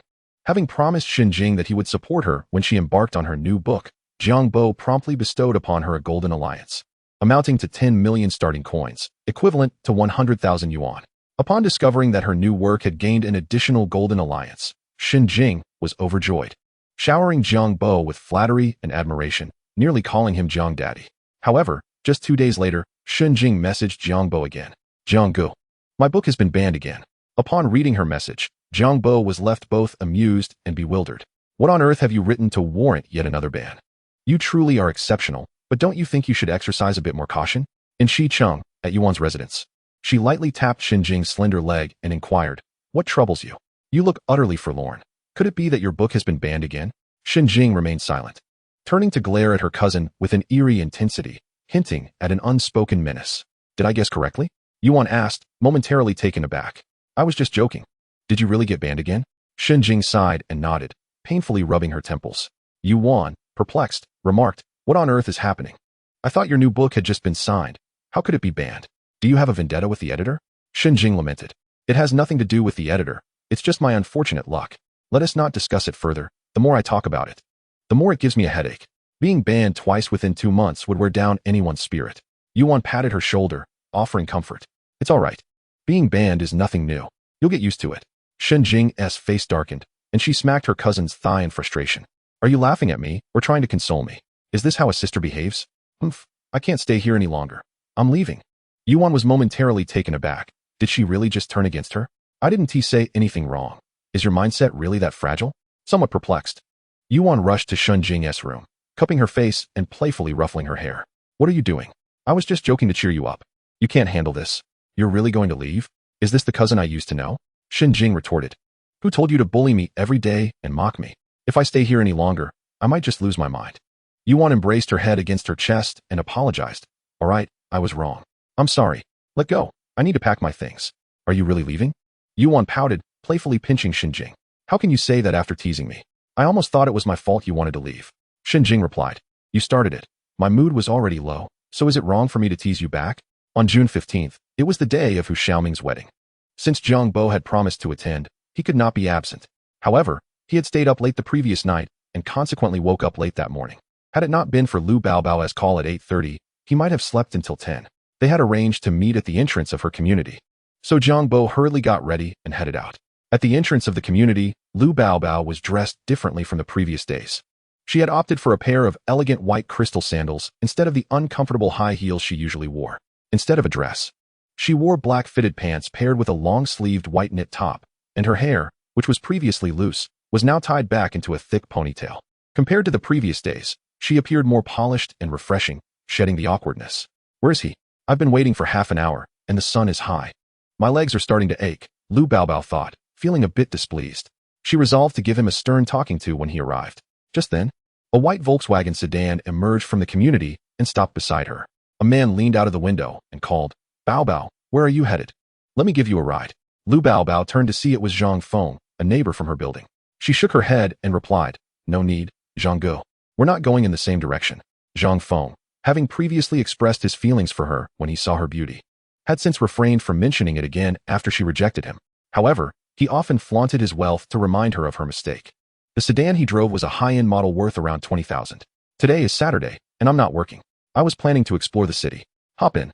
I'll take you wherever you need to go, and I want to even charge you for gas, Zhang Feng said with a smile. Lu Baobao shook her head again and replied, Thanks, but I'm waiting for a friend. At that moment, a BMW pulled up, honked, and the window rolled down to reveal a striking young man waving at Lu Baobao. Lu Baobao, over here. Get in.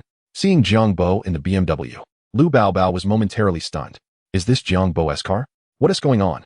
Didn't he say he didn't have a car? When did he get a BMW? She quickly approached the passenger side, opened the door, and sat down. As the BMW roared to life and sped away, Zhang Feng finally recognized the car model. Wait, is that a BMW 7 Series? That must be over £1,000,000, he muttered, astonished. When did Lu Baobao, the girl next door, become friends with such a wealthy person? This is unbelievable. In the car, Lu Baobao's eyes sparkled with curiosity as she took in her surroundings. Jiang Bo, this car looks so luxurious. A BMW. When did you buy it? Last month, he replied casually. Last month? Why didn't I see you driving it when we met before? We were close by, so I didn't drive. Lu Baobao nodded and asked. This car must have cost quite a bit, right? Over £1,000,000, Jiang Bo confirmed. Over £1,000,000, Lu Baobao exclaimed, her eyes wide with disbelief. Wow, you really have struck it rich. I'm so envious of you. When will I ever be able to afford something like this? After a brief pause, Lu Baobao smirked and playfully glared at Jiang Bo. Are you not afraid I'll smash your car with my words? Jiang Bo slowed down and glanced at her with a profound gaze, saying, Not big enough. It probably won't do the trick. Lu Baobao initially didn't understand. But upon seeing the teasing glint in Jiang Bo's eyes, she realized the implication. Her face flushed crimson, and she indignantly replied, Just drive properly. I don't want to talk to you anymore. They soon arrived at the hotel where Hu Xiaoming's South wedding was taking place. Due to multiple weddings occurring that day, the parking lot was full. Consequently, Jiang Bo had to park the car somewhat casually outside the hotel, planning to move it after the meal. How much are you planning to give as a wedding gift? Lu Baobao inquired softly, trailing behind Jiang Bo 10,000. He replied nonchalantly. More is unnecessary, and less would be inappropriate. Jiang Bo did not engage in a debate with Lu Baobao, the little money grubber. After presenting a gift, he conversed with Hu Xiaoming for a brief 2 minutes before finding a seat for himself. At noon, after witnessing a couple's union in the hall, they proceeded to the dining area to commence their meal. Among the high school classmates, only a handful attended Hu Xiaoming's wedding, approximately 10, who gathered at one table. While the rest were relatives and friends of Hu Xiaoming and Yang Li, Lu Baobao sat beside Jiang Bo and then pulled Zhou Jiaowei over. With the two girls whispering to each other, their conversations a mystery. Meanwhile, the boys indulged in food and drink, exchanging banter. Everyone's here. Sorry for arriving late. A young man clad in a suit and tie, clutching a black leather bag under his arm, approached their table. Jiang Bo recognized him as an old classmate, Zhou Mao. Back in school, Zhou Mao was short and thin, notoriously mischievous, often playing around and neglecting his studies, frequently scolded by Lao Lu, yet he remained unrepentant. ultimately failing to gain admission to university. However, now he appeared well-fed and portly, radiating an air of success, seemingly thriving. Wang Keqing was the first to speak. Old Zhou. It's the class leader's big day, and you dare arrive late? Care to explain? Zhou Mao chuckled. My apologies, my business keeps me extremely busy, and I couldn't get away in time. Please don't be angry. I'll drink a cup in penance. 1 cup won't suffice. Make it 3. All right, 3 it is. After downing 3 cups, Zhou Mao finally pulled up a chair. As the old classmates dined and reminisced about amusing and embarrassing incidents from their school days, laughter erupted, creating a lively atmosphere. By the way, Zhou Mao, what have you been up to lately? You're looking quite dapper. I recall the last time I saw you, you were driving an Audi A6, right? A classmate inquired, directing the attention toward Zhou Mao. With a grin, Zhou Mao waved his hand dismissively. What do you mean by dapper? I just threw this together. It's worth hardly a few thousand. That Audi was merely for show. I reluctantly bought it for 500,000, and it nearly broke my heart. Wang Keqing scoffed. Come on, Zhou Mao. Is there a need to flaunt? Just spill the beans on how you made such a fortune. Zhou Mao sighed. Honestly, it hasn't been easy. You all know I was a troublemaker and didn't get into college. After graduating, I worked various jobs and soon realized that without a degree, it was nearly impossible to find good work in the city. I ended up doing manual labor. Initially, I was content to scrape by, but unexpectedly, my barbecue restaurant became popular. Now I've expanded from 1 to over 20 locations, and while I've attracted some investors, the profits are shared among many. My annual income is around 7 to 800,000. Although it's not a fortune, it suffices for living. Wang Keqing frowned. I don't want to hear any more. You're telling me you earn 7 to 800,000 a year, and you call that not much? Zhou Mao? You're incredible. Can you take me under your wing? I'm barely able to afford meals. It seemed Zhou Mao was now the most successful among their class, having transformed from a poor student to a thriving businessman. This demonstrated that even if one excelled academically, real-world success was an entirely different matter. Lu Baobao glanced at Jiang Bo beside her and whispered, They say Zhou Mao is doing the best. Do you find that impressive? What is there to be impressed by? Don't stir trouble, Jiang Bo shot back, shooting her a glare. Lu Baobao smiled playfully. I'm not that childish. I just think you're doing better than him. He exudes the aura of a nouveau riche, while you're far more refined. Jiang Bo chuckled but said nothing. In truth, he was also a nouveau riche, albeit a more understated one, feeling no pride in that. At that moment, a hotel staff member rushed in, urgently inquiring, Excuse me, which one of you owns the BMW 7 with the license plate 1314? BMW 7? Jiang Bo, that's yours, right? Lu Baobao remarked. Jiang Bo nodded, rising to raise his hand. That's mine. What's the matter? The staff member approached, relieved. Sir, I'm glad I found you. Your car is parked on the street, and a lady is trying to leave but can't get out. Could you please move it? Or if you give me the keys, I can do it for you? Why didn't you call me? I left my number on the form, didn't I? Jiang Bo asked. I did call, but you didn't answer, the staff member replied with a wry smile. Jiang Bo checked his phone and saw several missed calls. Sorry. It seems my phone was on silent. No worries, if you could help me out, the staff member said. And Jiang Bo took the keys from his waist and handed them over. As he did so, he noticed all eyes in the room, including those of Hu Xiaoming's relatives and friends, were now fixed on him. Jiang Bo smiled at his old classmates. What's with the silence? Wang Keqing's expression was complex, were too stunned to speak. Indeed, trembling with fear, someone else chimed in. Zhou Mao was bewildered, quickly asking, Jiang Bo, what is going on? You're driving a BMW 7? What is the story? Zhou Mao recalled that a little over a year ago, when he met Jiang Bo in Yangcheng, Jiang Bo was still working in a lab, barely earning over 10,000 a month. At that time, Zhou Mao's income was already in the hundreds of thousands, several times that of Jiang Bo's. He had teased Jiang Bo back then, asserting that no amount of studying mattered, real-world skills were what counted, and school knowledge was useless. Yet, how was it that in just over a year, Jiang Bo had acquired a BMW 7? Zhou Mao wondered if it was a financed purchase, as he couldn't fathom Jiang Bo affording it outright. Zhou Jiahui, however, smiled and spoke for Jiang Bo. Surprised, aren't you, Zhou Mao? Even though you've done well, we have someone here who has fared even better. And that's not all. Do you know how much that watch on his wrist is worth? Lu Baobao seized Jiang Bo's left hand, rolling back his sleeve to reveal a silver watch that dazzled under the light. Jiang Bo shot Lu Baobao an annoyed glance. What are you doing? It was one thing for others to jest at his expense, but Lu Baobao, his ally, was also joining in. Lu Baobao stuck out her tongue playfully. I just wanted a peek. It's not like I'm going to die from it. Seriously, Jiang Bo, you're quite the secretive one. Why not show us your treasures? What brand is that watch? It looks incredibly high-end. I can't recognize it, but I bet it's worth quite a fortune. 1 million for a watch?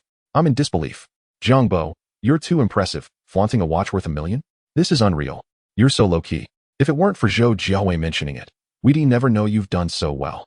Jiang Bo, at a loss for words, frowned and said, everyone, please stop. Don't listen to Zhou Jiaowei's nonsense. This watch isn't worth $1 million. It was only 72,000 when I bought it. After he spoke, he noticed a room full of incredulous gazes directed at him. I can't take this anymore. Neither can I. Jiang Bo, can you be any more modest? If we weren't classmates, I swear, just based on what you said today, you'd be leaving here sideways. I chuckled. Is there truly a considerable distinction between 720,000 and 1,000,000? The crux lies not in the disparity between these two figures. For the majority present, both 720,000 and 1,000,000 are realms they cannot hope to reach. Thus, even if there exists a tangible difference, it bears little significance in their eyes. When Jiang Bo mentioned it, the crowd perceived him as boasting. The evidence was irrefutable. Beside him, Zhou Mao wore a rather awkward expression. He had believed that his current achievements would place him above his high school classmates. Yet Jiang Bo surpassed him. With a luxury car worth over $1 million, adorned with a watch exceeding 720,000, casually gifting a 200,000 ring to Lu Baobao, and spending 2 to 3 million on Douyu. Jiang Bo's outward displays were merely the tip of the iceberg. Zhou Mao hesitated to contemplate what might lurk beneath the surface, fearing that such knowledge would shatter his psyche. Consequently, a bitter smile crept onto Zhou Mao's face, and with a hint of jealousy, he remarked, damn you, Jiang Bo. Why don't you ever mention how well you're doing? While I was bragging, you were just sitting there smirking. How utterly embarrassing. I thought I was the big shot in our class. Following the earlier incident, there was no doubt that Jiang Bo had become the focal point of the gathering, even outshining Hu Xiaoming and his spouse. However, Jiang Bo disliked being the center of attention and loathed being observed. After consuming a few drinks, he decided to take his leave. Noticing this, Lu Baobao lost interest in staying and followed Jiang Bo out.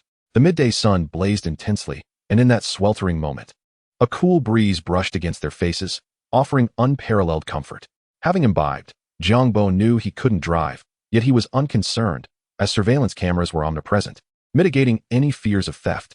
Once they reached the street, he glanced at Lu Baobao beside him and inquired, why did you leave the gathering so soon? You could have stayed longer. Lu Baobao, stepping lightly and beaming, replied, those people can't compare to you. It's rather dull being with them. You're far more entertaining. Oh, Jiang Bo responded nonchalantly, casting a skeptical glance at Lu Baobao's hand, questioning, where's the ring I gave you? You didn't sell it, did you? Lu Baobao, bemused, retorted, what are you thinking? I could never part with such a precious gift. I intend to keep it safe.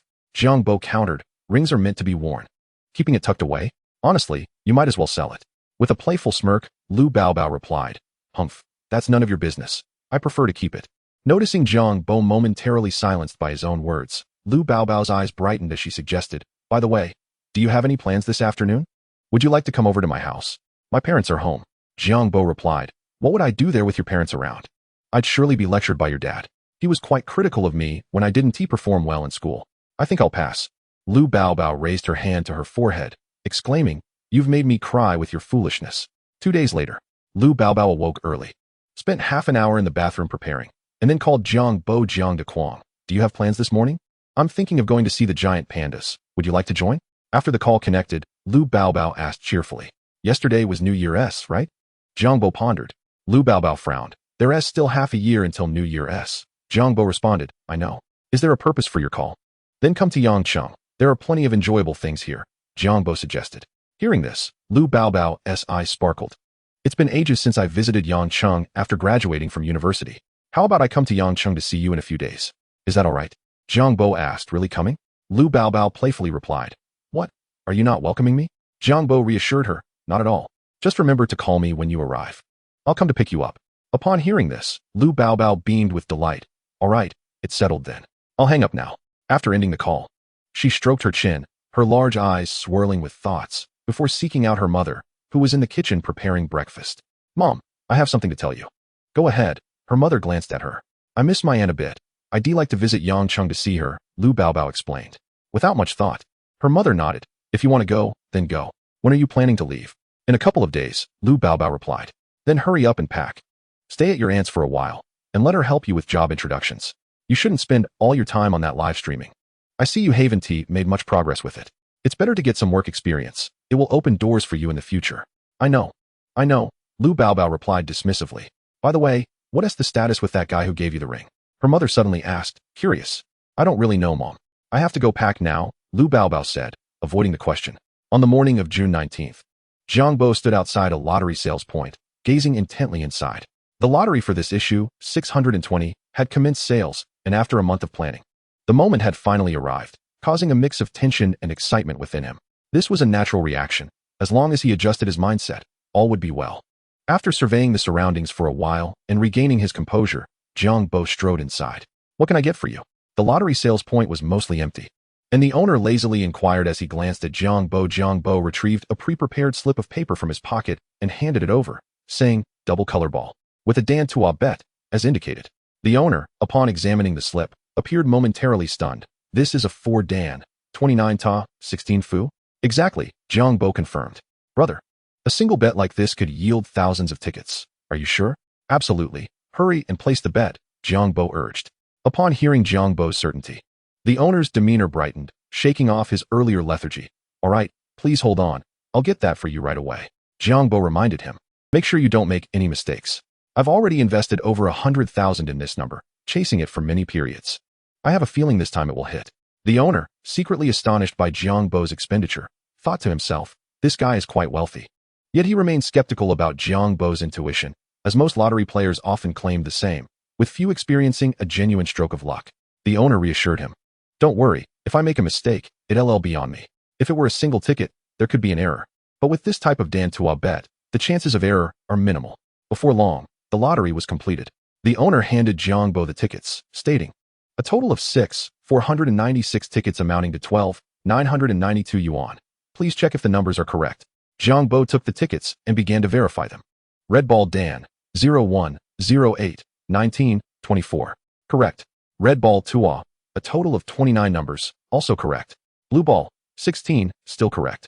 After confirming the betting method and numbers twice, Jiang Bo paid promptly and left without lingering. Chapter 69, Lu Baobao's arrival. On June 20th, the day marked the 71st drawing of the double color ball for the year, with the results set to be announced in the evening. At 9:30 a.m., in the presidential suite of the Shangri-La Hotel, Jiang Bo had just finished enjoying the complimentary breakfast delivered by the waiter when he received a call from Lu Baobao. Jiang Bo, I've arrived at the East Station. How do I get there? Her sweet voice resonated through the phone. Send me your location via WeChat. I'll come pick you up, Jiang Bo instructed. I don't have your WeChat. My phone number is the same. Just add me. Oh, right. After they exchanged WeChat contacts, Jiang Bo quickly received Lu Baobao's location. He departed the hotel, set the navigation, and drove towards Yangcheng East Station. Half an hour later, he met Lu Baobao at a square outside the station. Today, Lu Baobao appeared more refreshing and alluring than ever. Clad in ultra-short hot pants and a form-fitting short-sleeved top, her fair and slender legs, along with her dainty waist, were accentuated exquisitely, inciting an impulse in onlookers to misbehave. Heavens, you have finally arrived. If you had delayed any longer, I would have been baked to a crisp, she exclaimed upon spotting Jiang Bo's car. As Jiang Bo got out and opened the trunk, he placed her luggage inside while remarking, with such a glaring sun, why didn't you seek shade? And now you blame me? Lu Baobao pouted. I was afraid you wouldn't find me, so I stood still. After securing the luggage and shutting the trunk, Jiang Bo urged, let us go. Get in. Once both were seated and buckled in, Jiang Bo started the engine and gently pressed the accelerator, causing the sleek black BMW to swiftly vanish around the street corner. Inside the car, the cool air from the air conditioning lifted Lu Baobao's spirits. She glanced at Jiang Bo and inquired, where are you taking me? To the hotel, Jiang Bo replied. Lu Baobao paused, feigning ignorance, and asked, what do we need to go to the hotel for? To drop off your luggage and have a meal, he clarified. A hint of embarrassment crossed Lu Baobao's face. Is it just to drop off luggage and eat? I'm not a child, don't try to fool me. Upon entering the room with its polished floors, Jiang Bo switched on the lights, instantly transforming the dimly lit living area into a space of grandeur. Stepping in cautiously, Lu Baobao, with her ponytail swaying, surveyed the room in awe, her big eyes sparkling with surprise. Jiang Bo, this room is enormous. The living room alone is comparable to our home. How much does this cost per day? She asked while swallowing hard. 20,000, Jiang Bo replied, gesturing towards several doors. There are a few vacant rooms, all equipped with bedding. Feel free to choose whichever you like. Then I shan't be modest, Lu Baobao declared, selecting a bedroom with a view of Jinjiang. Swiftly arranging her luggage before taking her phone to capture photos in the presidential suite. The lavish living room boasted an Austrian crystal chandelier, a massive LCD television, exquisite landscape artwork, and intricately patterned sofas and coffee tables. The multifunctional kitchen and a bathroom larger than the bedroom featured a luxurious water massage bathtub, while a modern-style dining area offered breathtaking views of the cityscape through floor-to-ceiling windows. After indulging in her excitement for over half an hour, she finally calmed down when Jiang Bo called her to go downstairs for dinner. When they entered a tranquil, cool, private dining room, 2 waitstaff were already wheeling in a cart laden with dishes. Soon, 9 delectable dishes were presented, their enticing aromas wafting towards Lu Baobao, making her unable to resist swallowing her saliva. "Is anyone else joining us besides the 2 of us?" she asked, pulling out a chair and gazing eagerly at the food. "No one else, just us 2, Jiang Bo replied as he took his seat. "Only us 2? Why did you order so much?" she expressed with a hint of melancholy, eyeing the sizable lobsters and crabs on the table, realizing that between the 2 of them, they could hardly finish it all. Moreover, it seemed rather expensive. Jiang Bo chuckled, pouring her half a glass of red wine and sliding it across the table. "Just eat. Why fret over the details? It's not your money anyway." Lu Baobao pouted, thinking that even if it wasn't her money, she still felt a twinge of pain. However, the dishes had been ordered and couldn't be returned. There was no point in overthinking it now. Relaxing her mindset, she took a sip of the red wine, finding it smooth and fragrant, her eyes lighting up as she savored her favorite flavor. Wearing gloves, she tackled a lobster, savoring the rich seasoning and the delightful texture of the meat, which brought immense satisfaction to her palate. After finishing the lobster, Jiang Bo served her a bowl of white porridge containing a few red dates. Lu Baobao removed her gloves to take the bowl, but her delicate brows furrowed as she remarked, "What is this? It looks unappetizing and tastes rather strange." 800 for a bowl of bird's nest? She pondered momentarily before quickly taking 2 spoonfuls, tasting it carefully, and murmuring, "It seems quite delicious." Feeling a bit unsatisfied, she tossed aside the spoon, lifted the bowl to her pristine chin, and in mere seconds, drank every last drop of the bird's nest. Still yearning for more, she looked at Jiang Bo with eager eyes. "Is there any left?" "That was it, only 2 bowls. However, I haven't touched my bowl. Here, it's yours," Jiang Bo said, pushing his bowl towards her. "That's too generous," she protested verbally, but her body betrayed her as she quickly consumed the bird's nest he offered. With a joyful and contented smile, she exclaimed, "So delicious." Jiang Bo merely smiled in silence. Who was it that had just complained about the unappetizing food? The seafood feast lasted over an hour, and contrary to her initial belief that she could not finish, Lu Baobao found herself still slightly hungry. After the meal, Jiang Bo called the waiter to settle the bill. Since he was staying at the hotel, only breakfast was complimentary. Lunch and dinner required his own funds. This seafood dinner, lacking abalone and shark fin, was not overly expensive, totaling just over 8,000, inclusive of 2 bowls of bird's nest and wine. As dinner time approached, Lu Baobao finally found Jiang Bo, her face brightening as she said, "It's time to eat, right?" Initially, after spending over 8,000 for lunch, she thought dinner should be simpler, adhering to nutritional guidelines that advised against lavish dinners to maintain a slim figure. Most importantly, she wanted to avoid overspending. However, upon finishing dinner, she realized it had cost 4,000 more than lunch. Lu Baobao felt speechless. 2 meals had totaled 20,000. Despite the satisfaction, it wasn't her expenditure. Yet she still felt a pang in her heart. Chapter 70. The Double Color Ball Lottery. After 9 o'clock, Lu Baobao emerged from the bathroom, clad in a bathrobe after enjoying a lavish soak in the 5-star hotel's water massage bathtub. Curiosity piqued, she dried her damp hair with a towel and, carrying the scent of shower gel and shampoo, sat beside Jiang Bo. "What are you daydreaming about?"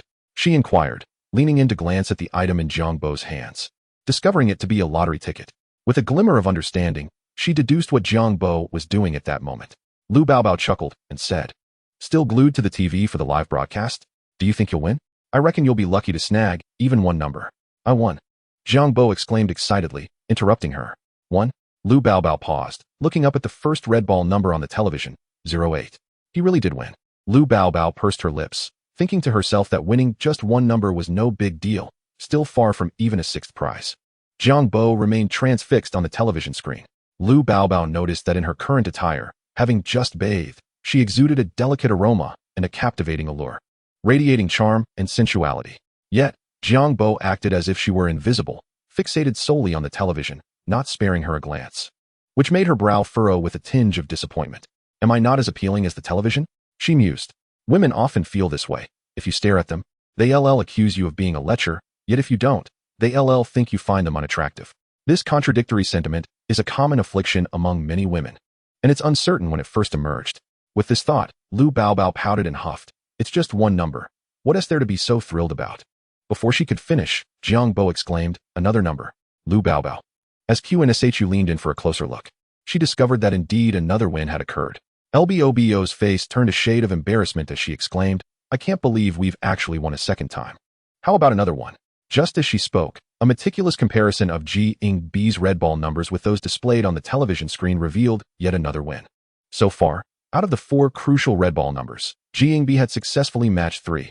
Ahead, the LCD screen emitted a fluorescent glow, showcasing a steady television image. The host stood beside the red ball machine, flanked by 2 notaries on the opposite side. At that moment, the spheres containing the numbers inside the red ball machine spun and collided in a chaotic manner. The host announced, let's see what the 4th red ball is. The 4th red ball is number 29.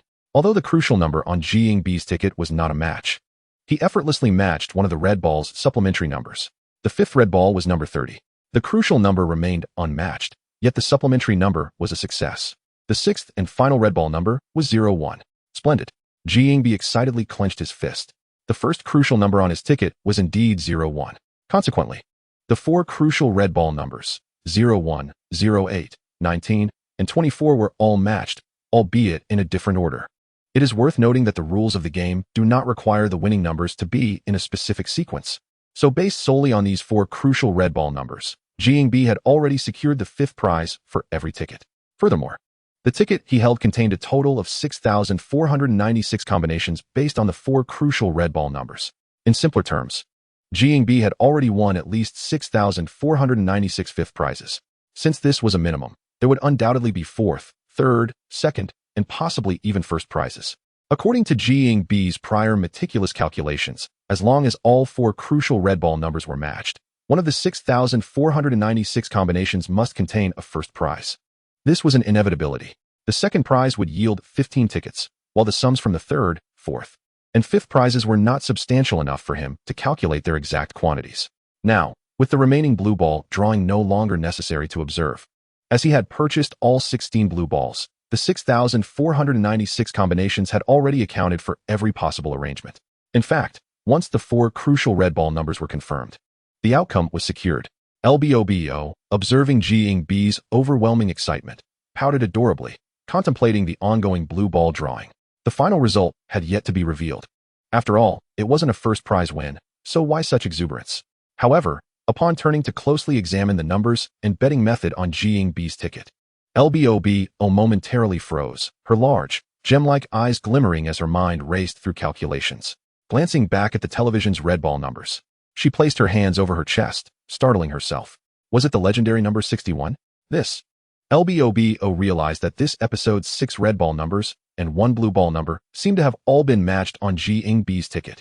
Breathing rapidly, she lowered her gaze to Jiang B's ticket, her beautiful eyes sparkling. Jiang B, you've won. You've truly won, and it's the 1st prize. One ticket is worth at least 5 to 6 million. Wait, hold on, that is not right. You matched all 4 crucial red ball numbers. How does the bet work again? I forgot.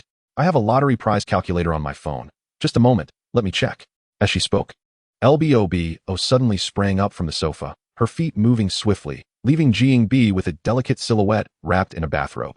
You have 4 crucial red ball numbers, 29 supplementary red ball numbers, and 16 blue balls. Yes, let's input those first. Then, having matched 4 crucial red ball numbers, 2 supplementary red ball numbers, and 1 blue ball, let us calculate the prize. It's done. My goodness, this is a fortune. Upon witnessing the calculated prize amount, LBOBO's throat felt dry, her porcelain face adorned with exaggerated expressions as her eyes sparkled uncontrollably. Heavens, over 12 million. Jiang B has actually won over 12 million in the grand prize. LBOBO swallowed hard, regaining her composure before continuing. Right, this is before tax. Lottery winnings are subject to taxation, I believe at around 20. Let me calculate. Even after deducting 20 for taxes, you'll still have over 9 million. Jiang B, you're rich. You've struck it big. By the end, LBOBO, in a moment of impulsive excitement, tossed her phone aside and leaped into Jiang B's arms, enveloping him in a warm embrace, her joy reminiscent of a child weighing 200 pounds. The soft warmth of her body enveloped him, her fragrance wafting around them, while Jiang B remained still, wearing an expression of utter bemusement. It's my win, not yours. Why do you seem even happier than I am? Are you hoping to be my girlfriend and manage my money? Manage my money? Not a chance. With your small stature, being a girlfriend is out of the question, though perhaps something less demanding might work. Gazing at LBOBO's freshly unmade-up face, still exuding an innocent charm, Jiang Bo found himself inexplicably wanting to see if she would cry if he gave her a playful punch. No. Why would I want to make such a lovely girl cry? How strange.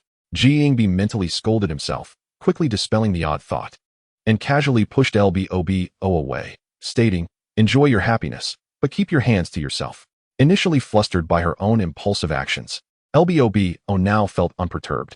Jiang Bo's words caused her facial expression to stiffen slightly, an undercurrent of annoyance bubbling within her.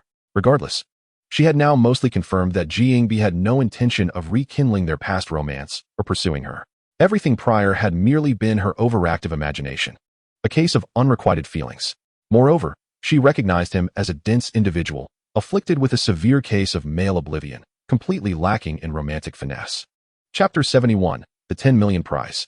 The following morning, LBOBO rose earlier than Jiang Bo. After awakening him from his slumber, she urged him to hurry and claim his winnings, due to the substantial amount won. They first visited the Municipal Lottery Center in YNGCH to obtain the requisite documentation. Afterward, armed with the winning certificate from the Municipal Center, a valid lottery ticket, and his identification, they proceeded to the Provincial Lottery Center to finalize the redemption process. Once completed, they awaited the lottery organization's disbursement and fund transfer. By 3 in the afternoon, Jiang Bo arrived back at the Municipal Lottery Center to sign for his winnings and received a check for the after-tax prize amount, $9.74 million. With all procedures concluded, he had amassed over $9 million from this round of the 620 lottery. His account balance soared to a new height of $10.84 million. Does this make me a millionaire? Jiang Bo mused to himself. Outside the lottery center, on the bustling street, LBOBO, dressed in an outfit that balanced innocence with a hint of allure, gasped in surprise. That was fast. It's not even 4 o'clock, and it's all done. I thought it would take days given the enormous sum. Jiang Bo chuckled. Did you think the lottery center would try to withhold this money? You're overestimating them. I just checked. This round's total sales topped 4 billion, with the prize pool reaching $1 billion. The total winnings barely amount to around 100 million. And they've made over 3 billion from ticket sales alone. Do you think they care about my small win? In fact, this realization was only something Jiang Bo came to understand after claiming his prize. The lottery system generates hundreds of millions each round. And unless an exceptionally outrageous situation arises, they simply won't concern themselves with smaller winnings in the hundreds of thousands or millions. The real profits always lie with them. However, he did not regret not placing a few more bets, for after all, he had secured a windfall of over 9 million, which left him quite content. Any further gains might lead to unease, even if the lottery center would not detect any anomalies. As it stands, this stable outcome is quite satisfactory. By your account, running a lottery company must be incredibly lucrative, right? With a single draw of the double chromosphere yielding several hundred million, combined with other lotteries. The annual revenue must exceed $1 trillion, exclaimed Lu Baobao. Jiang Bo replied, of course it's profitable, but that money belongs to the state. Ordinary people like us can only dream of it. Would you dare to meddle? Lu Baobao pondered this and realized that such matters were beyond the reach of the average person. Suddenly recalling something, she stamped her foot in frustration, exclaiming, "Oh, if I had known earlier, I would have listened to you and bought lottery tickets together. What a loss. I missed out on millions this time." This sentiment had been on her mind since the previous night, causing her to lose sleep. Leaning her shoulder against Jiang Bo's arm, she looked at him with a mournful gaze, saying, "You should have insisted I buy them. If you had been a bit more forceful, I would have surely agreed." Jiang Bo retorted, "Let us not dwell on what could have been. Come on, let us go shopping." He winked. "Are you really not interested? I was in a good mood after winning, planning to treat you to some clothes, bags, shoes, and cosmetics. If you're not going, then so be it." Lu Baobao, incensed, shot back. "What do you mean, Jiang Bo? Do you think so little of me? Do you believe I would change my principles for clothes, bags, shoes, and cosmetics? Humph, those things are of little importance. I only mentioned that I had a cup of milk tea and my stomach feels a bit full. I just want to exercise a little for digestion. Let us go. I'll accompany you shopping. Is there anyone as shameless as you?" Lu Baobao's cheeks flushed slightly, but she maintained a serious demeanor. "Did I ever say that? How could I forget? Now, please don't change the subject. Are we going shopping or not?" Jiang Bo smiled, thinking, who is really changing the topic here, you or me? You must know in your heart. Women are indeed fickle. One cannot trust them. Speaking of Yancheng, no one is unfamiliar with Chuanxi Road, akin to the Liberation Monument in Shanxing, Nanjing Road in Shanghai, and Wangfujing in Yanjing. Arriving in Yancheng, one cannot miss the charming Sichuan girls. However, for Jiang Bo, the ordinary beauties on the street no longer caught his eye, especially with Lu Baobao beside him, who eclipsed them all. After parking on Chuanxi Road South Pedestrian Street, guided by Lu Baobao, they indulged in sweet, yet not cloying ice cream, followed by more snacks when she felt unsatisfied. Wasn't she just saying her stomach felt full from the milk tea? Jiang Bo realized that one cannot trust a woman's words. They are often deceptive. They strolled from 4:30 until 7:30, spending 3 hours shopping and dining. As they walked back towards the parking area, enjoying the refreshing night breeze, Lu Baobao carried several shopping bags, gazing at the vibrant and bustling Yangqing illuminated by neon lights, and felt a wave of sentimentality. Mid-sentence, she turned to Jiang Bo and noticed his sullen expression, which caused her heart to flutter. "What's wrong?" she asked. Jiang Bo frowned. "Do you realize how much you've spent?" Lu Baobao bit her lip, feeling guilty. It shouldn't be too much, right? Let me calculate, it seems to be over 80,000. If you think that's excessive, I can return a couple of items. How about that? Jiang Bo responded. Who said you should return anything? Lu Baobao, I am genuinely baffled. You said you could shop to your heart's content for 3 hours, yet in the end, you barely spend 100,000. What does that say about you? A waste, truly. I want to take you shopping again. Jiang Bo was quite displeased. During their outing, he hadn't paid much attention to how much they were spending. After 3 hours of shopping, they only managed to spend a little over 80,000. Now, he found himself at a loss for words. This woman, truly wasteful, believed she could be my girlfriend while managing my finances? What use is she? Lu Baobao. At this moment, Lu Baobao was filled with confusion and disbelief. What on earth was happening? She assumed he thought she had spent too much. But it turned out he was simply disappointed she hadn't spent enough, accusing her of being wasteful. Where was the wastefulness in that? Jiang Bo, you are going too far. We must clarify this today. Lu Baobao thought, her mind storming with indignation. Just as she was about to confront Jiang Bo, she was taken aback to see he had already walked several meters ahead. Upon realizing this, Lu Baobao lost all motivation to argue and found the situation amusing. How could he be so direct, leaving this stunning beauty behind without a thought? Yet, somehow, she was drawn to his straightforwardness. Hey, wait for me, Lu Baobao shouted. But seeing him continue without pause only fueled her irritation and amusement. Reluctantly, she had to quicken her pace, laden with shopping bags, until she finally caught up with Jiang Bo, reminding him that boys shouldn't behave this way. Otherwise, they would never find a girlfriend. Only I would tolerate this.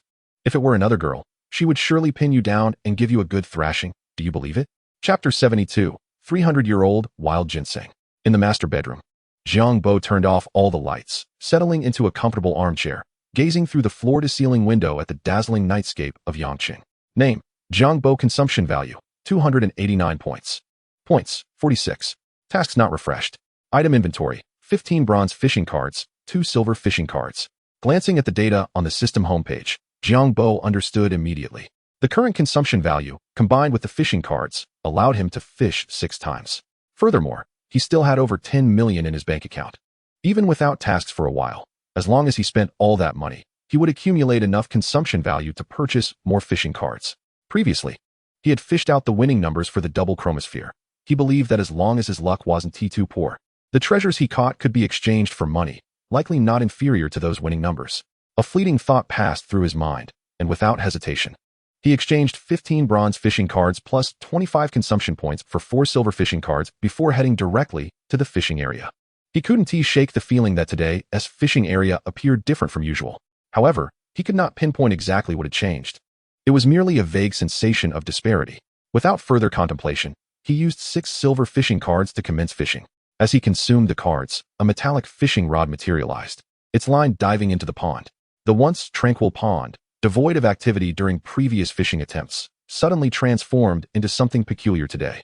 Silvery mist swirled like clouds caught in a tempest, constantly morphing into various shapes. It seemed his instincts were correct. There was indeed a change. Jiang Bo mused. Yet, the cause of this transformation eluded him, and after pondering for a while, he could not reach any conclusive results. He wondered what lay beneath the silvery mist. Was it an unknown mysterious space, or something else entirely? Based on previous fishing experiences, it seems improbable that items such as fish fins, Qijian coins, bronze incense burners, humanoid figures, gold, body gel, and double color ball numbers could all originate from a singular source. However, he recalls that when he fished up the gold, it was stated that it came from ruins. The crucial question is, what are these ruins? Jiang Bo later investigated and found that no such place exists on Earth, suggesting it must originate from beyond our planet, or perhaps as depicted in science fiction, from a future Earth. Additionally, the body gel is a product of the Evolver civilization. Its advanced nature allows a mere grain to alter human states, containing vast amounts of beneficial energy that current technology on Earth could not replicate. Thus, it is easy to deduce that the Evolver civilization is also a formidable entity beyond Earth. Nevertheless, without sufficient information, Jiang Bo cannot delve deeper into whether it is a civilization of ruins. Moreover, what truly astonishes him is the accuracy of the double color ball number 62. To foresee the lottery information a month ahead is utterly astonishing. Contemplating this sends chills down one's spine. Simultaneously, it indirectly affirms the peculiarity of the space behind the silvery mist. Just as Jiang Bo's thoughts became tangled, the fishing session concluded. Before him appeared several lines of familiar text. Congratulations, you have obtained 180,000 fish fins. Congratulations, you have obtained 960,000 fish fins.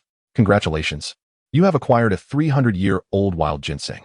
Congratulations, you have received 450,000 Qijian coins. Congratulations, you have earned 20,000 Qijian coins. Congratulations, you have obtained 270,000 fish fins.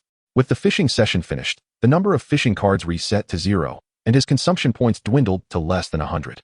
5 out of 6 fishing attempts yielded fish fins and Qijian coins, which rendered Jiang Bo's expression rather grim. Nonetheless, the mention of the 300-year-old wild ginseng alleviated his mood slightly. Upon entering his inventory, Jiang Bo scanned the fruits of his fishing haul. 1. 41 million fish fins, 650,000 Qijian coins, and a 300-year-old wild ginseng. The description reads, "This is a wild ginseng from the wilderness world, freshly unearthed, weighing 39 grams. You can dry it or exchange it for money. System appraised value, 20,000. What exactly is the wilderness world?" Jiang Bo pondered with curiosity. The wilderness world mentioned in the description likely does not refer to a specific location on Earth, thus it must be elsewhere in the universe. Furthermore, the phrase freshly unearthed leads Jiang Bo to speculate whether the recent fishing session directly reached the wilderness world, from which this 300-year-old wild ginseng was either excavated or fished up. Perhaps Jiang Bo's fishing merely involved extracting wild ginseng from the space, coincidentally at the right moment, hence the description of it being freshly unearthed. Alternatively, it could be that time flow was adjusted, allowing this ginseng, which had long been unearthed, to retain the characteristics of something just dug up. During this fishing experience, Jiang Bo contemplated many things, yet the more he thought, the more he found himself perplexed by various issues. With his current knowledge and logic, he could not explain many aspects presented by the system. The simplest example is when Jiang Bo, with a shift of thought, retrieves the 300-year-old wild ginseng. An extraordinary phenomenon occurs. On the small table to his side, where once lay empty space, a ginseng with a root extending over a meter suddenly appears. This is not an optical illusion. It was previously void of anything. Yet now a well-proportioned ginseng emerges mysteriously. It resembles a storage space, but what is the principle behind it? Can it be explained using existing physical science? Jiang Bo mused. As a man with a background in scientific experimentation, he preferred to apply logical reasoning to elucidate the unknown and extraordinary events. Therefore, to some extent, believing in science equates to pursuing truth.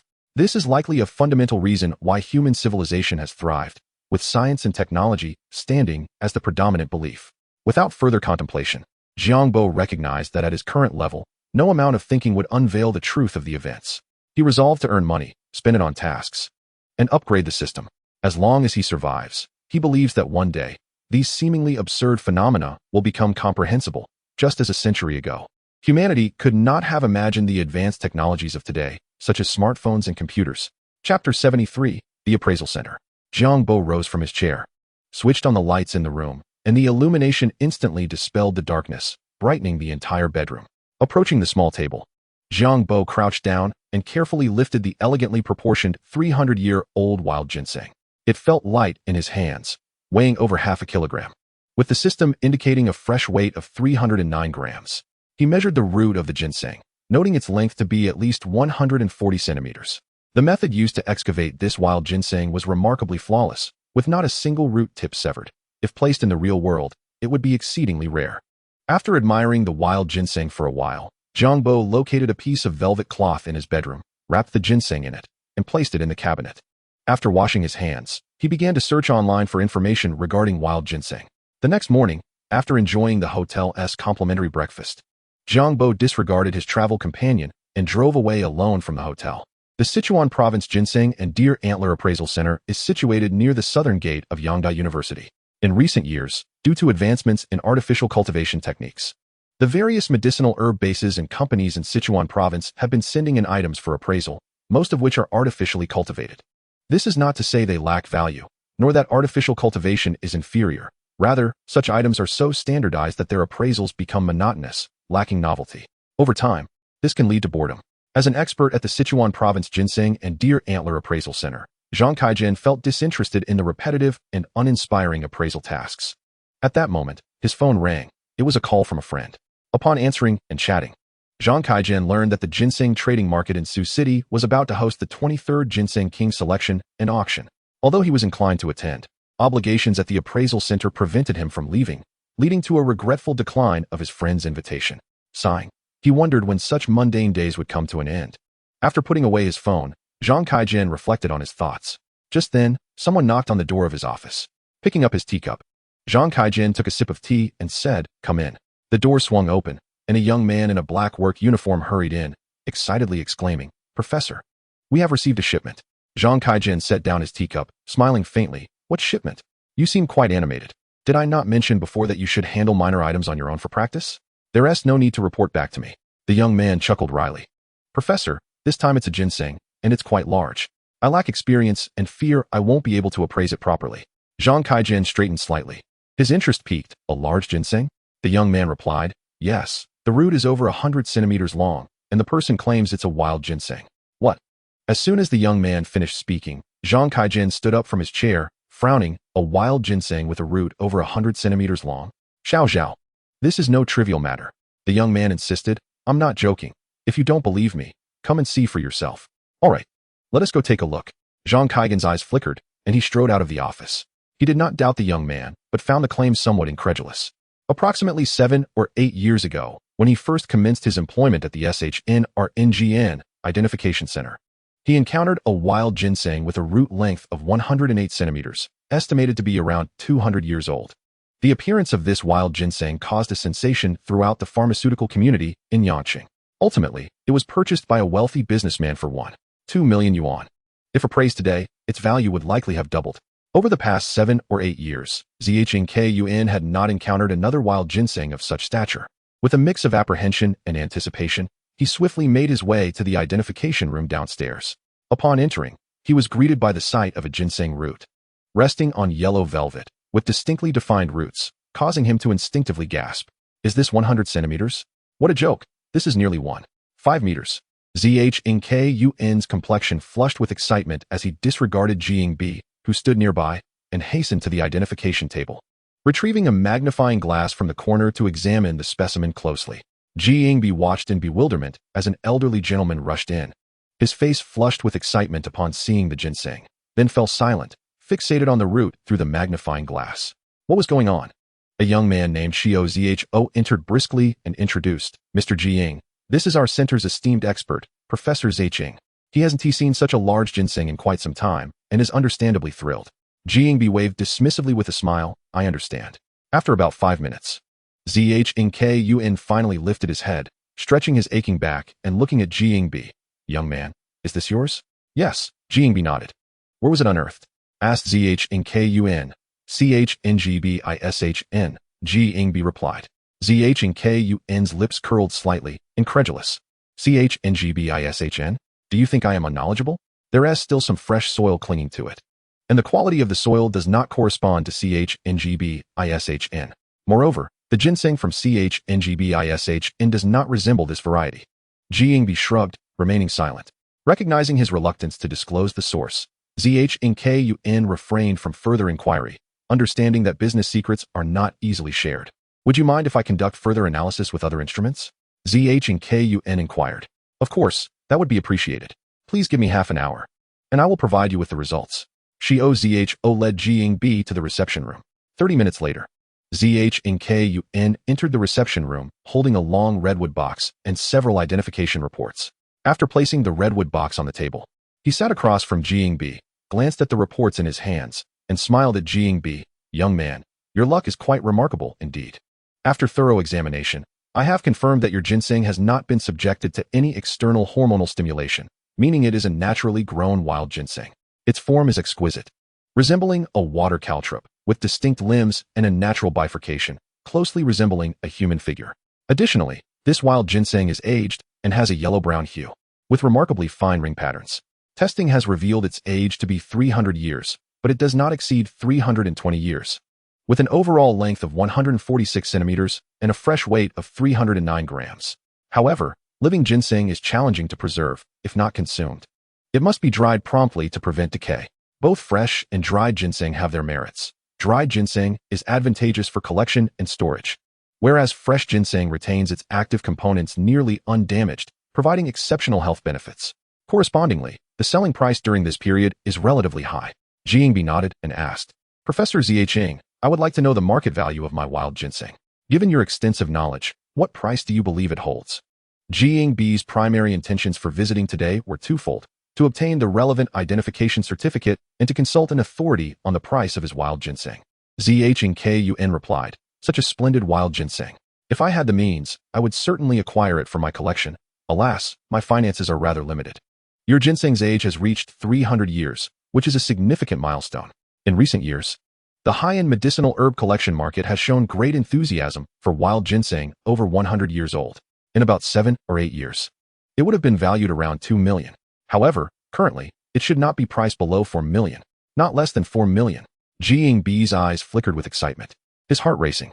Although he had just received over 9 million yuan yesterday, no one would refuse an additional 4 million in their bank account. Moreover, for Jiang Bo, this represented not just money, but also value for consumption, fishing cards, and other invaluable treasures. Ziyecheng continued, at an auction, if there happens to be a buyer who is both interested and willing to bid, selling for 5 to 6 million is not uncommon. Speaking of auctions, I recall that in a few days, there will be an event in SSH for the selection and auction of the Ginseng King. If you are interested, I can assist you in drafting a recommendation letter, which would allow you to participate. I am truly grateful, Jiang Bo replied without hesitation. Regardless of whether Ziyecheng acted out of goodwill or ulterior motives, securing the recommendation letter was paramount. Should better opportunities arise later, he might still decide against attending the event. 3 days later, Jiang Bo emerged from the Yangqing traditional Chinese medicine trading market with a dark expression, muttering to himself.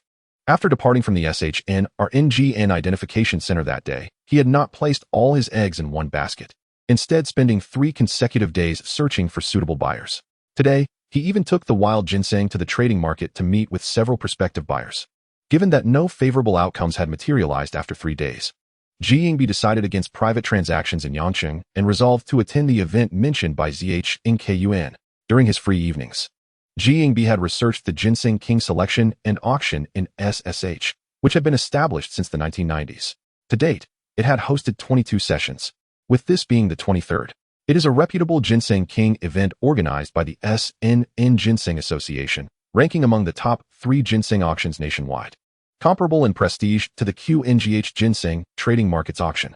Furthermore, the evaluation and auction processes are fully transparent and covered by media, eliminating any possibility of underhanded dealings.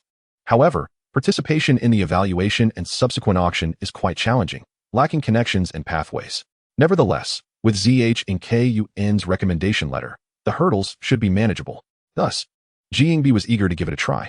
Entering the presidential suite with the redwood box containing the ginseng, Jiang Bo caught the attention of Lbo, who was playing on her phone in the living room. Hearing the commotion at the door, she turned her gaze towards him. Upon seeing Jiang Bo, Lbo pouted her adorable lips and asked, What have you been up to these days? Acting all mysterious? To be honest, Lbo felt a tinge of unhappiness. She had come to Yangqing to spend time with Jiang Bo. Yet after just 2 days of companionship, he had seemingly abandoned her. Even yesterday, when she had suggested going swimming, he had declined. Are you not afraid of inciting her displeasure by rejecting such a beautiful girl? Jiang Bo replied, I have been attending to some matters. What do you have in your hands? Lbo asked, eyeing the object he carried. Ginseng, Jiang Bo admitted candidly. Really? Let me see. Jiang Bo stepped closer to her, placing the redwood box on the coffee table and opening it. See for yourself. Lbo turned to take a look, and her eyes widened in surprise at the sight of the yellowish ginseng. It truly is ginseng. Yours looks quite large. It must be expensive, right? A few million. Would you consider that expensive? A few million is indeed expensive. Lu Baobao's tongue flicked. Her delicate body quivered slightly. and her gem-like sparkling eyes ignited with excitement as she curiously inquired, "Previously in Yuqing, I overheard you mention engaging in some business dealings. It wouldn't happen to involve ginseng, would it?" "Guess," Jiang Bo replied, winking and smiling faintly. "What is there to guess? If you don't want to say, then so be it." Lu Baobao felt her heart race under the influence of his charming smile, blushing as she muttered under her breath, wondering why a man would be so electrifying towards her. "Are you about to attend to serious matters?" she asked, her brows slightly furrowing. "Sort of. I'm afraid I won't be able to accompany you for leisure," Jiang Bo responded. "As if you've been playing with me for days," Lu Baobao retorted quietly, adding, "All right then, attend to your business. I shall prepare to leave." Jiang Bo was taken aback. "Are you leaving already after just a few days of play? Stay longer. I've booked the hotel room for 3 months, so you can enjoy it to the fullest." He had hoped that Lu Baobao's presence would help him spend a little, yet now she was intent on departing. "What does that mean?" Lu Baobao smiled faintly and said, "I would love to stay longer, indulging in the comforts of being waited on, but I cannot. My aunt has already called to urge me. If I delay any longer, she will report to my parents, and I shall certainly face their wrath." "Does your aunt live in Yanqing?" Jiang Bo asked. Lu Baobao nodded. "So, you didn't come to Yanqing specifically to see me? You merely passed through on your way here. Are you upset, feeling deceived in your affections?" Jiang Bo responded with a blank expression, "You're overthinking it. I'm not a child. Why would I be angry about such things? Are you a fool?"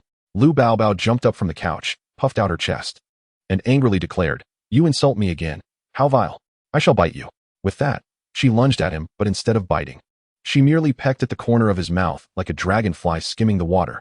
Then, without giving Jiang Bo a chance to speak, she forcefully pushed him away and sprinted into her bedroom, leaving behind a lingering fragrance in the air. Jiang Bo was bewildered. Wasn't she supposed to bite him? Why had she turned it into a kiss? Was she intentionally taking advantage of him? Were there truly any women as cunning as her in this world? How infuriating. Women, it seemed, were all chameleons. From now on, not a word could be trusted. Chapter 75, Arrival in Sioux City. The next morning, without even a word to Jiang Bo, Lu Baobao departed, dragging her suitcase behind her. Jiang Bo, on the other hand, had booked a flight for 10:25 a.m., drove to the airport, and boarded an Eastern Airlines Airbus A320 heading eastward. After more than 2 hours of flight, he traversed over 1,000 kilometers. One must admit, in terms of transportation, humanity has indeed achieved astonishing feats. What was once said to be 1,000 miles in a day can now be effortlessly accomplished. At 12:45 p.m., the Airbus A320 successfully landed at Shofang Airport. The airport was not located in the city center of Sioux City, yet it was not far from it. After more than half an hour, Jiang Bo arrived at the ginseng trading market in Sioux City by taxi. According to Zhang Kaijian's prior introduction, the Ginseng King selection and auction event would take place at this market, though he had not disclosed the specific address to Jiang Bo. It should be easy to locate, or perhaps he simply forgot. After some inquiries, Jiang Bo, with a suitcase in hand, finally found the venue for the Ginseng King event. Notably, this Ginseng King selection and auction would be held on the afternoon of June 28th, with only 2 to 3 days remaining until then. However, to participate in the auction, Jiang Bo needed to arrive early to submit his intention to bid and prepare. Otherwise, coming on the auction day would surely be too late. Accompanied by a multitude of cumbersome procedures, the receptionist appraised Jiang Bo with a glance and smiled. "Sir, how may I assist you?" Jiang Bo replied, "I was referred by a friend to participate in this Ginseng King event." The receptionist responded apologetically, "I'm sorry, sir, but our event has a registration period. The deadline for the Ginseng King selection was 2 days ago, so I'm afraid you've made a fruitless trip." As one of the top 10 traditional Chinese medicine markets in the country, the ginseng trading market in Sioux City hosted an event of great significance in the medicinal community. Such events naturally require corresponding rules. Otherwise, what prestige would they hold? Jiang Bo understood this and smiled, producing his letter of recommendation. "I have a letter of recommendation." The receptionist paused, took the letter, and hesitantly said, "Well, I'm just a front desk attendant and cannot make decisions. How about this? I will check with someone." "That would be troublesome." Jiang Bo nodded with a slight smile. "Not troublesome at all. Please wait a moment." On the 3rd floor, in an office adorned with several antique decorations and an elegant style, the atmosphere was rather tense. Inside, 2 individuals were conversing. An elderly gentleman in his 60s was seated behind the desk reviewing documents, while a young man in his late 20s stood beside him with his head bowed. "Is this everything?" the elder inquired as he finished reading the documents and looked up at the young man. The elder was Lin Tingxing, the president of the Jiangsu Ginseng Association, and the young man was his assistant. Lin Tingxing tossed the documents aside, stood up, and paced the room with a furrowed brow. Lamenting, this Ginseng King selection event is becoming increasingly disappointing, each year worse than the last. The young assistant quickly replied, President, you mustn't say that. It's not that we are declining, but rather that it has become more challenging. In fact, we've done quite well this time. There are participants bringing 100-year-old wild mountain ginseng, so you needn't be so pessimistic. This year's event far surpasses the previous ones. Lin Tingxing shook his head. 100-year-old wild mountain ginseng? If this were previous years, it would indeed be remarkable, but this year is different. Different?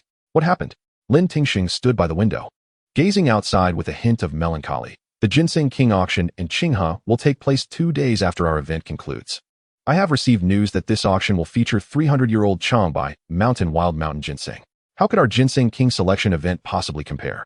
As two of the nation's premier ginseng events, Sioux City and Qinghe had always engaged in both overt and covert rivalry. This was not merely a matter of winning or losing, but also concerned reputation and market perception. Whose goods were superior would determine who could guide ginseng prices and attract countless buyers and sellers, injecting immense vitality into the local market. But the Qinghe auction scheduled for mid-September? We're still not even in July. How can they have moved it up? The young assistant protested. Lin Tingxing replied, what intentions they hold, everyone is aware. It's a competitive relationship, and we cannot fault them. The young assistant grew anxious, if that is the case. The time gap is too short, and our quality doesn't match theirs. If people start comparing us in secret, we may become a laughingstock in the eyes of the uninformed. Alas, Lin Tingxing sighed. The young assistant asked, President, what should we do now? Perhaps I could inquire about finding even older wild mountain ginseng. If we manage to acquire 300-year-old specimens, this year's confrontation might not lead to our defeat. Lin Tingxing turned to look at his assistant, offering a wry smile. You mean well, but it would be futile. In this modern age, all the wild mountain ginseng that could be discovered has been found. It's already rare to see even 100-year-old specimens, let alone those that are 300 years old. Even the 300-year-old wild ginseng from Qinghe this time is merely a collection from 3 years ago. Now, it is nearly impossible to find freshly unearthed 300-year-old wild ginseng. So, let it be. What is meant to come will come, and we cannot evade it. It is best to accept things as they are. However, the young assistant appeared somewhat reluctant. Knock, knock, knock. At that moment, a knock echoed at the door. Come in, what is it? The office door was ajar, and Lin Tingxing lifted his gaze to see a young girl from the front desk, holding a letter. The front desk girl stepped into the office, approached closely, and said, President, Assistant Lon, someone just arrived outside, claiming they wish to register for our event. The young assistant frowned and replied, Didn't I tell you to handle such matters coldly and let them leave on their own? Can't you see we are in a bad mood? Why bring up trivial matters like this now? Aren't you afraid of being dismissed? You really lack insight. The front desk girl quickly continued, I understand. But this person has a letter of recommendation. I worry they might be someone important, and I didn't want to handle it carelessly. While speaking, the front desk girl did not look at the young assistant, but instead extended the letter towards Lin Tingxing, anxiously awaiting his response. Let me see, Lin Tingxing said, reaching for the envelope. After less than half a minute of examination, his eyes sparkled with excitement, and he breathed rapidly. Where is he? Where is he? The young assistant, puzzled by Lin Tingxing's reaction, asked in astonishment, President, what is the matter? Lin Tingxing replied, I am not asking you. I am asking her. Where is he? The front desk girl was startled by Lin Tingxing's fervent demeanor, momentarily at a loss for words, and stammered. He is at the front desk, President, Lin Tingxing took a deep breath and said, Go fetch him to my office immediately. No, I will go myself. With that, Lin Tingxing adjusted his clothing and strode out of the office. The young assistant, filled with confusion, hurriedly followed, inquiring, President, what on earth is happening? As they walked, Lin Tingxing exclaimed with excitement, the 300-year-old wild ginseng has arrived, and it is fresh. This event is saved. 300-year-old wild ginseng? Has the president lost his mind? Where did it come from? The young assistant pondered a possibility, his gaze sharpening, silently wondering if it could be true. Such coincidence seemed improbable. Yet, as it turned out, the world is indeed full of such coincidences. Upon seeing the ginseng in Jiang Bo's hands, the young assistant and others were taken aback with astonishment and joy. Jiang Bo was puzzled and bewildered by Lin Tingxing's and the others' reactions, wondering why they were so excited over merely a 300-year-old wild ginseng, valued at only a few million. It seemed as if they had never seen anything like it before. The rules are established by humans and can certainly be amended by them. If a 300-year-old wild ginseng cannot participate in the selection for the title of Ginseng King, it would indeed be a tremendous joke. Consequently, there was no suspense. Jiang Bo successfully obtained an entry ticket for the Ginseng King event. Furthermore, President Lin Tingxing asserted that, Barring any unforeseen circumstances, Jiang Bo's 300-year-old wild ginseng would likely become the ginseng king of this event. After the selection concluded, arrangements would be made for the live auction of Jiang Bo's 300-year-old wild ginseng. The starting price was set at 1 million. But Lin Tingxing stated that the final selling price would not be lower than 4 million. Should it fall below that figure, he would personally cover the difference. Moreover, the most significant advantage for the ginseng recognized as the first ginseng king is that its owner would not have to pay any commission fees during the auction and would not need to worry about taxes. Whatever the final selling price was, that amount would be received in full. This was indeed an unexpected delight. Jiang Bo's arrival was like a timely gift for Lin Tingxing. With this 300-year-old, freshly unearthed wild ginseng, the Sioux City side would have a significant advantage in the upcoming confrontation with the Qinghe trading market during the Ginseng King event. For Jiang Bo, Lin Tingxing's enthusiasm, while surprising, brought him more joy and comfort. Now, both parties stood to benefit mutually. One was eager to promote the 300-year-old wild ginseng, and the other was keen to sell it, aligning their interests as they awaited the 28th. After leaving the ginseng trading market, Jiang Bo checked into the nearby 5-star hotel, Jinhu Hotel. Concerned about the auction of the ginseng, he had little inclination to appreciate the vibrancy and bustle of Sioux City, often remaining in a daze within the hotel. Time passed swiftly, and June 28th arrived. After having lunch, Jiang Bo walked from Jinhu Hotel to the event venue. At the entrance, Lin Tingxing's assistant was welcoming guests. Upon seeing Jiang Bo, he hurriedly approached with enthusiasm. "Mr. Jiang, you have finally arrived. If you had delayed any longer, I would have felt compelled to call you." "Not yet," Assistant Lon nodded, glancing at his watch and adding, "but it will be soon. Let us head inside. The president is waiting for you." "All right." After meeting Lin Tingxing, Jiang Bo, guided by a staff member, arrived at the event venue and took a seat in the VIP area. The event hall was vast, with a platform constructed at the front, capable of accommodating over 1,000 spectators simultaneously. At that moment, 500 to 600 attendees had gathered, mostly individuals who received invitations to witness the event for free, along with a small number of genuine experts and merchants. Additionally, several reporters and photographers were present, indicating that this auction was indeed of significant stature. "Jiang, is that you?" Just as Jiang Bo was about to take out his phone to scroll through the news out of boredom, a familiar voice echoed in his ear. Turning his head, he saw Wang Tao, dressed in a sleek black suit, taking a seat beside him. Jiang Bo exclaimed in surprise, "Brother Wang?" Wang Tao smiled. "It truly is you. I saw someone outside who resembled you, but I couldn't be sure. By the way, are you here for the auction? I heard there's a 100-year-old wild ginseng making an appearance. You are quite well informed." Jiang Bo chuckled and replied, "I was recommended by a friend. What about you? Brother Wang, are you here to attend as a friend, or are you planning to make a purchase?" Wang Tao crossed his legs and remarked, "Having come all the way to Sioux City, I must buy some good items.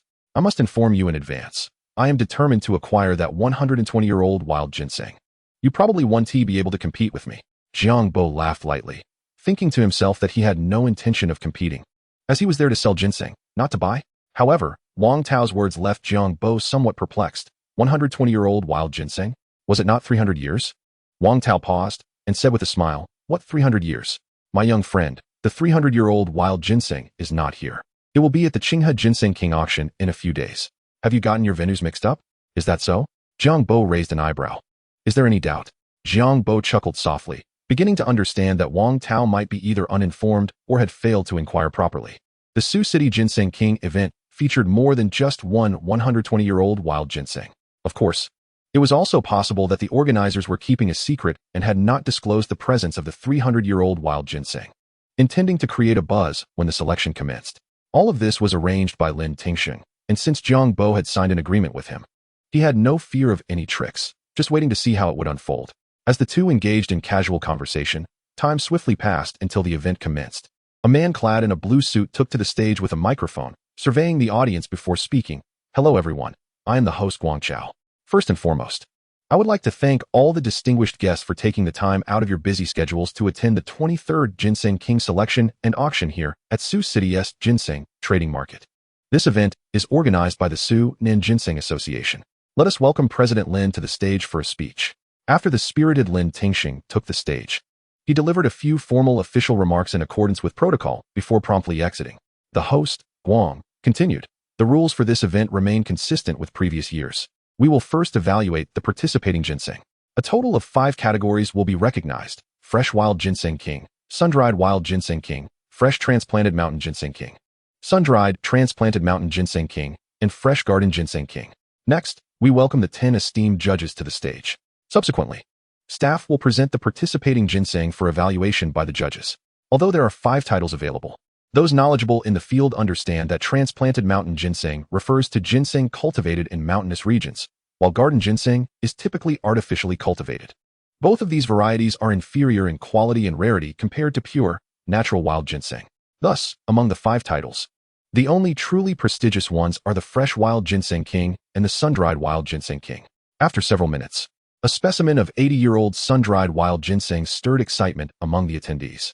Although an 80-year-old wild ginseng may not be as coveted as those over 100 years old, in this era of scarcity for high-aged wild ginseng, it still captivated many present. Half an hour later, a grayish-yellow ginseng root, straight and somewhat clumsy in form, with 3 uneven legs, was identified as a 12-year-old natural wild ginseng, igniting the atmosphere. 12-year-old wild ginseng truly exists. It appears to be fresh. Whose is it? What extraordinary luck. It was almost certain that this 12-year-old wild ginseng would be crowned the Fresh Wild Ginseng King. This must be worth a fortune. Perhaps 1 or 200,000. Who will ultimately claim it? 12 years isn't particularly remarkable. I've heard that at the auction in Qinghe 2 days later, a 300-year-old sun-dried wild ginseng will make an appearance. Indeed, the quality of ginseng from Sioux City has diminished over the past few years. The crowd buzzed with discussion, most attendees still expressing awe at the 12-year-old wild ginseng. Only a few well-informed individuals offered blunt, realistic commentary.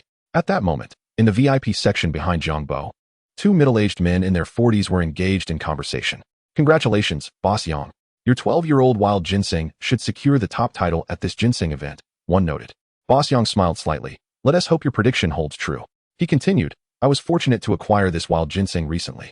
Its medicinal value and rarity surpass those of ordinary garden and transplanted mountain ginseng. Boss Qian, please consider it during the auction. Boss Qian replied with a chuckle. I think I'll pass. The investment pressure from the jade market is overwhelming, and I'm short on funds. I'm just here for the spectacle. Yang made no further comments. Regardless of Boss Qian's finances, as long as he secured the title of Fresh Wild Ginseng King, many would still compete for his 12-year-old wild ginseng at auction. Having purchased it for 80,000, he anticipated it would sell for over 150,000. And with the title of the event's champion, it could fetch an even higher price. Of course, profit was one aspect. As a merchant of traditional Chinese medicine, Yang valued the reputation this event would bring him even more. He was indifferent to the rivalry between Qinghe and Sioux City. For him, obtaining this title would greatly enhance his future business prospects. He could confidently declare, I once possessed a Ginseng King. Recognized for its credibility and quality by the Sioux City Ginseng Association, transactions are guaranteed. While such statements were somewhat deceptive, they were often believed. Wang Tao leaned closer to Jiang Bo. Brother Jiang, this 12-year-old wild ginseng, the fresh one, it's right there, did you see it? Jiang Bo smiled, I did. But it doesn't seem particularly impressive. Wang Tao, taken aback, quickly inquired, what? Is there something wrong with this ginseng? Jiang Bo shook his head, not at all. Utilizing his herbal identification device, he confirmed that this ginseng showed no faults and aligned closely with the judge's evaluations. What do you mean? Wait, don't speak yet. Wang Tao began, only to suddenly furrow his brow and listen intently. Jiang Bo rolled his eyes, thinking, am I speaking, or are you? How wasn't he planning to continue this conversation? At that moment, the incredulous voice of the host Guang resonated throughout the venue, amplified through the sound system. 300 years? Professor Han, are you certain there is no mistake? This ginseng number 13 is truly 300 years old? The elderly gentleman wearing reading glasses nodded.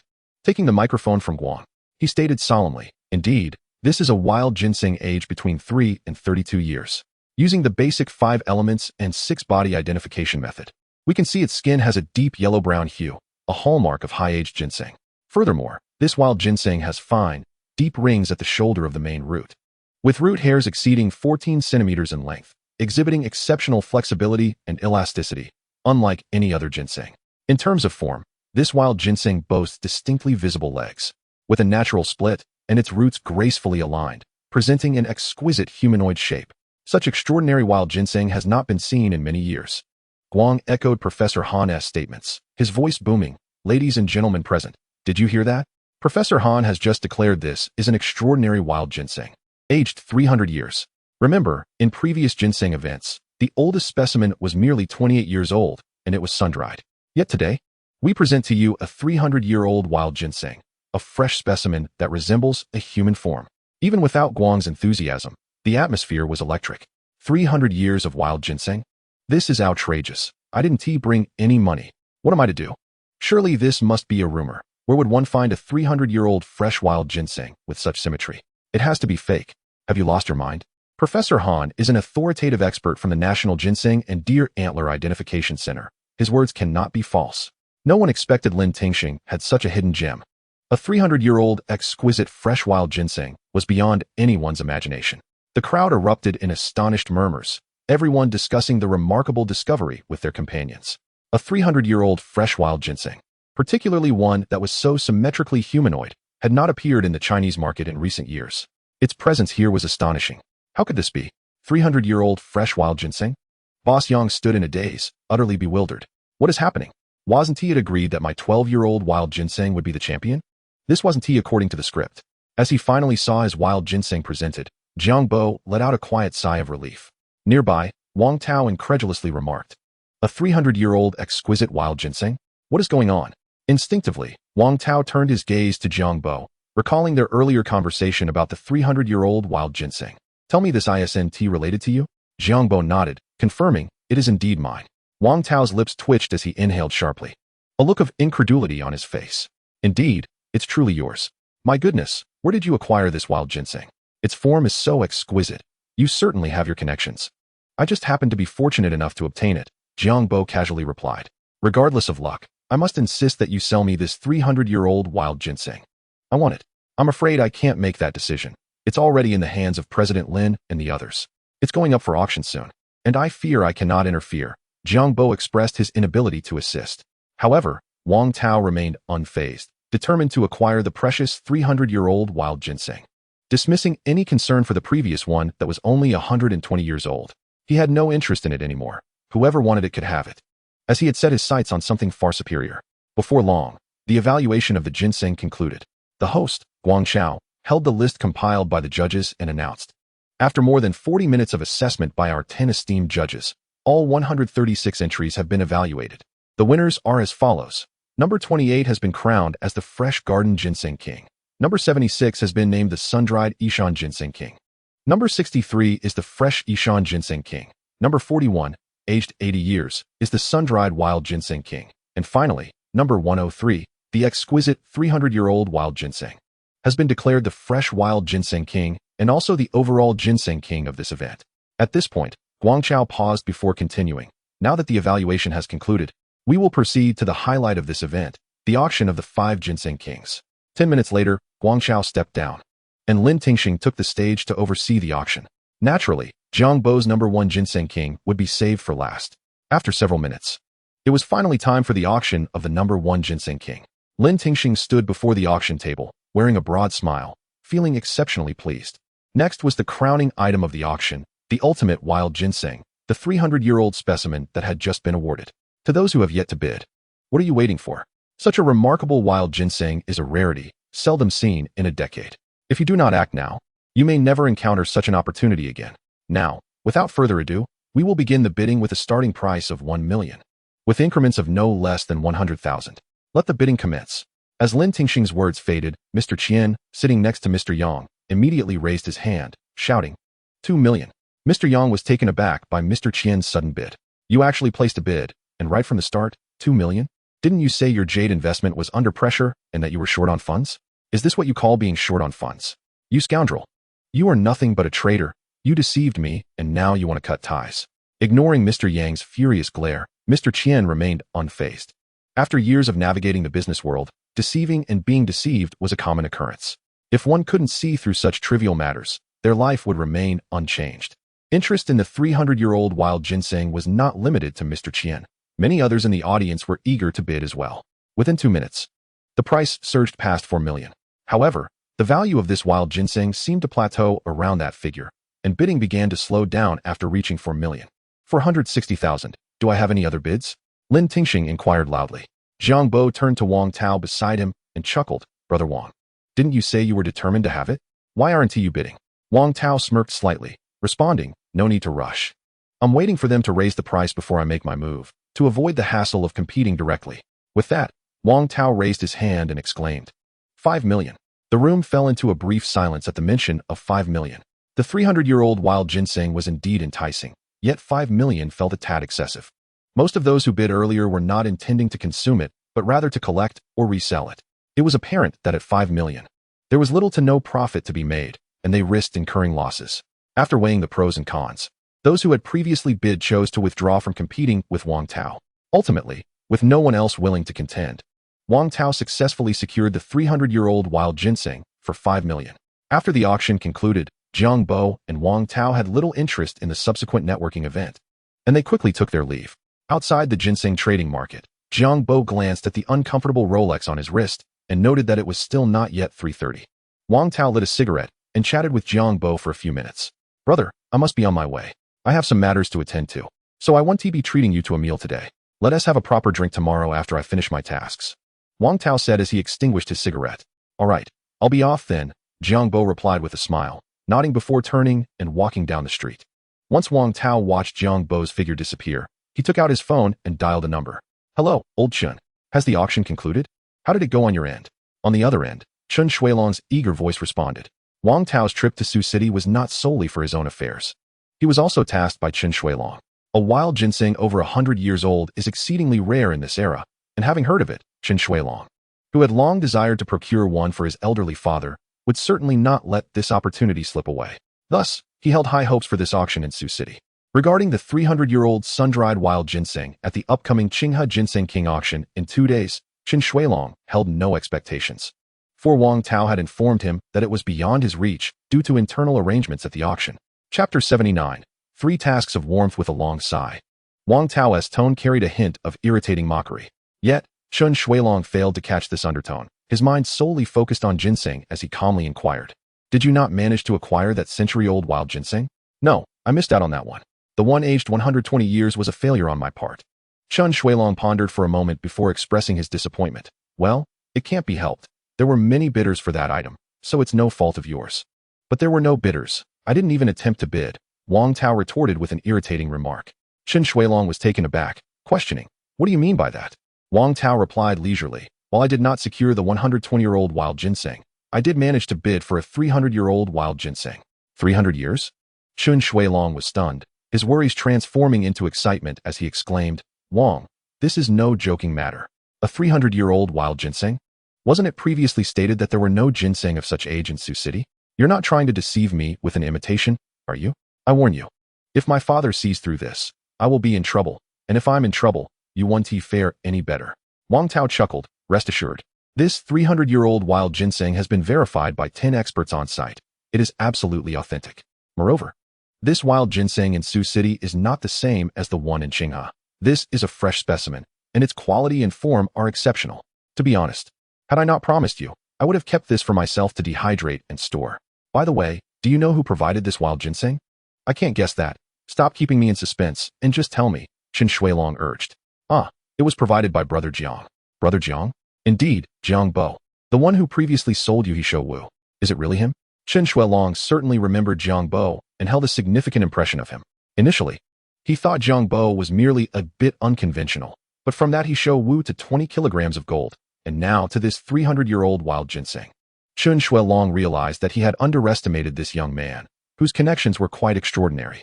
Wang Tao remarked, "Yes, he sat beside me during the auction, and I had already confirmed it was him.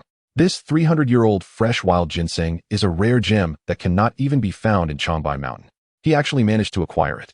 This fellow has some remarkable connections. Lao Chun, what exactly is his background?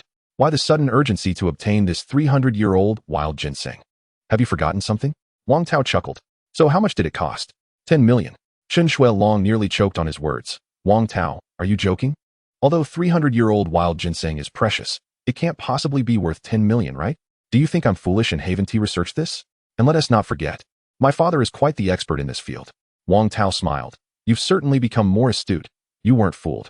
The actual transaction price was 8 million. You continue to banter," Chun Shuilong huffed. "Ahem. All right, I won't tease you any longer. The final price was 5 million. That price is somewhat reasonable. Even if you're deceiving me, I won't hold it against you. I'm not. It truly was that price. If I were lying, I'd be run over by a car immediately." At the Jinhu Hotel, Jiang Bo reclined on the sofa, savoring a fruit salad prepared by the server, while he pulled out his phone to glance at the account alert from the Industrial and Commercial Bank. The auction of the 300-year-old wild ginseng had augmented Jiang Bo's wealth by 5 million, stabilizing his account balance into 8 figures, officially making him a millionaire.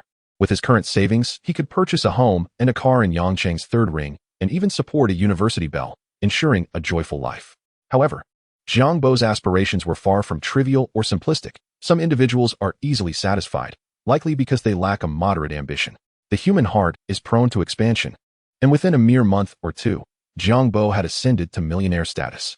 With a long life ahead, he naturally yearned to elevate his wealth to even greater heights, seeking financial freedom rather than settling for mere contentment. Now that he was a millionaire, his next objective would be to strive toward becoming a billionaire. After securing his phone, Jiang Bo opened the system for a brief glance before swiftly closing it, pacing around the room while contemplating his next moves. With an account balance exceeding 15 million, equating to 1,500 consumption points, if utilized entirely for fishing, it could yield substantial rewards. If 1,000 consumption points and 1,000 experience points constituted the threshold for upgrades, then he was already eligible in terms of consumption points, disregarding whether the consumption process was enjoyable. Thus, what he lacked now were experience points. Just as Jiang Bo's thoughts churned, a flicker of blue light caught his attention. A new task? His heart stirred as he promptly accessed the system. Upon viewing the tasks, a smile involuntarily adorned his lips. In the task section, 3 warm-hearted tasks were currently available. Task: engaging individuals in amusing activities. Please have a female streamer perform 500 push-ups. Reward: 100 experience points, 1 silver fishing card. Task: with wealth comes luxury. Please take your friends out shopping and spend at least 1 million. Reward: 100 experience points, 1 silver fishing card. Task: with wealth comes enjoyment. Otherwise, what is the meaning of life? Please indulge in a male spa session to relax your body and mind. Reward: 100 experience points, 1 silver fishing card. 3 tasks yielding a total of 300 experience points. If completed, the points would accumulate to 760. At that juncture, should the tasks refresh, completing 3 similar tasks would suffice to reach the requisite 1,000 points. After analyzing this, Jiang Bo's spirits soared. Silver-level fishing could yield items worth millions, and he was eager to see what the upgrade would entail. Chapter 80. The Rolex is a bit uncomfortable. With a shift in thought, Jiang Bo scrutinized the content of the 3 tasks and found them rather peculiar, especially the first one. He was at a loss for words. This troublesome system had no reason to target the female streamer, yet it demanded 500 push-ups. Even with his enhanced physique, he likely could not complete such a feat in a short time. It was evident that an ordinary person would need to break it into multiple sets, possibly spanning several days to accomplish. However, for some reason, the image of it stirred an inexplicable sense of anticipation within him. Shaking his head, he glanced at the tasks, feeling a sense of familiarity, as if he had encountered similar ones before. Upon reviewing his completed tasks, he confirmed that a comparable task had indeed appeared previously. That task also required a spending of 1 million, but it did not specify who Jiang Bo needed to bring along. Nonetheless, he had completed it alongside Peng Wanzi. Moreover, that task rewarded only 50 points, whereas this one offered 100. The tasks were hardly challenging. Jiang Bo frequently indulged in massages at the Shangri-La Hotel in Yangcheng, regardless of whether a task was present. Even without a task, he would find time to unwind, making this task genuinely feel like a warm-hearted gesture. After lingering in the task section for a while, Jiang Bo exited the system. Looking down at his silver Rolex watch, he noticed that it was already past 4 o'clock, time to take a stroll and then have dinner.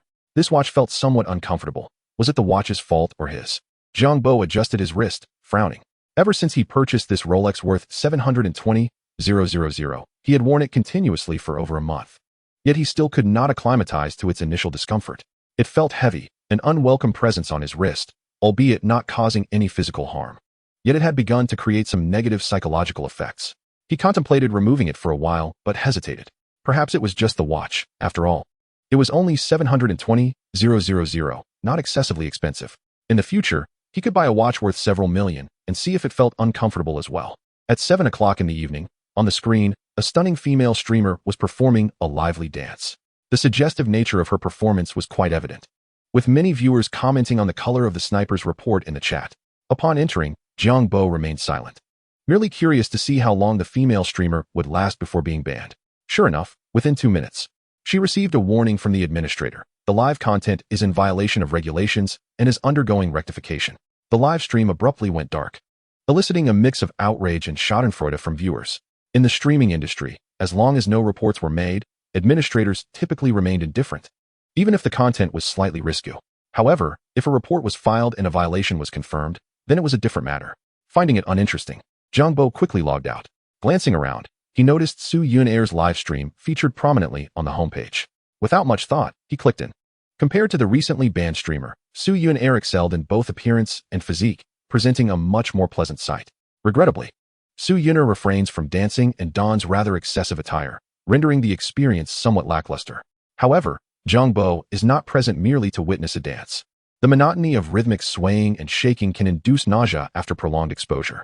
In the live stream, the announcement of the Black Trophy has arrived in the live room. Caught Su Yun'er's attention as she engaged in a conversation with her audience post-meal. Her eyes lit up, and she promptly welcomed the newcomer, exclaiming, "Welcome, Black Brother. It has been a while since I last saw you. You swept through my live stream with 1 million previously, yet vanished as swiftly as you arrived.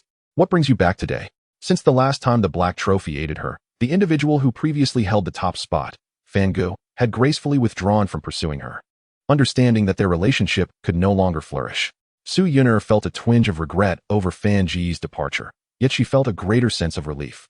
Although the absence of Fan Ji's gifts had caused a decline in her earnings, her integrity had been vindicated, attracting an audience that appreciated her beauty and purity, thus elevating her popularity.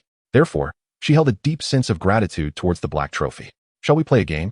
The Black Trophy proposed. Su Yun'er beamed, revealing a row of pearly whites, and replied, "Sure, Black Brother, do tell. How about some push-ups?" he suggested.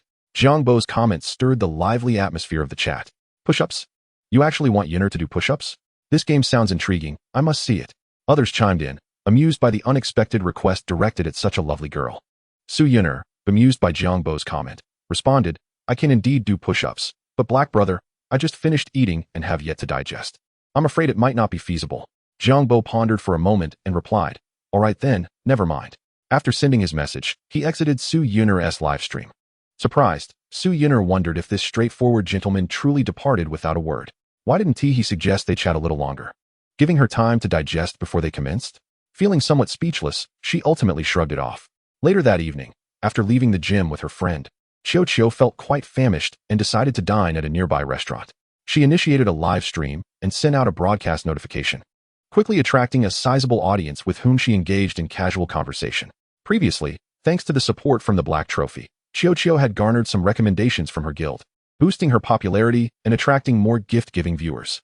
However, she lamented that most of them were merely small fry, with few willing to bestow significant gifts. Her hands were beginning to feel fatigued, as she reminisced about the days when the Black Trophy would shower her with numerous extravagant gifts. Regrettably, her inability to perform push-ups had cost her over 1 million in gifts, weighing heavily on her heart. Thus, she resolved to master the art of push-ups and had been diligently visiting the gym with her friend. Now proficient in the exercise, she fervently hoped for the Black Trophy's reappearance, eager to demonstrate her newfound skills. After placing their orders, the server promptly brought their meals. As they dined and chatted, occasionally glancing at the comments and interacting with the audience, a young man in designer attire, appearing to be in his 20s, unexpectedly seated himself across from them. Both Chiu and her friend furrowed their brows, disapproving of the uninvited guest. "Hello, ladies, are you live streaming?" he inquired with a smile, eyeing Chiu's setup. She nodded without uttering a word. "Which platform are you on, Douyu or Huya?" he continued. It would be impolite not to respond, especially with so many viewers watching. Reluctantly, she replied, "Douyu." "Douyu? What a coincidence. I also watch Douyu. What is your room number?" He persisted, though she was hesitant to disclose it. The young man's persistence led him to lean over and glimpse her screen, where he spotted the room number. Without hesitation, he logged into Douyu and entered Chiu's live stream. To her astonishment, he promptly gifted her 10 extravagant rockets. Dong Lai Shiwang gifted 10 super rockets. Chiu was momentarily taken aback, bewildered by his sudden generosity. Observing his smug expression, she realized he was likely attempting to impress her to garner her affection. That thought made her feel slightly awkward. Nevertheless, she could not outright dismiss his gesture, having received gifts worth a substantial amount. "Are you Dong Lai Shiwang?" she asked with a smile. "Thank you for your generous gift. Truly, I am quite taken aback by your kindness." The young man waved dismissively. "Oh, it's nothing. Just thought I'd treat you to a meal. 10 rockets should suffice." Chiu smiled, but remained silent, contemplating the disparity between the gift's value and the modest cost of their meal. After conversing for a bit, the young man noticed Chiu was not as enthusiastic as he had anticipated, which left him feeling slightly discontented. "Can I add you on WeChat?" he suddenly asked, feeling entitled after his generous gift. Before she could respond, her friend exclaimed, "Look, someone just gifted you 20 super rockets." She gently tugged on Xiaoqiu's arm. The young man was puzzled, thinking to himself, "I only gifted 10. Moments later, Xiaoqiu exclaimed in excitement, "The Black Brother is here. Not 20 rockets, but 50. Thank you, Black Brother. It's been so long since you visited my stream. I thought you had forgotten about me." At that moment, her joy was palpable, not merely due to the gifts, but also from the fulfillment of her heartfelt anticipation. "After waiting for over a month and practicing push-ups, you finally arrived." Her tone carried a hint of playfulness, which caused the young man to frown slightly, comparing her previous demeanor with him. He felt a growing annoyance as Xiaoqiu and her friend seemed more engrossed in their excitement over the black trophy than their earlier conversation with him. With a scoff, he reopened Douyu to check on the stream, only to witness a flurry of gifts populating the screen. Black trophy gifted 99, 100 super rockets. The young man's eyes widened in shock as he processed the reality of the situation. Is this person really gifting her 200,000? And it appears that this is just the beginning. Xiaoqiu was utterly ecstatic. The Black Brother had not only arrived, but had brought along 100 super rockets. No, that is incorrect. Suddenly, Xiaoqiu discovered that after 100 super fires, the scrolling gift data on the left side of the screen had not ceased. It continued to rise, 101, 102, 103. The audience in the live broadcast room was astonished. What was happening? Upon entering, they were greeted with such an abundance of super fires. What was He Huang trying to achieve? Having already reached 100, could he have accidentally pressed the button? Laughing and crying. The enigmatic figure seemed intent on surpassing 200 super fires. Some viewers speculated that the black trophy merely aimed to reach 200, but they were swiftly proven wrong. After 200, the black trophy continued to shower gifts. 300, 400 super fires later, the gifts still poured in. Finally, it was not until 500 super fires that he ceased. Black trophy gifted 500 super rockets. The public screen displayed a striking and breathtaking array of gift data. 500 super fires, valued at 1 million fish fins, propelled Xiaoqiu's live stream to the pinnacle of site-wide popularity. 500 super fires. Is there more? Oh hey Dalao. Hey Huang. I will not accept any rebuttal. It appeared I counted. It seemed to have been less than 2 minutes before it was all done. I was utterly overwhelmed, starting with 1 million. What kind of operation was this? 1 million. How many times does one need to wield the grand sword for that? Day in and day out, one becomes familiar only with the grand sword. After Jiang Bo showered 500 super fires, he shook his hand, glanced at Xiaoqiu's expression in the live room, and then at the barrage of comments, smiling as he began to type. Black trophy, my hand feels sore. Let's call it a day. A flurry of question marks erupted in the live room. Chapter 82. Come on, 500 push-ups. Oh Dalao, I implore you to be human. Besides showing off, what else do you know? 1 million. I feel your pain from across the screen. Your hand is sore? Forgive me for laughing out loud. The freebie seekers trembled in fear. At this moment, Xiaoqiu's eyes glistened with unshed tears. Upon seeing Jiang Bo's comment, she found herself both amused and exasperated. She was accustomed to his eccentricities. Staring at the 500 super fires on the screen, along with the still scrolling golden super fire effects, Xiaoqiu took a deep breath, rubbed her slightly sore nose, and wished to speak, only to find her mind buzzing, leaving her at a loss for words. Perhaps it would be best to calm down before saying anything. The young man who had attempted to flirt with Xiaoqiu moments ago had reddened eyes as well. At this moment, 100 exclamations swirled in his mind. Filled with regret, he could scarcely articulate. Initially, he thought Xiaoqiu was beautiful, and with his modest charm, perhaps by gifting her something, he could impress her, obtain her WeChat, and maybe even develop a close friendship, or even something more. However, unexpectedly, an influential figure appeared out of nowhere, without a word, directly gifting Xiaoqiu 500 super fires, worth 1 million. 1 million. This was simply too outrageous. Could he not act like a decent person? He thought of many things, yet his expression remained remarkably composed. He maintained his poise, cleared his throat, and said to Xiaoqiu, well, I have something to attend to, so I'll take my leave. You two continue your conversation. Add WeChat? What nonsense. With a big shot backing you, I cannot even flirt with you. You think I would let myself be taken advantage of? I am not that foolish. I will not invite trouble upon myself. With that thought, the young man's mood darkened considerably. Moments ago, he saw that Xiaoqiu's monthly ranking had no big brother, and he thought it was genuinely devoid of support. So in a moment of impulsiveness, he gifted her 20,000 yuan. Now, that 20,000 had gone to waste. Originally, he intended to send it to another more outgoing small streamer, hoping to invite her out to enjoy some fireworks together. Now, that plan was dashed. The young man's heart bled as he swiftly left the restaurant, disappearing from sight. On Xiaoqiu's side, her rationality began to return as her mind cleared. She took a sip of her drink to calm her racing thoughts and smiled at the screen, saying, "Oh hey go, have you struck it rich? You came in and showered me with so many gifts. You nearly scared me to tears." Jiang Bo replied, "I've made a small fortune, but that has nothing to do with showering you with gifts. Earlier, you messaged me saying you learned how to do push-ups, right?" Qiao instinctively responded, "Yes." "Is there a problem?" Jiang Bo said, "That is good. Now, as per our usual arrangement, 1 superfire equals 1 push-up. You've received 500 superfires. So you can calculate how many push-ups you owe without my telling you, right?" Qiao. Upon reading Jiang Bo's comment, Qiao nearly cried. 500 push-ups? Oh hey go, that is too much. I can't do that. In another live stream, Su Yuner was leisurely chatting with her audience when suddenly, several peculiar comments appeared on the screen. Congratulations to the streamer for missing out on 1 million. He Huang showered 500 superfires in the adjacent live stream. It was madness. The black figure had gifted 1 million to Qiao for her to do push-ups. Su Yuner furrowed her brow in surprise, asking, "Is it true that He Gu went to the neighboring live stream and gifted 500 superfires? What is going on?" A moderator chimed in, "It's true, I just checked. He Huang is outrageous. 1 superfire equals 1 push-up. He directly gifted 500 superfires in 2 minutes, demanding 500 push-ups." This was not the crux of the matter. The key was that He Huang had previously visited Yuner's live stream. Indeed, the big shot had asked if the streamer could do push-ups, and she had been present at the time. A sudden silence enveloped the air. It was terrifying. Su Yuner remained silent, hastily picking up another phone to log into Douyu, clicking into the most popular live stream. After just 2 seconds of watching, her eyes reddened, nearly bursting into tears. 500 superfires, 1 million. This was originally mine. Su Yuner's heart raced, her expression vacant, while internally she raged. My 500 superfires. My 1 million. Now it was all gone. The pain in her heart was overwhelming.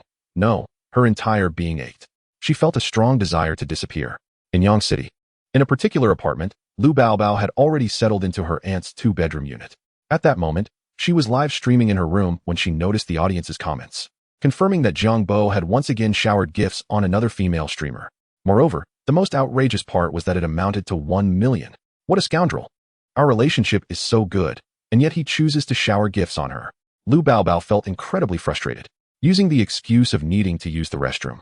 She stepped outside her room and proceeded to the balcony in the living room to call Jiang Bo, who was watching Qiao do push-ups in the corridor of the restaurant, answered Lu Baobao's call, asking, "Why are you calling?"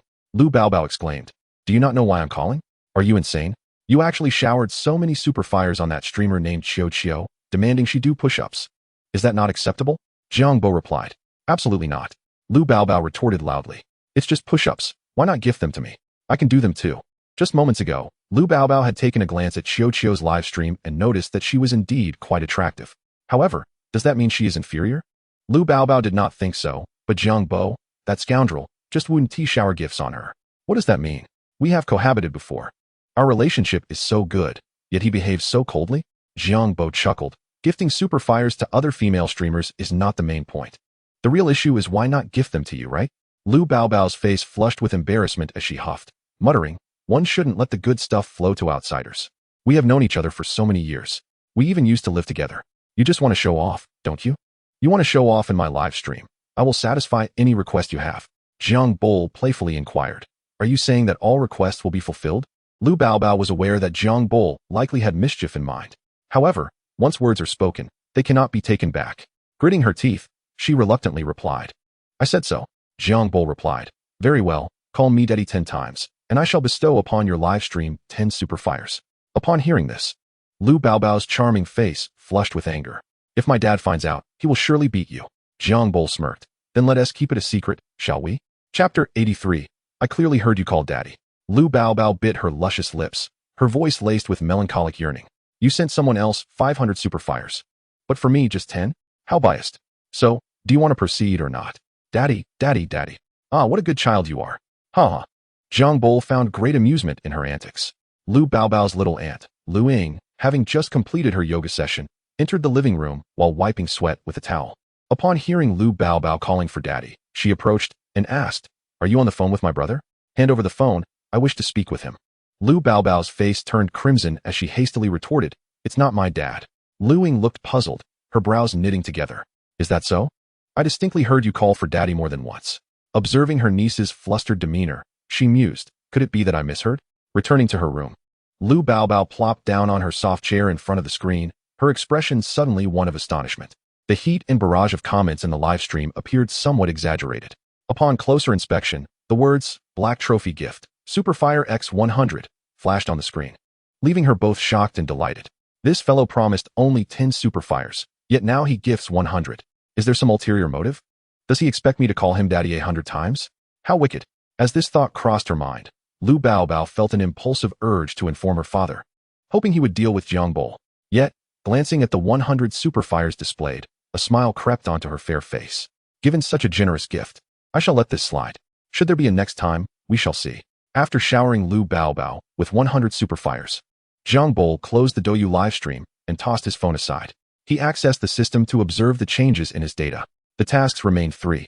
Qiao had begun her push-ups, but completing 500 was no simple feat. Jiang Bo estimated it would take her several days to finish.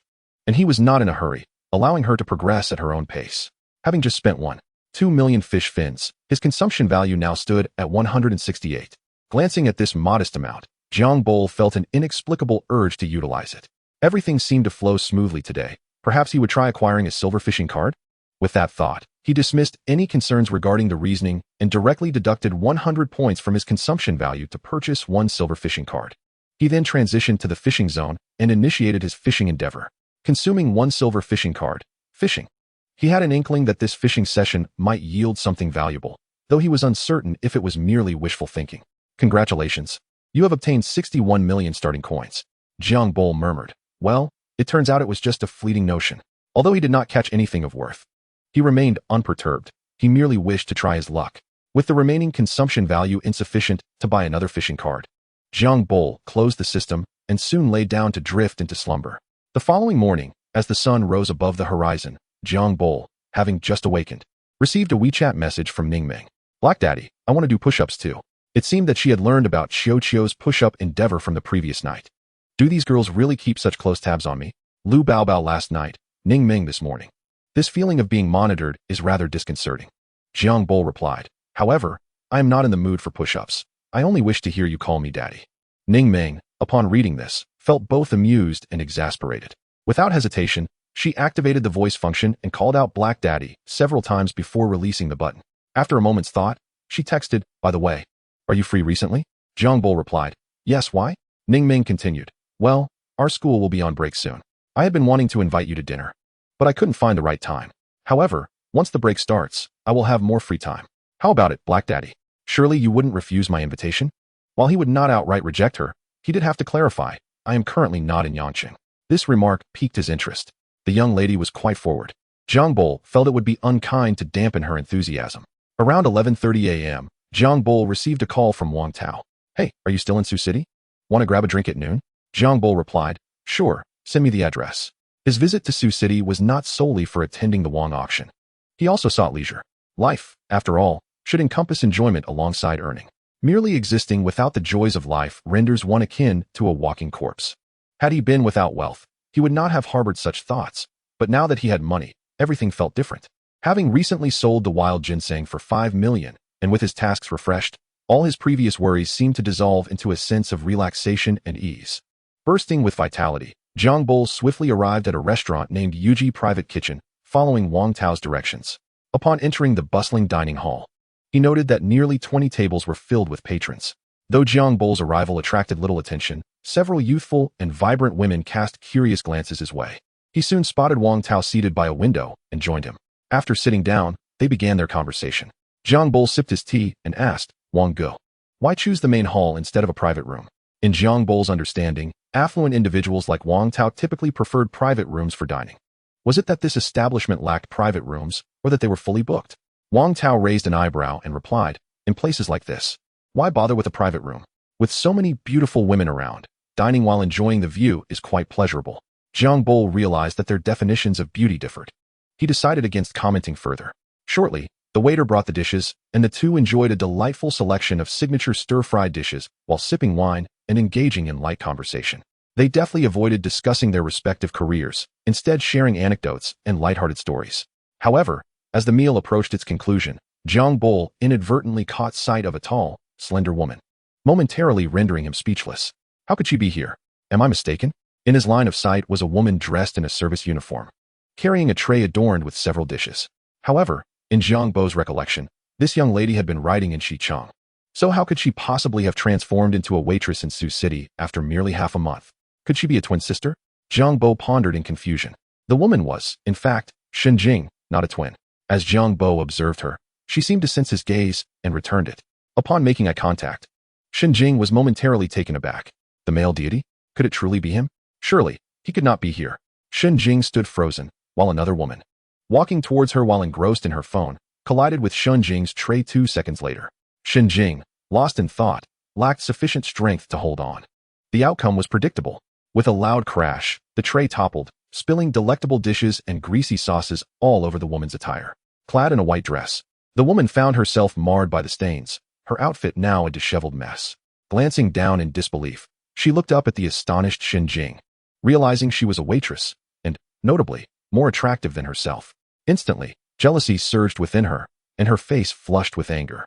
Without a second thought, she exclaimed, "How could you walk without paying attention?" Her outburst drew the attention of many patrons in the hall. Jing remained composed, merely twitching her face, and replied, "Madam, I was standing still." "You were standing still? Then how did the tray get knocked over? How did all this mess end up on me?" The woman retorted, furrowing her brows in anger. Jing shrugged, "You walked into me." The woman's expression shifted, revealing a hint of guilt, yet she persisted defiantly, "Nonsense. Clearly, you were unsteady with the tray, and that's how this happened. Do you have any idea how much this dress costs?" Jing countered, "How would I know if you didn't tell me?" The woman, momentarily speechless, grew even angrier, gritting her teeth as she coldly declared, "This is a Givenchy dress. Worth 35,000 yuan. I just bought it a few days ago, and this is the first time I've worn it. If you don't provide me with a satisfactory explanation today, you can be sure this isn't over." Jing, feeling irked, had only recently begun her job as a waitress and was not one to be easily bullied. "You walked into me. It wasn't my fault. What do you expect? Do you think you can extort me?" Jing scoffed. The woman, furious, matched Jing's ire. "I was just standing there, admiring a handsome guy, while you were too absorbed in your phone to notice and crashed into me, ruining my dress, and now you want me to pay? How ridiculous. Is this how your establishment treats its customers?" The woman was infuriated by Jing's retort, demanding to see the manager, eager to see how they would resolve the matter in front of so many patrons. At that moment, a woman in her 30s, wearing a manager's name tag, swiftly emerged from the back and approached. She assessed Jing, then the soiled woman, and finally the overturned tray on the floor. Without hesitation, she reprimanded Jing. "What on earth happened? Hurry up and apologize to the customer." Faced with the manager's stern demeanor, Jing dared not retort, though she felt wronged and kept her head down, saying nothing. The manager shot her a fierce glare before turning to the woman with a conciliatory smile. "Madam, I sincerely apologize. Our waitress is new and still learning the ropes. Please don't hold it against her. Allow me to convey my apologies on behalf of the establishment." The woman's expression softened slightly, yet she haughtily replied, "It's not that I want to confront her, it's that she lacks basic manners. Spilling food all over me without even a word of apology, and now she stands here in defiance. Wouldn't you be upset? I'm not the type to cause unnecessary trouble. You're the manager. You tell me how we can resolve this. Rest assured, we will compensate you adequately, and you will not suffer any losses.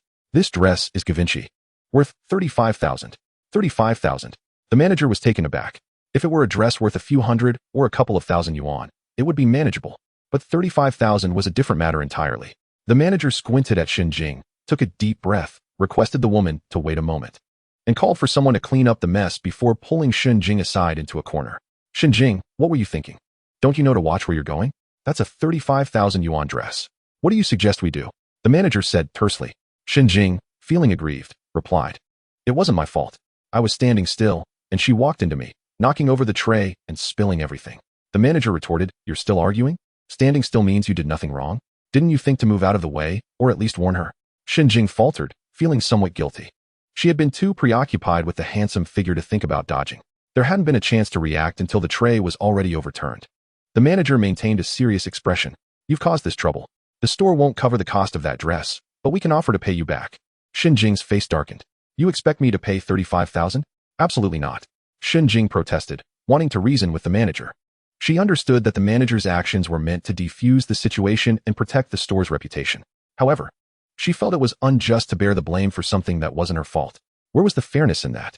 If reason was disregarded, she was ready to stand her ground, ready to forfeit her job and salary, and even involve the police. After all, there was surveillance footage. She wondered how the police would handle it after reviewing the video. If that didn't yield results, she would take legal action. And if the judge ruled in favor of compensation, she would accept it. In that moment, countless thoughts raced through Shun Jing's mind. Just as she was preparing to act on her intentions, she realized perhaps it wasn't necessary after all. Chapter 85. Who says good looks are useless? As an observer, Jiang Bo witnessed the moment the woman collided with Shun Jing's tray. Objectively speaking, this incident was not entirely Shun Jing's fault. Yet it was not entirely devoid of her responsibility either. Had she taken a moment to step aside, the mishap could have been avoided. Thus, both parties bore some blame. At that moment, the system issued a task. Temporary task: resolve the situation. Shun Jing has suffered an unwarranted misfortune due to her desire to see you. As a friend, you should assist her. Reward: 1 silver fishing card. Was it truly her? Upon receiving the task and realizing the system referred to Shun Jing, Jiang Bo understood that this girl was indeed Shun Jing. He wondered how she had ended up in Sioux City as a waitress. Wasn't she doing well with her writing? What was the point of being a waitress, subjected to others' disdain? As Shun Jing was being reprimanded by the manager, Jiang Bo rose, picked up a glass of red wine, and said to Wang Tao, "Brother Wang, I'll be right back." Wang Tao nodded in acknowledgement, saying nothing further. Jiang Bo approached the woman whose dress had been stained, and as he passed her, he pretended to accidentally spill wine onto her. The woman, already furious and using a napkin provided by another waitress to clean her dress, erupted when the wine splashed her again. Turning to Jiang Bo with a furious glare, she was about to unleash a torrent of curses but froze upon seeing his face. Was this even human? He was simply too handsome. At such a close distance, her skin appeared remarkably fair and tender, even surpassing her own. The high bridge of her nose, coupled with lips that were sharp yet possessed a gentle warmth, along with her naturally charming sword-like eyebrows and seemingly expressive eyes, exuded an undeniable allure. Men are often captivated by the beauty of women, and conversely, women are equally enchanted. As a quintessential member of the beauty association, the woman was genuinely taken aback by Jiang Bo's striking appearance. In that moment, she momentarily forgot her anger, standing there, swallowing hard, her lips parting in speechlessness. Jiang Bo, noticing her astonishment, was equally taken aback, having braced himself for an earful of reprimand. Instead, it seemed his charm rendered her speechless. What was happening? Was I truly that handsome? Jiang Bo inquired. Miss, are you all right? He continued with a smile. I apologize for the earlier mishap. I accidentally spilled some wine on you. The warmth of Jiang Bo's smile caused her blood to course faster, her heart racing as she entirely forgot her intention to scold him mere moments ago. In a flustered manner, she replied, It's fine, really. This dress was already a bit soiled. Since it was unintentional, let it go. It's no big deal. Jiang Bo jested. Can I admit it was intentional? Originally, he was tasked with helping Shun Jing out of a predicament. Jiang Bo considered that while reporting the incident would be the best course of action, it was too cumbersome, so he devised an alternative strategy.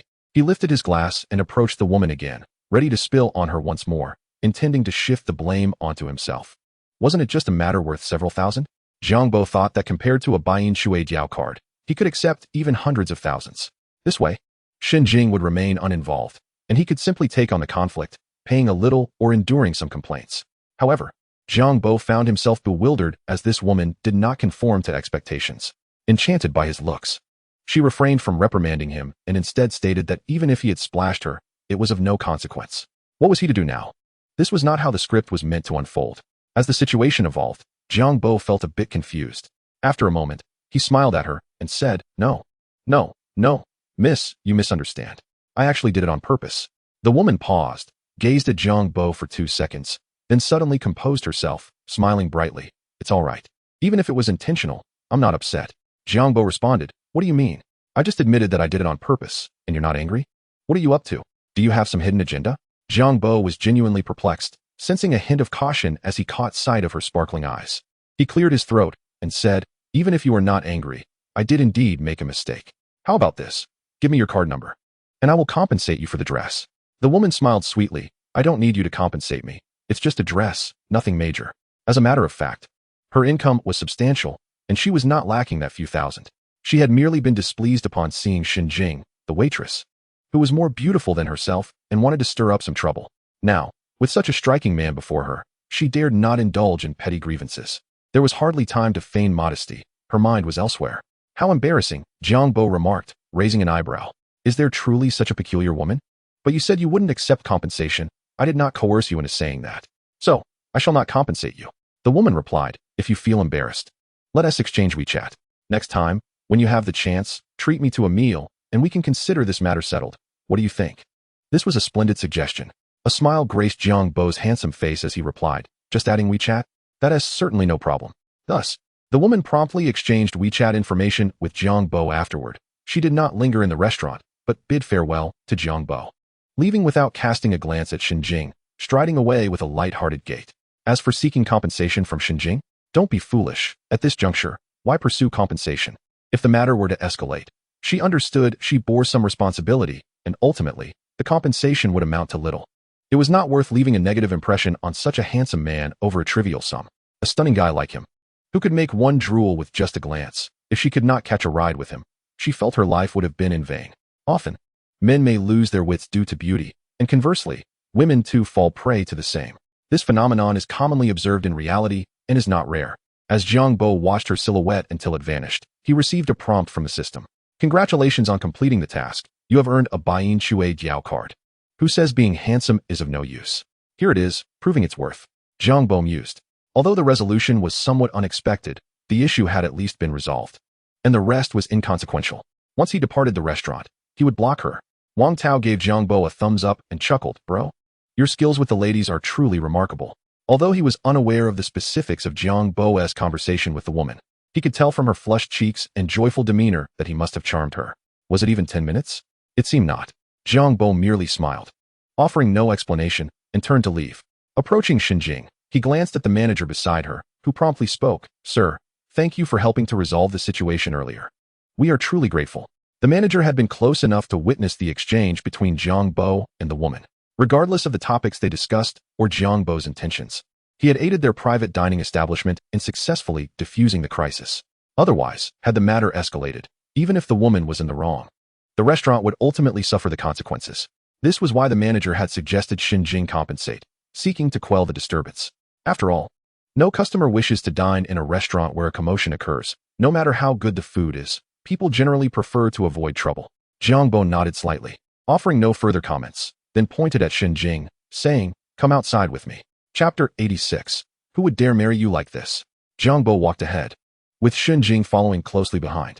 They exited the restaurant and paused beneath a tree's shade. Shenjing gazed at his handsome profile, feeling a flutter of excitement. Her legs gently squeezing together, her eyes reflecting gratitude. Brother Jiang, thank you for what you did earlier. Without you, I might have had to call the police. Jiang Bo replied, looking at her and asking, I thought you were in Xicheng. What brings you to Sioux City, and why are you working as a waitress? Didn't you say? Why not dare? Jiang Bo asked curiously. Others are writing, and they are doing quite well. Why don't you dare? Shenjing's cheeks flushed as she lowered her head, murmuring, You understand me. My writing is a bit unconventional. I was banned twice before. Don't you know the reason? She feigned ignorance. You're so naughty. Jiang Bo's face twitched slightly as he said, Then don't write anything too explicit. Or be more subtle. As long as you avoid the overtly suggestive, I can't believe they would really ban you again. Shenjing tilted her head in thought and nodded. That makes sense. She had previously been too focused on detailed descriptions and had not broken free from that peculiar cycle. Jiang Bo's suggestion made her see things differently. When one door is closed, there is always a window to jump through. Jiang Bo remarked, We are somewhat friends now, and I'd like to offer you a piece of advice. Being a waitress has little future. Writing, while risky, is more reliable. I still have some savings. Once you publish, let me know, and I will support you a little. Just last night, he had caught 610,000 Qijian coins, adding to his previous amount, totaling 1.3 billion Qijian coins. Converted, that was equivalent to 130,000 yuan, which could easily support Shenjing. Wait, why should I be supporting her? What a peculiar thought. Thank you in advance, she said with a smile curving at the corners of her lips. The reasons for her reluctance to write were manifold. In addition to the disappointment of having 2 books banned, she was also concerned about the lack of support. However, Jiang Bo's words provided her with a sense of reassurance. Moreover, after the incident that occurred today, he clearly did not wish to remain a waiter subjected to disdain. It was better to write in a stable and uncomplicated manner, free from numerous worries. She found this quite agreeable. After engaging in light conversation for a while, Jiang Bo suddenly had a thought. By the way, when do you finish work? Shall we go for a stroll later? Sure, I am free right now. Shenjing replied without a moment's hesitation. Aren't you working this afternoon? She took a breath and said, I quit. What is the point of being a waiter? It is exhausting and thankless. As you saw earlier, it was not my fault, yet the manager insisted on blaming me. Rather than enduring scorn here, I might as well follow your advice and write well. Perhaps I could even become a platinum deity someday. Shanjing added, however. You must wait a moment while I inform the manager that I am resigning. Go ahead, he replied, having changed into a light beige dress. She appeared less intellectual and capable than before, yet exuded a fresh and innocent charm.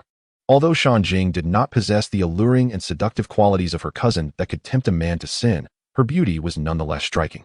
Noticing Jiang Bo's gaze upon her, she felt a flicker of joy and shyly remarked, "This dress was bought for me by my cousin when I was in Xicheng. She insisted I wear it. I never used to dress like this.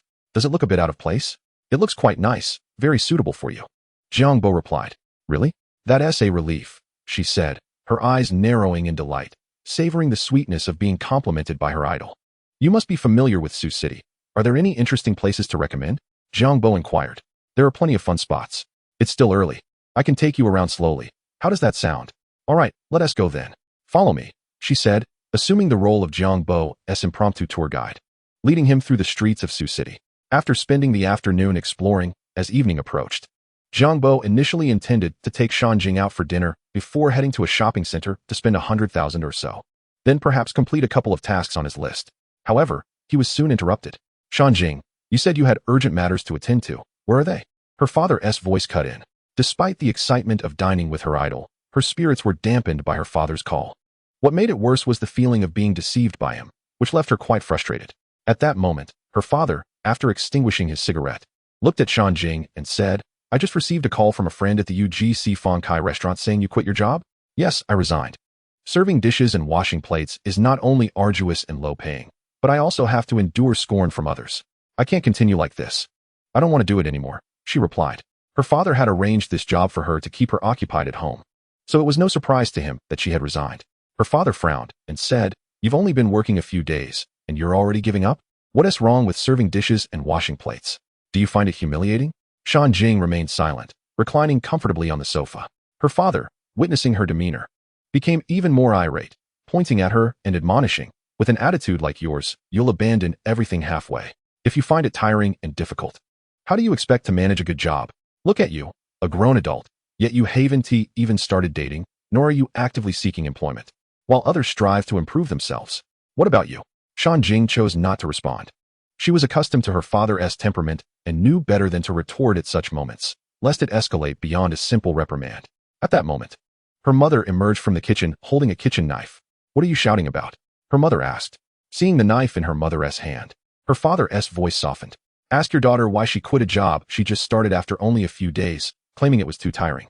"Humph," her mother replied. "That job as a waitress at your friend's restaurant isn't worth it. If she doesn't want to do it, then let her quit. My daughter is a college graduate, not someone who should be serving dishes and washing plates. If you're not embarrassed, I certainly am. You keep spoiling her." Her father retorted angrily, but as he spoke, he hesitated. This was due to his wife stepping closer with the knife. "Mom, put down the knife. It's quite unsettling," Shanjing exclaimed, startled. Her mother glared at her father and turned to her daughter, saying, "Ignore your father. I opposed you working as a waitress from the start. And now that you've quit, it's for the best. There's no rush for employment. What you should be concerned about is finding a partner. Look at you. Already 23, and not even a boyfriend in sight. At this rate, how long will it take for you to get married?" Her father chimed in, "Exactly.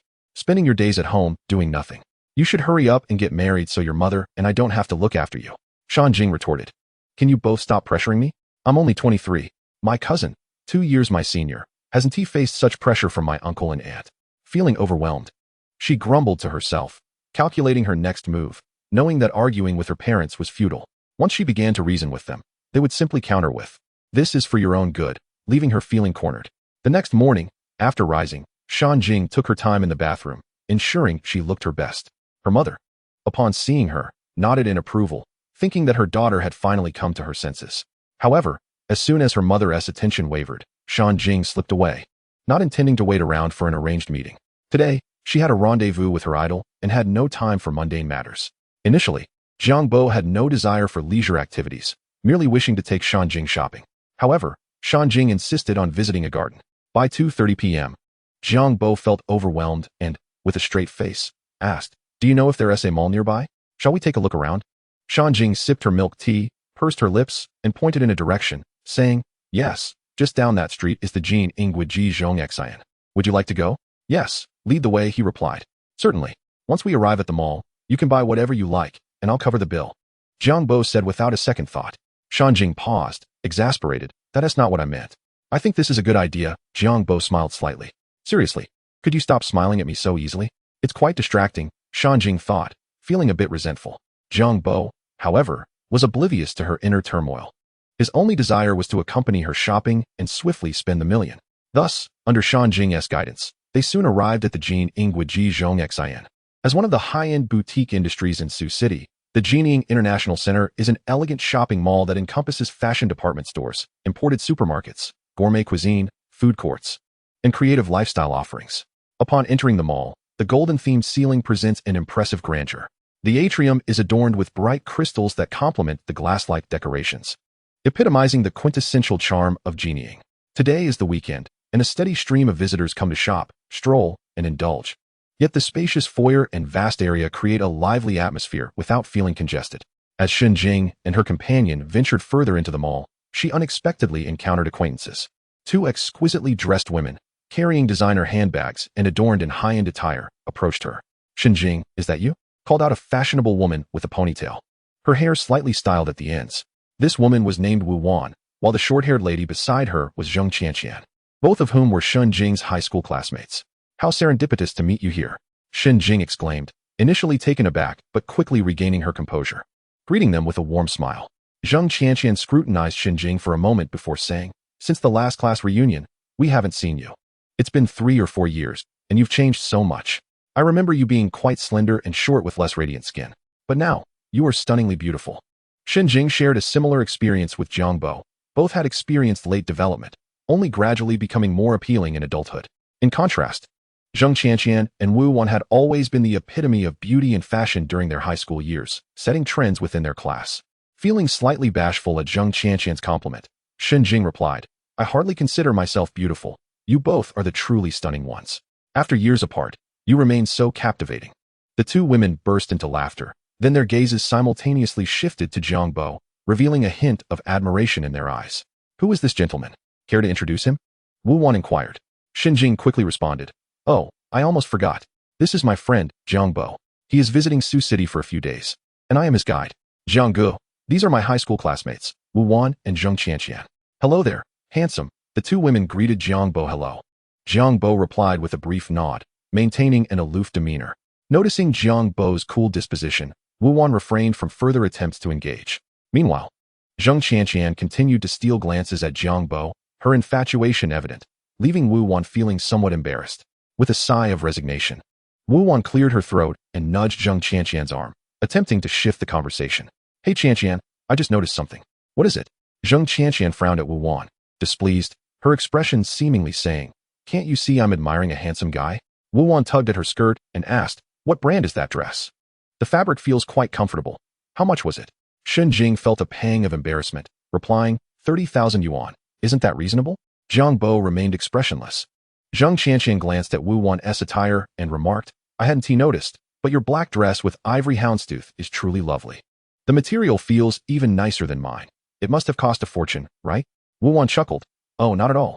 I bought this last year during a Gucci promotion for less than 20,000. I actually feel a bit awkward in it.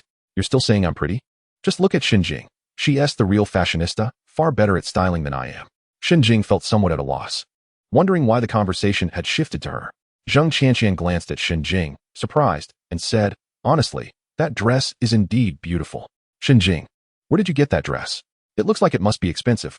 Today, Shanjing wore a dress adorned with stirrup prints, the hem reaching her knees and revealing her fair, slender legs. The thoughtful design accentuated her curves, and her long, flowing hair draped gracefully over her shoulders, giving her an air of intellectual elegance. The only downside was that the dress could have been a tad larger in size, enhancing her appeal even further. Feeling a bit awkward under the scrutiny, Shanjing replied, I bought this on Taobao. It wasn't too expensive, just 150 yuan. Zheng Qianqian paused, then laughed lightly. I thought your dress resembled something from Chanel. I assumed it was high-end. I can't believe you found it on Taobao, but it suits you quite well. It looks lovely. Are you saying a Taobao dress suits me? What does that imply? Shanjing smiled faintly, unsure if Zheng Qianqian's comment was innocent or subtly mocking. Wu Wan interjected. By the way, Shanjing, what are you doing for work these days? Shanjing shrugged, self-deprecatingly stating, what work can I do? I'm currently unemployed. What about you? Zheng Qianqian, wearing a melancholic expression, replied, I envy both of you for not having jobs. My mother is constantly pressuring me to study management, saying that once I'm qualified, she'll hand over the company to me. Oh dear, it's driving me to despair. Shen Jing felt a strong urge to disengage from the conversation. Jiang Bo remained impassive. Wu Wan rolled her eyes, saying, Come on, don't pretend to be modest. Your mother wants to pass the company to you, and you're not happy about it? Zheng Qianqian sighed. What is there to be happy about? You know my personality. I dislike being confined by rigid structures. I'm only 23. I want to enjoy life a little longer without the burden of responsibility. Shen Jing could no longer bear listening and coughed lightly, suggesting, How about you both continue your chat? Jiang Ge and I will go exploring. Zheng Qianqian glanced at Jiang Bo, finding him quite handsome, and quickly said, Are you going to shop? Perfect. Wu Wan and I need to buy a few things too. Let us go together. Weren't you just saying you didn't want to shop? Wu Wan teased with a smirk. Zheng Qianqian's face flushed. She stammered. I just remembered I need to buy something. There's a lovely silk dress by Fendi that I want to check out. Wu Wan smiled, choosing to remain silent. Having been friends for so many years, she could easily guess Zheng Qianqian's thoughts. It was obvious that she was interested in Jiang Bo. Wu Wan decided not to call her out, as they had no plans for the afternoon, and passing time shopping together seemed fine. However, Shen Jing was reluctant to join them, having realized through their conversation that they were not on the same level. They discussed garments worth thousands, while she was in one that cost only a few hundred yuan. Shen Jing was self-aware enough to understand that a brief encounter was sufficient, but a shopping excursion would only bruise her pride. With a smile, she said, I still need to accompany Jiang Ge and see what he prefers. Shen Jing believed that Jiang Bo had remained silent for a reason and likely did not desire to join them. After all, though they wore designer labels, their style did not surpass her own modest attire, and their pretentious conversation would not appeal to him. Indeed, Jiang Bo was not keen on shopping with Wu Wan and Zheng Qianqian, primarily due to their overpowering perfume scents, which he found unappealing. However, glancing at Shen Jing, whose eyes sparkled with anticipation, he mistakenly assumed she wished for more time with her friends. Thus, he nodded, Let us go together. Shen Jing thought to herself, Why did you agree? Whatever happened to your aloof persona? Have you forgotten your previous disdain for attractive women?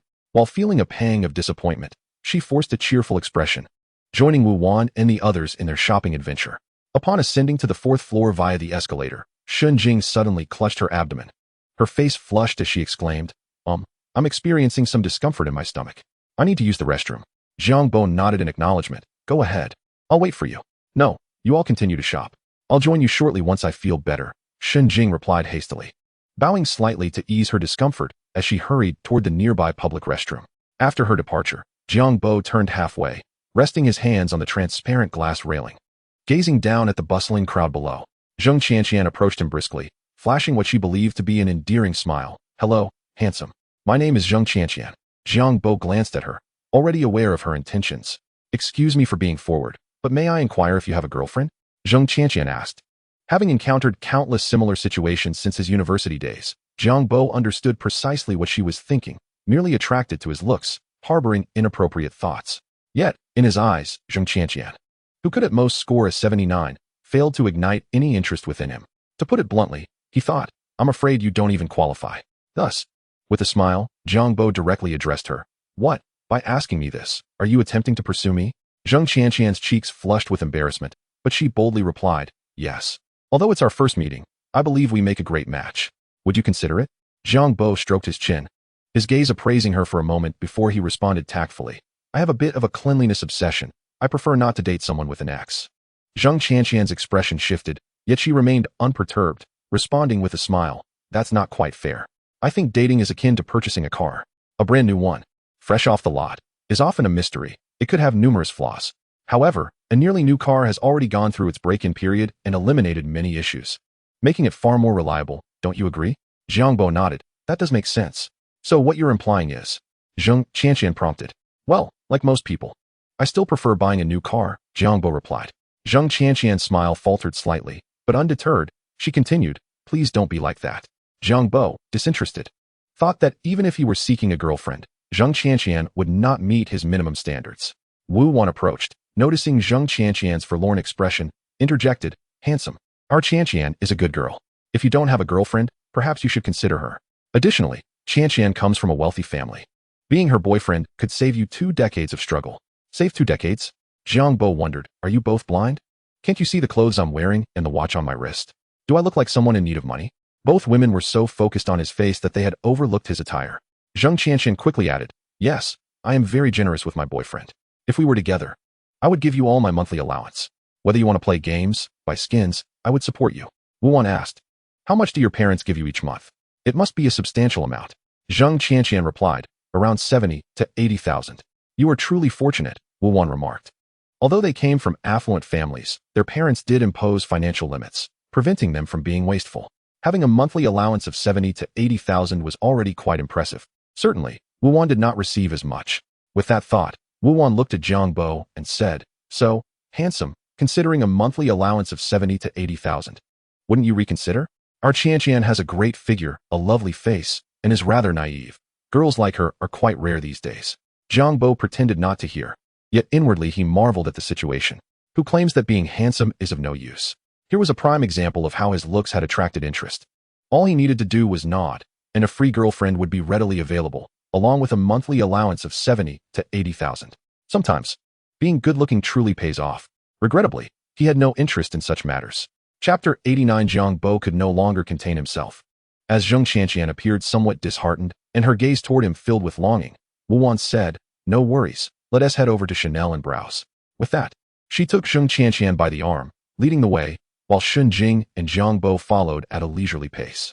The four of them first visited Chanel, then Hermes, Gucci, Burberry, Dior, and ultimately spent half an hour pointing at the latest products in a specialty store. Over the course of more than 2 hours, Jiang Bo observed that they had not purchased a single item. Isn't your family quite wealthy? Your parents run companies and are financially stable. Yet you were just proposing to support me? Why is it that when you see something you like, you don't buy it? Jiang Bo felt exasperated. Having reached his limit of patience, he finally spoke up. Ladies, are you actually going to buy something or not? Can't you see that the staff are already growing impatient? If we continue this way, it will be dark soon. Nearby, a staff member heard Jiang Bo's remark and felt a sudden jolt of anxiety, quickly adjusting her expression while casting a somewhat mournful glance at him. Although she was indeed feeling a bit impatient, she dared not voice it. Jiang Bo's blunt words left her somewhat bewildered, fearing that if the manager found out, she might lose the job she had worked hard to secure. Upon hearing Jiang Bo's words, Zheng Qianqian remained silent, while Wu Wan turned to him, offering a smile. Whether to buy or not depends on one's mood. If you find it tedious, handsome, you can always explore on your own. You need not concern yourself with us. Jiang Bo turned to Shun Jing with a frown. Your classmates are too slow. Had I known, I would not have listened to you and shopped with them. Just looking without buying is such a waste of time. Shun Jing's expression darkened. Hey, did I suggest we shop together? That was you. Why are you blaming me? I never wanted to be with them. Don't put this on me. Wu Wan, feeling a tinge of displeasure from Jiang Bo's blatant sarcasm, found that the initial attraction she felt due to his looks had dissipated, especially after witnessing his rejection of Zheng Qianqian and his candid criticism. Wu Wan chuckled lightly. So? According to you, if you fancy something, you must buy it? Jiang Bo rolled his eyes, thinking it was a rather obvious statement. In a mall, if one admired something but opted not to purchase, it usually stemmed from either a lack of sense or a lack of funds. Jiang Bo had brought Xin Jing shopping with the intent to spend, to indulge in consumerism. Why browse without spending? How could one fulfill their mission? Tired of bantering with Wu Wan, Jiang Bo called over a staff member. Miss, could you come here for a moment? The previously mentioned staff member quickly approached with an air of respect. Sir, how may I assist you? Jiang Bo raised his hand, pointing to an exquisite black and white handbag displayed prominently. Could I take a look at that bag? Of course, please hold on, the staff member replied. Meanwhile, Wu Wan watched Jiang Bo's actions with a subtle smile, arms crossed, remaining silent. She was curious to see what Jiang Bo intended to do. The bag Jiang Bo had pointed out was quite pricey, likely over 20,000. Had he truly taken a liking to that bag? Thus, in his own words, was he actually going to buy it? Wu Wan found the situation amusing. The staff member soon returned, placing the black and white bag on the adjacent counter. Jiang Bo picked up the bag, examined it briefly, and turned to Xin Jing, saying, I think this bag would suit you perfectly. Xin Jing, what are you saying? Is this bag suitable for me?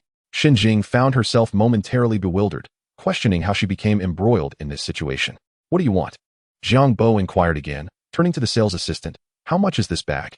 The salesgirl promptly replied, Sir, this bag features this year's latest design with metallic shoulder straps.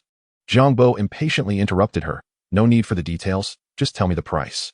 The salesgirl paused, pondering how someone so handsome and tall could possess such an impatient demeanor. Jiang Bo nodded and, without hesitation, tossed the bag he held to Xin Jing, saying, Do you like it? Hold on to it. Xin Jing clumsily caught the bag, valued at 280,000, her expression one of utter confusion and uncertainty. After a few seconds of processing, Shenjing suddenly realized Jiang Bo's intentions. Previously, she had joked about being his free tour guide, implying he should reciprocate. Jiang Bo had said that once they entered the shopping center, she could buy whatever she liked. Clearly, he intended to gift her this bag, fulfilling his earlier promise. However, she thought, if you wish to give me a gift, that is fine, but this bag is far too expensive. Are you trying to scare me? It feels as though it is worth more than I could ever possess. I cannot accept it. Jiang Bo, I'm not really fond of this bag. And I was just joking before. Please don't take it seriously, Shenjing hurriedly stated. Jiang Bo bypassed her last remark, asking, then which one do you like? Shenjing parted her lips slightly, unsure of what to say. Did you not hear me? I was joking. Jiang Bo pressed, which one do you like? His brow furrowed in concern. If you must choose one? Shenjing feigned a look of wanting to cry, replying, Jiang Bo, it's really unnecessary. If you want to shop, just buy whatever you want without worrying about me. Your actions make me quite anxious. Jiang Bo's expression remained stoic. Hurry and choose one. Don't dawdle. Feeling a headache coming on, Shenjing contemplated refusing again. Yet, under the intense gaze of Jiang Bo's dark eyes, she realized that if she did not select a bag today, she would likely face repercussions. Reluctantly, Shenjing, torn between joy and resentment, could only choose a white bag that she deemed the least expensive, located on the bottom shelf. I think this bag is quite nice, she said. How much is it? Jiang Bo asked the salesgirl. Upon hearing the price, Shenjing's heart raced, and she quickly shook her head. I don't want this one. I suddenly feel it doesn't suit me. Following this, she added, do you have any slightly cheaper bags that are still of good quality? The salesgirl smiled knowingly and pointed to a purple bag. This one is 20,000, the cheapest in our store, but it is of relatively good quality. Shenjing felt weary. The cheapest bag still cost 20,000. She rarely visited luxury stores and had only ever window shopped, never inquiring about prices. The cost of these bags was astonishing, almost as if they were robbing people. Do you like this one? Jiang Bo asked. Shenjing gazed at him with a hint of melancholy, biting her soft lips. I do like it, but even if you gifted it to me, I wouldn't necessarily carry it around. So, Jiang Bo, there's really no need to spend so much. I appreciate your intent. While she would gladly accept Jiang Bo's generous support for her writing, that was in the realm of literature, within the confines of the internet. This was reality. As a somewhat sensitive girl, being unexpectedly gifted a bag worth tens of thousands made her feel uneasy, her thoughts in disarray, and she was reluctant to accept it. Nevertheless, she understood that he was resolute in gifting her a bag, which left her with no choice but to accept. Thus, she thought to herself that Jiang Bo seemed quite affluent. A 20,000 bag was likely trivial for him. With this in mind, Shenjing felt a sense of relief. Jiang Bo smiled. It's fine. If you can't carry it out, just keep it at home. He then turned to the salesgirl. All right, wrap up these 3 bags. We'll take them, Shenjing exclaimed. 3 bags. I only wanted one. Feeling an urgent need to clarify, she quickly said, Jiang Bo, I only want the purple bag, not the other 2. Jiang Bo nodded. I understand, but I want to buy 3. Is there a problem? Shenjing was at a loss for words, struggling to articulate her thoughts, realizing that her voice held no power in this situation. Jiang Bo was the one in control. Not far away, Wu Wan and Zheng Qianqian looked on in disbelief. What is going on? He really bought 3 bags? Is he out of his mind? Shenjing only wanted one, yet he is getting 3? Does he have money to burn? The salesgirl, confirming Jiang Bo's intention to purchase all 3 bags, blushed with excitement and hurried to wrap them. Jiang Bo, glancing at Shenjing, ignored Wu Wan and Zheng Qianqian and gestured towards a nearby section. There seem to be some shoes over there. Let us go take a look. Shenjing quickly seized Jiang Bo's arm, wearing a distressed expression. Wait. You've already spent over 400,000. Do you really want to buy more? Please don't. Even if you do buy them, I won't wear them, I promise. Jiang Bo smiled. Whether you want them is your concern. Whether I buy them is mine. With that, Jiang Bo took hold of Shenjing's arm and swiftly led her to the shoe section. Wu Wan and Zheng Qianqian shared a glance, remaining silent but following closely behind. The shelves displayed an array of shoes, heels, casual shoes, sports shoes, flats, and sandals, some for women and a few for men. Jiang Bo noticed the flat sandals Shenjing was wearing, approached the shelf, and handed her a pair of black chunky-heeled shoes, saying, try these on. I don't like wearing heels, Shenjing muttered. Will you try them on or not? Jiang Bo pressed. After a moment of hesitation, she replied, fine, but here? Is that all right? Why not? You don't have foot odor, do you? If so, we can step over there, Jiang Bo teased. Shenjing's face flushed with embarrassment. I am very conscious of hygiene. I have no foot odor, I smell nice. Jiang Bo chuckled. thinking that foot odor could sometimes be a sign of health issues and not necessarily linked to personal hygiene. Jing took the black heels from Jiang Bo, sat on a nearby square stool, slipped off her flats, and put on the new shoes. Jiang Bo asked, "How do they fit?" Jing replied, "They feel a bit tight." Jiang Bo turned to another sales assistant in the shoe section. "Do you have these heels in larger sizes?" "Yes, please wait a moment." The sales assistant nodded, confirming Jing's size before rushing to the stockroom. After trying on the suitable size, Jing stood up and walked a few steps. With her tall stature, she exuded a goddess-like aura, causing Wu Wan and Zheng Qianqian to feel a pang of jealousy. They had to concede that Jing's figure was indeed impressive, standing just over 1.7 meters. Her long legs paired with 7-centimeter heels made her calves, exposed beneath her dress, look exquisitely long, straight, and fair. After a few minutes, Jiang Bo had helped Jing select 5 pairs of shoes, 2 pairs of heels, 2 pairs of sneakers, and 1 pair of sandals.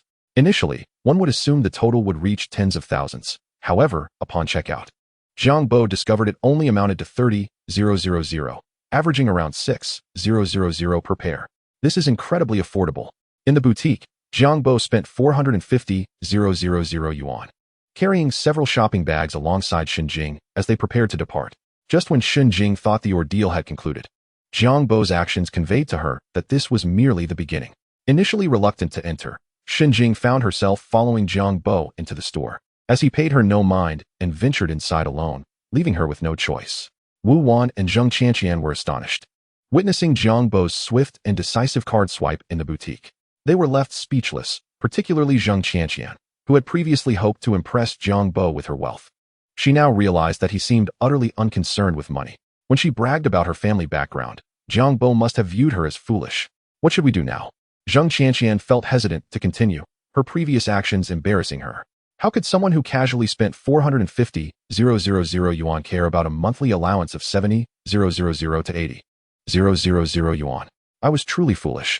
Wu Wan, her eyes glinting, remarked, "Of course we should follow him. I want to see how much he can spend today. If he has the audacity to splurge 800,000 to 1,000,000, I'd like to witness that." Despite her astonishment at Jiang Bo's spending, Wu Wan still harbored some resentment towards him. She was determined to see just how far Jiang Bo would go today. In the Chanel boutique, they lingered for over 20 minutes, acquiring 2 stylish high-waisted lace skirts, 2 dresses, and 2 white knitted tops chosen by Jing. Additionally, they purchased 2 sets of Chanel lipsticks and 3 limited edition perfumes. The total expenditure amounted to 150,000 yuan. However, Jiang Bo deemed this insufficient.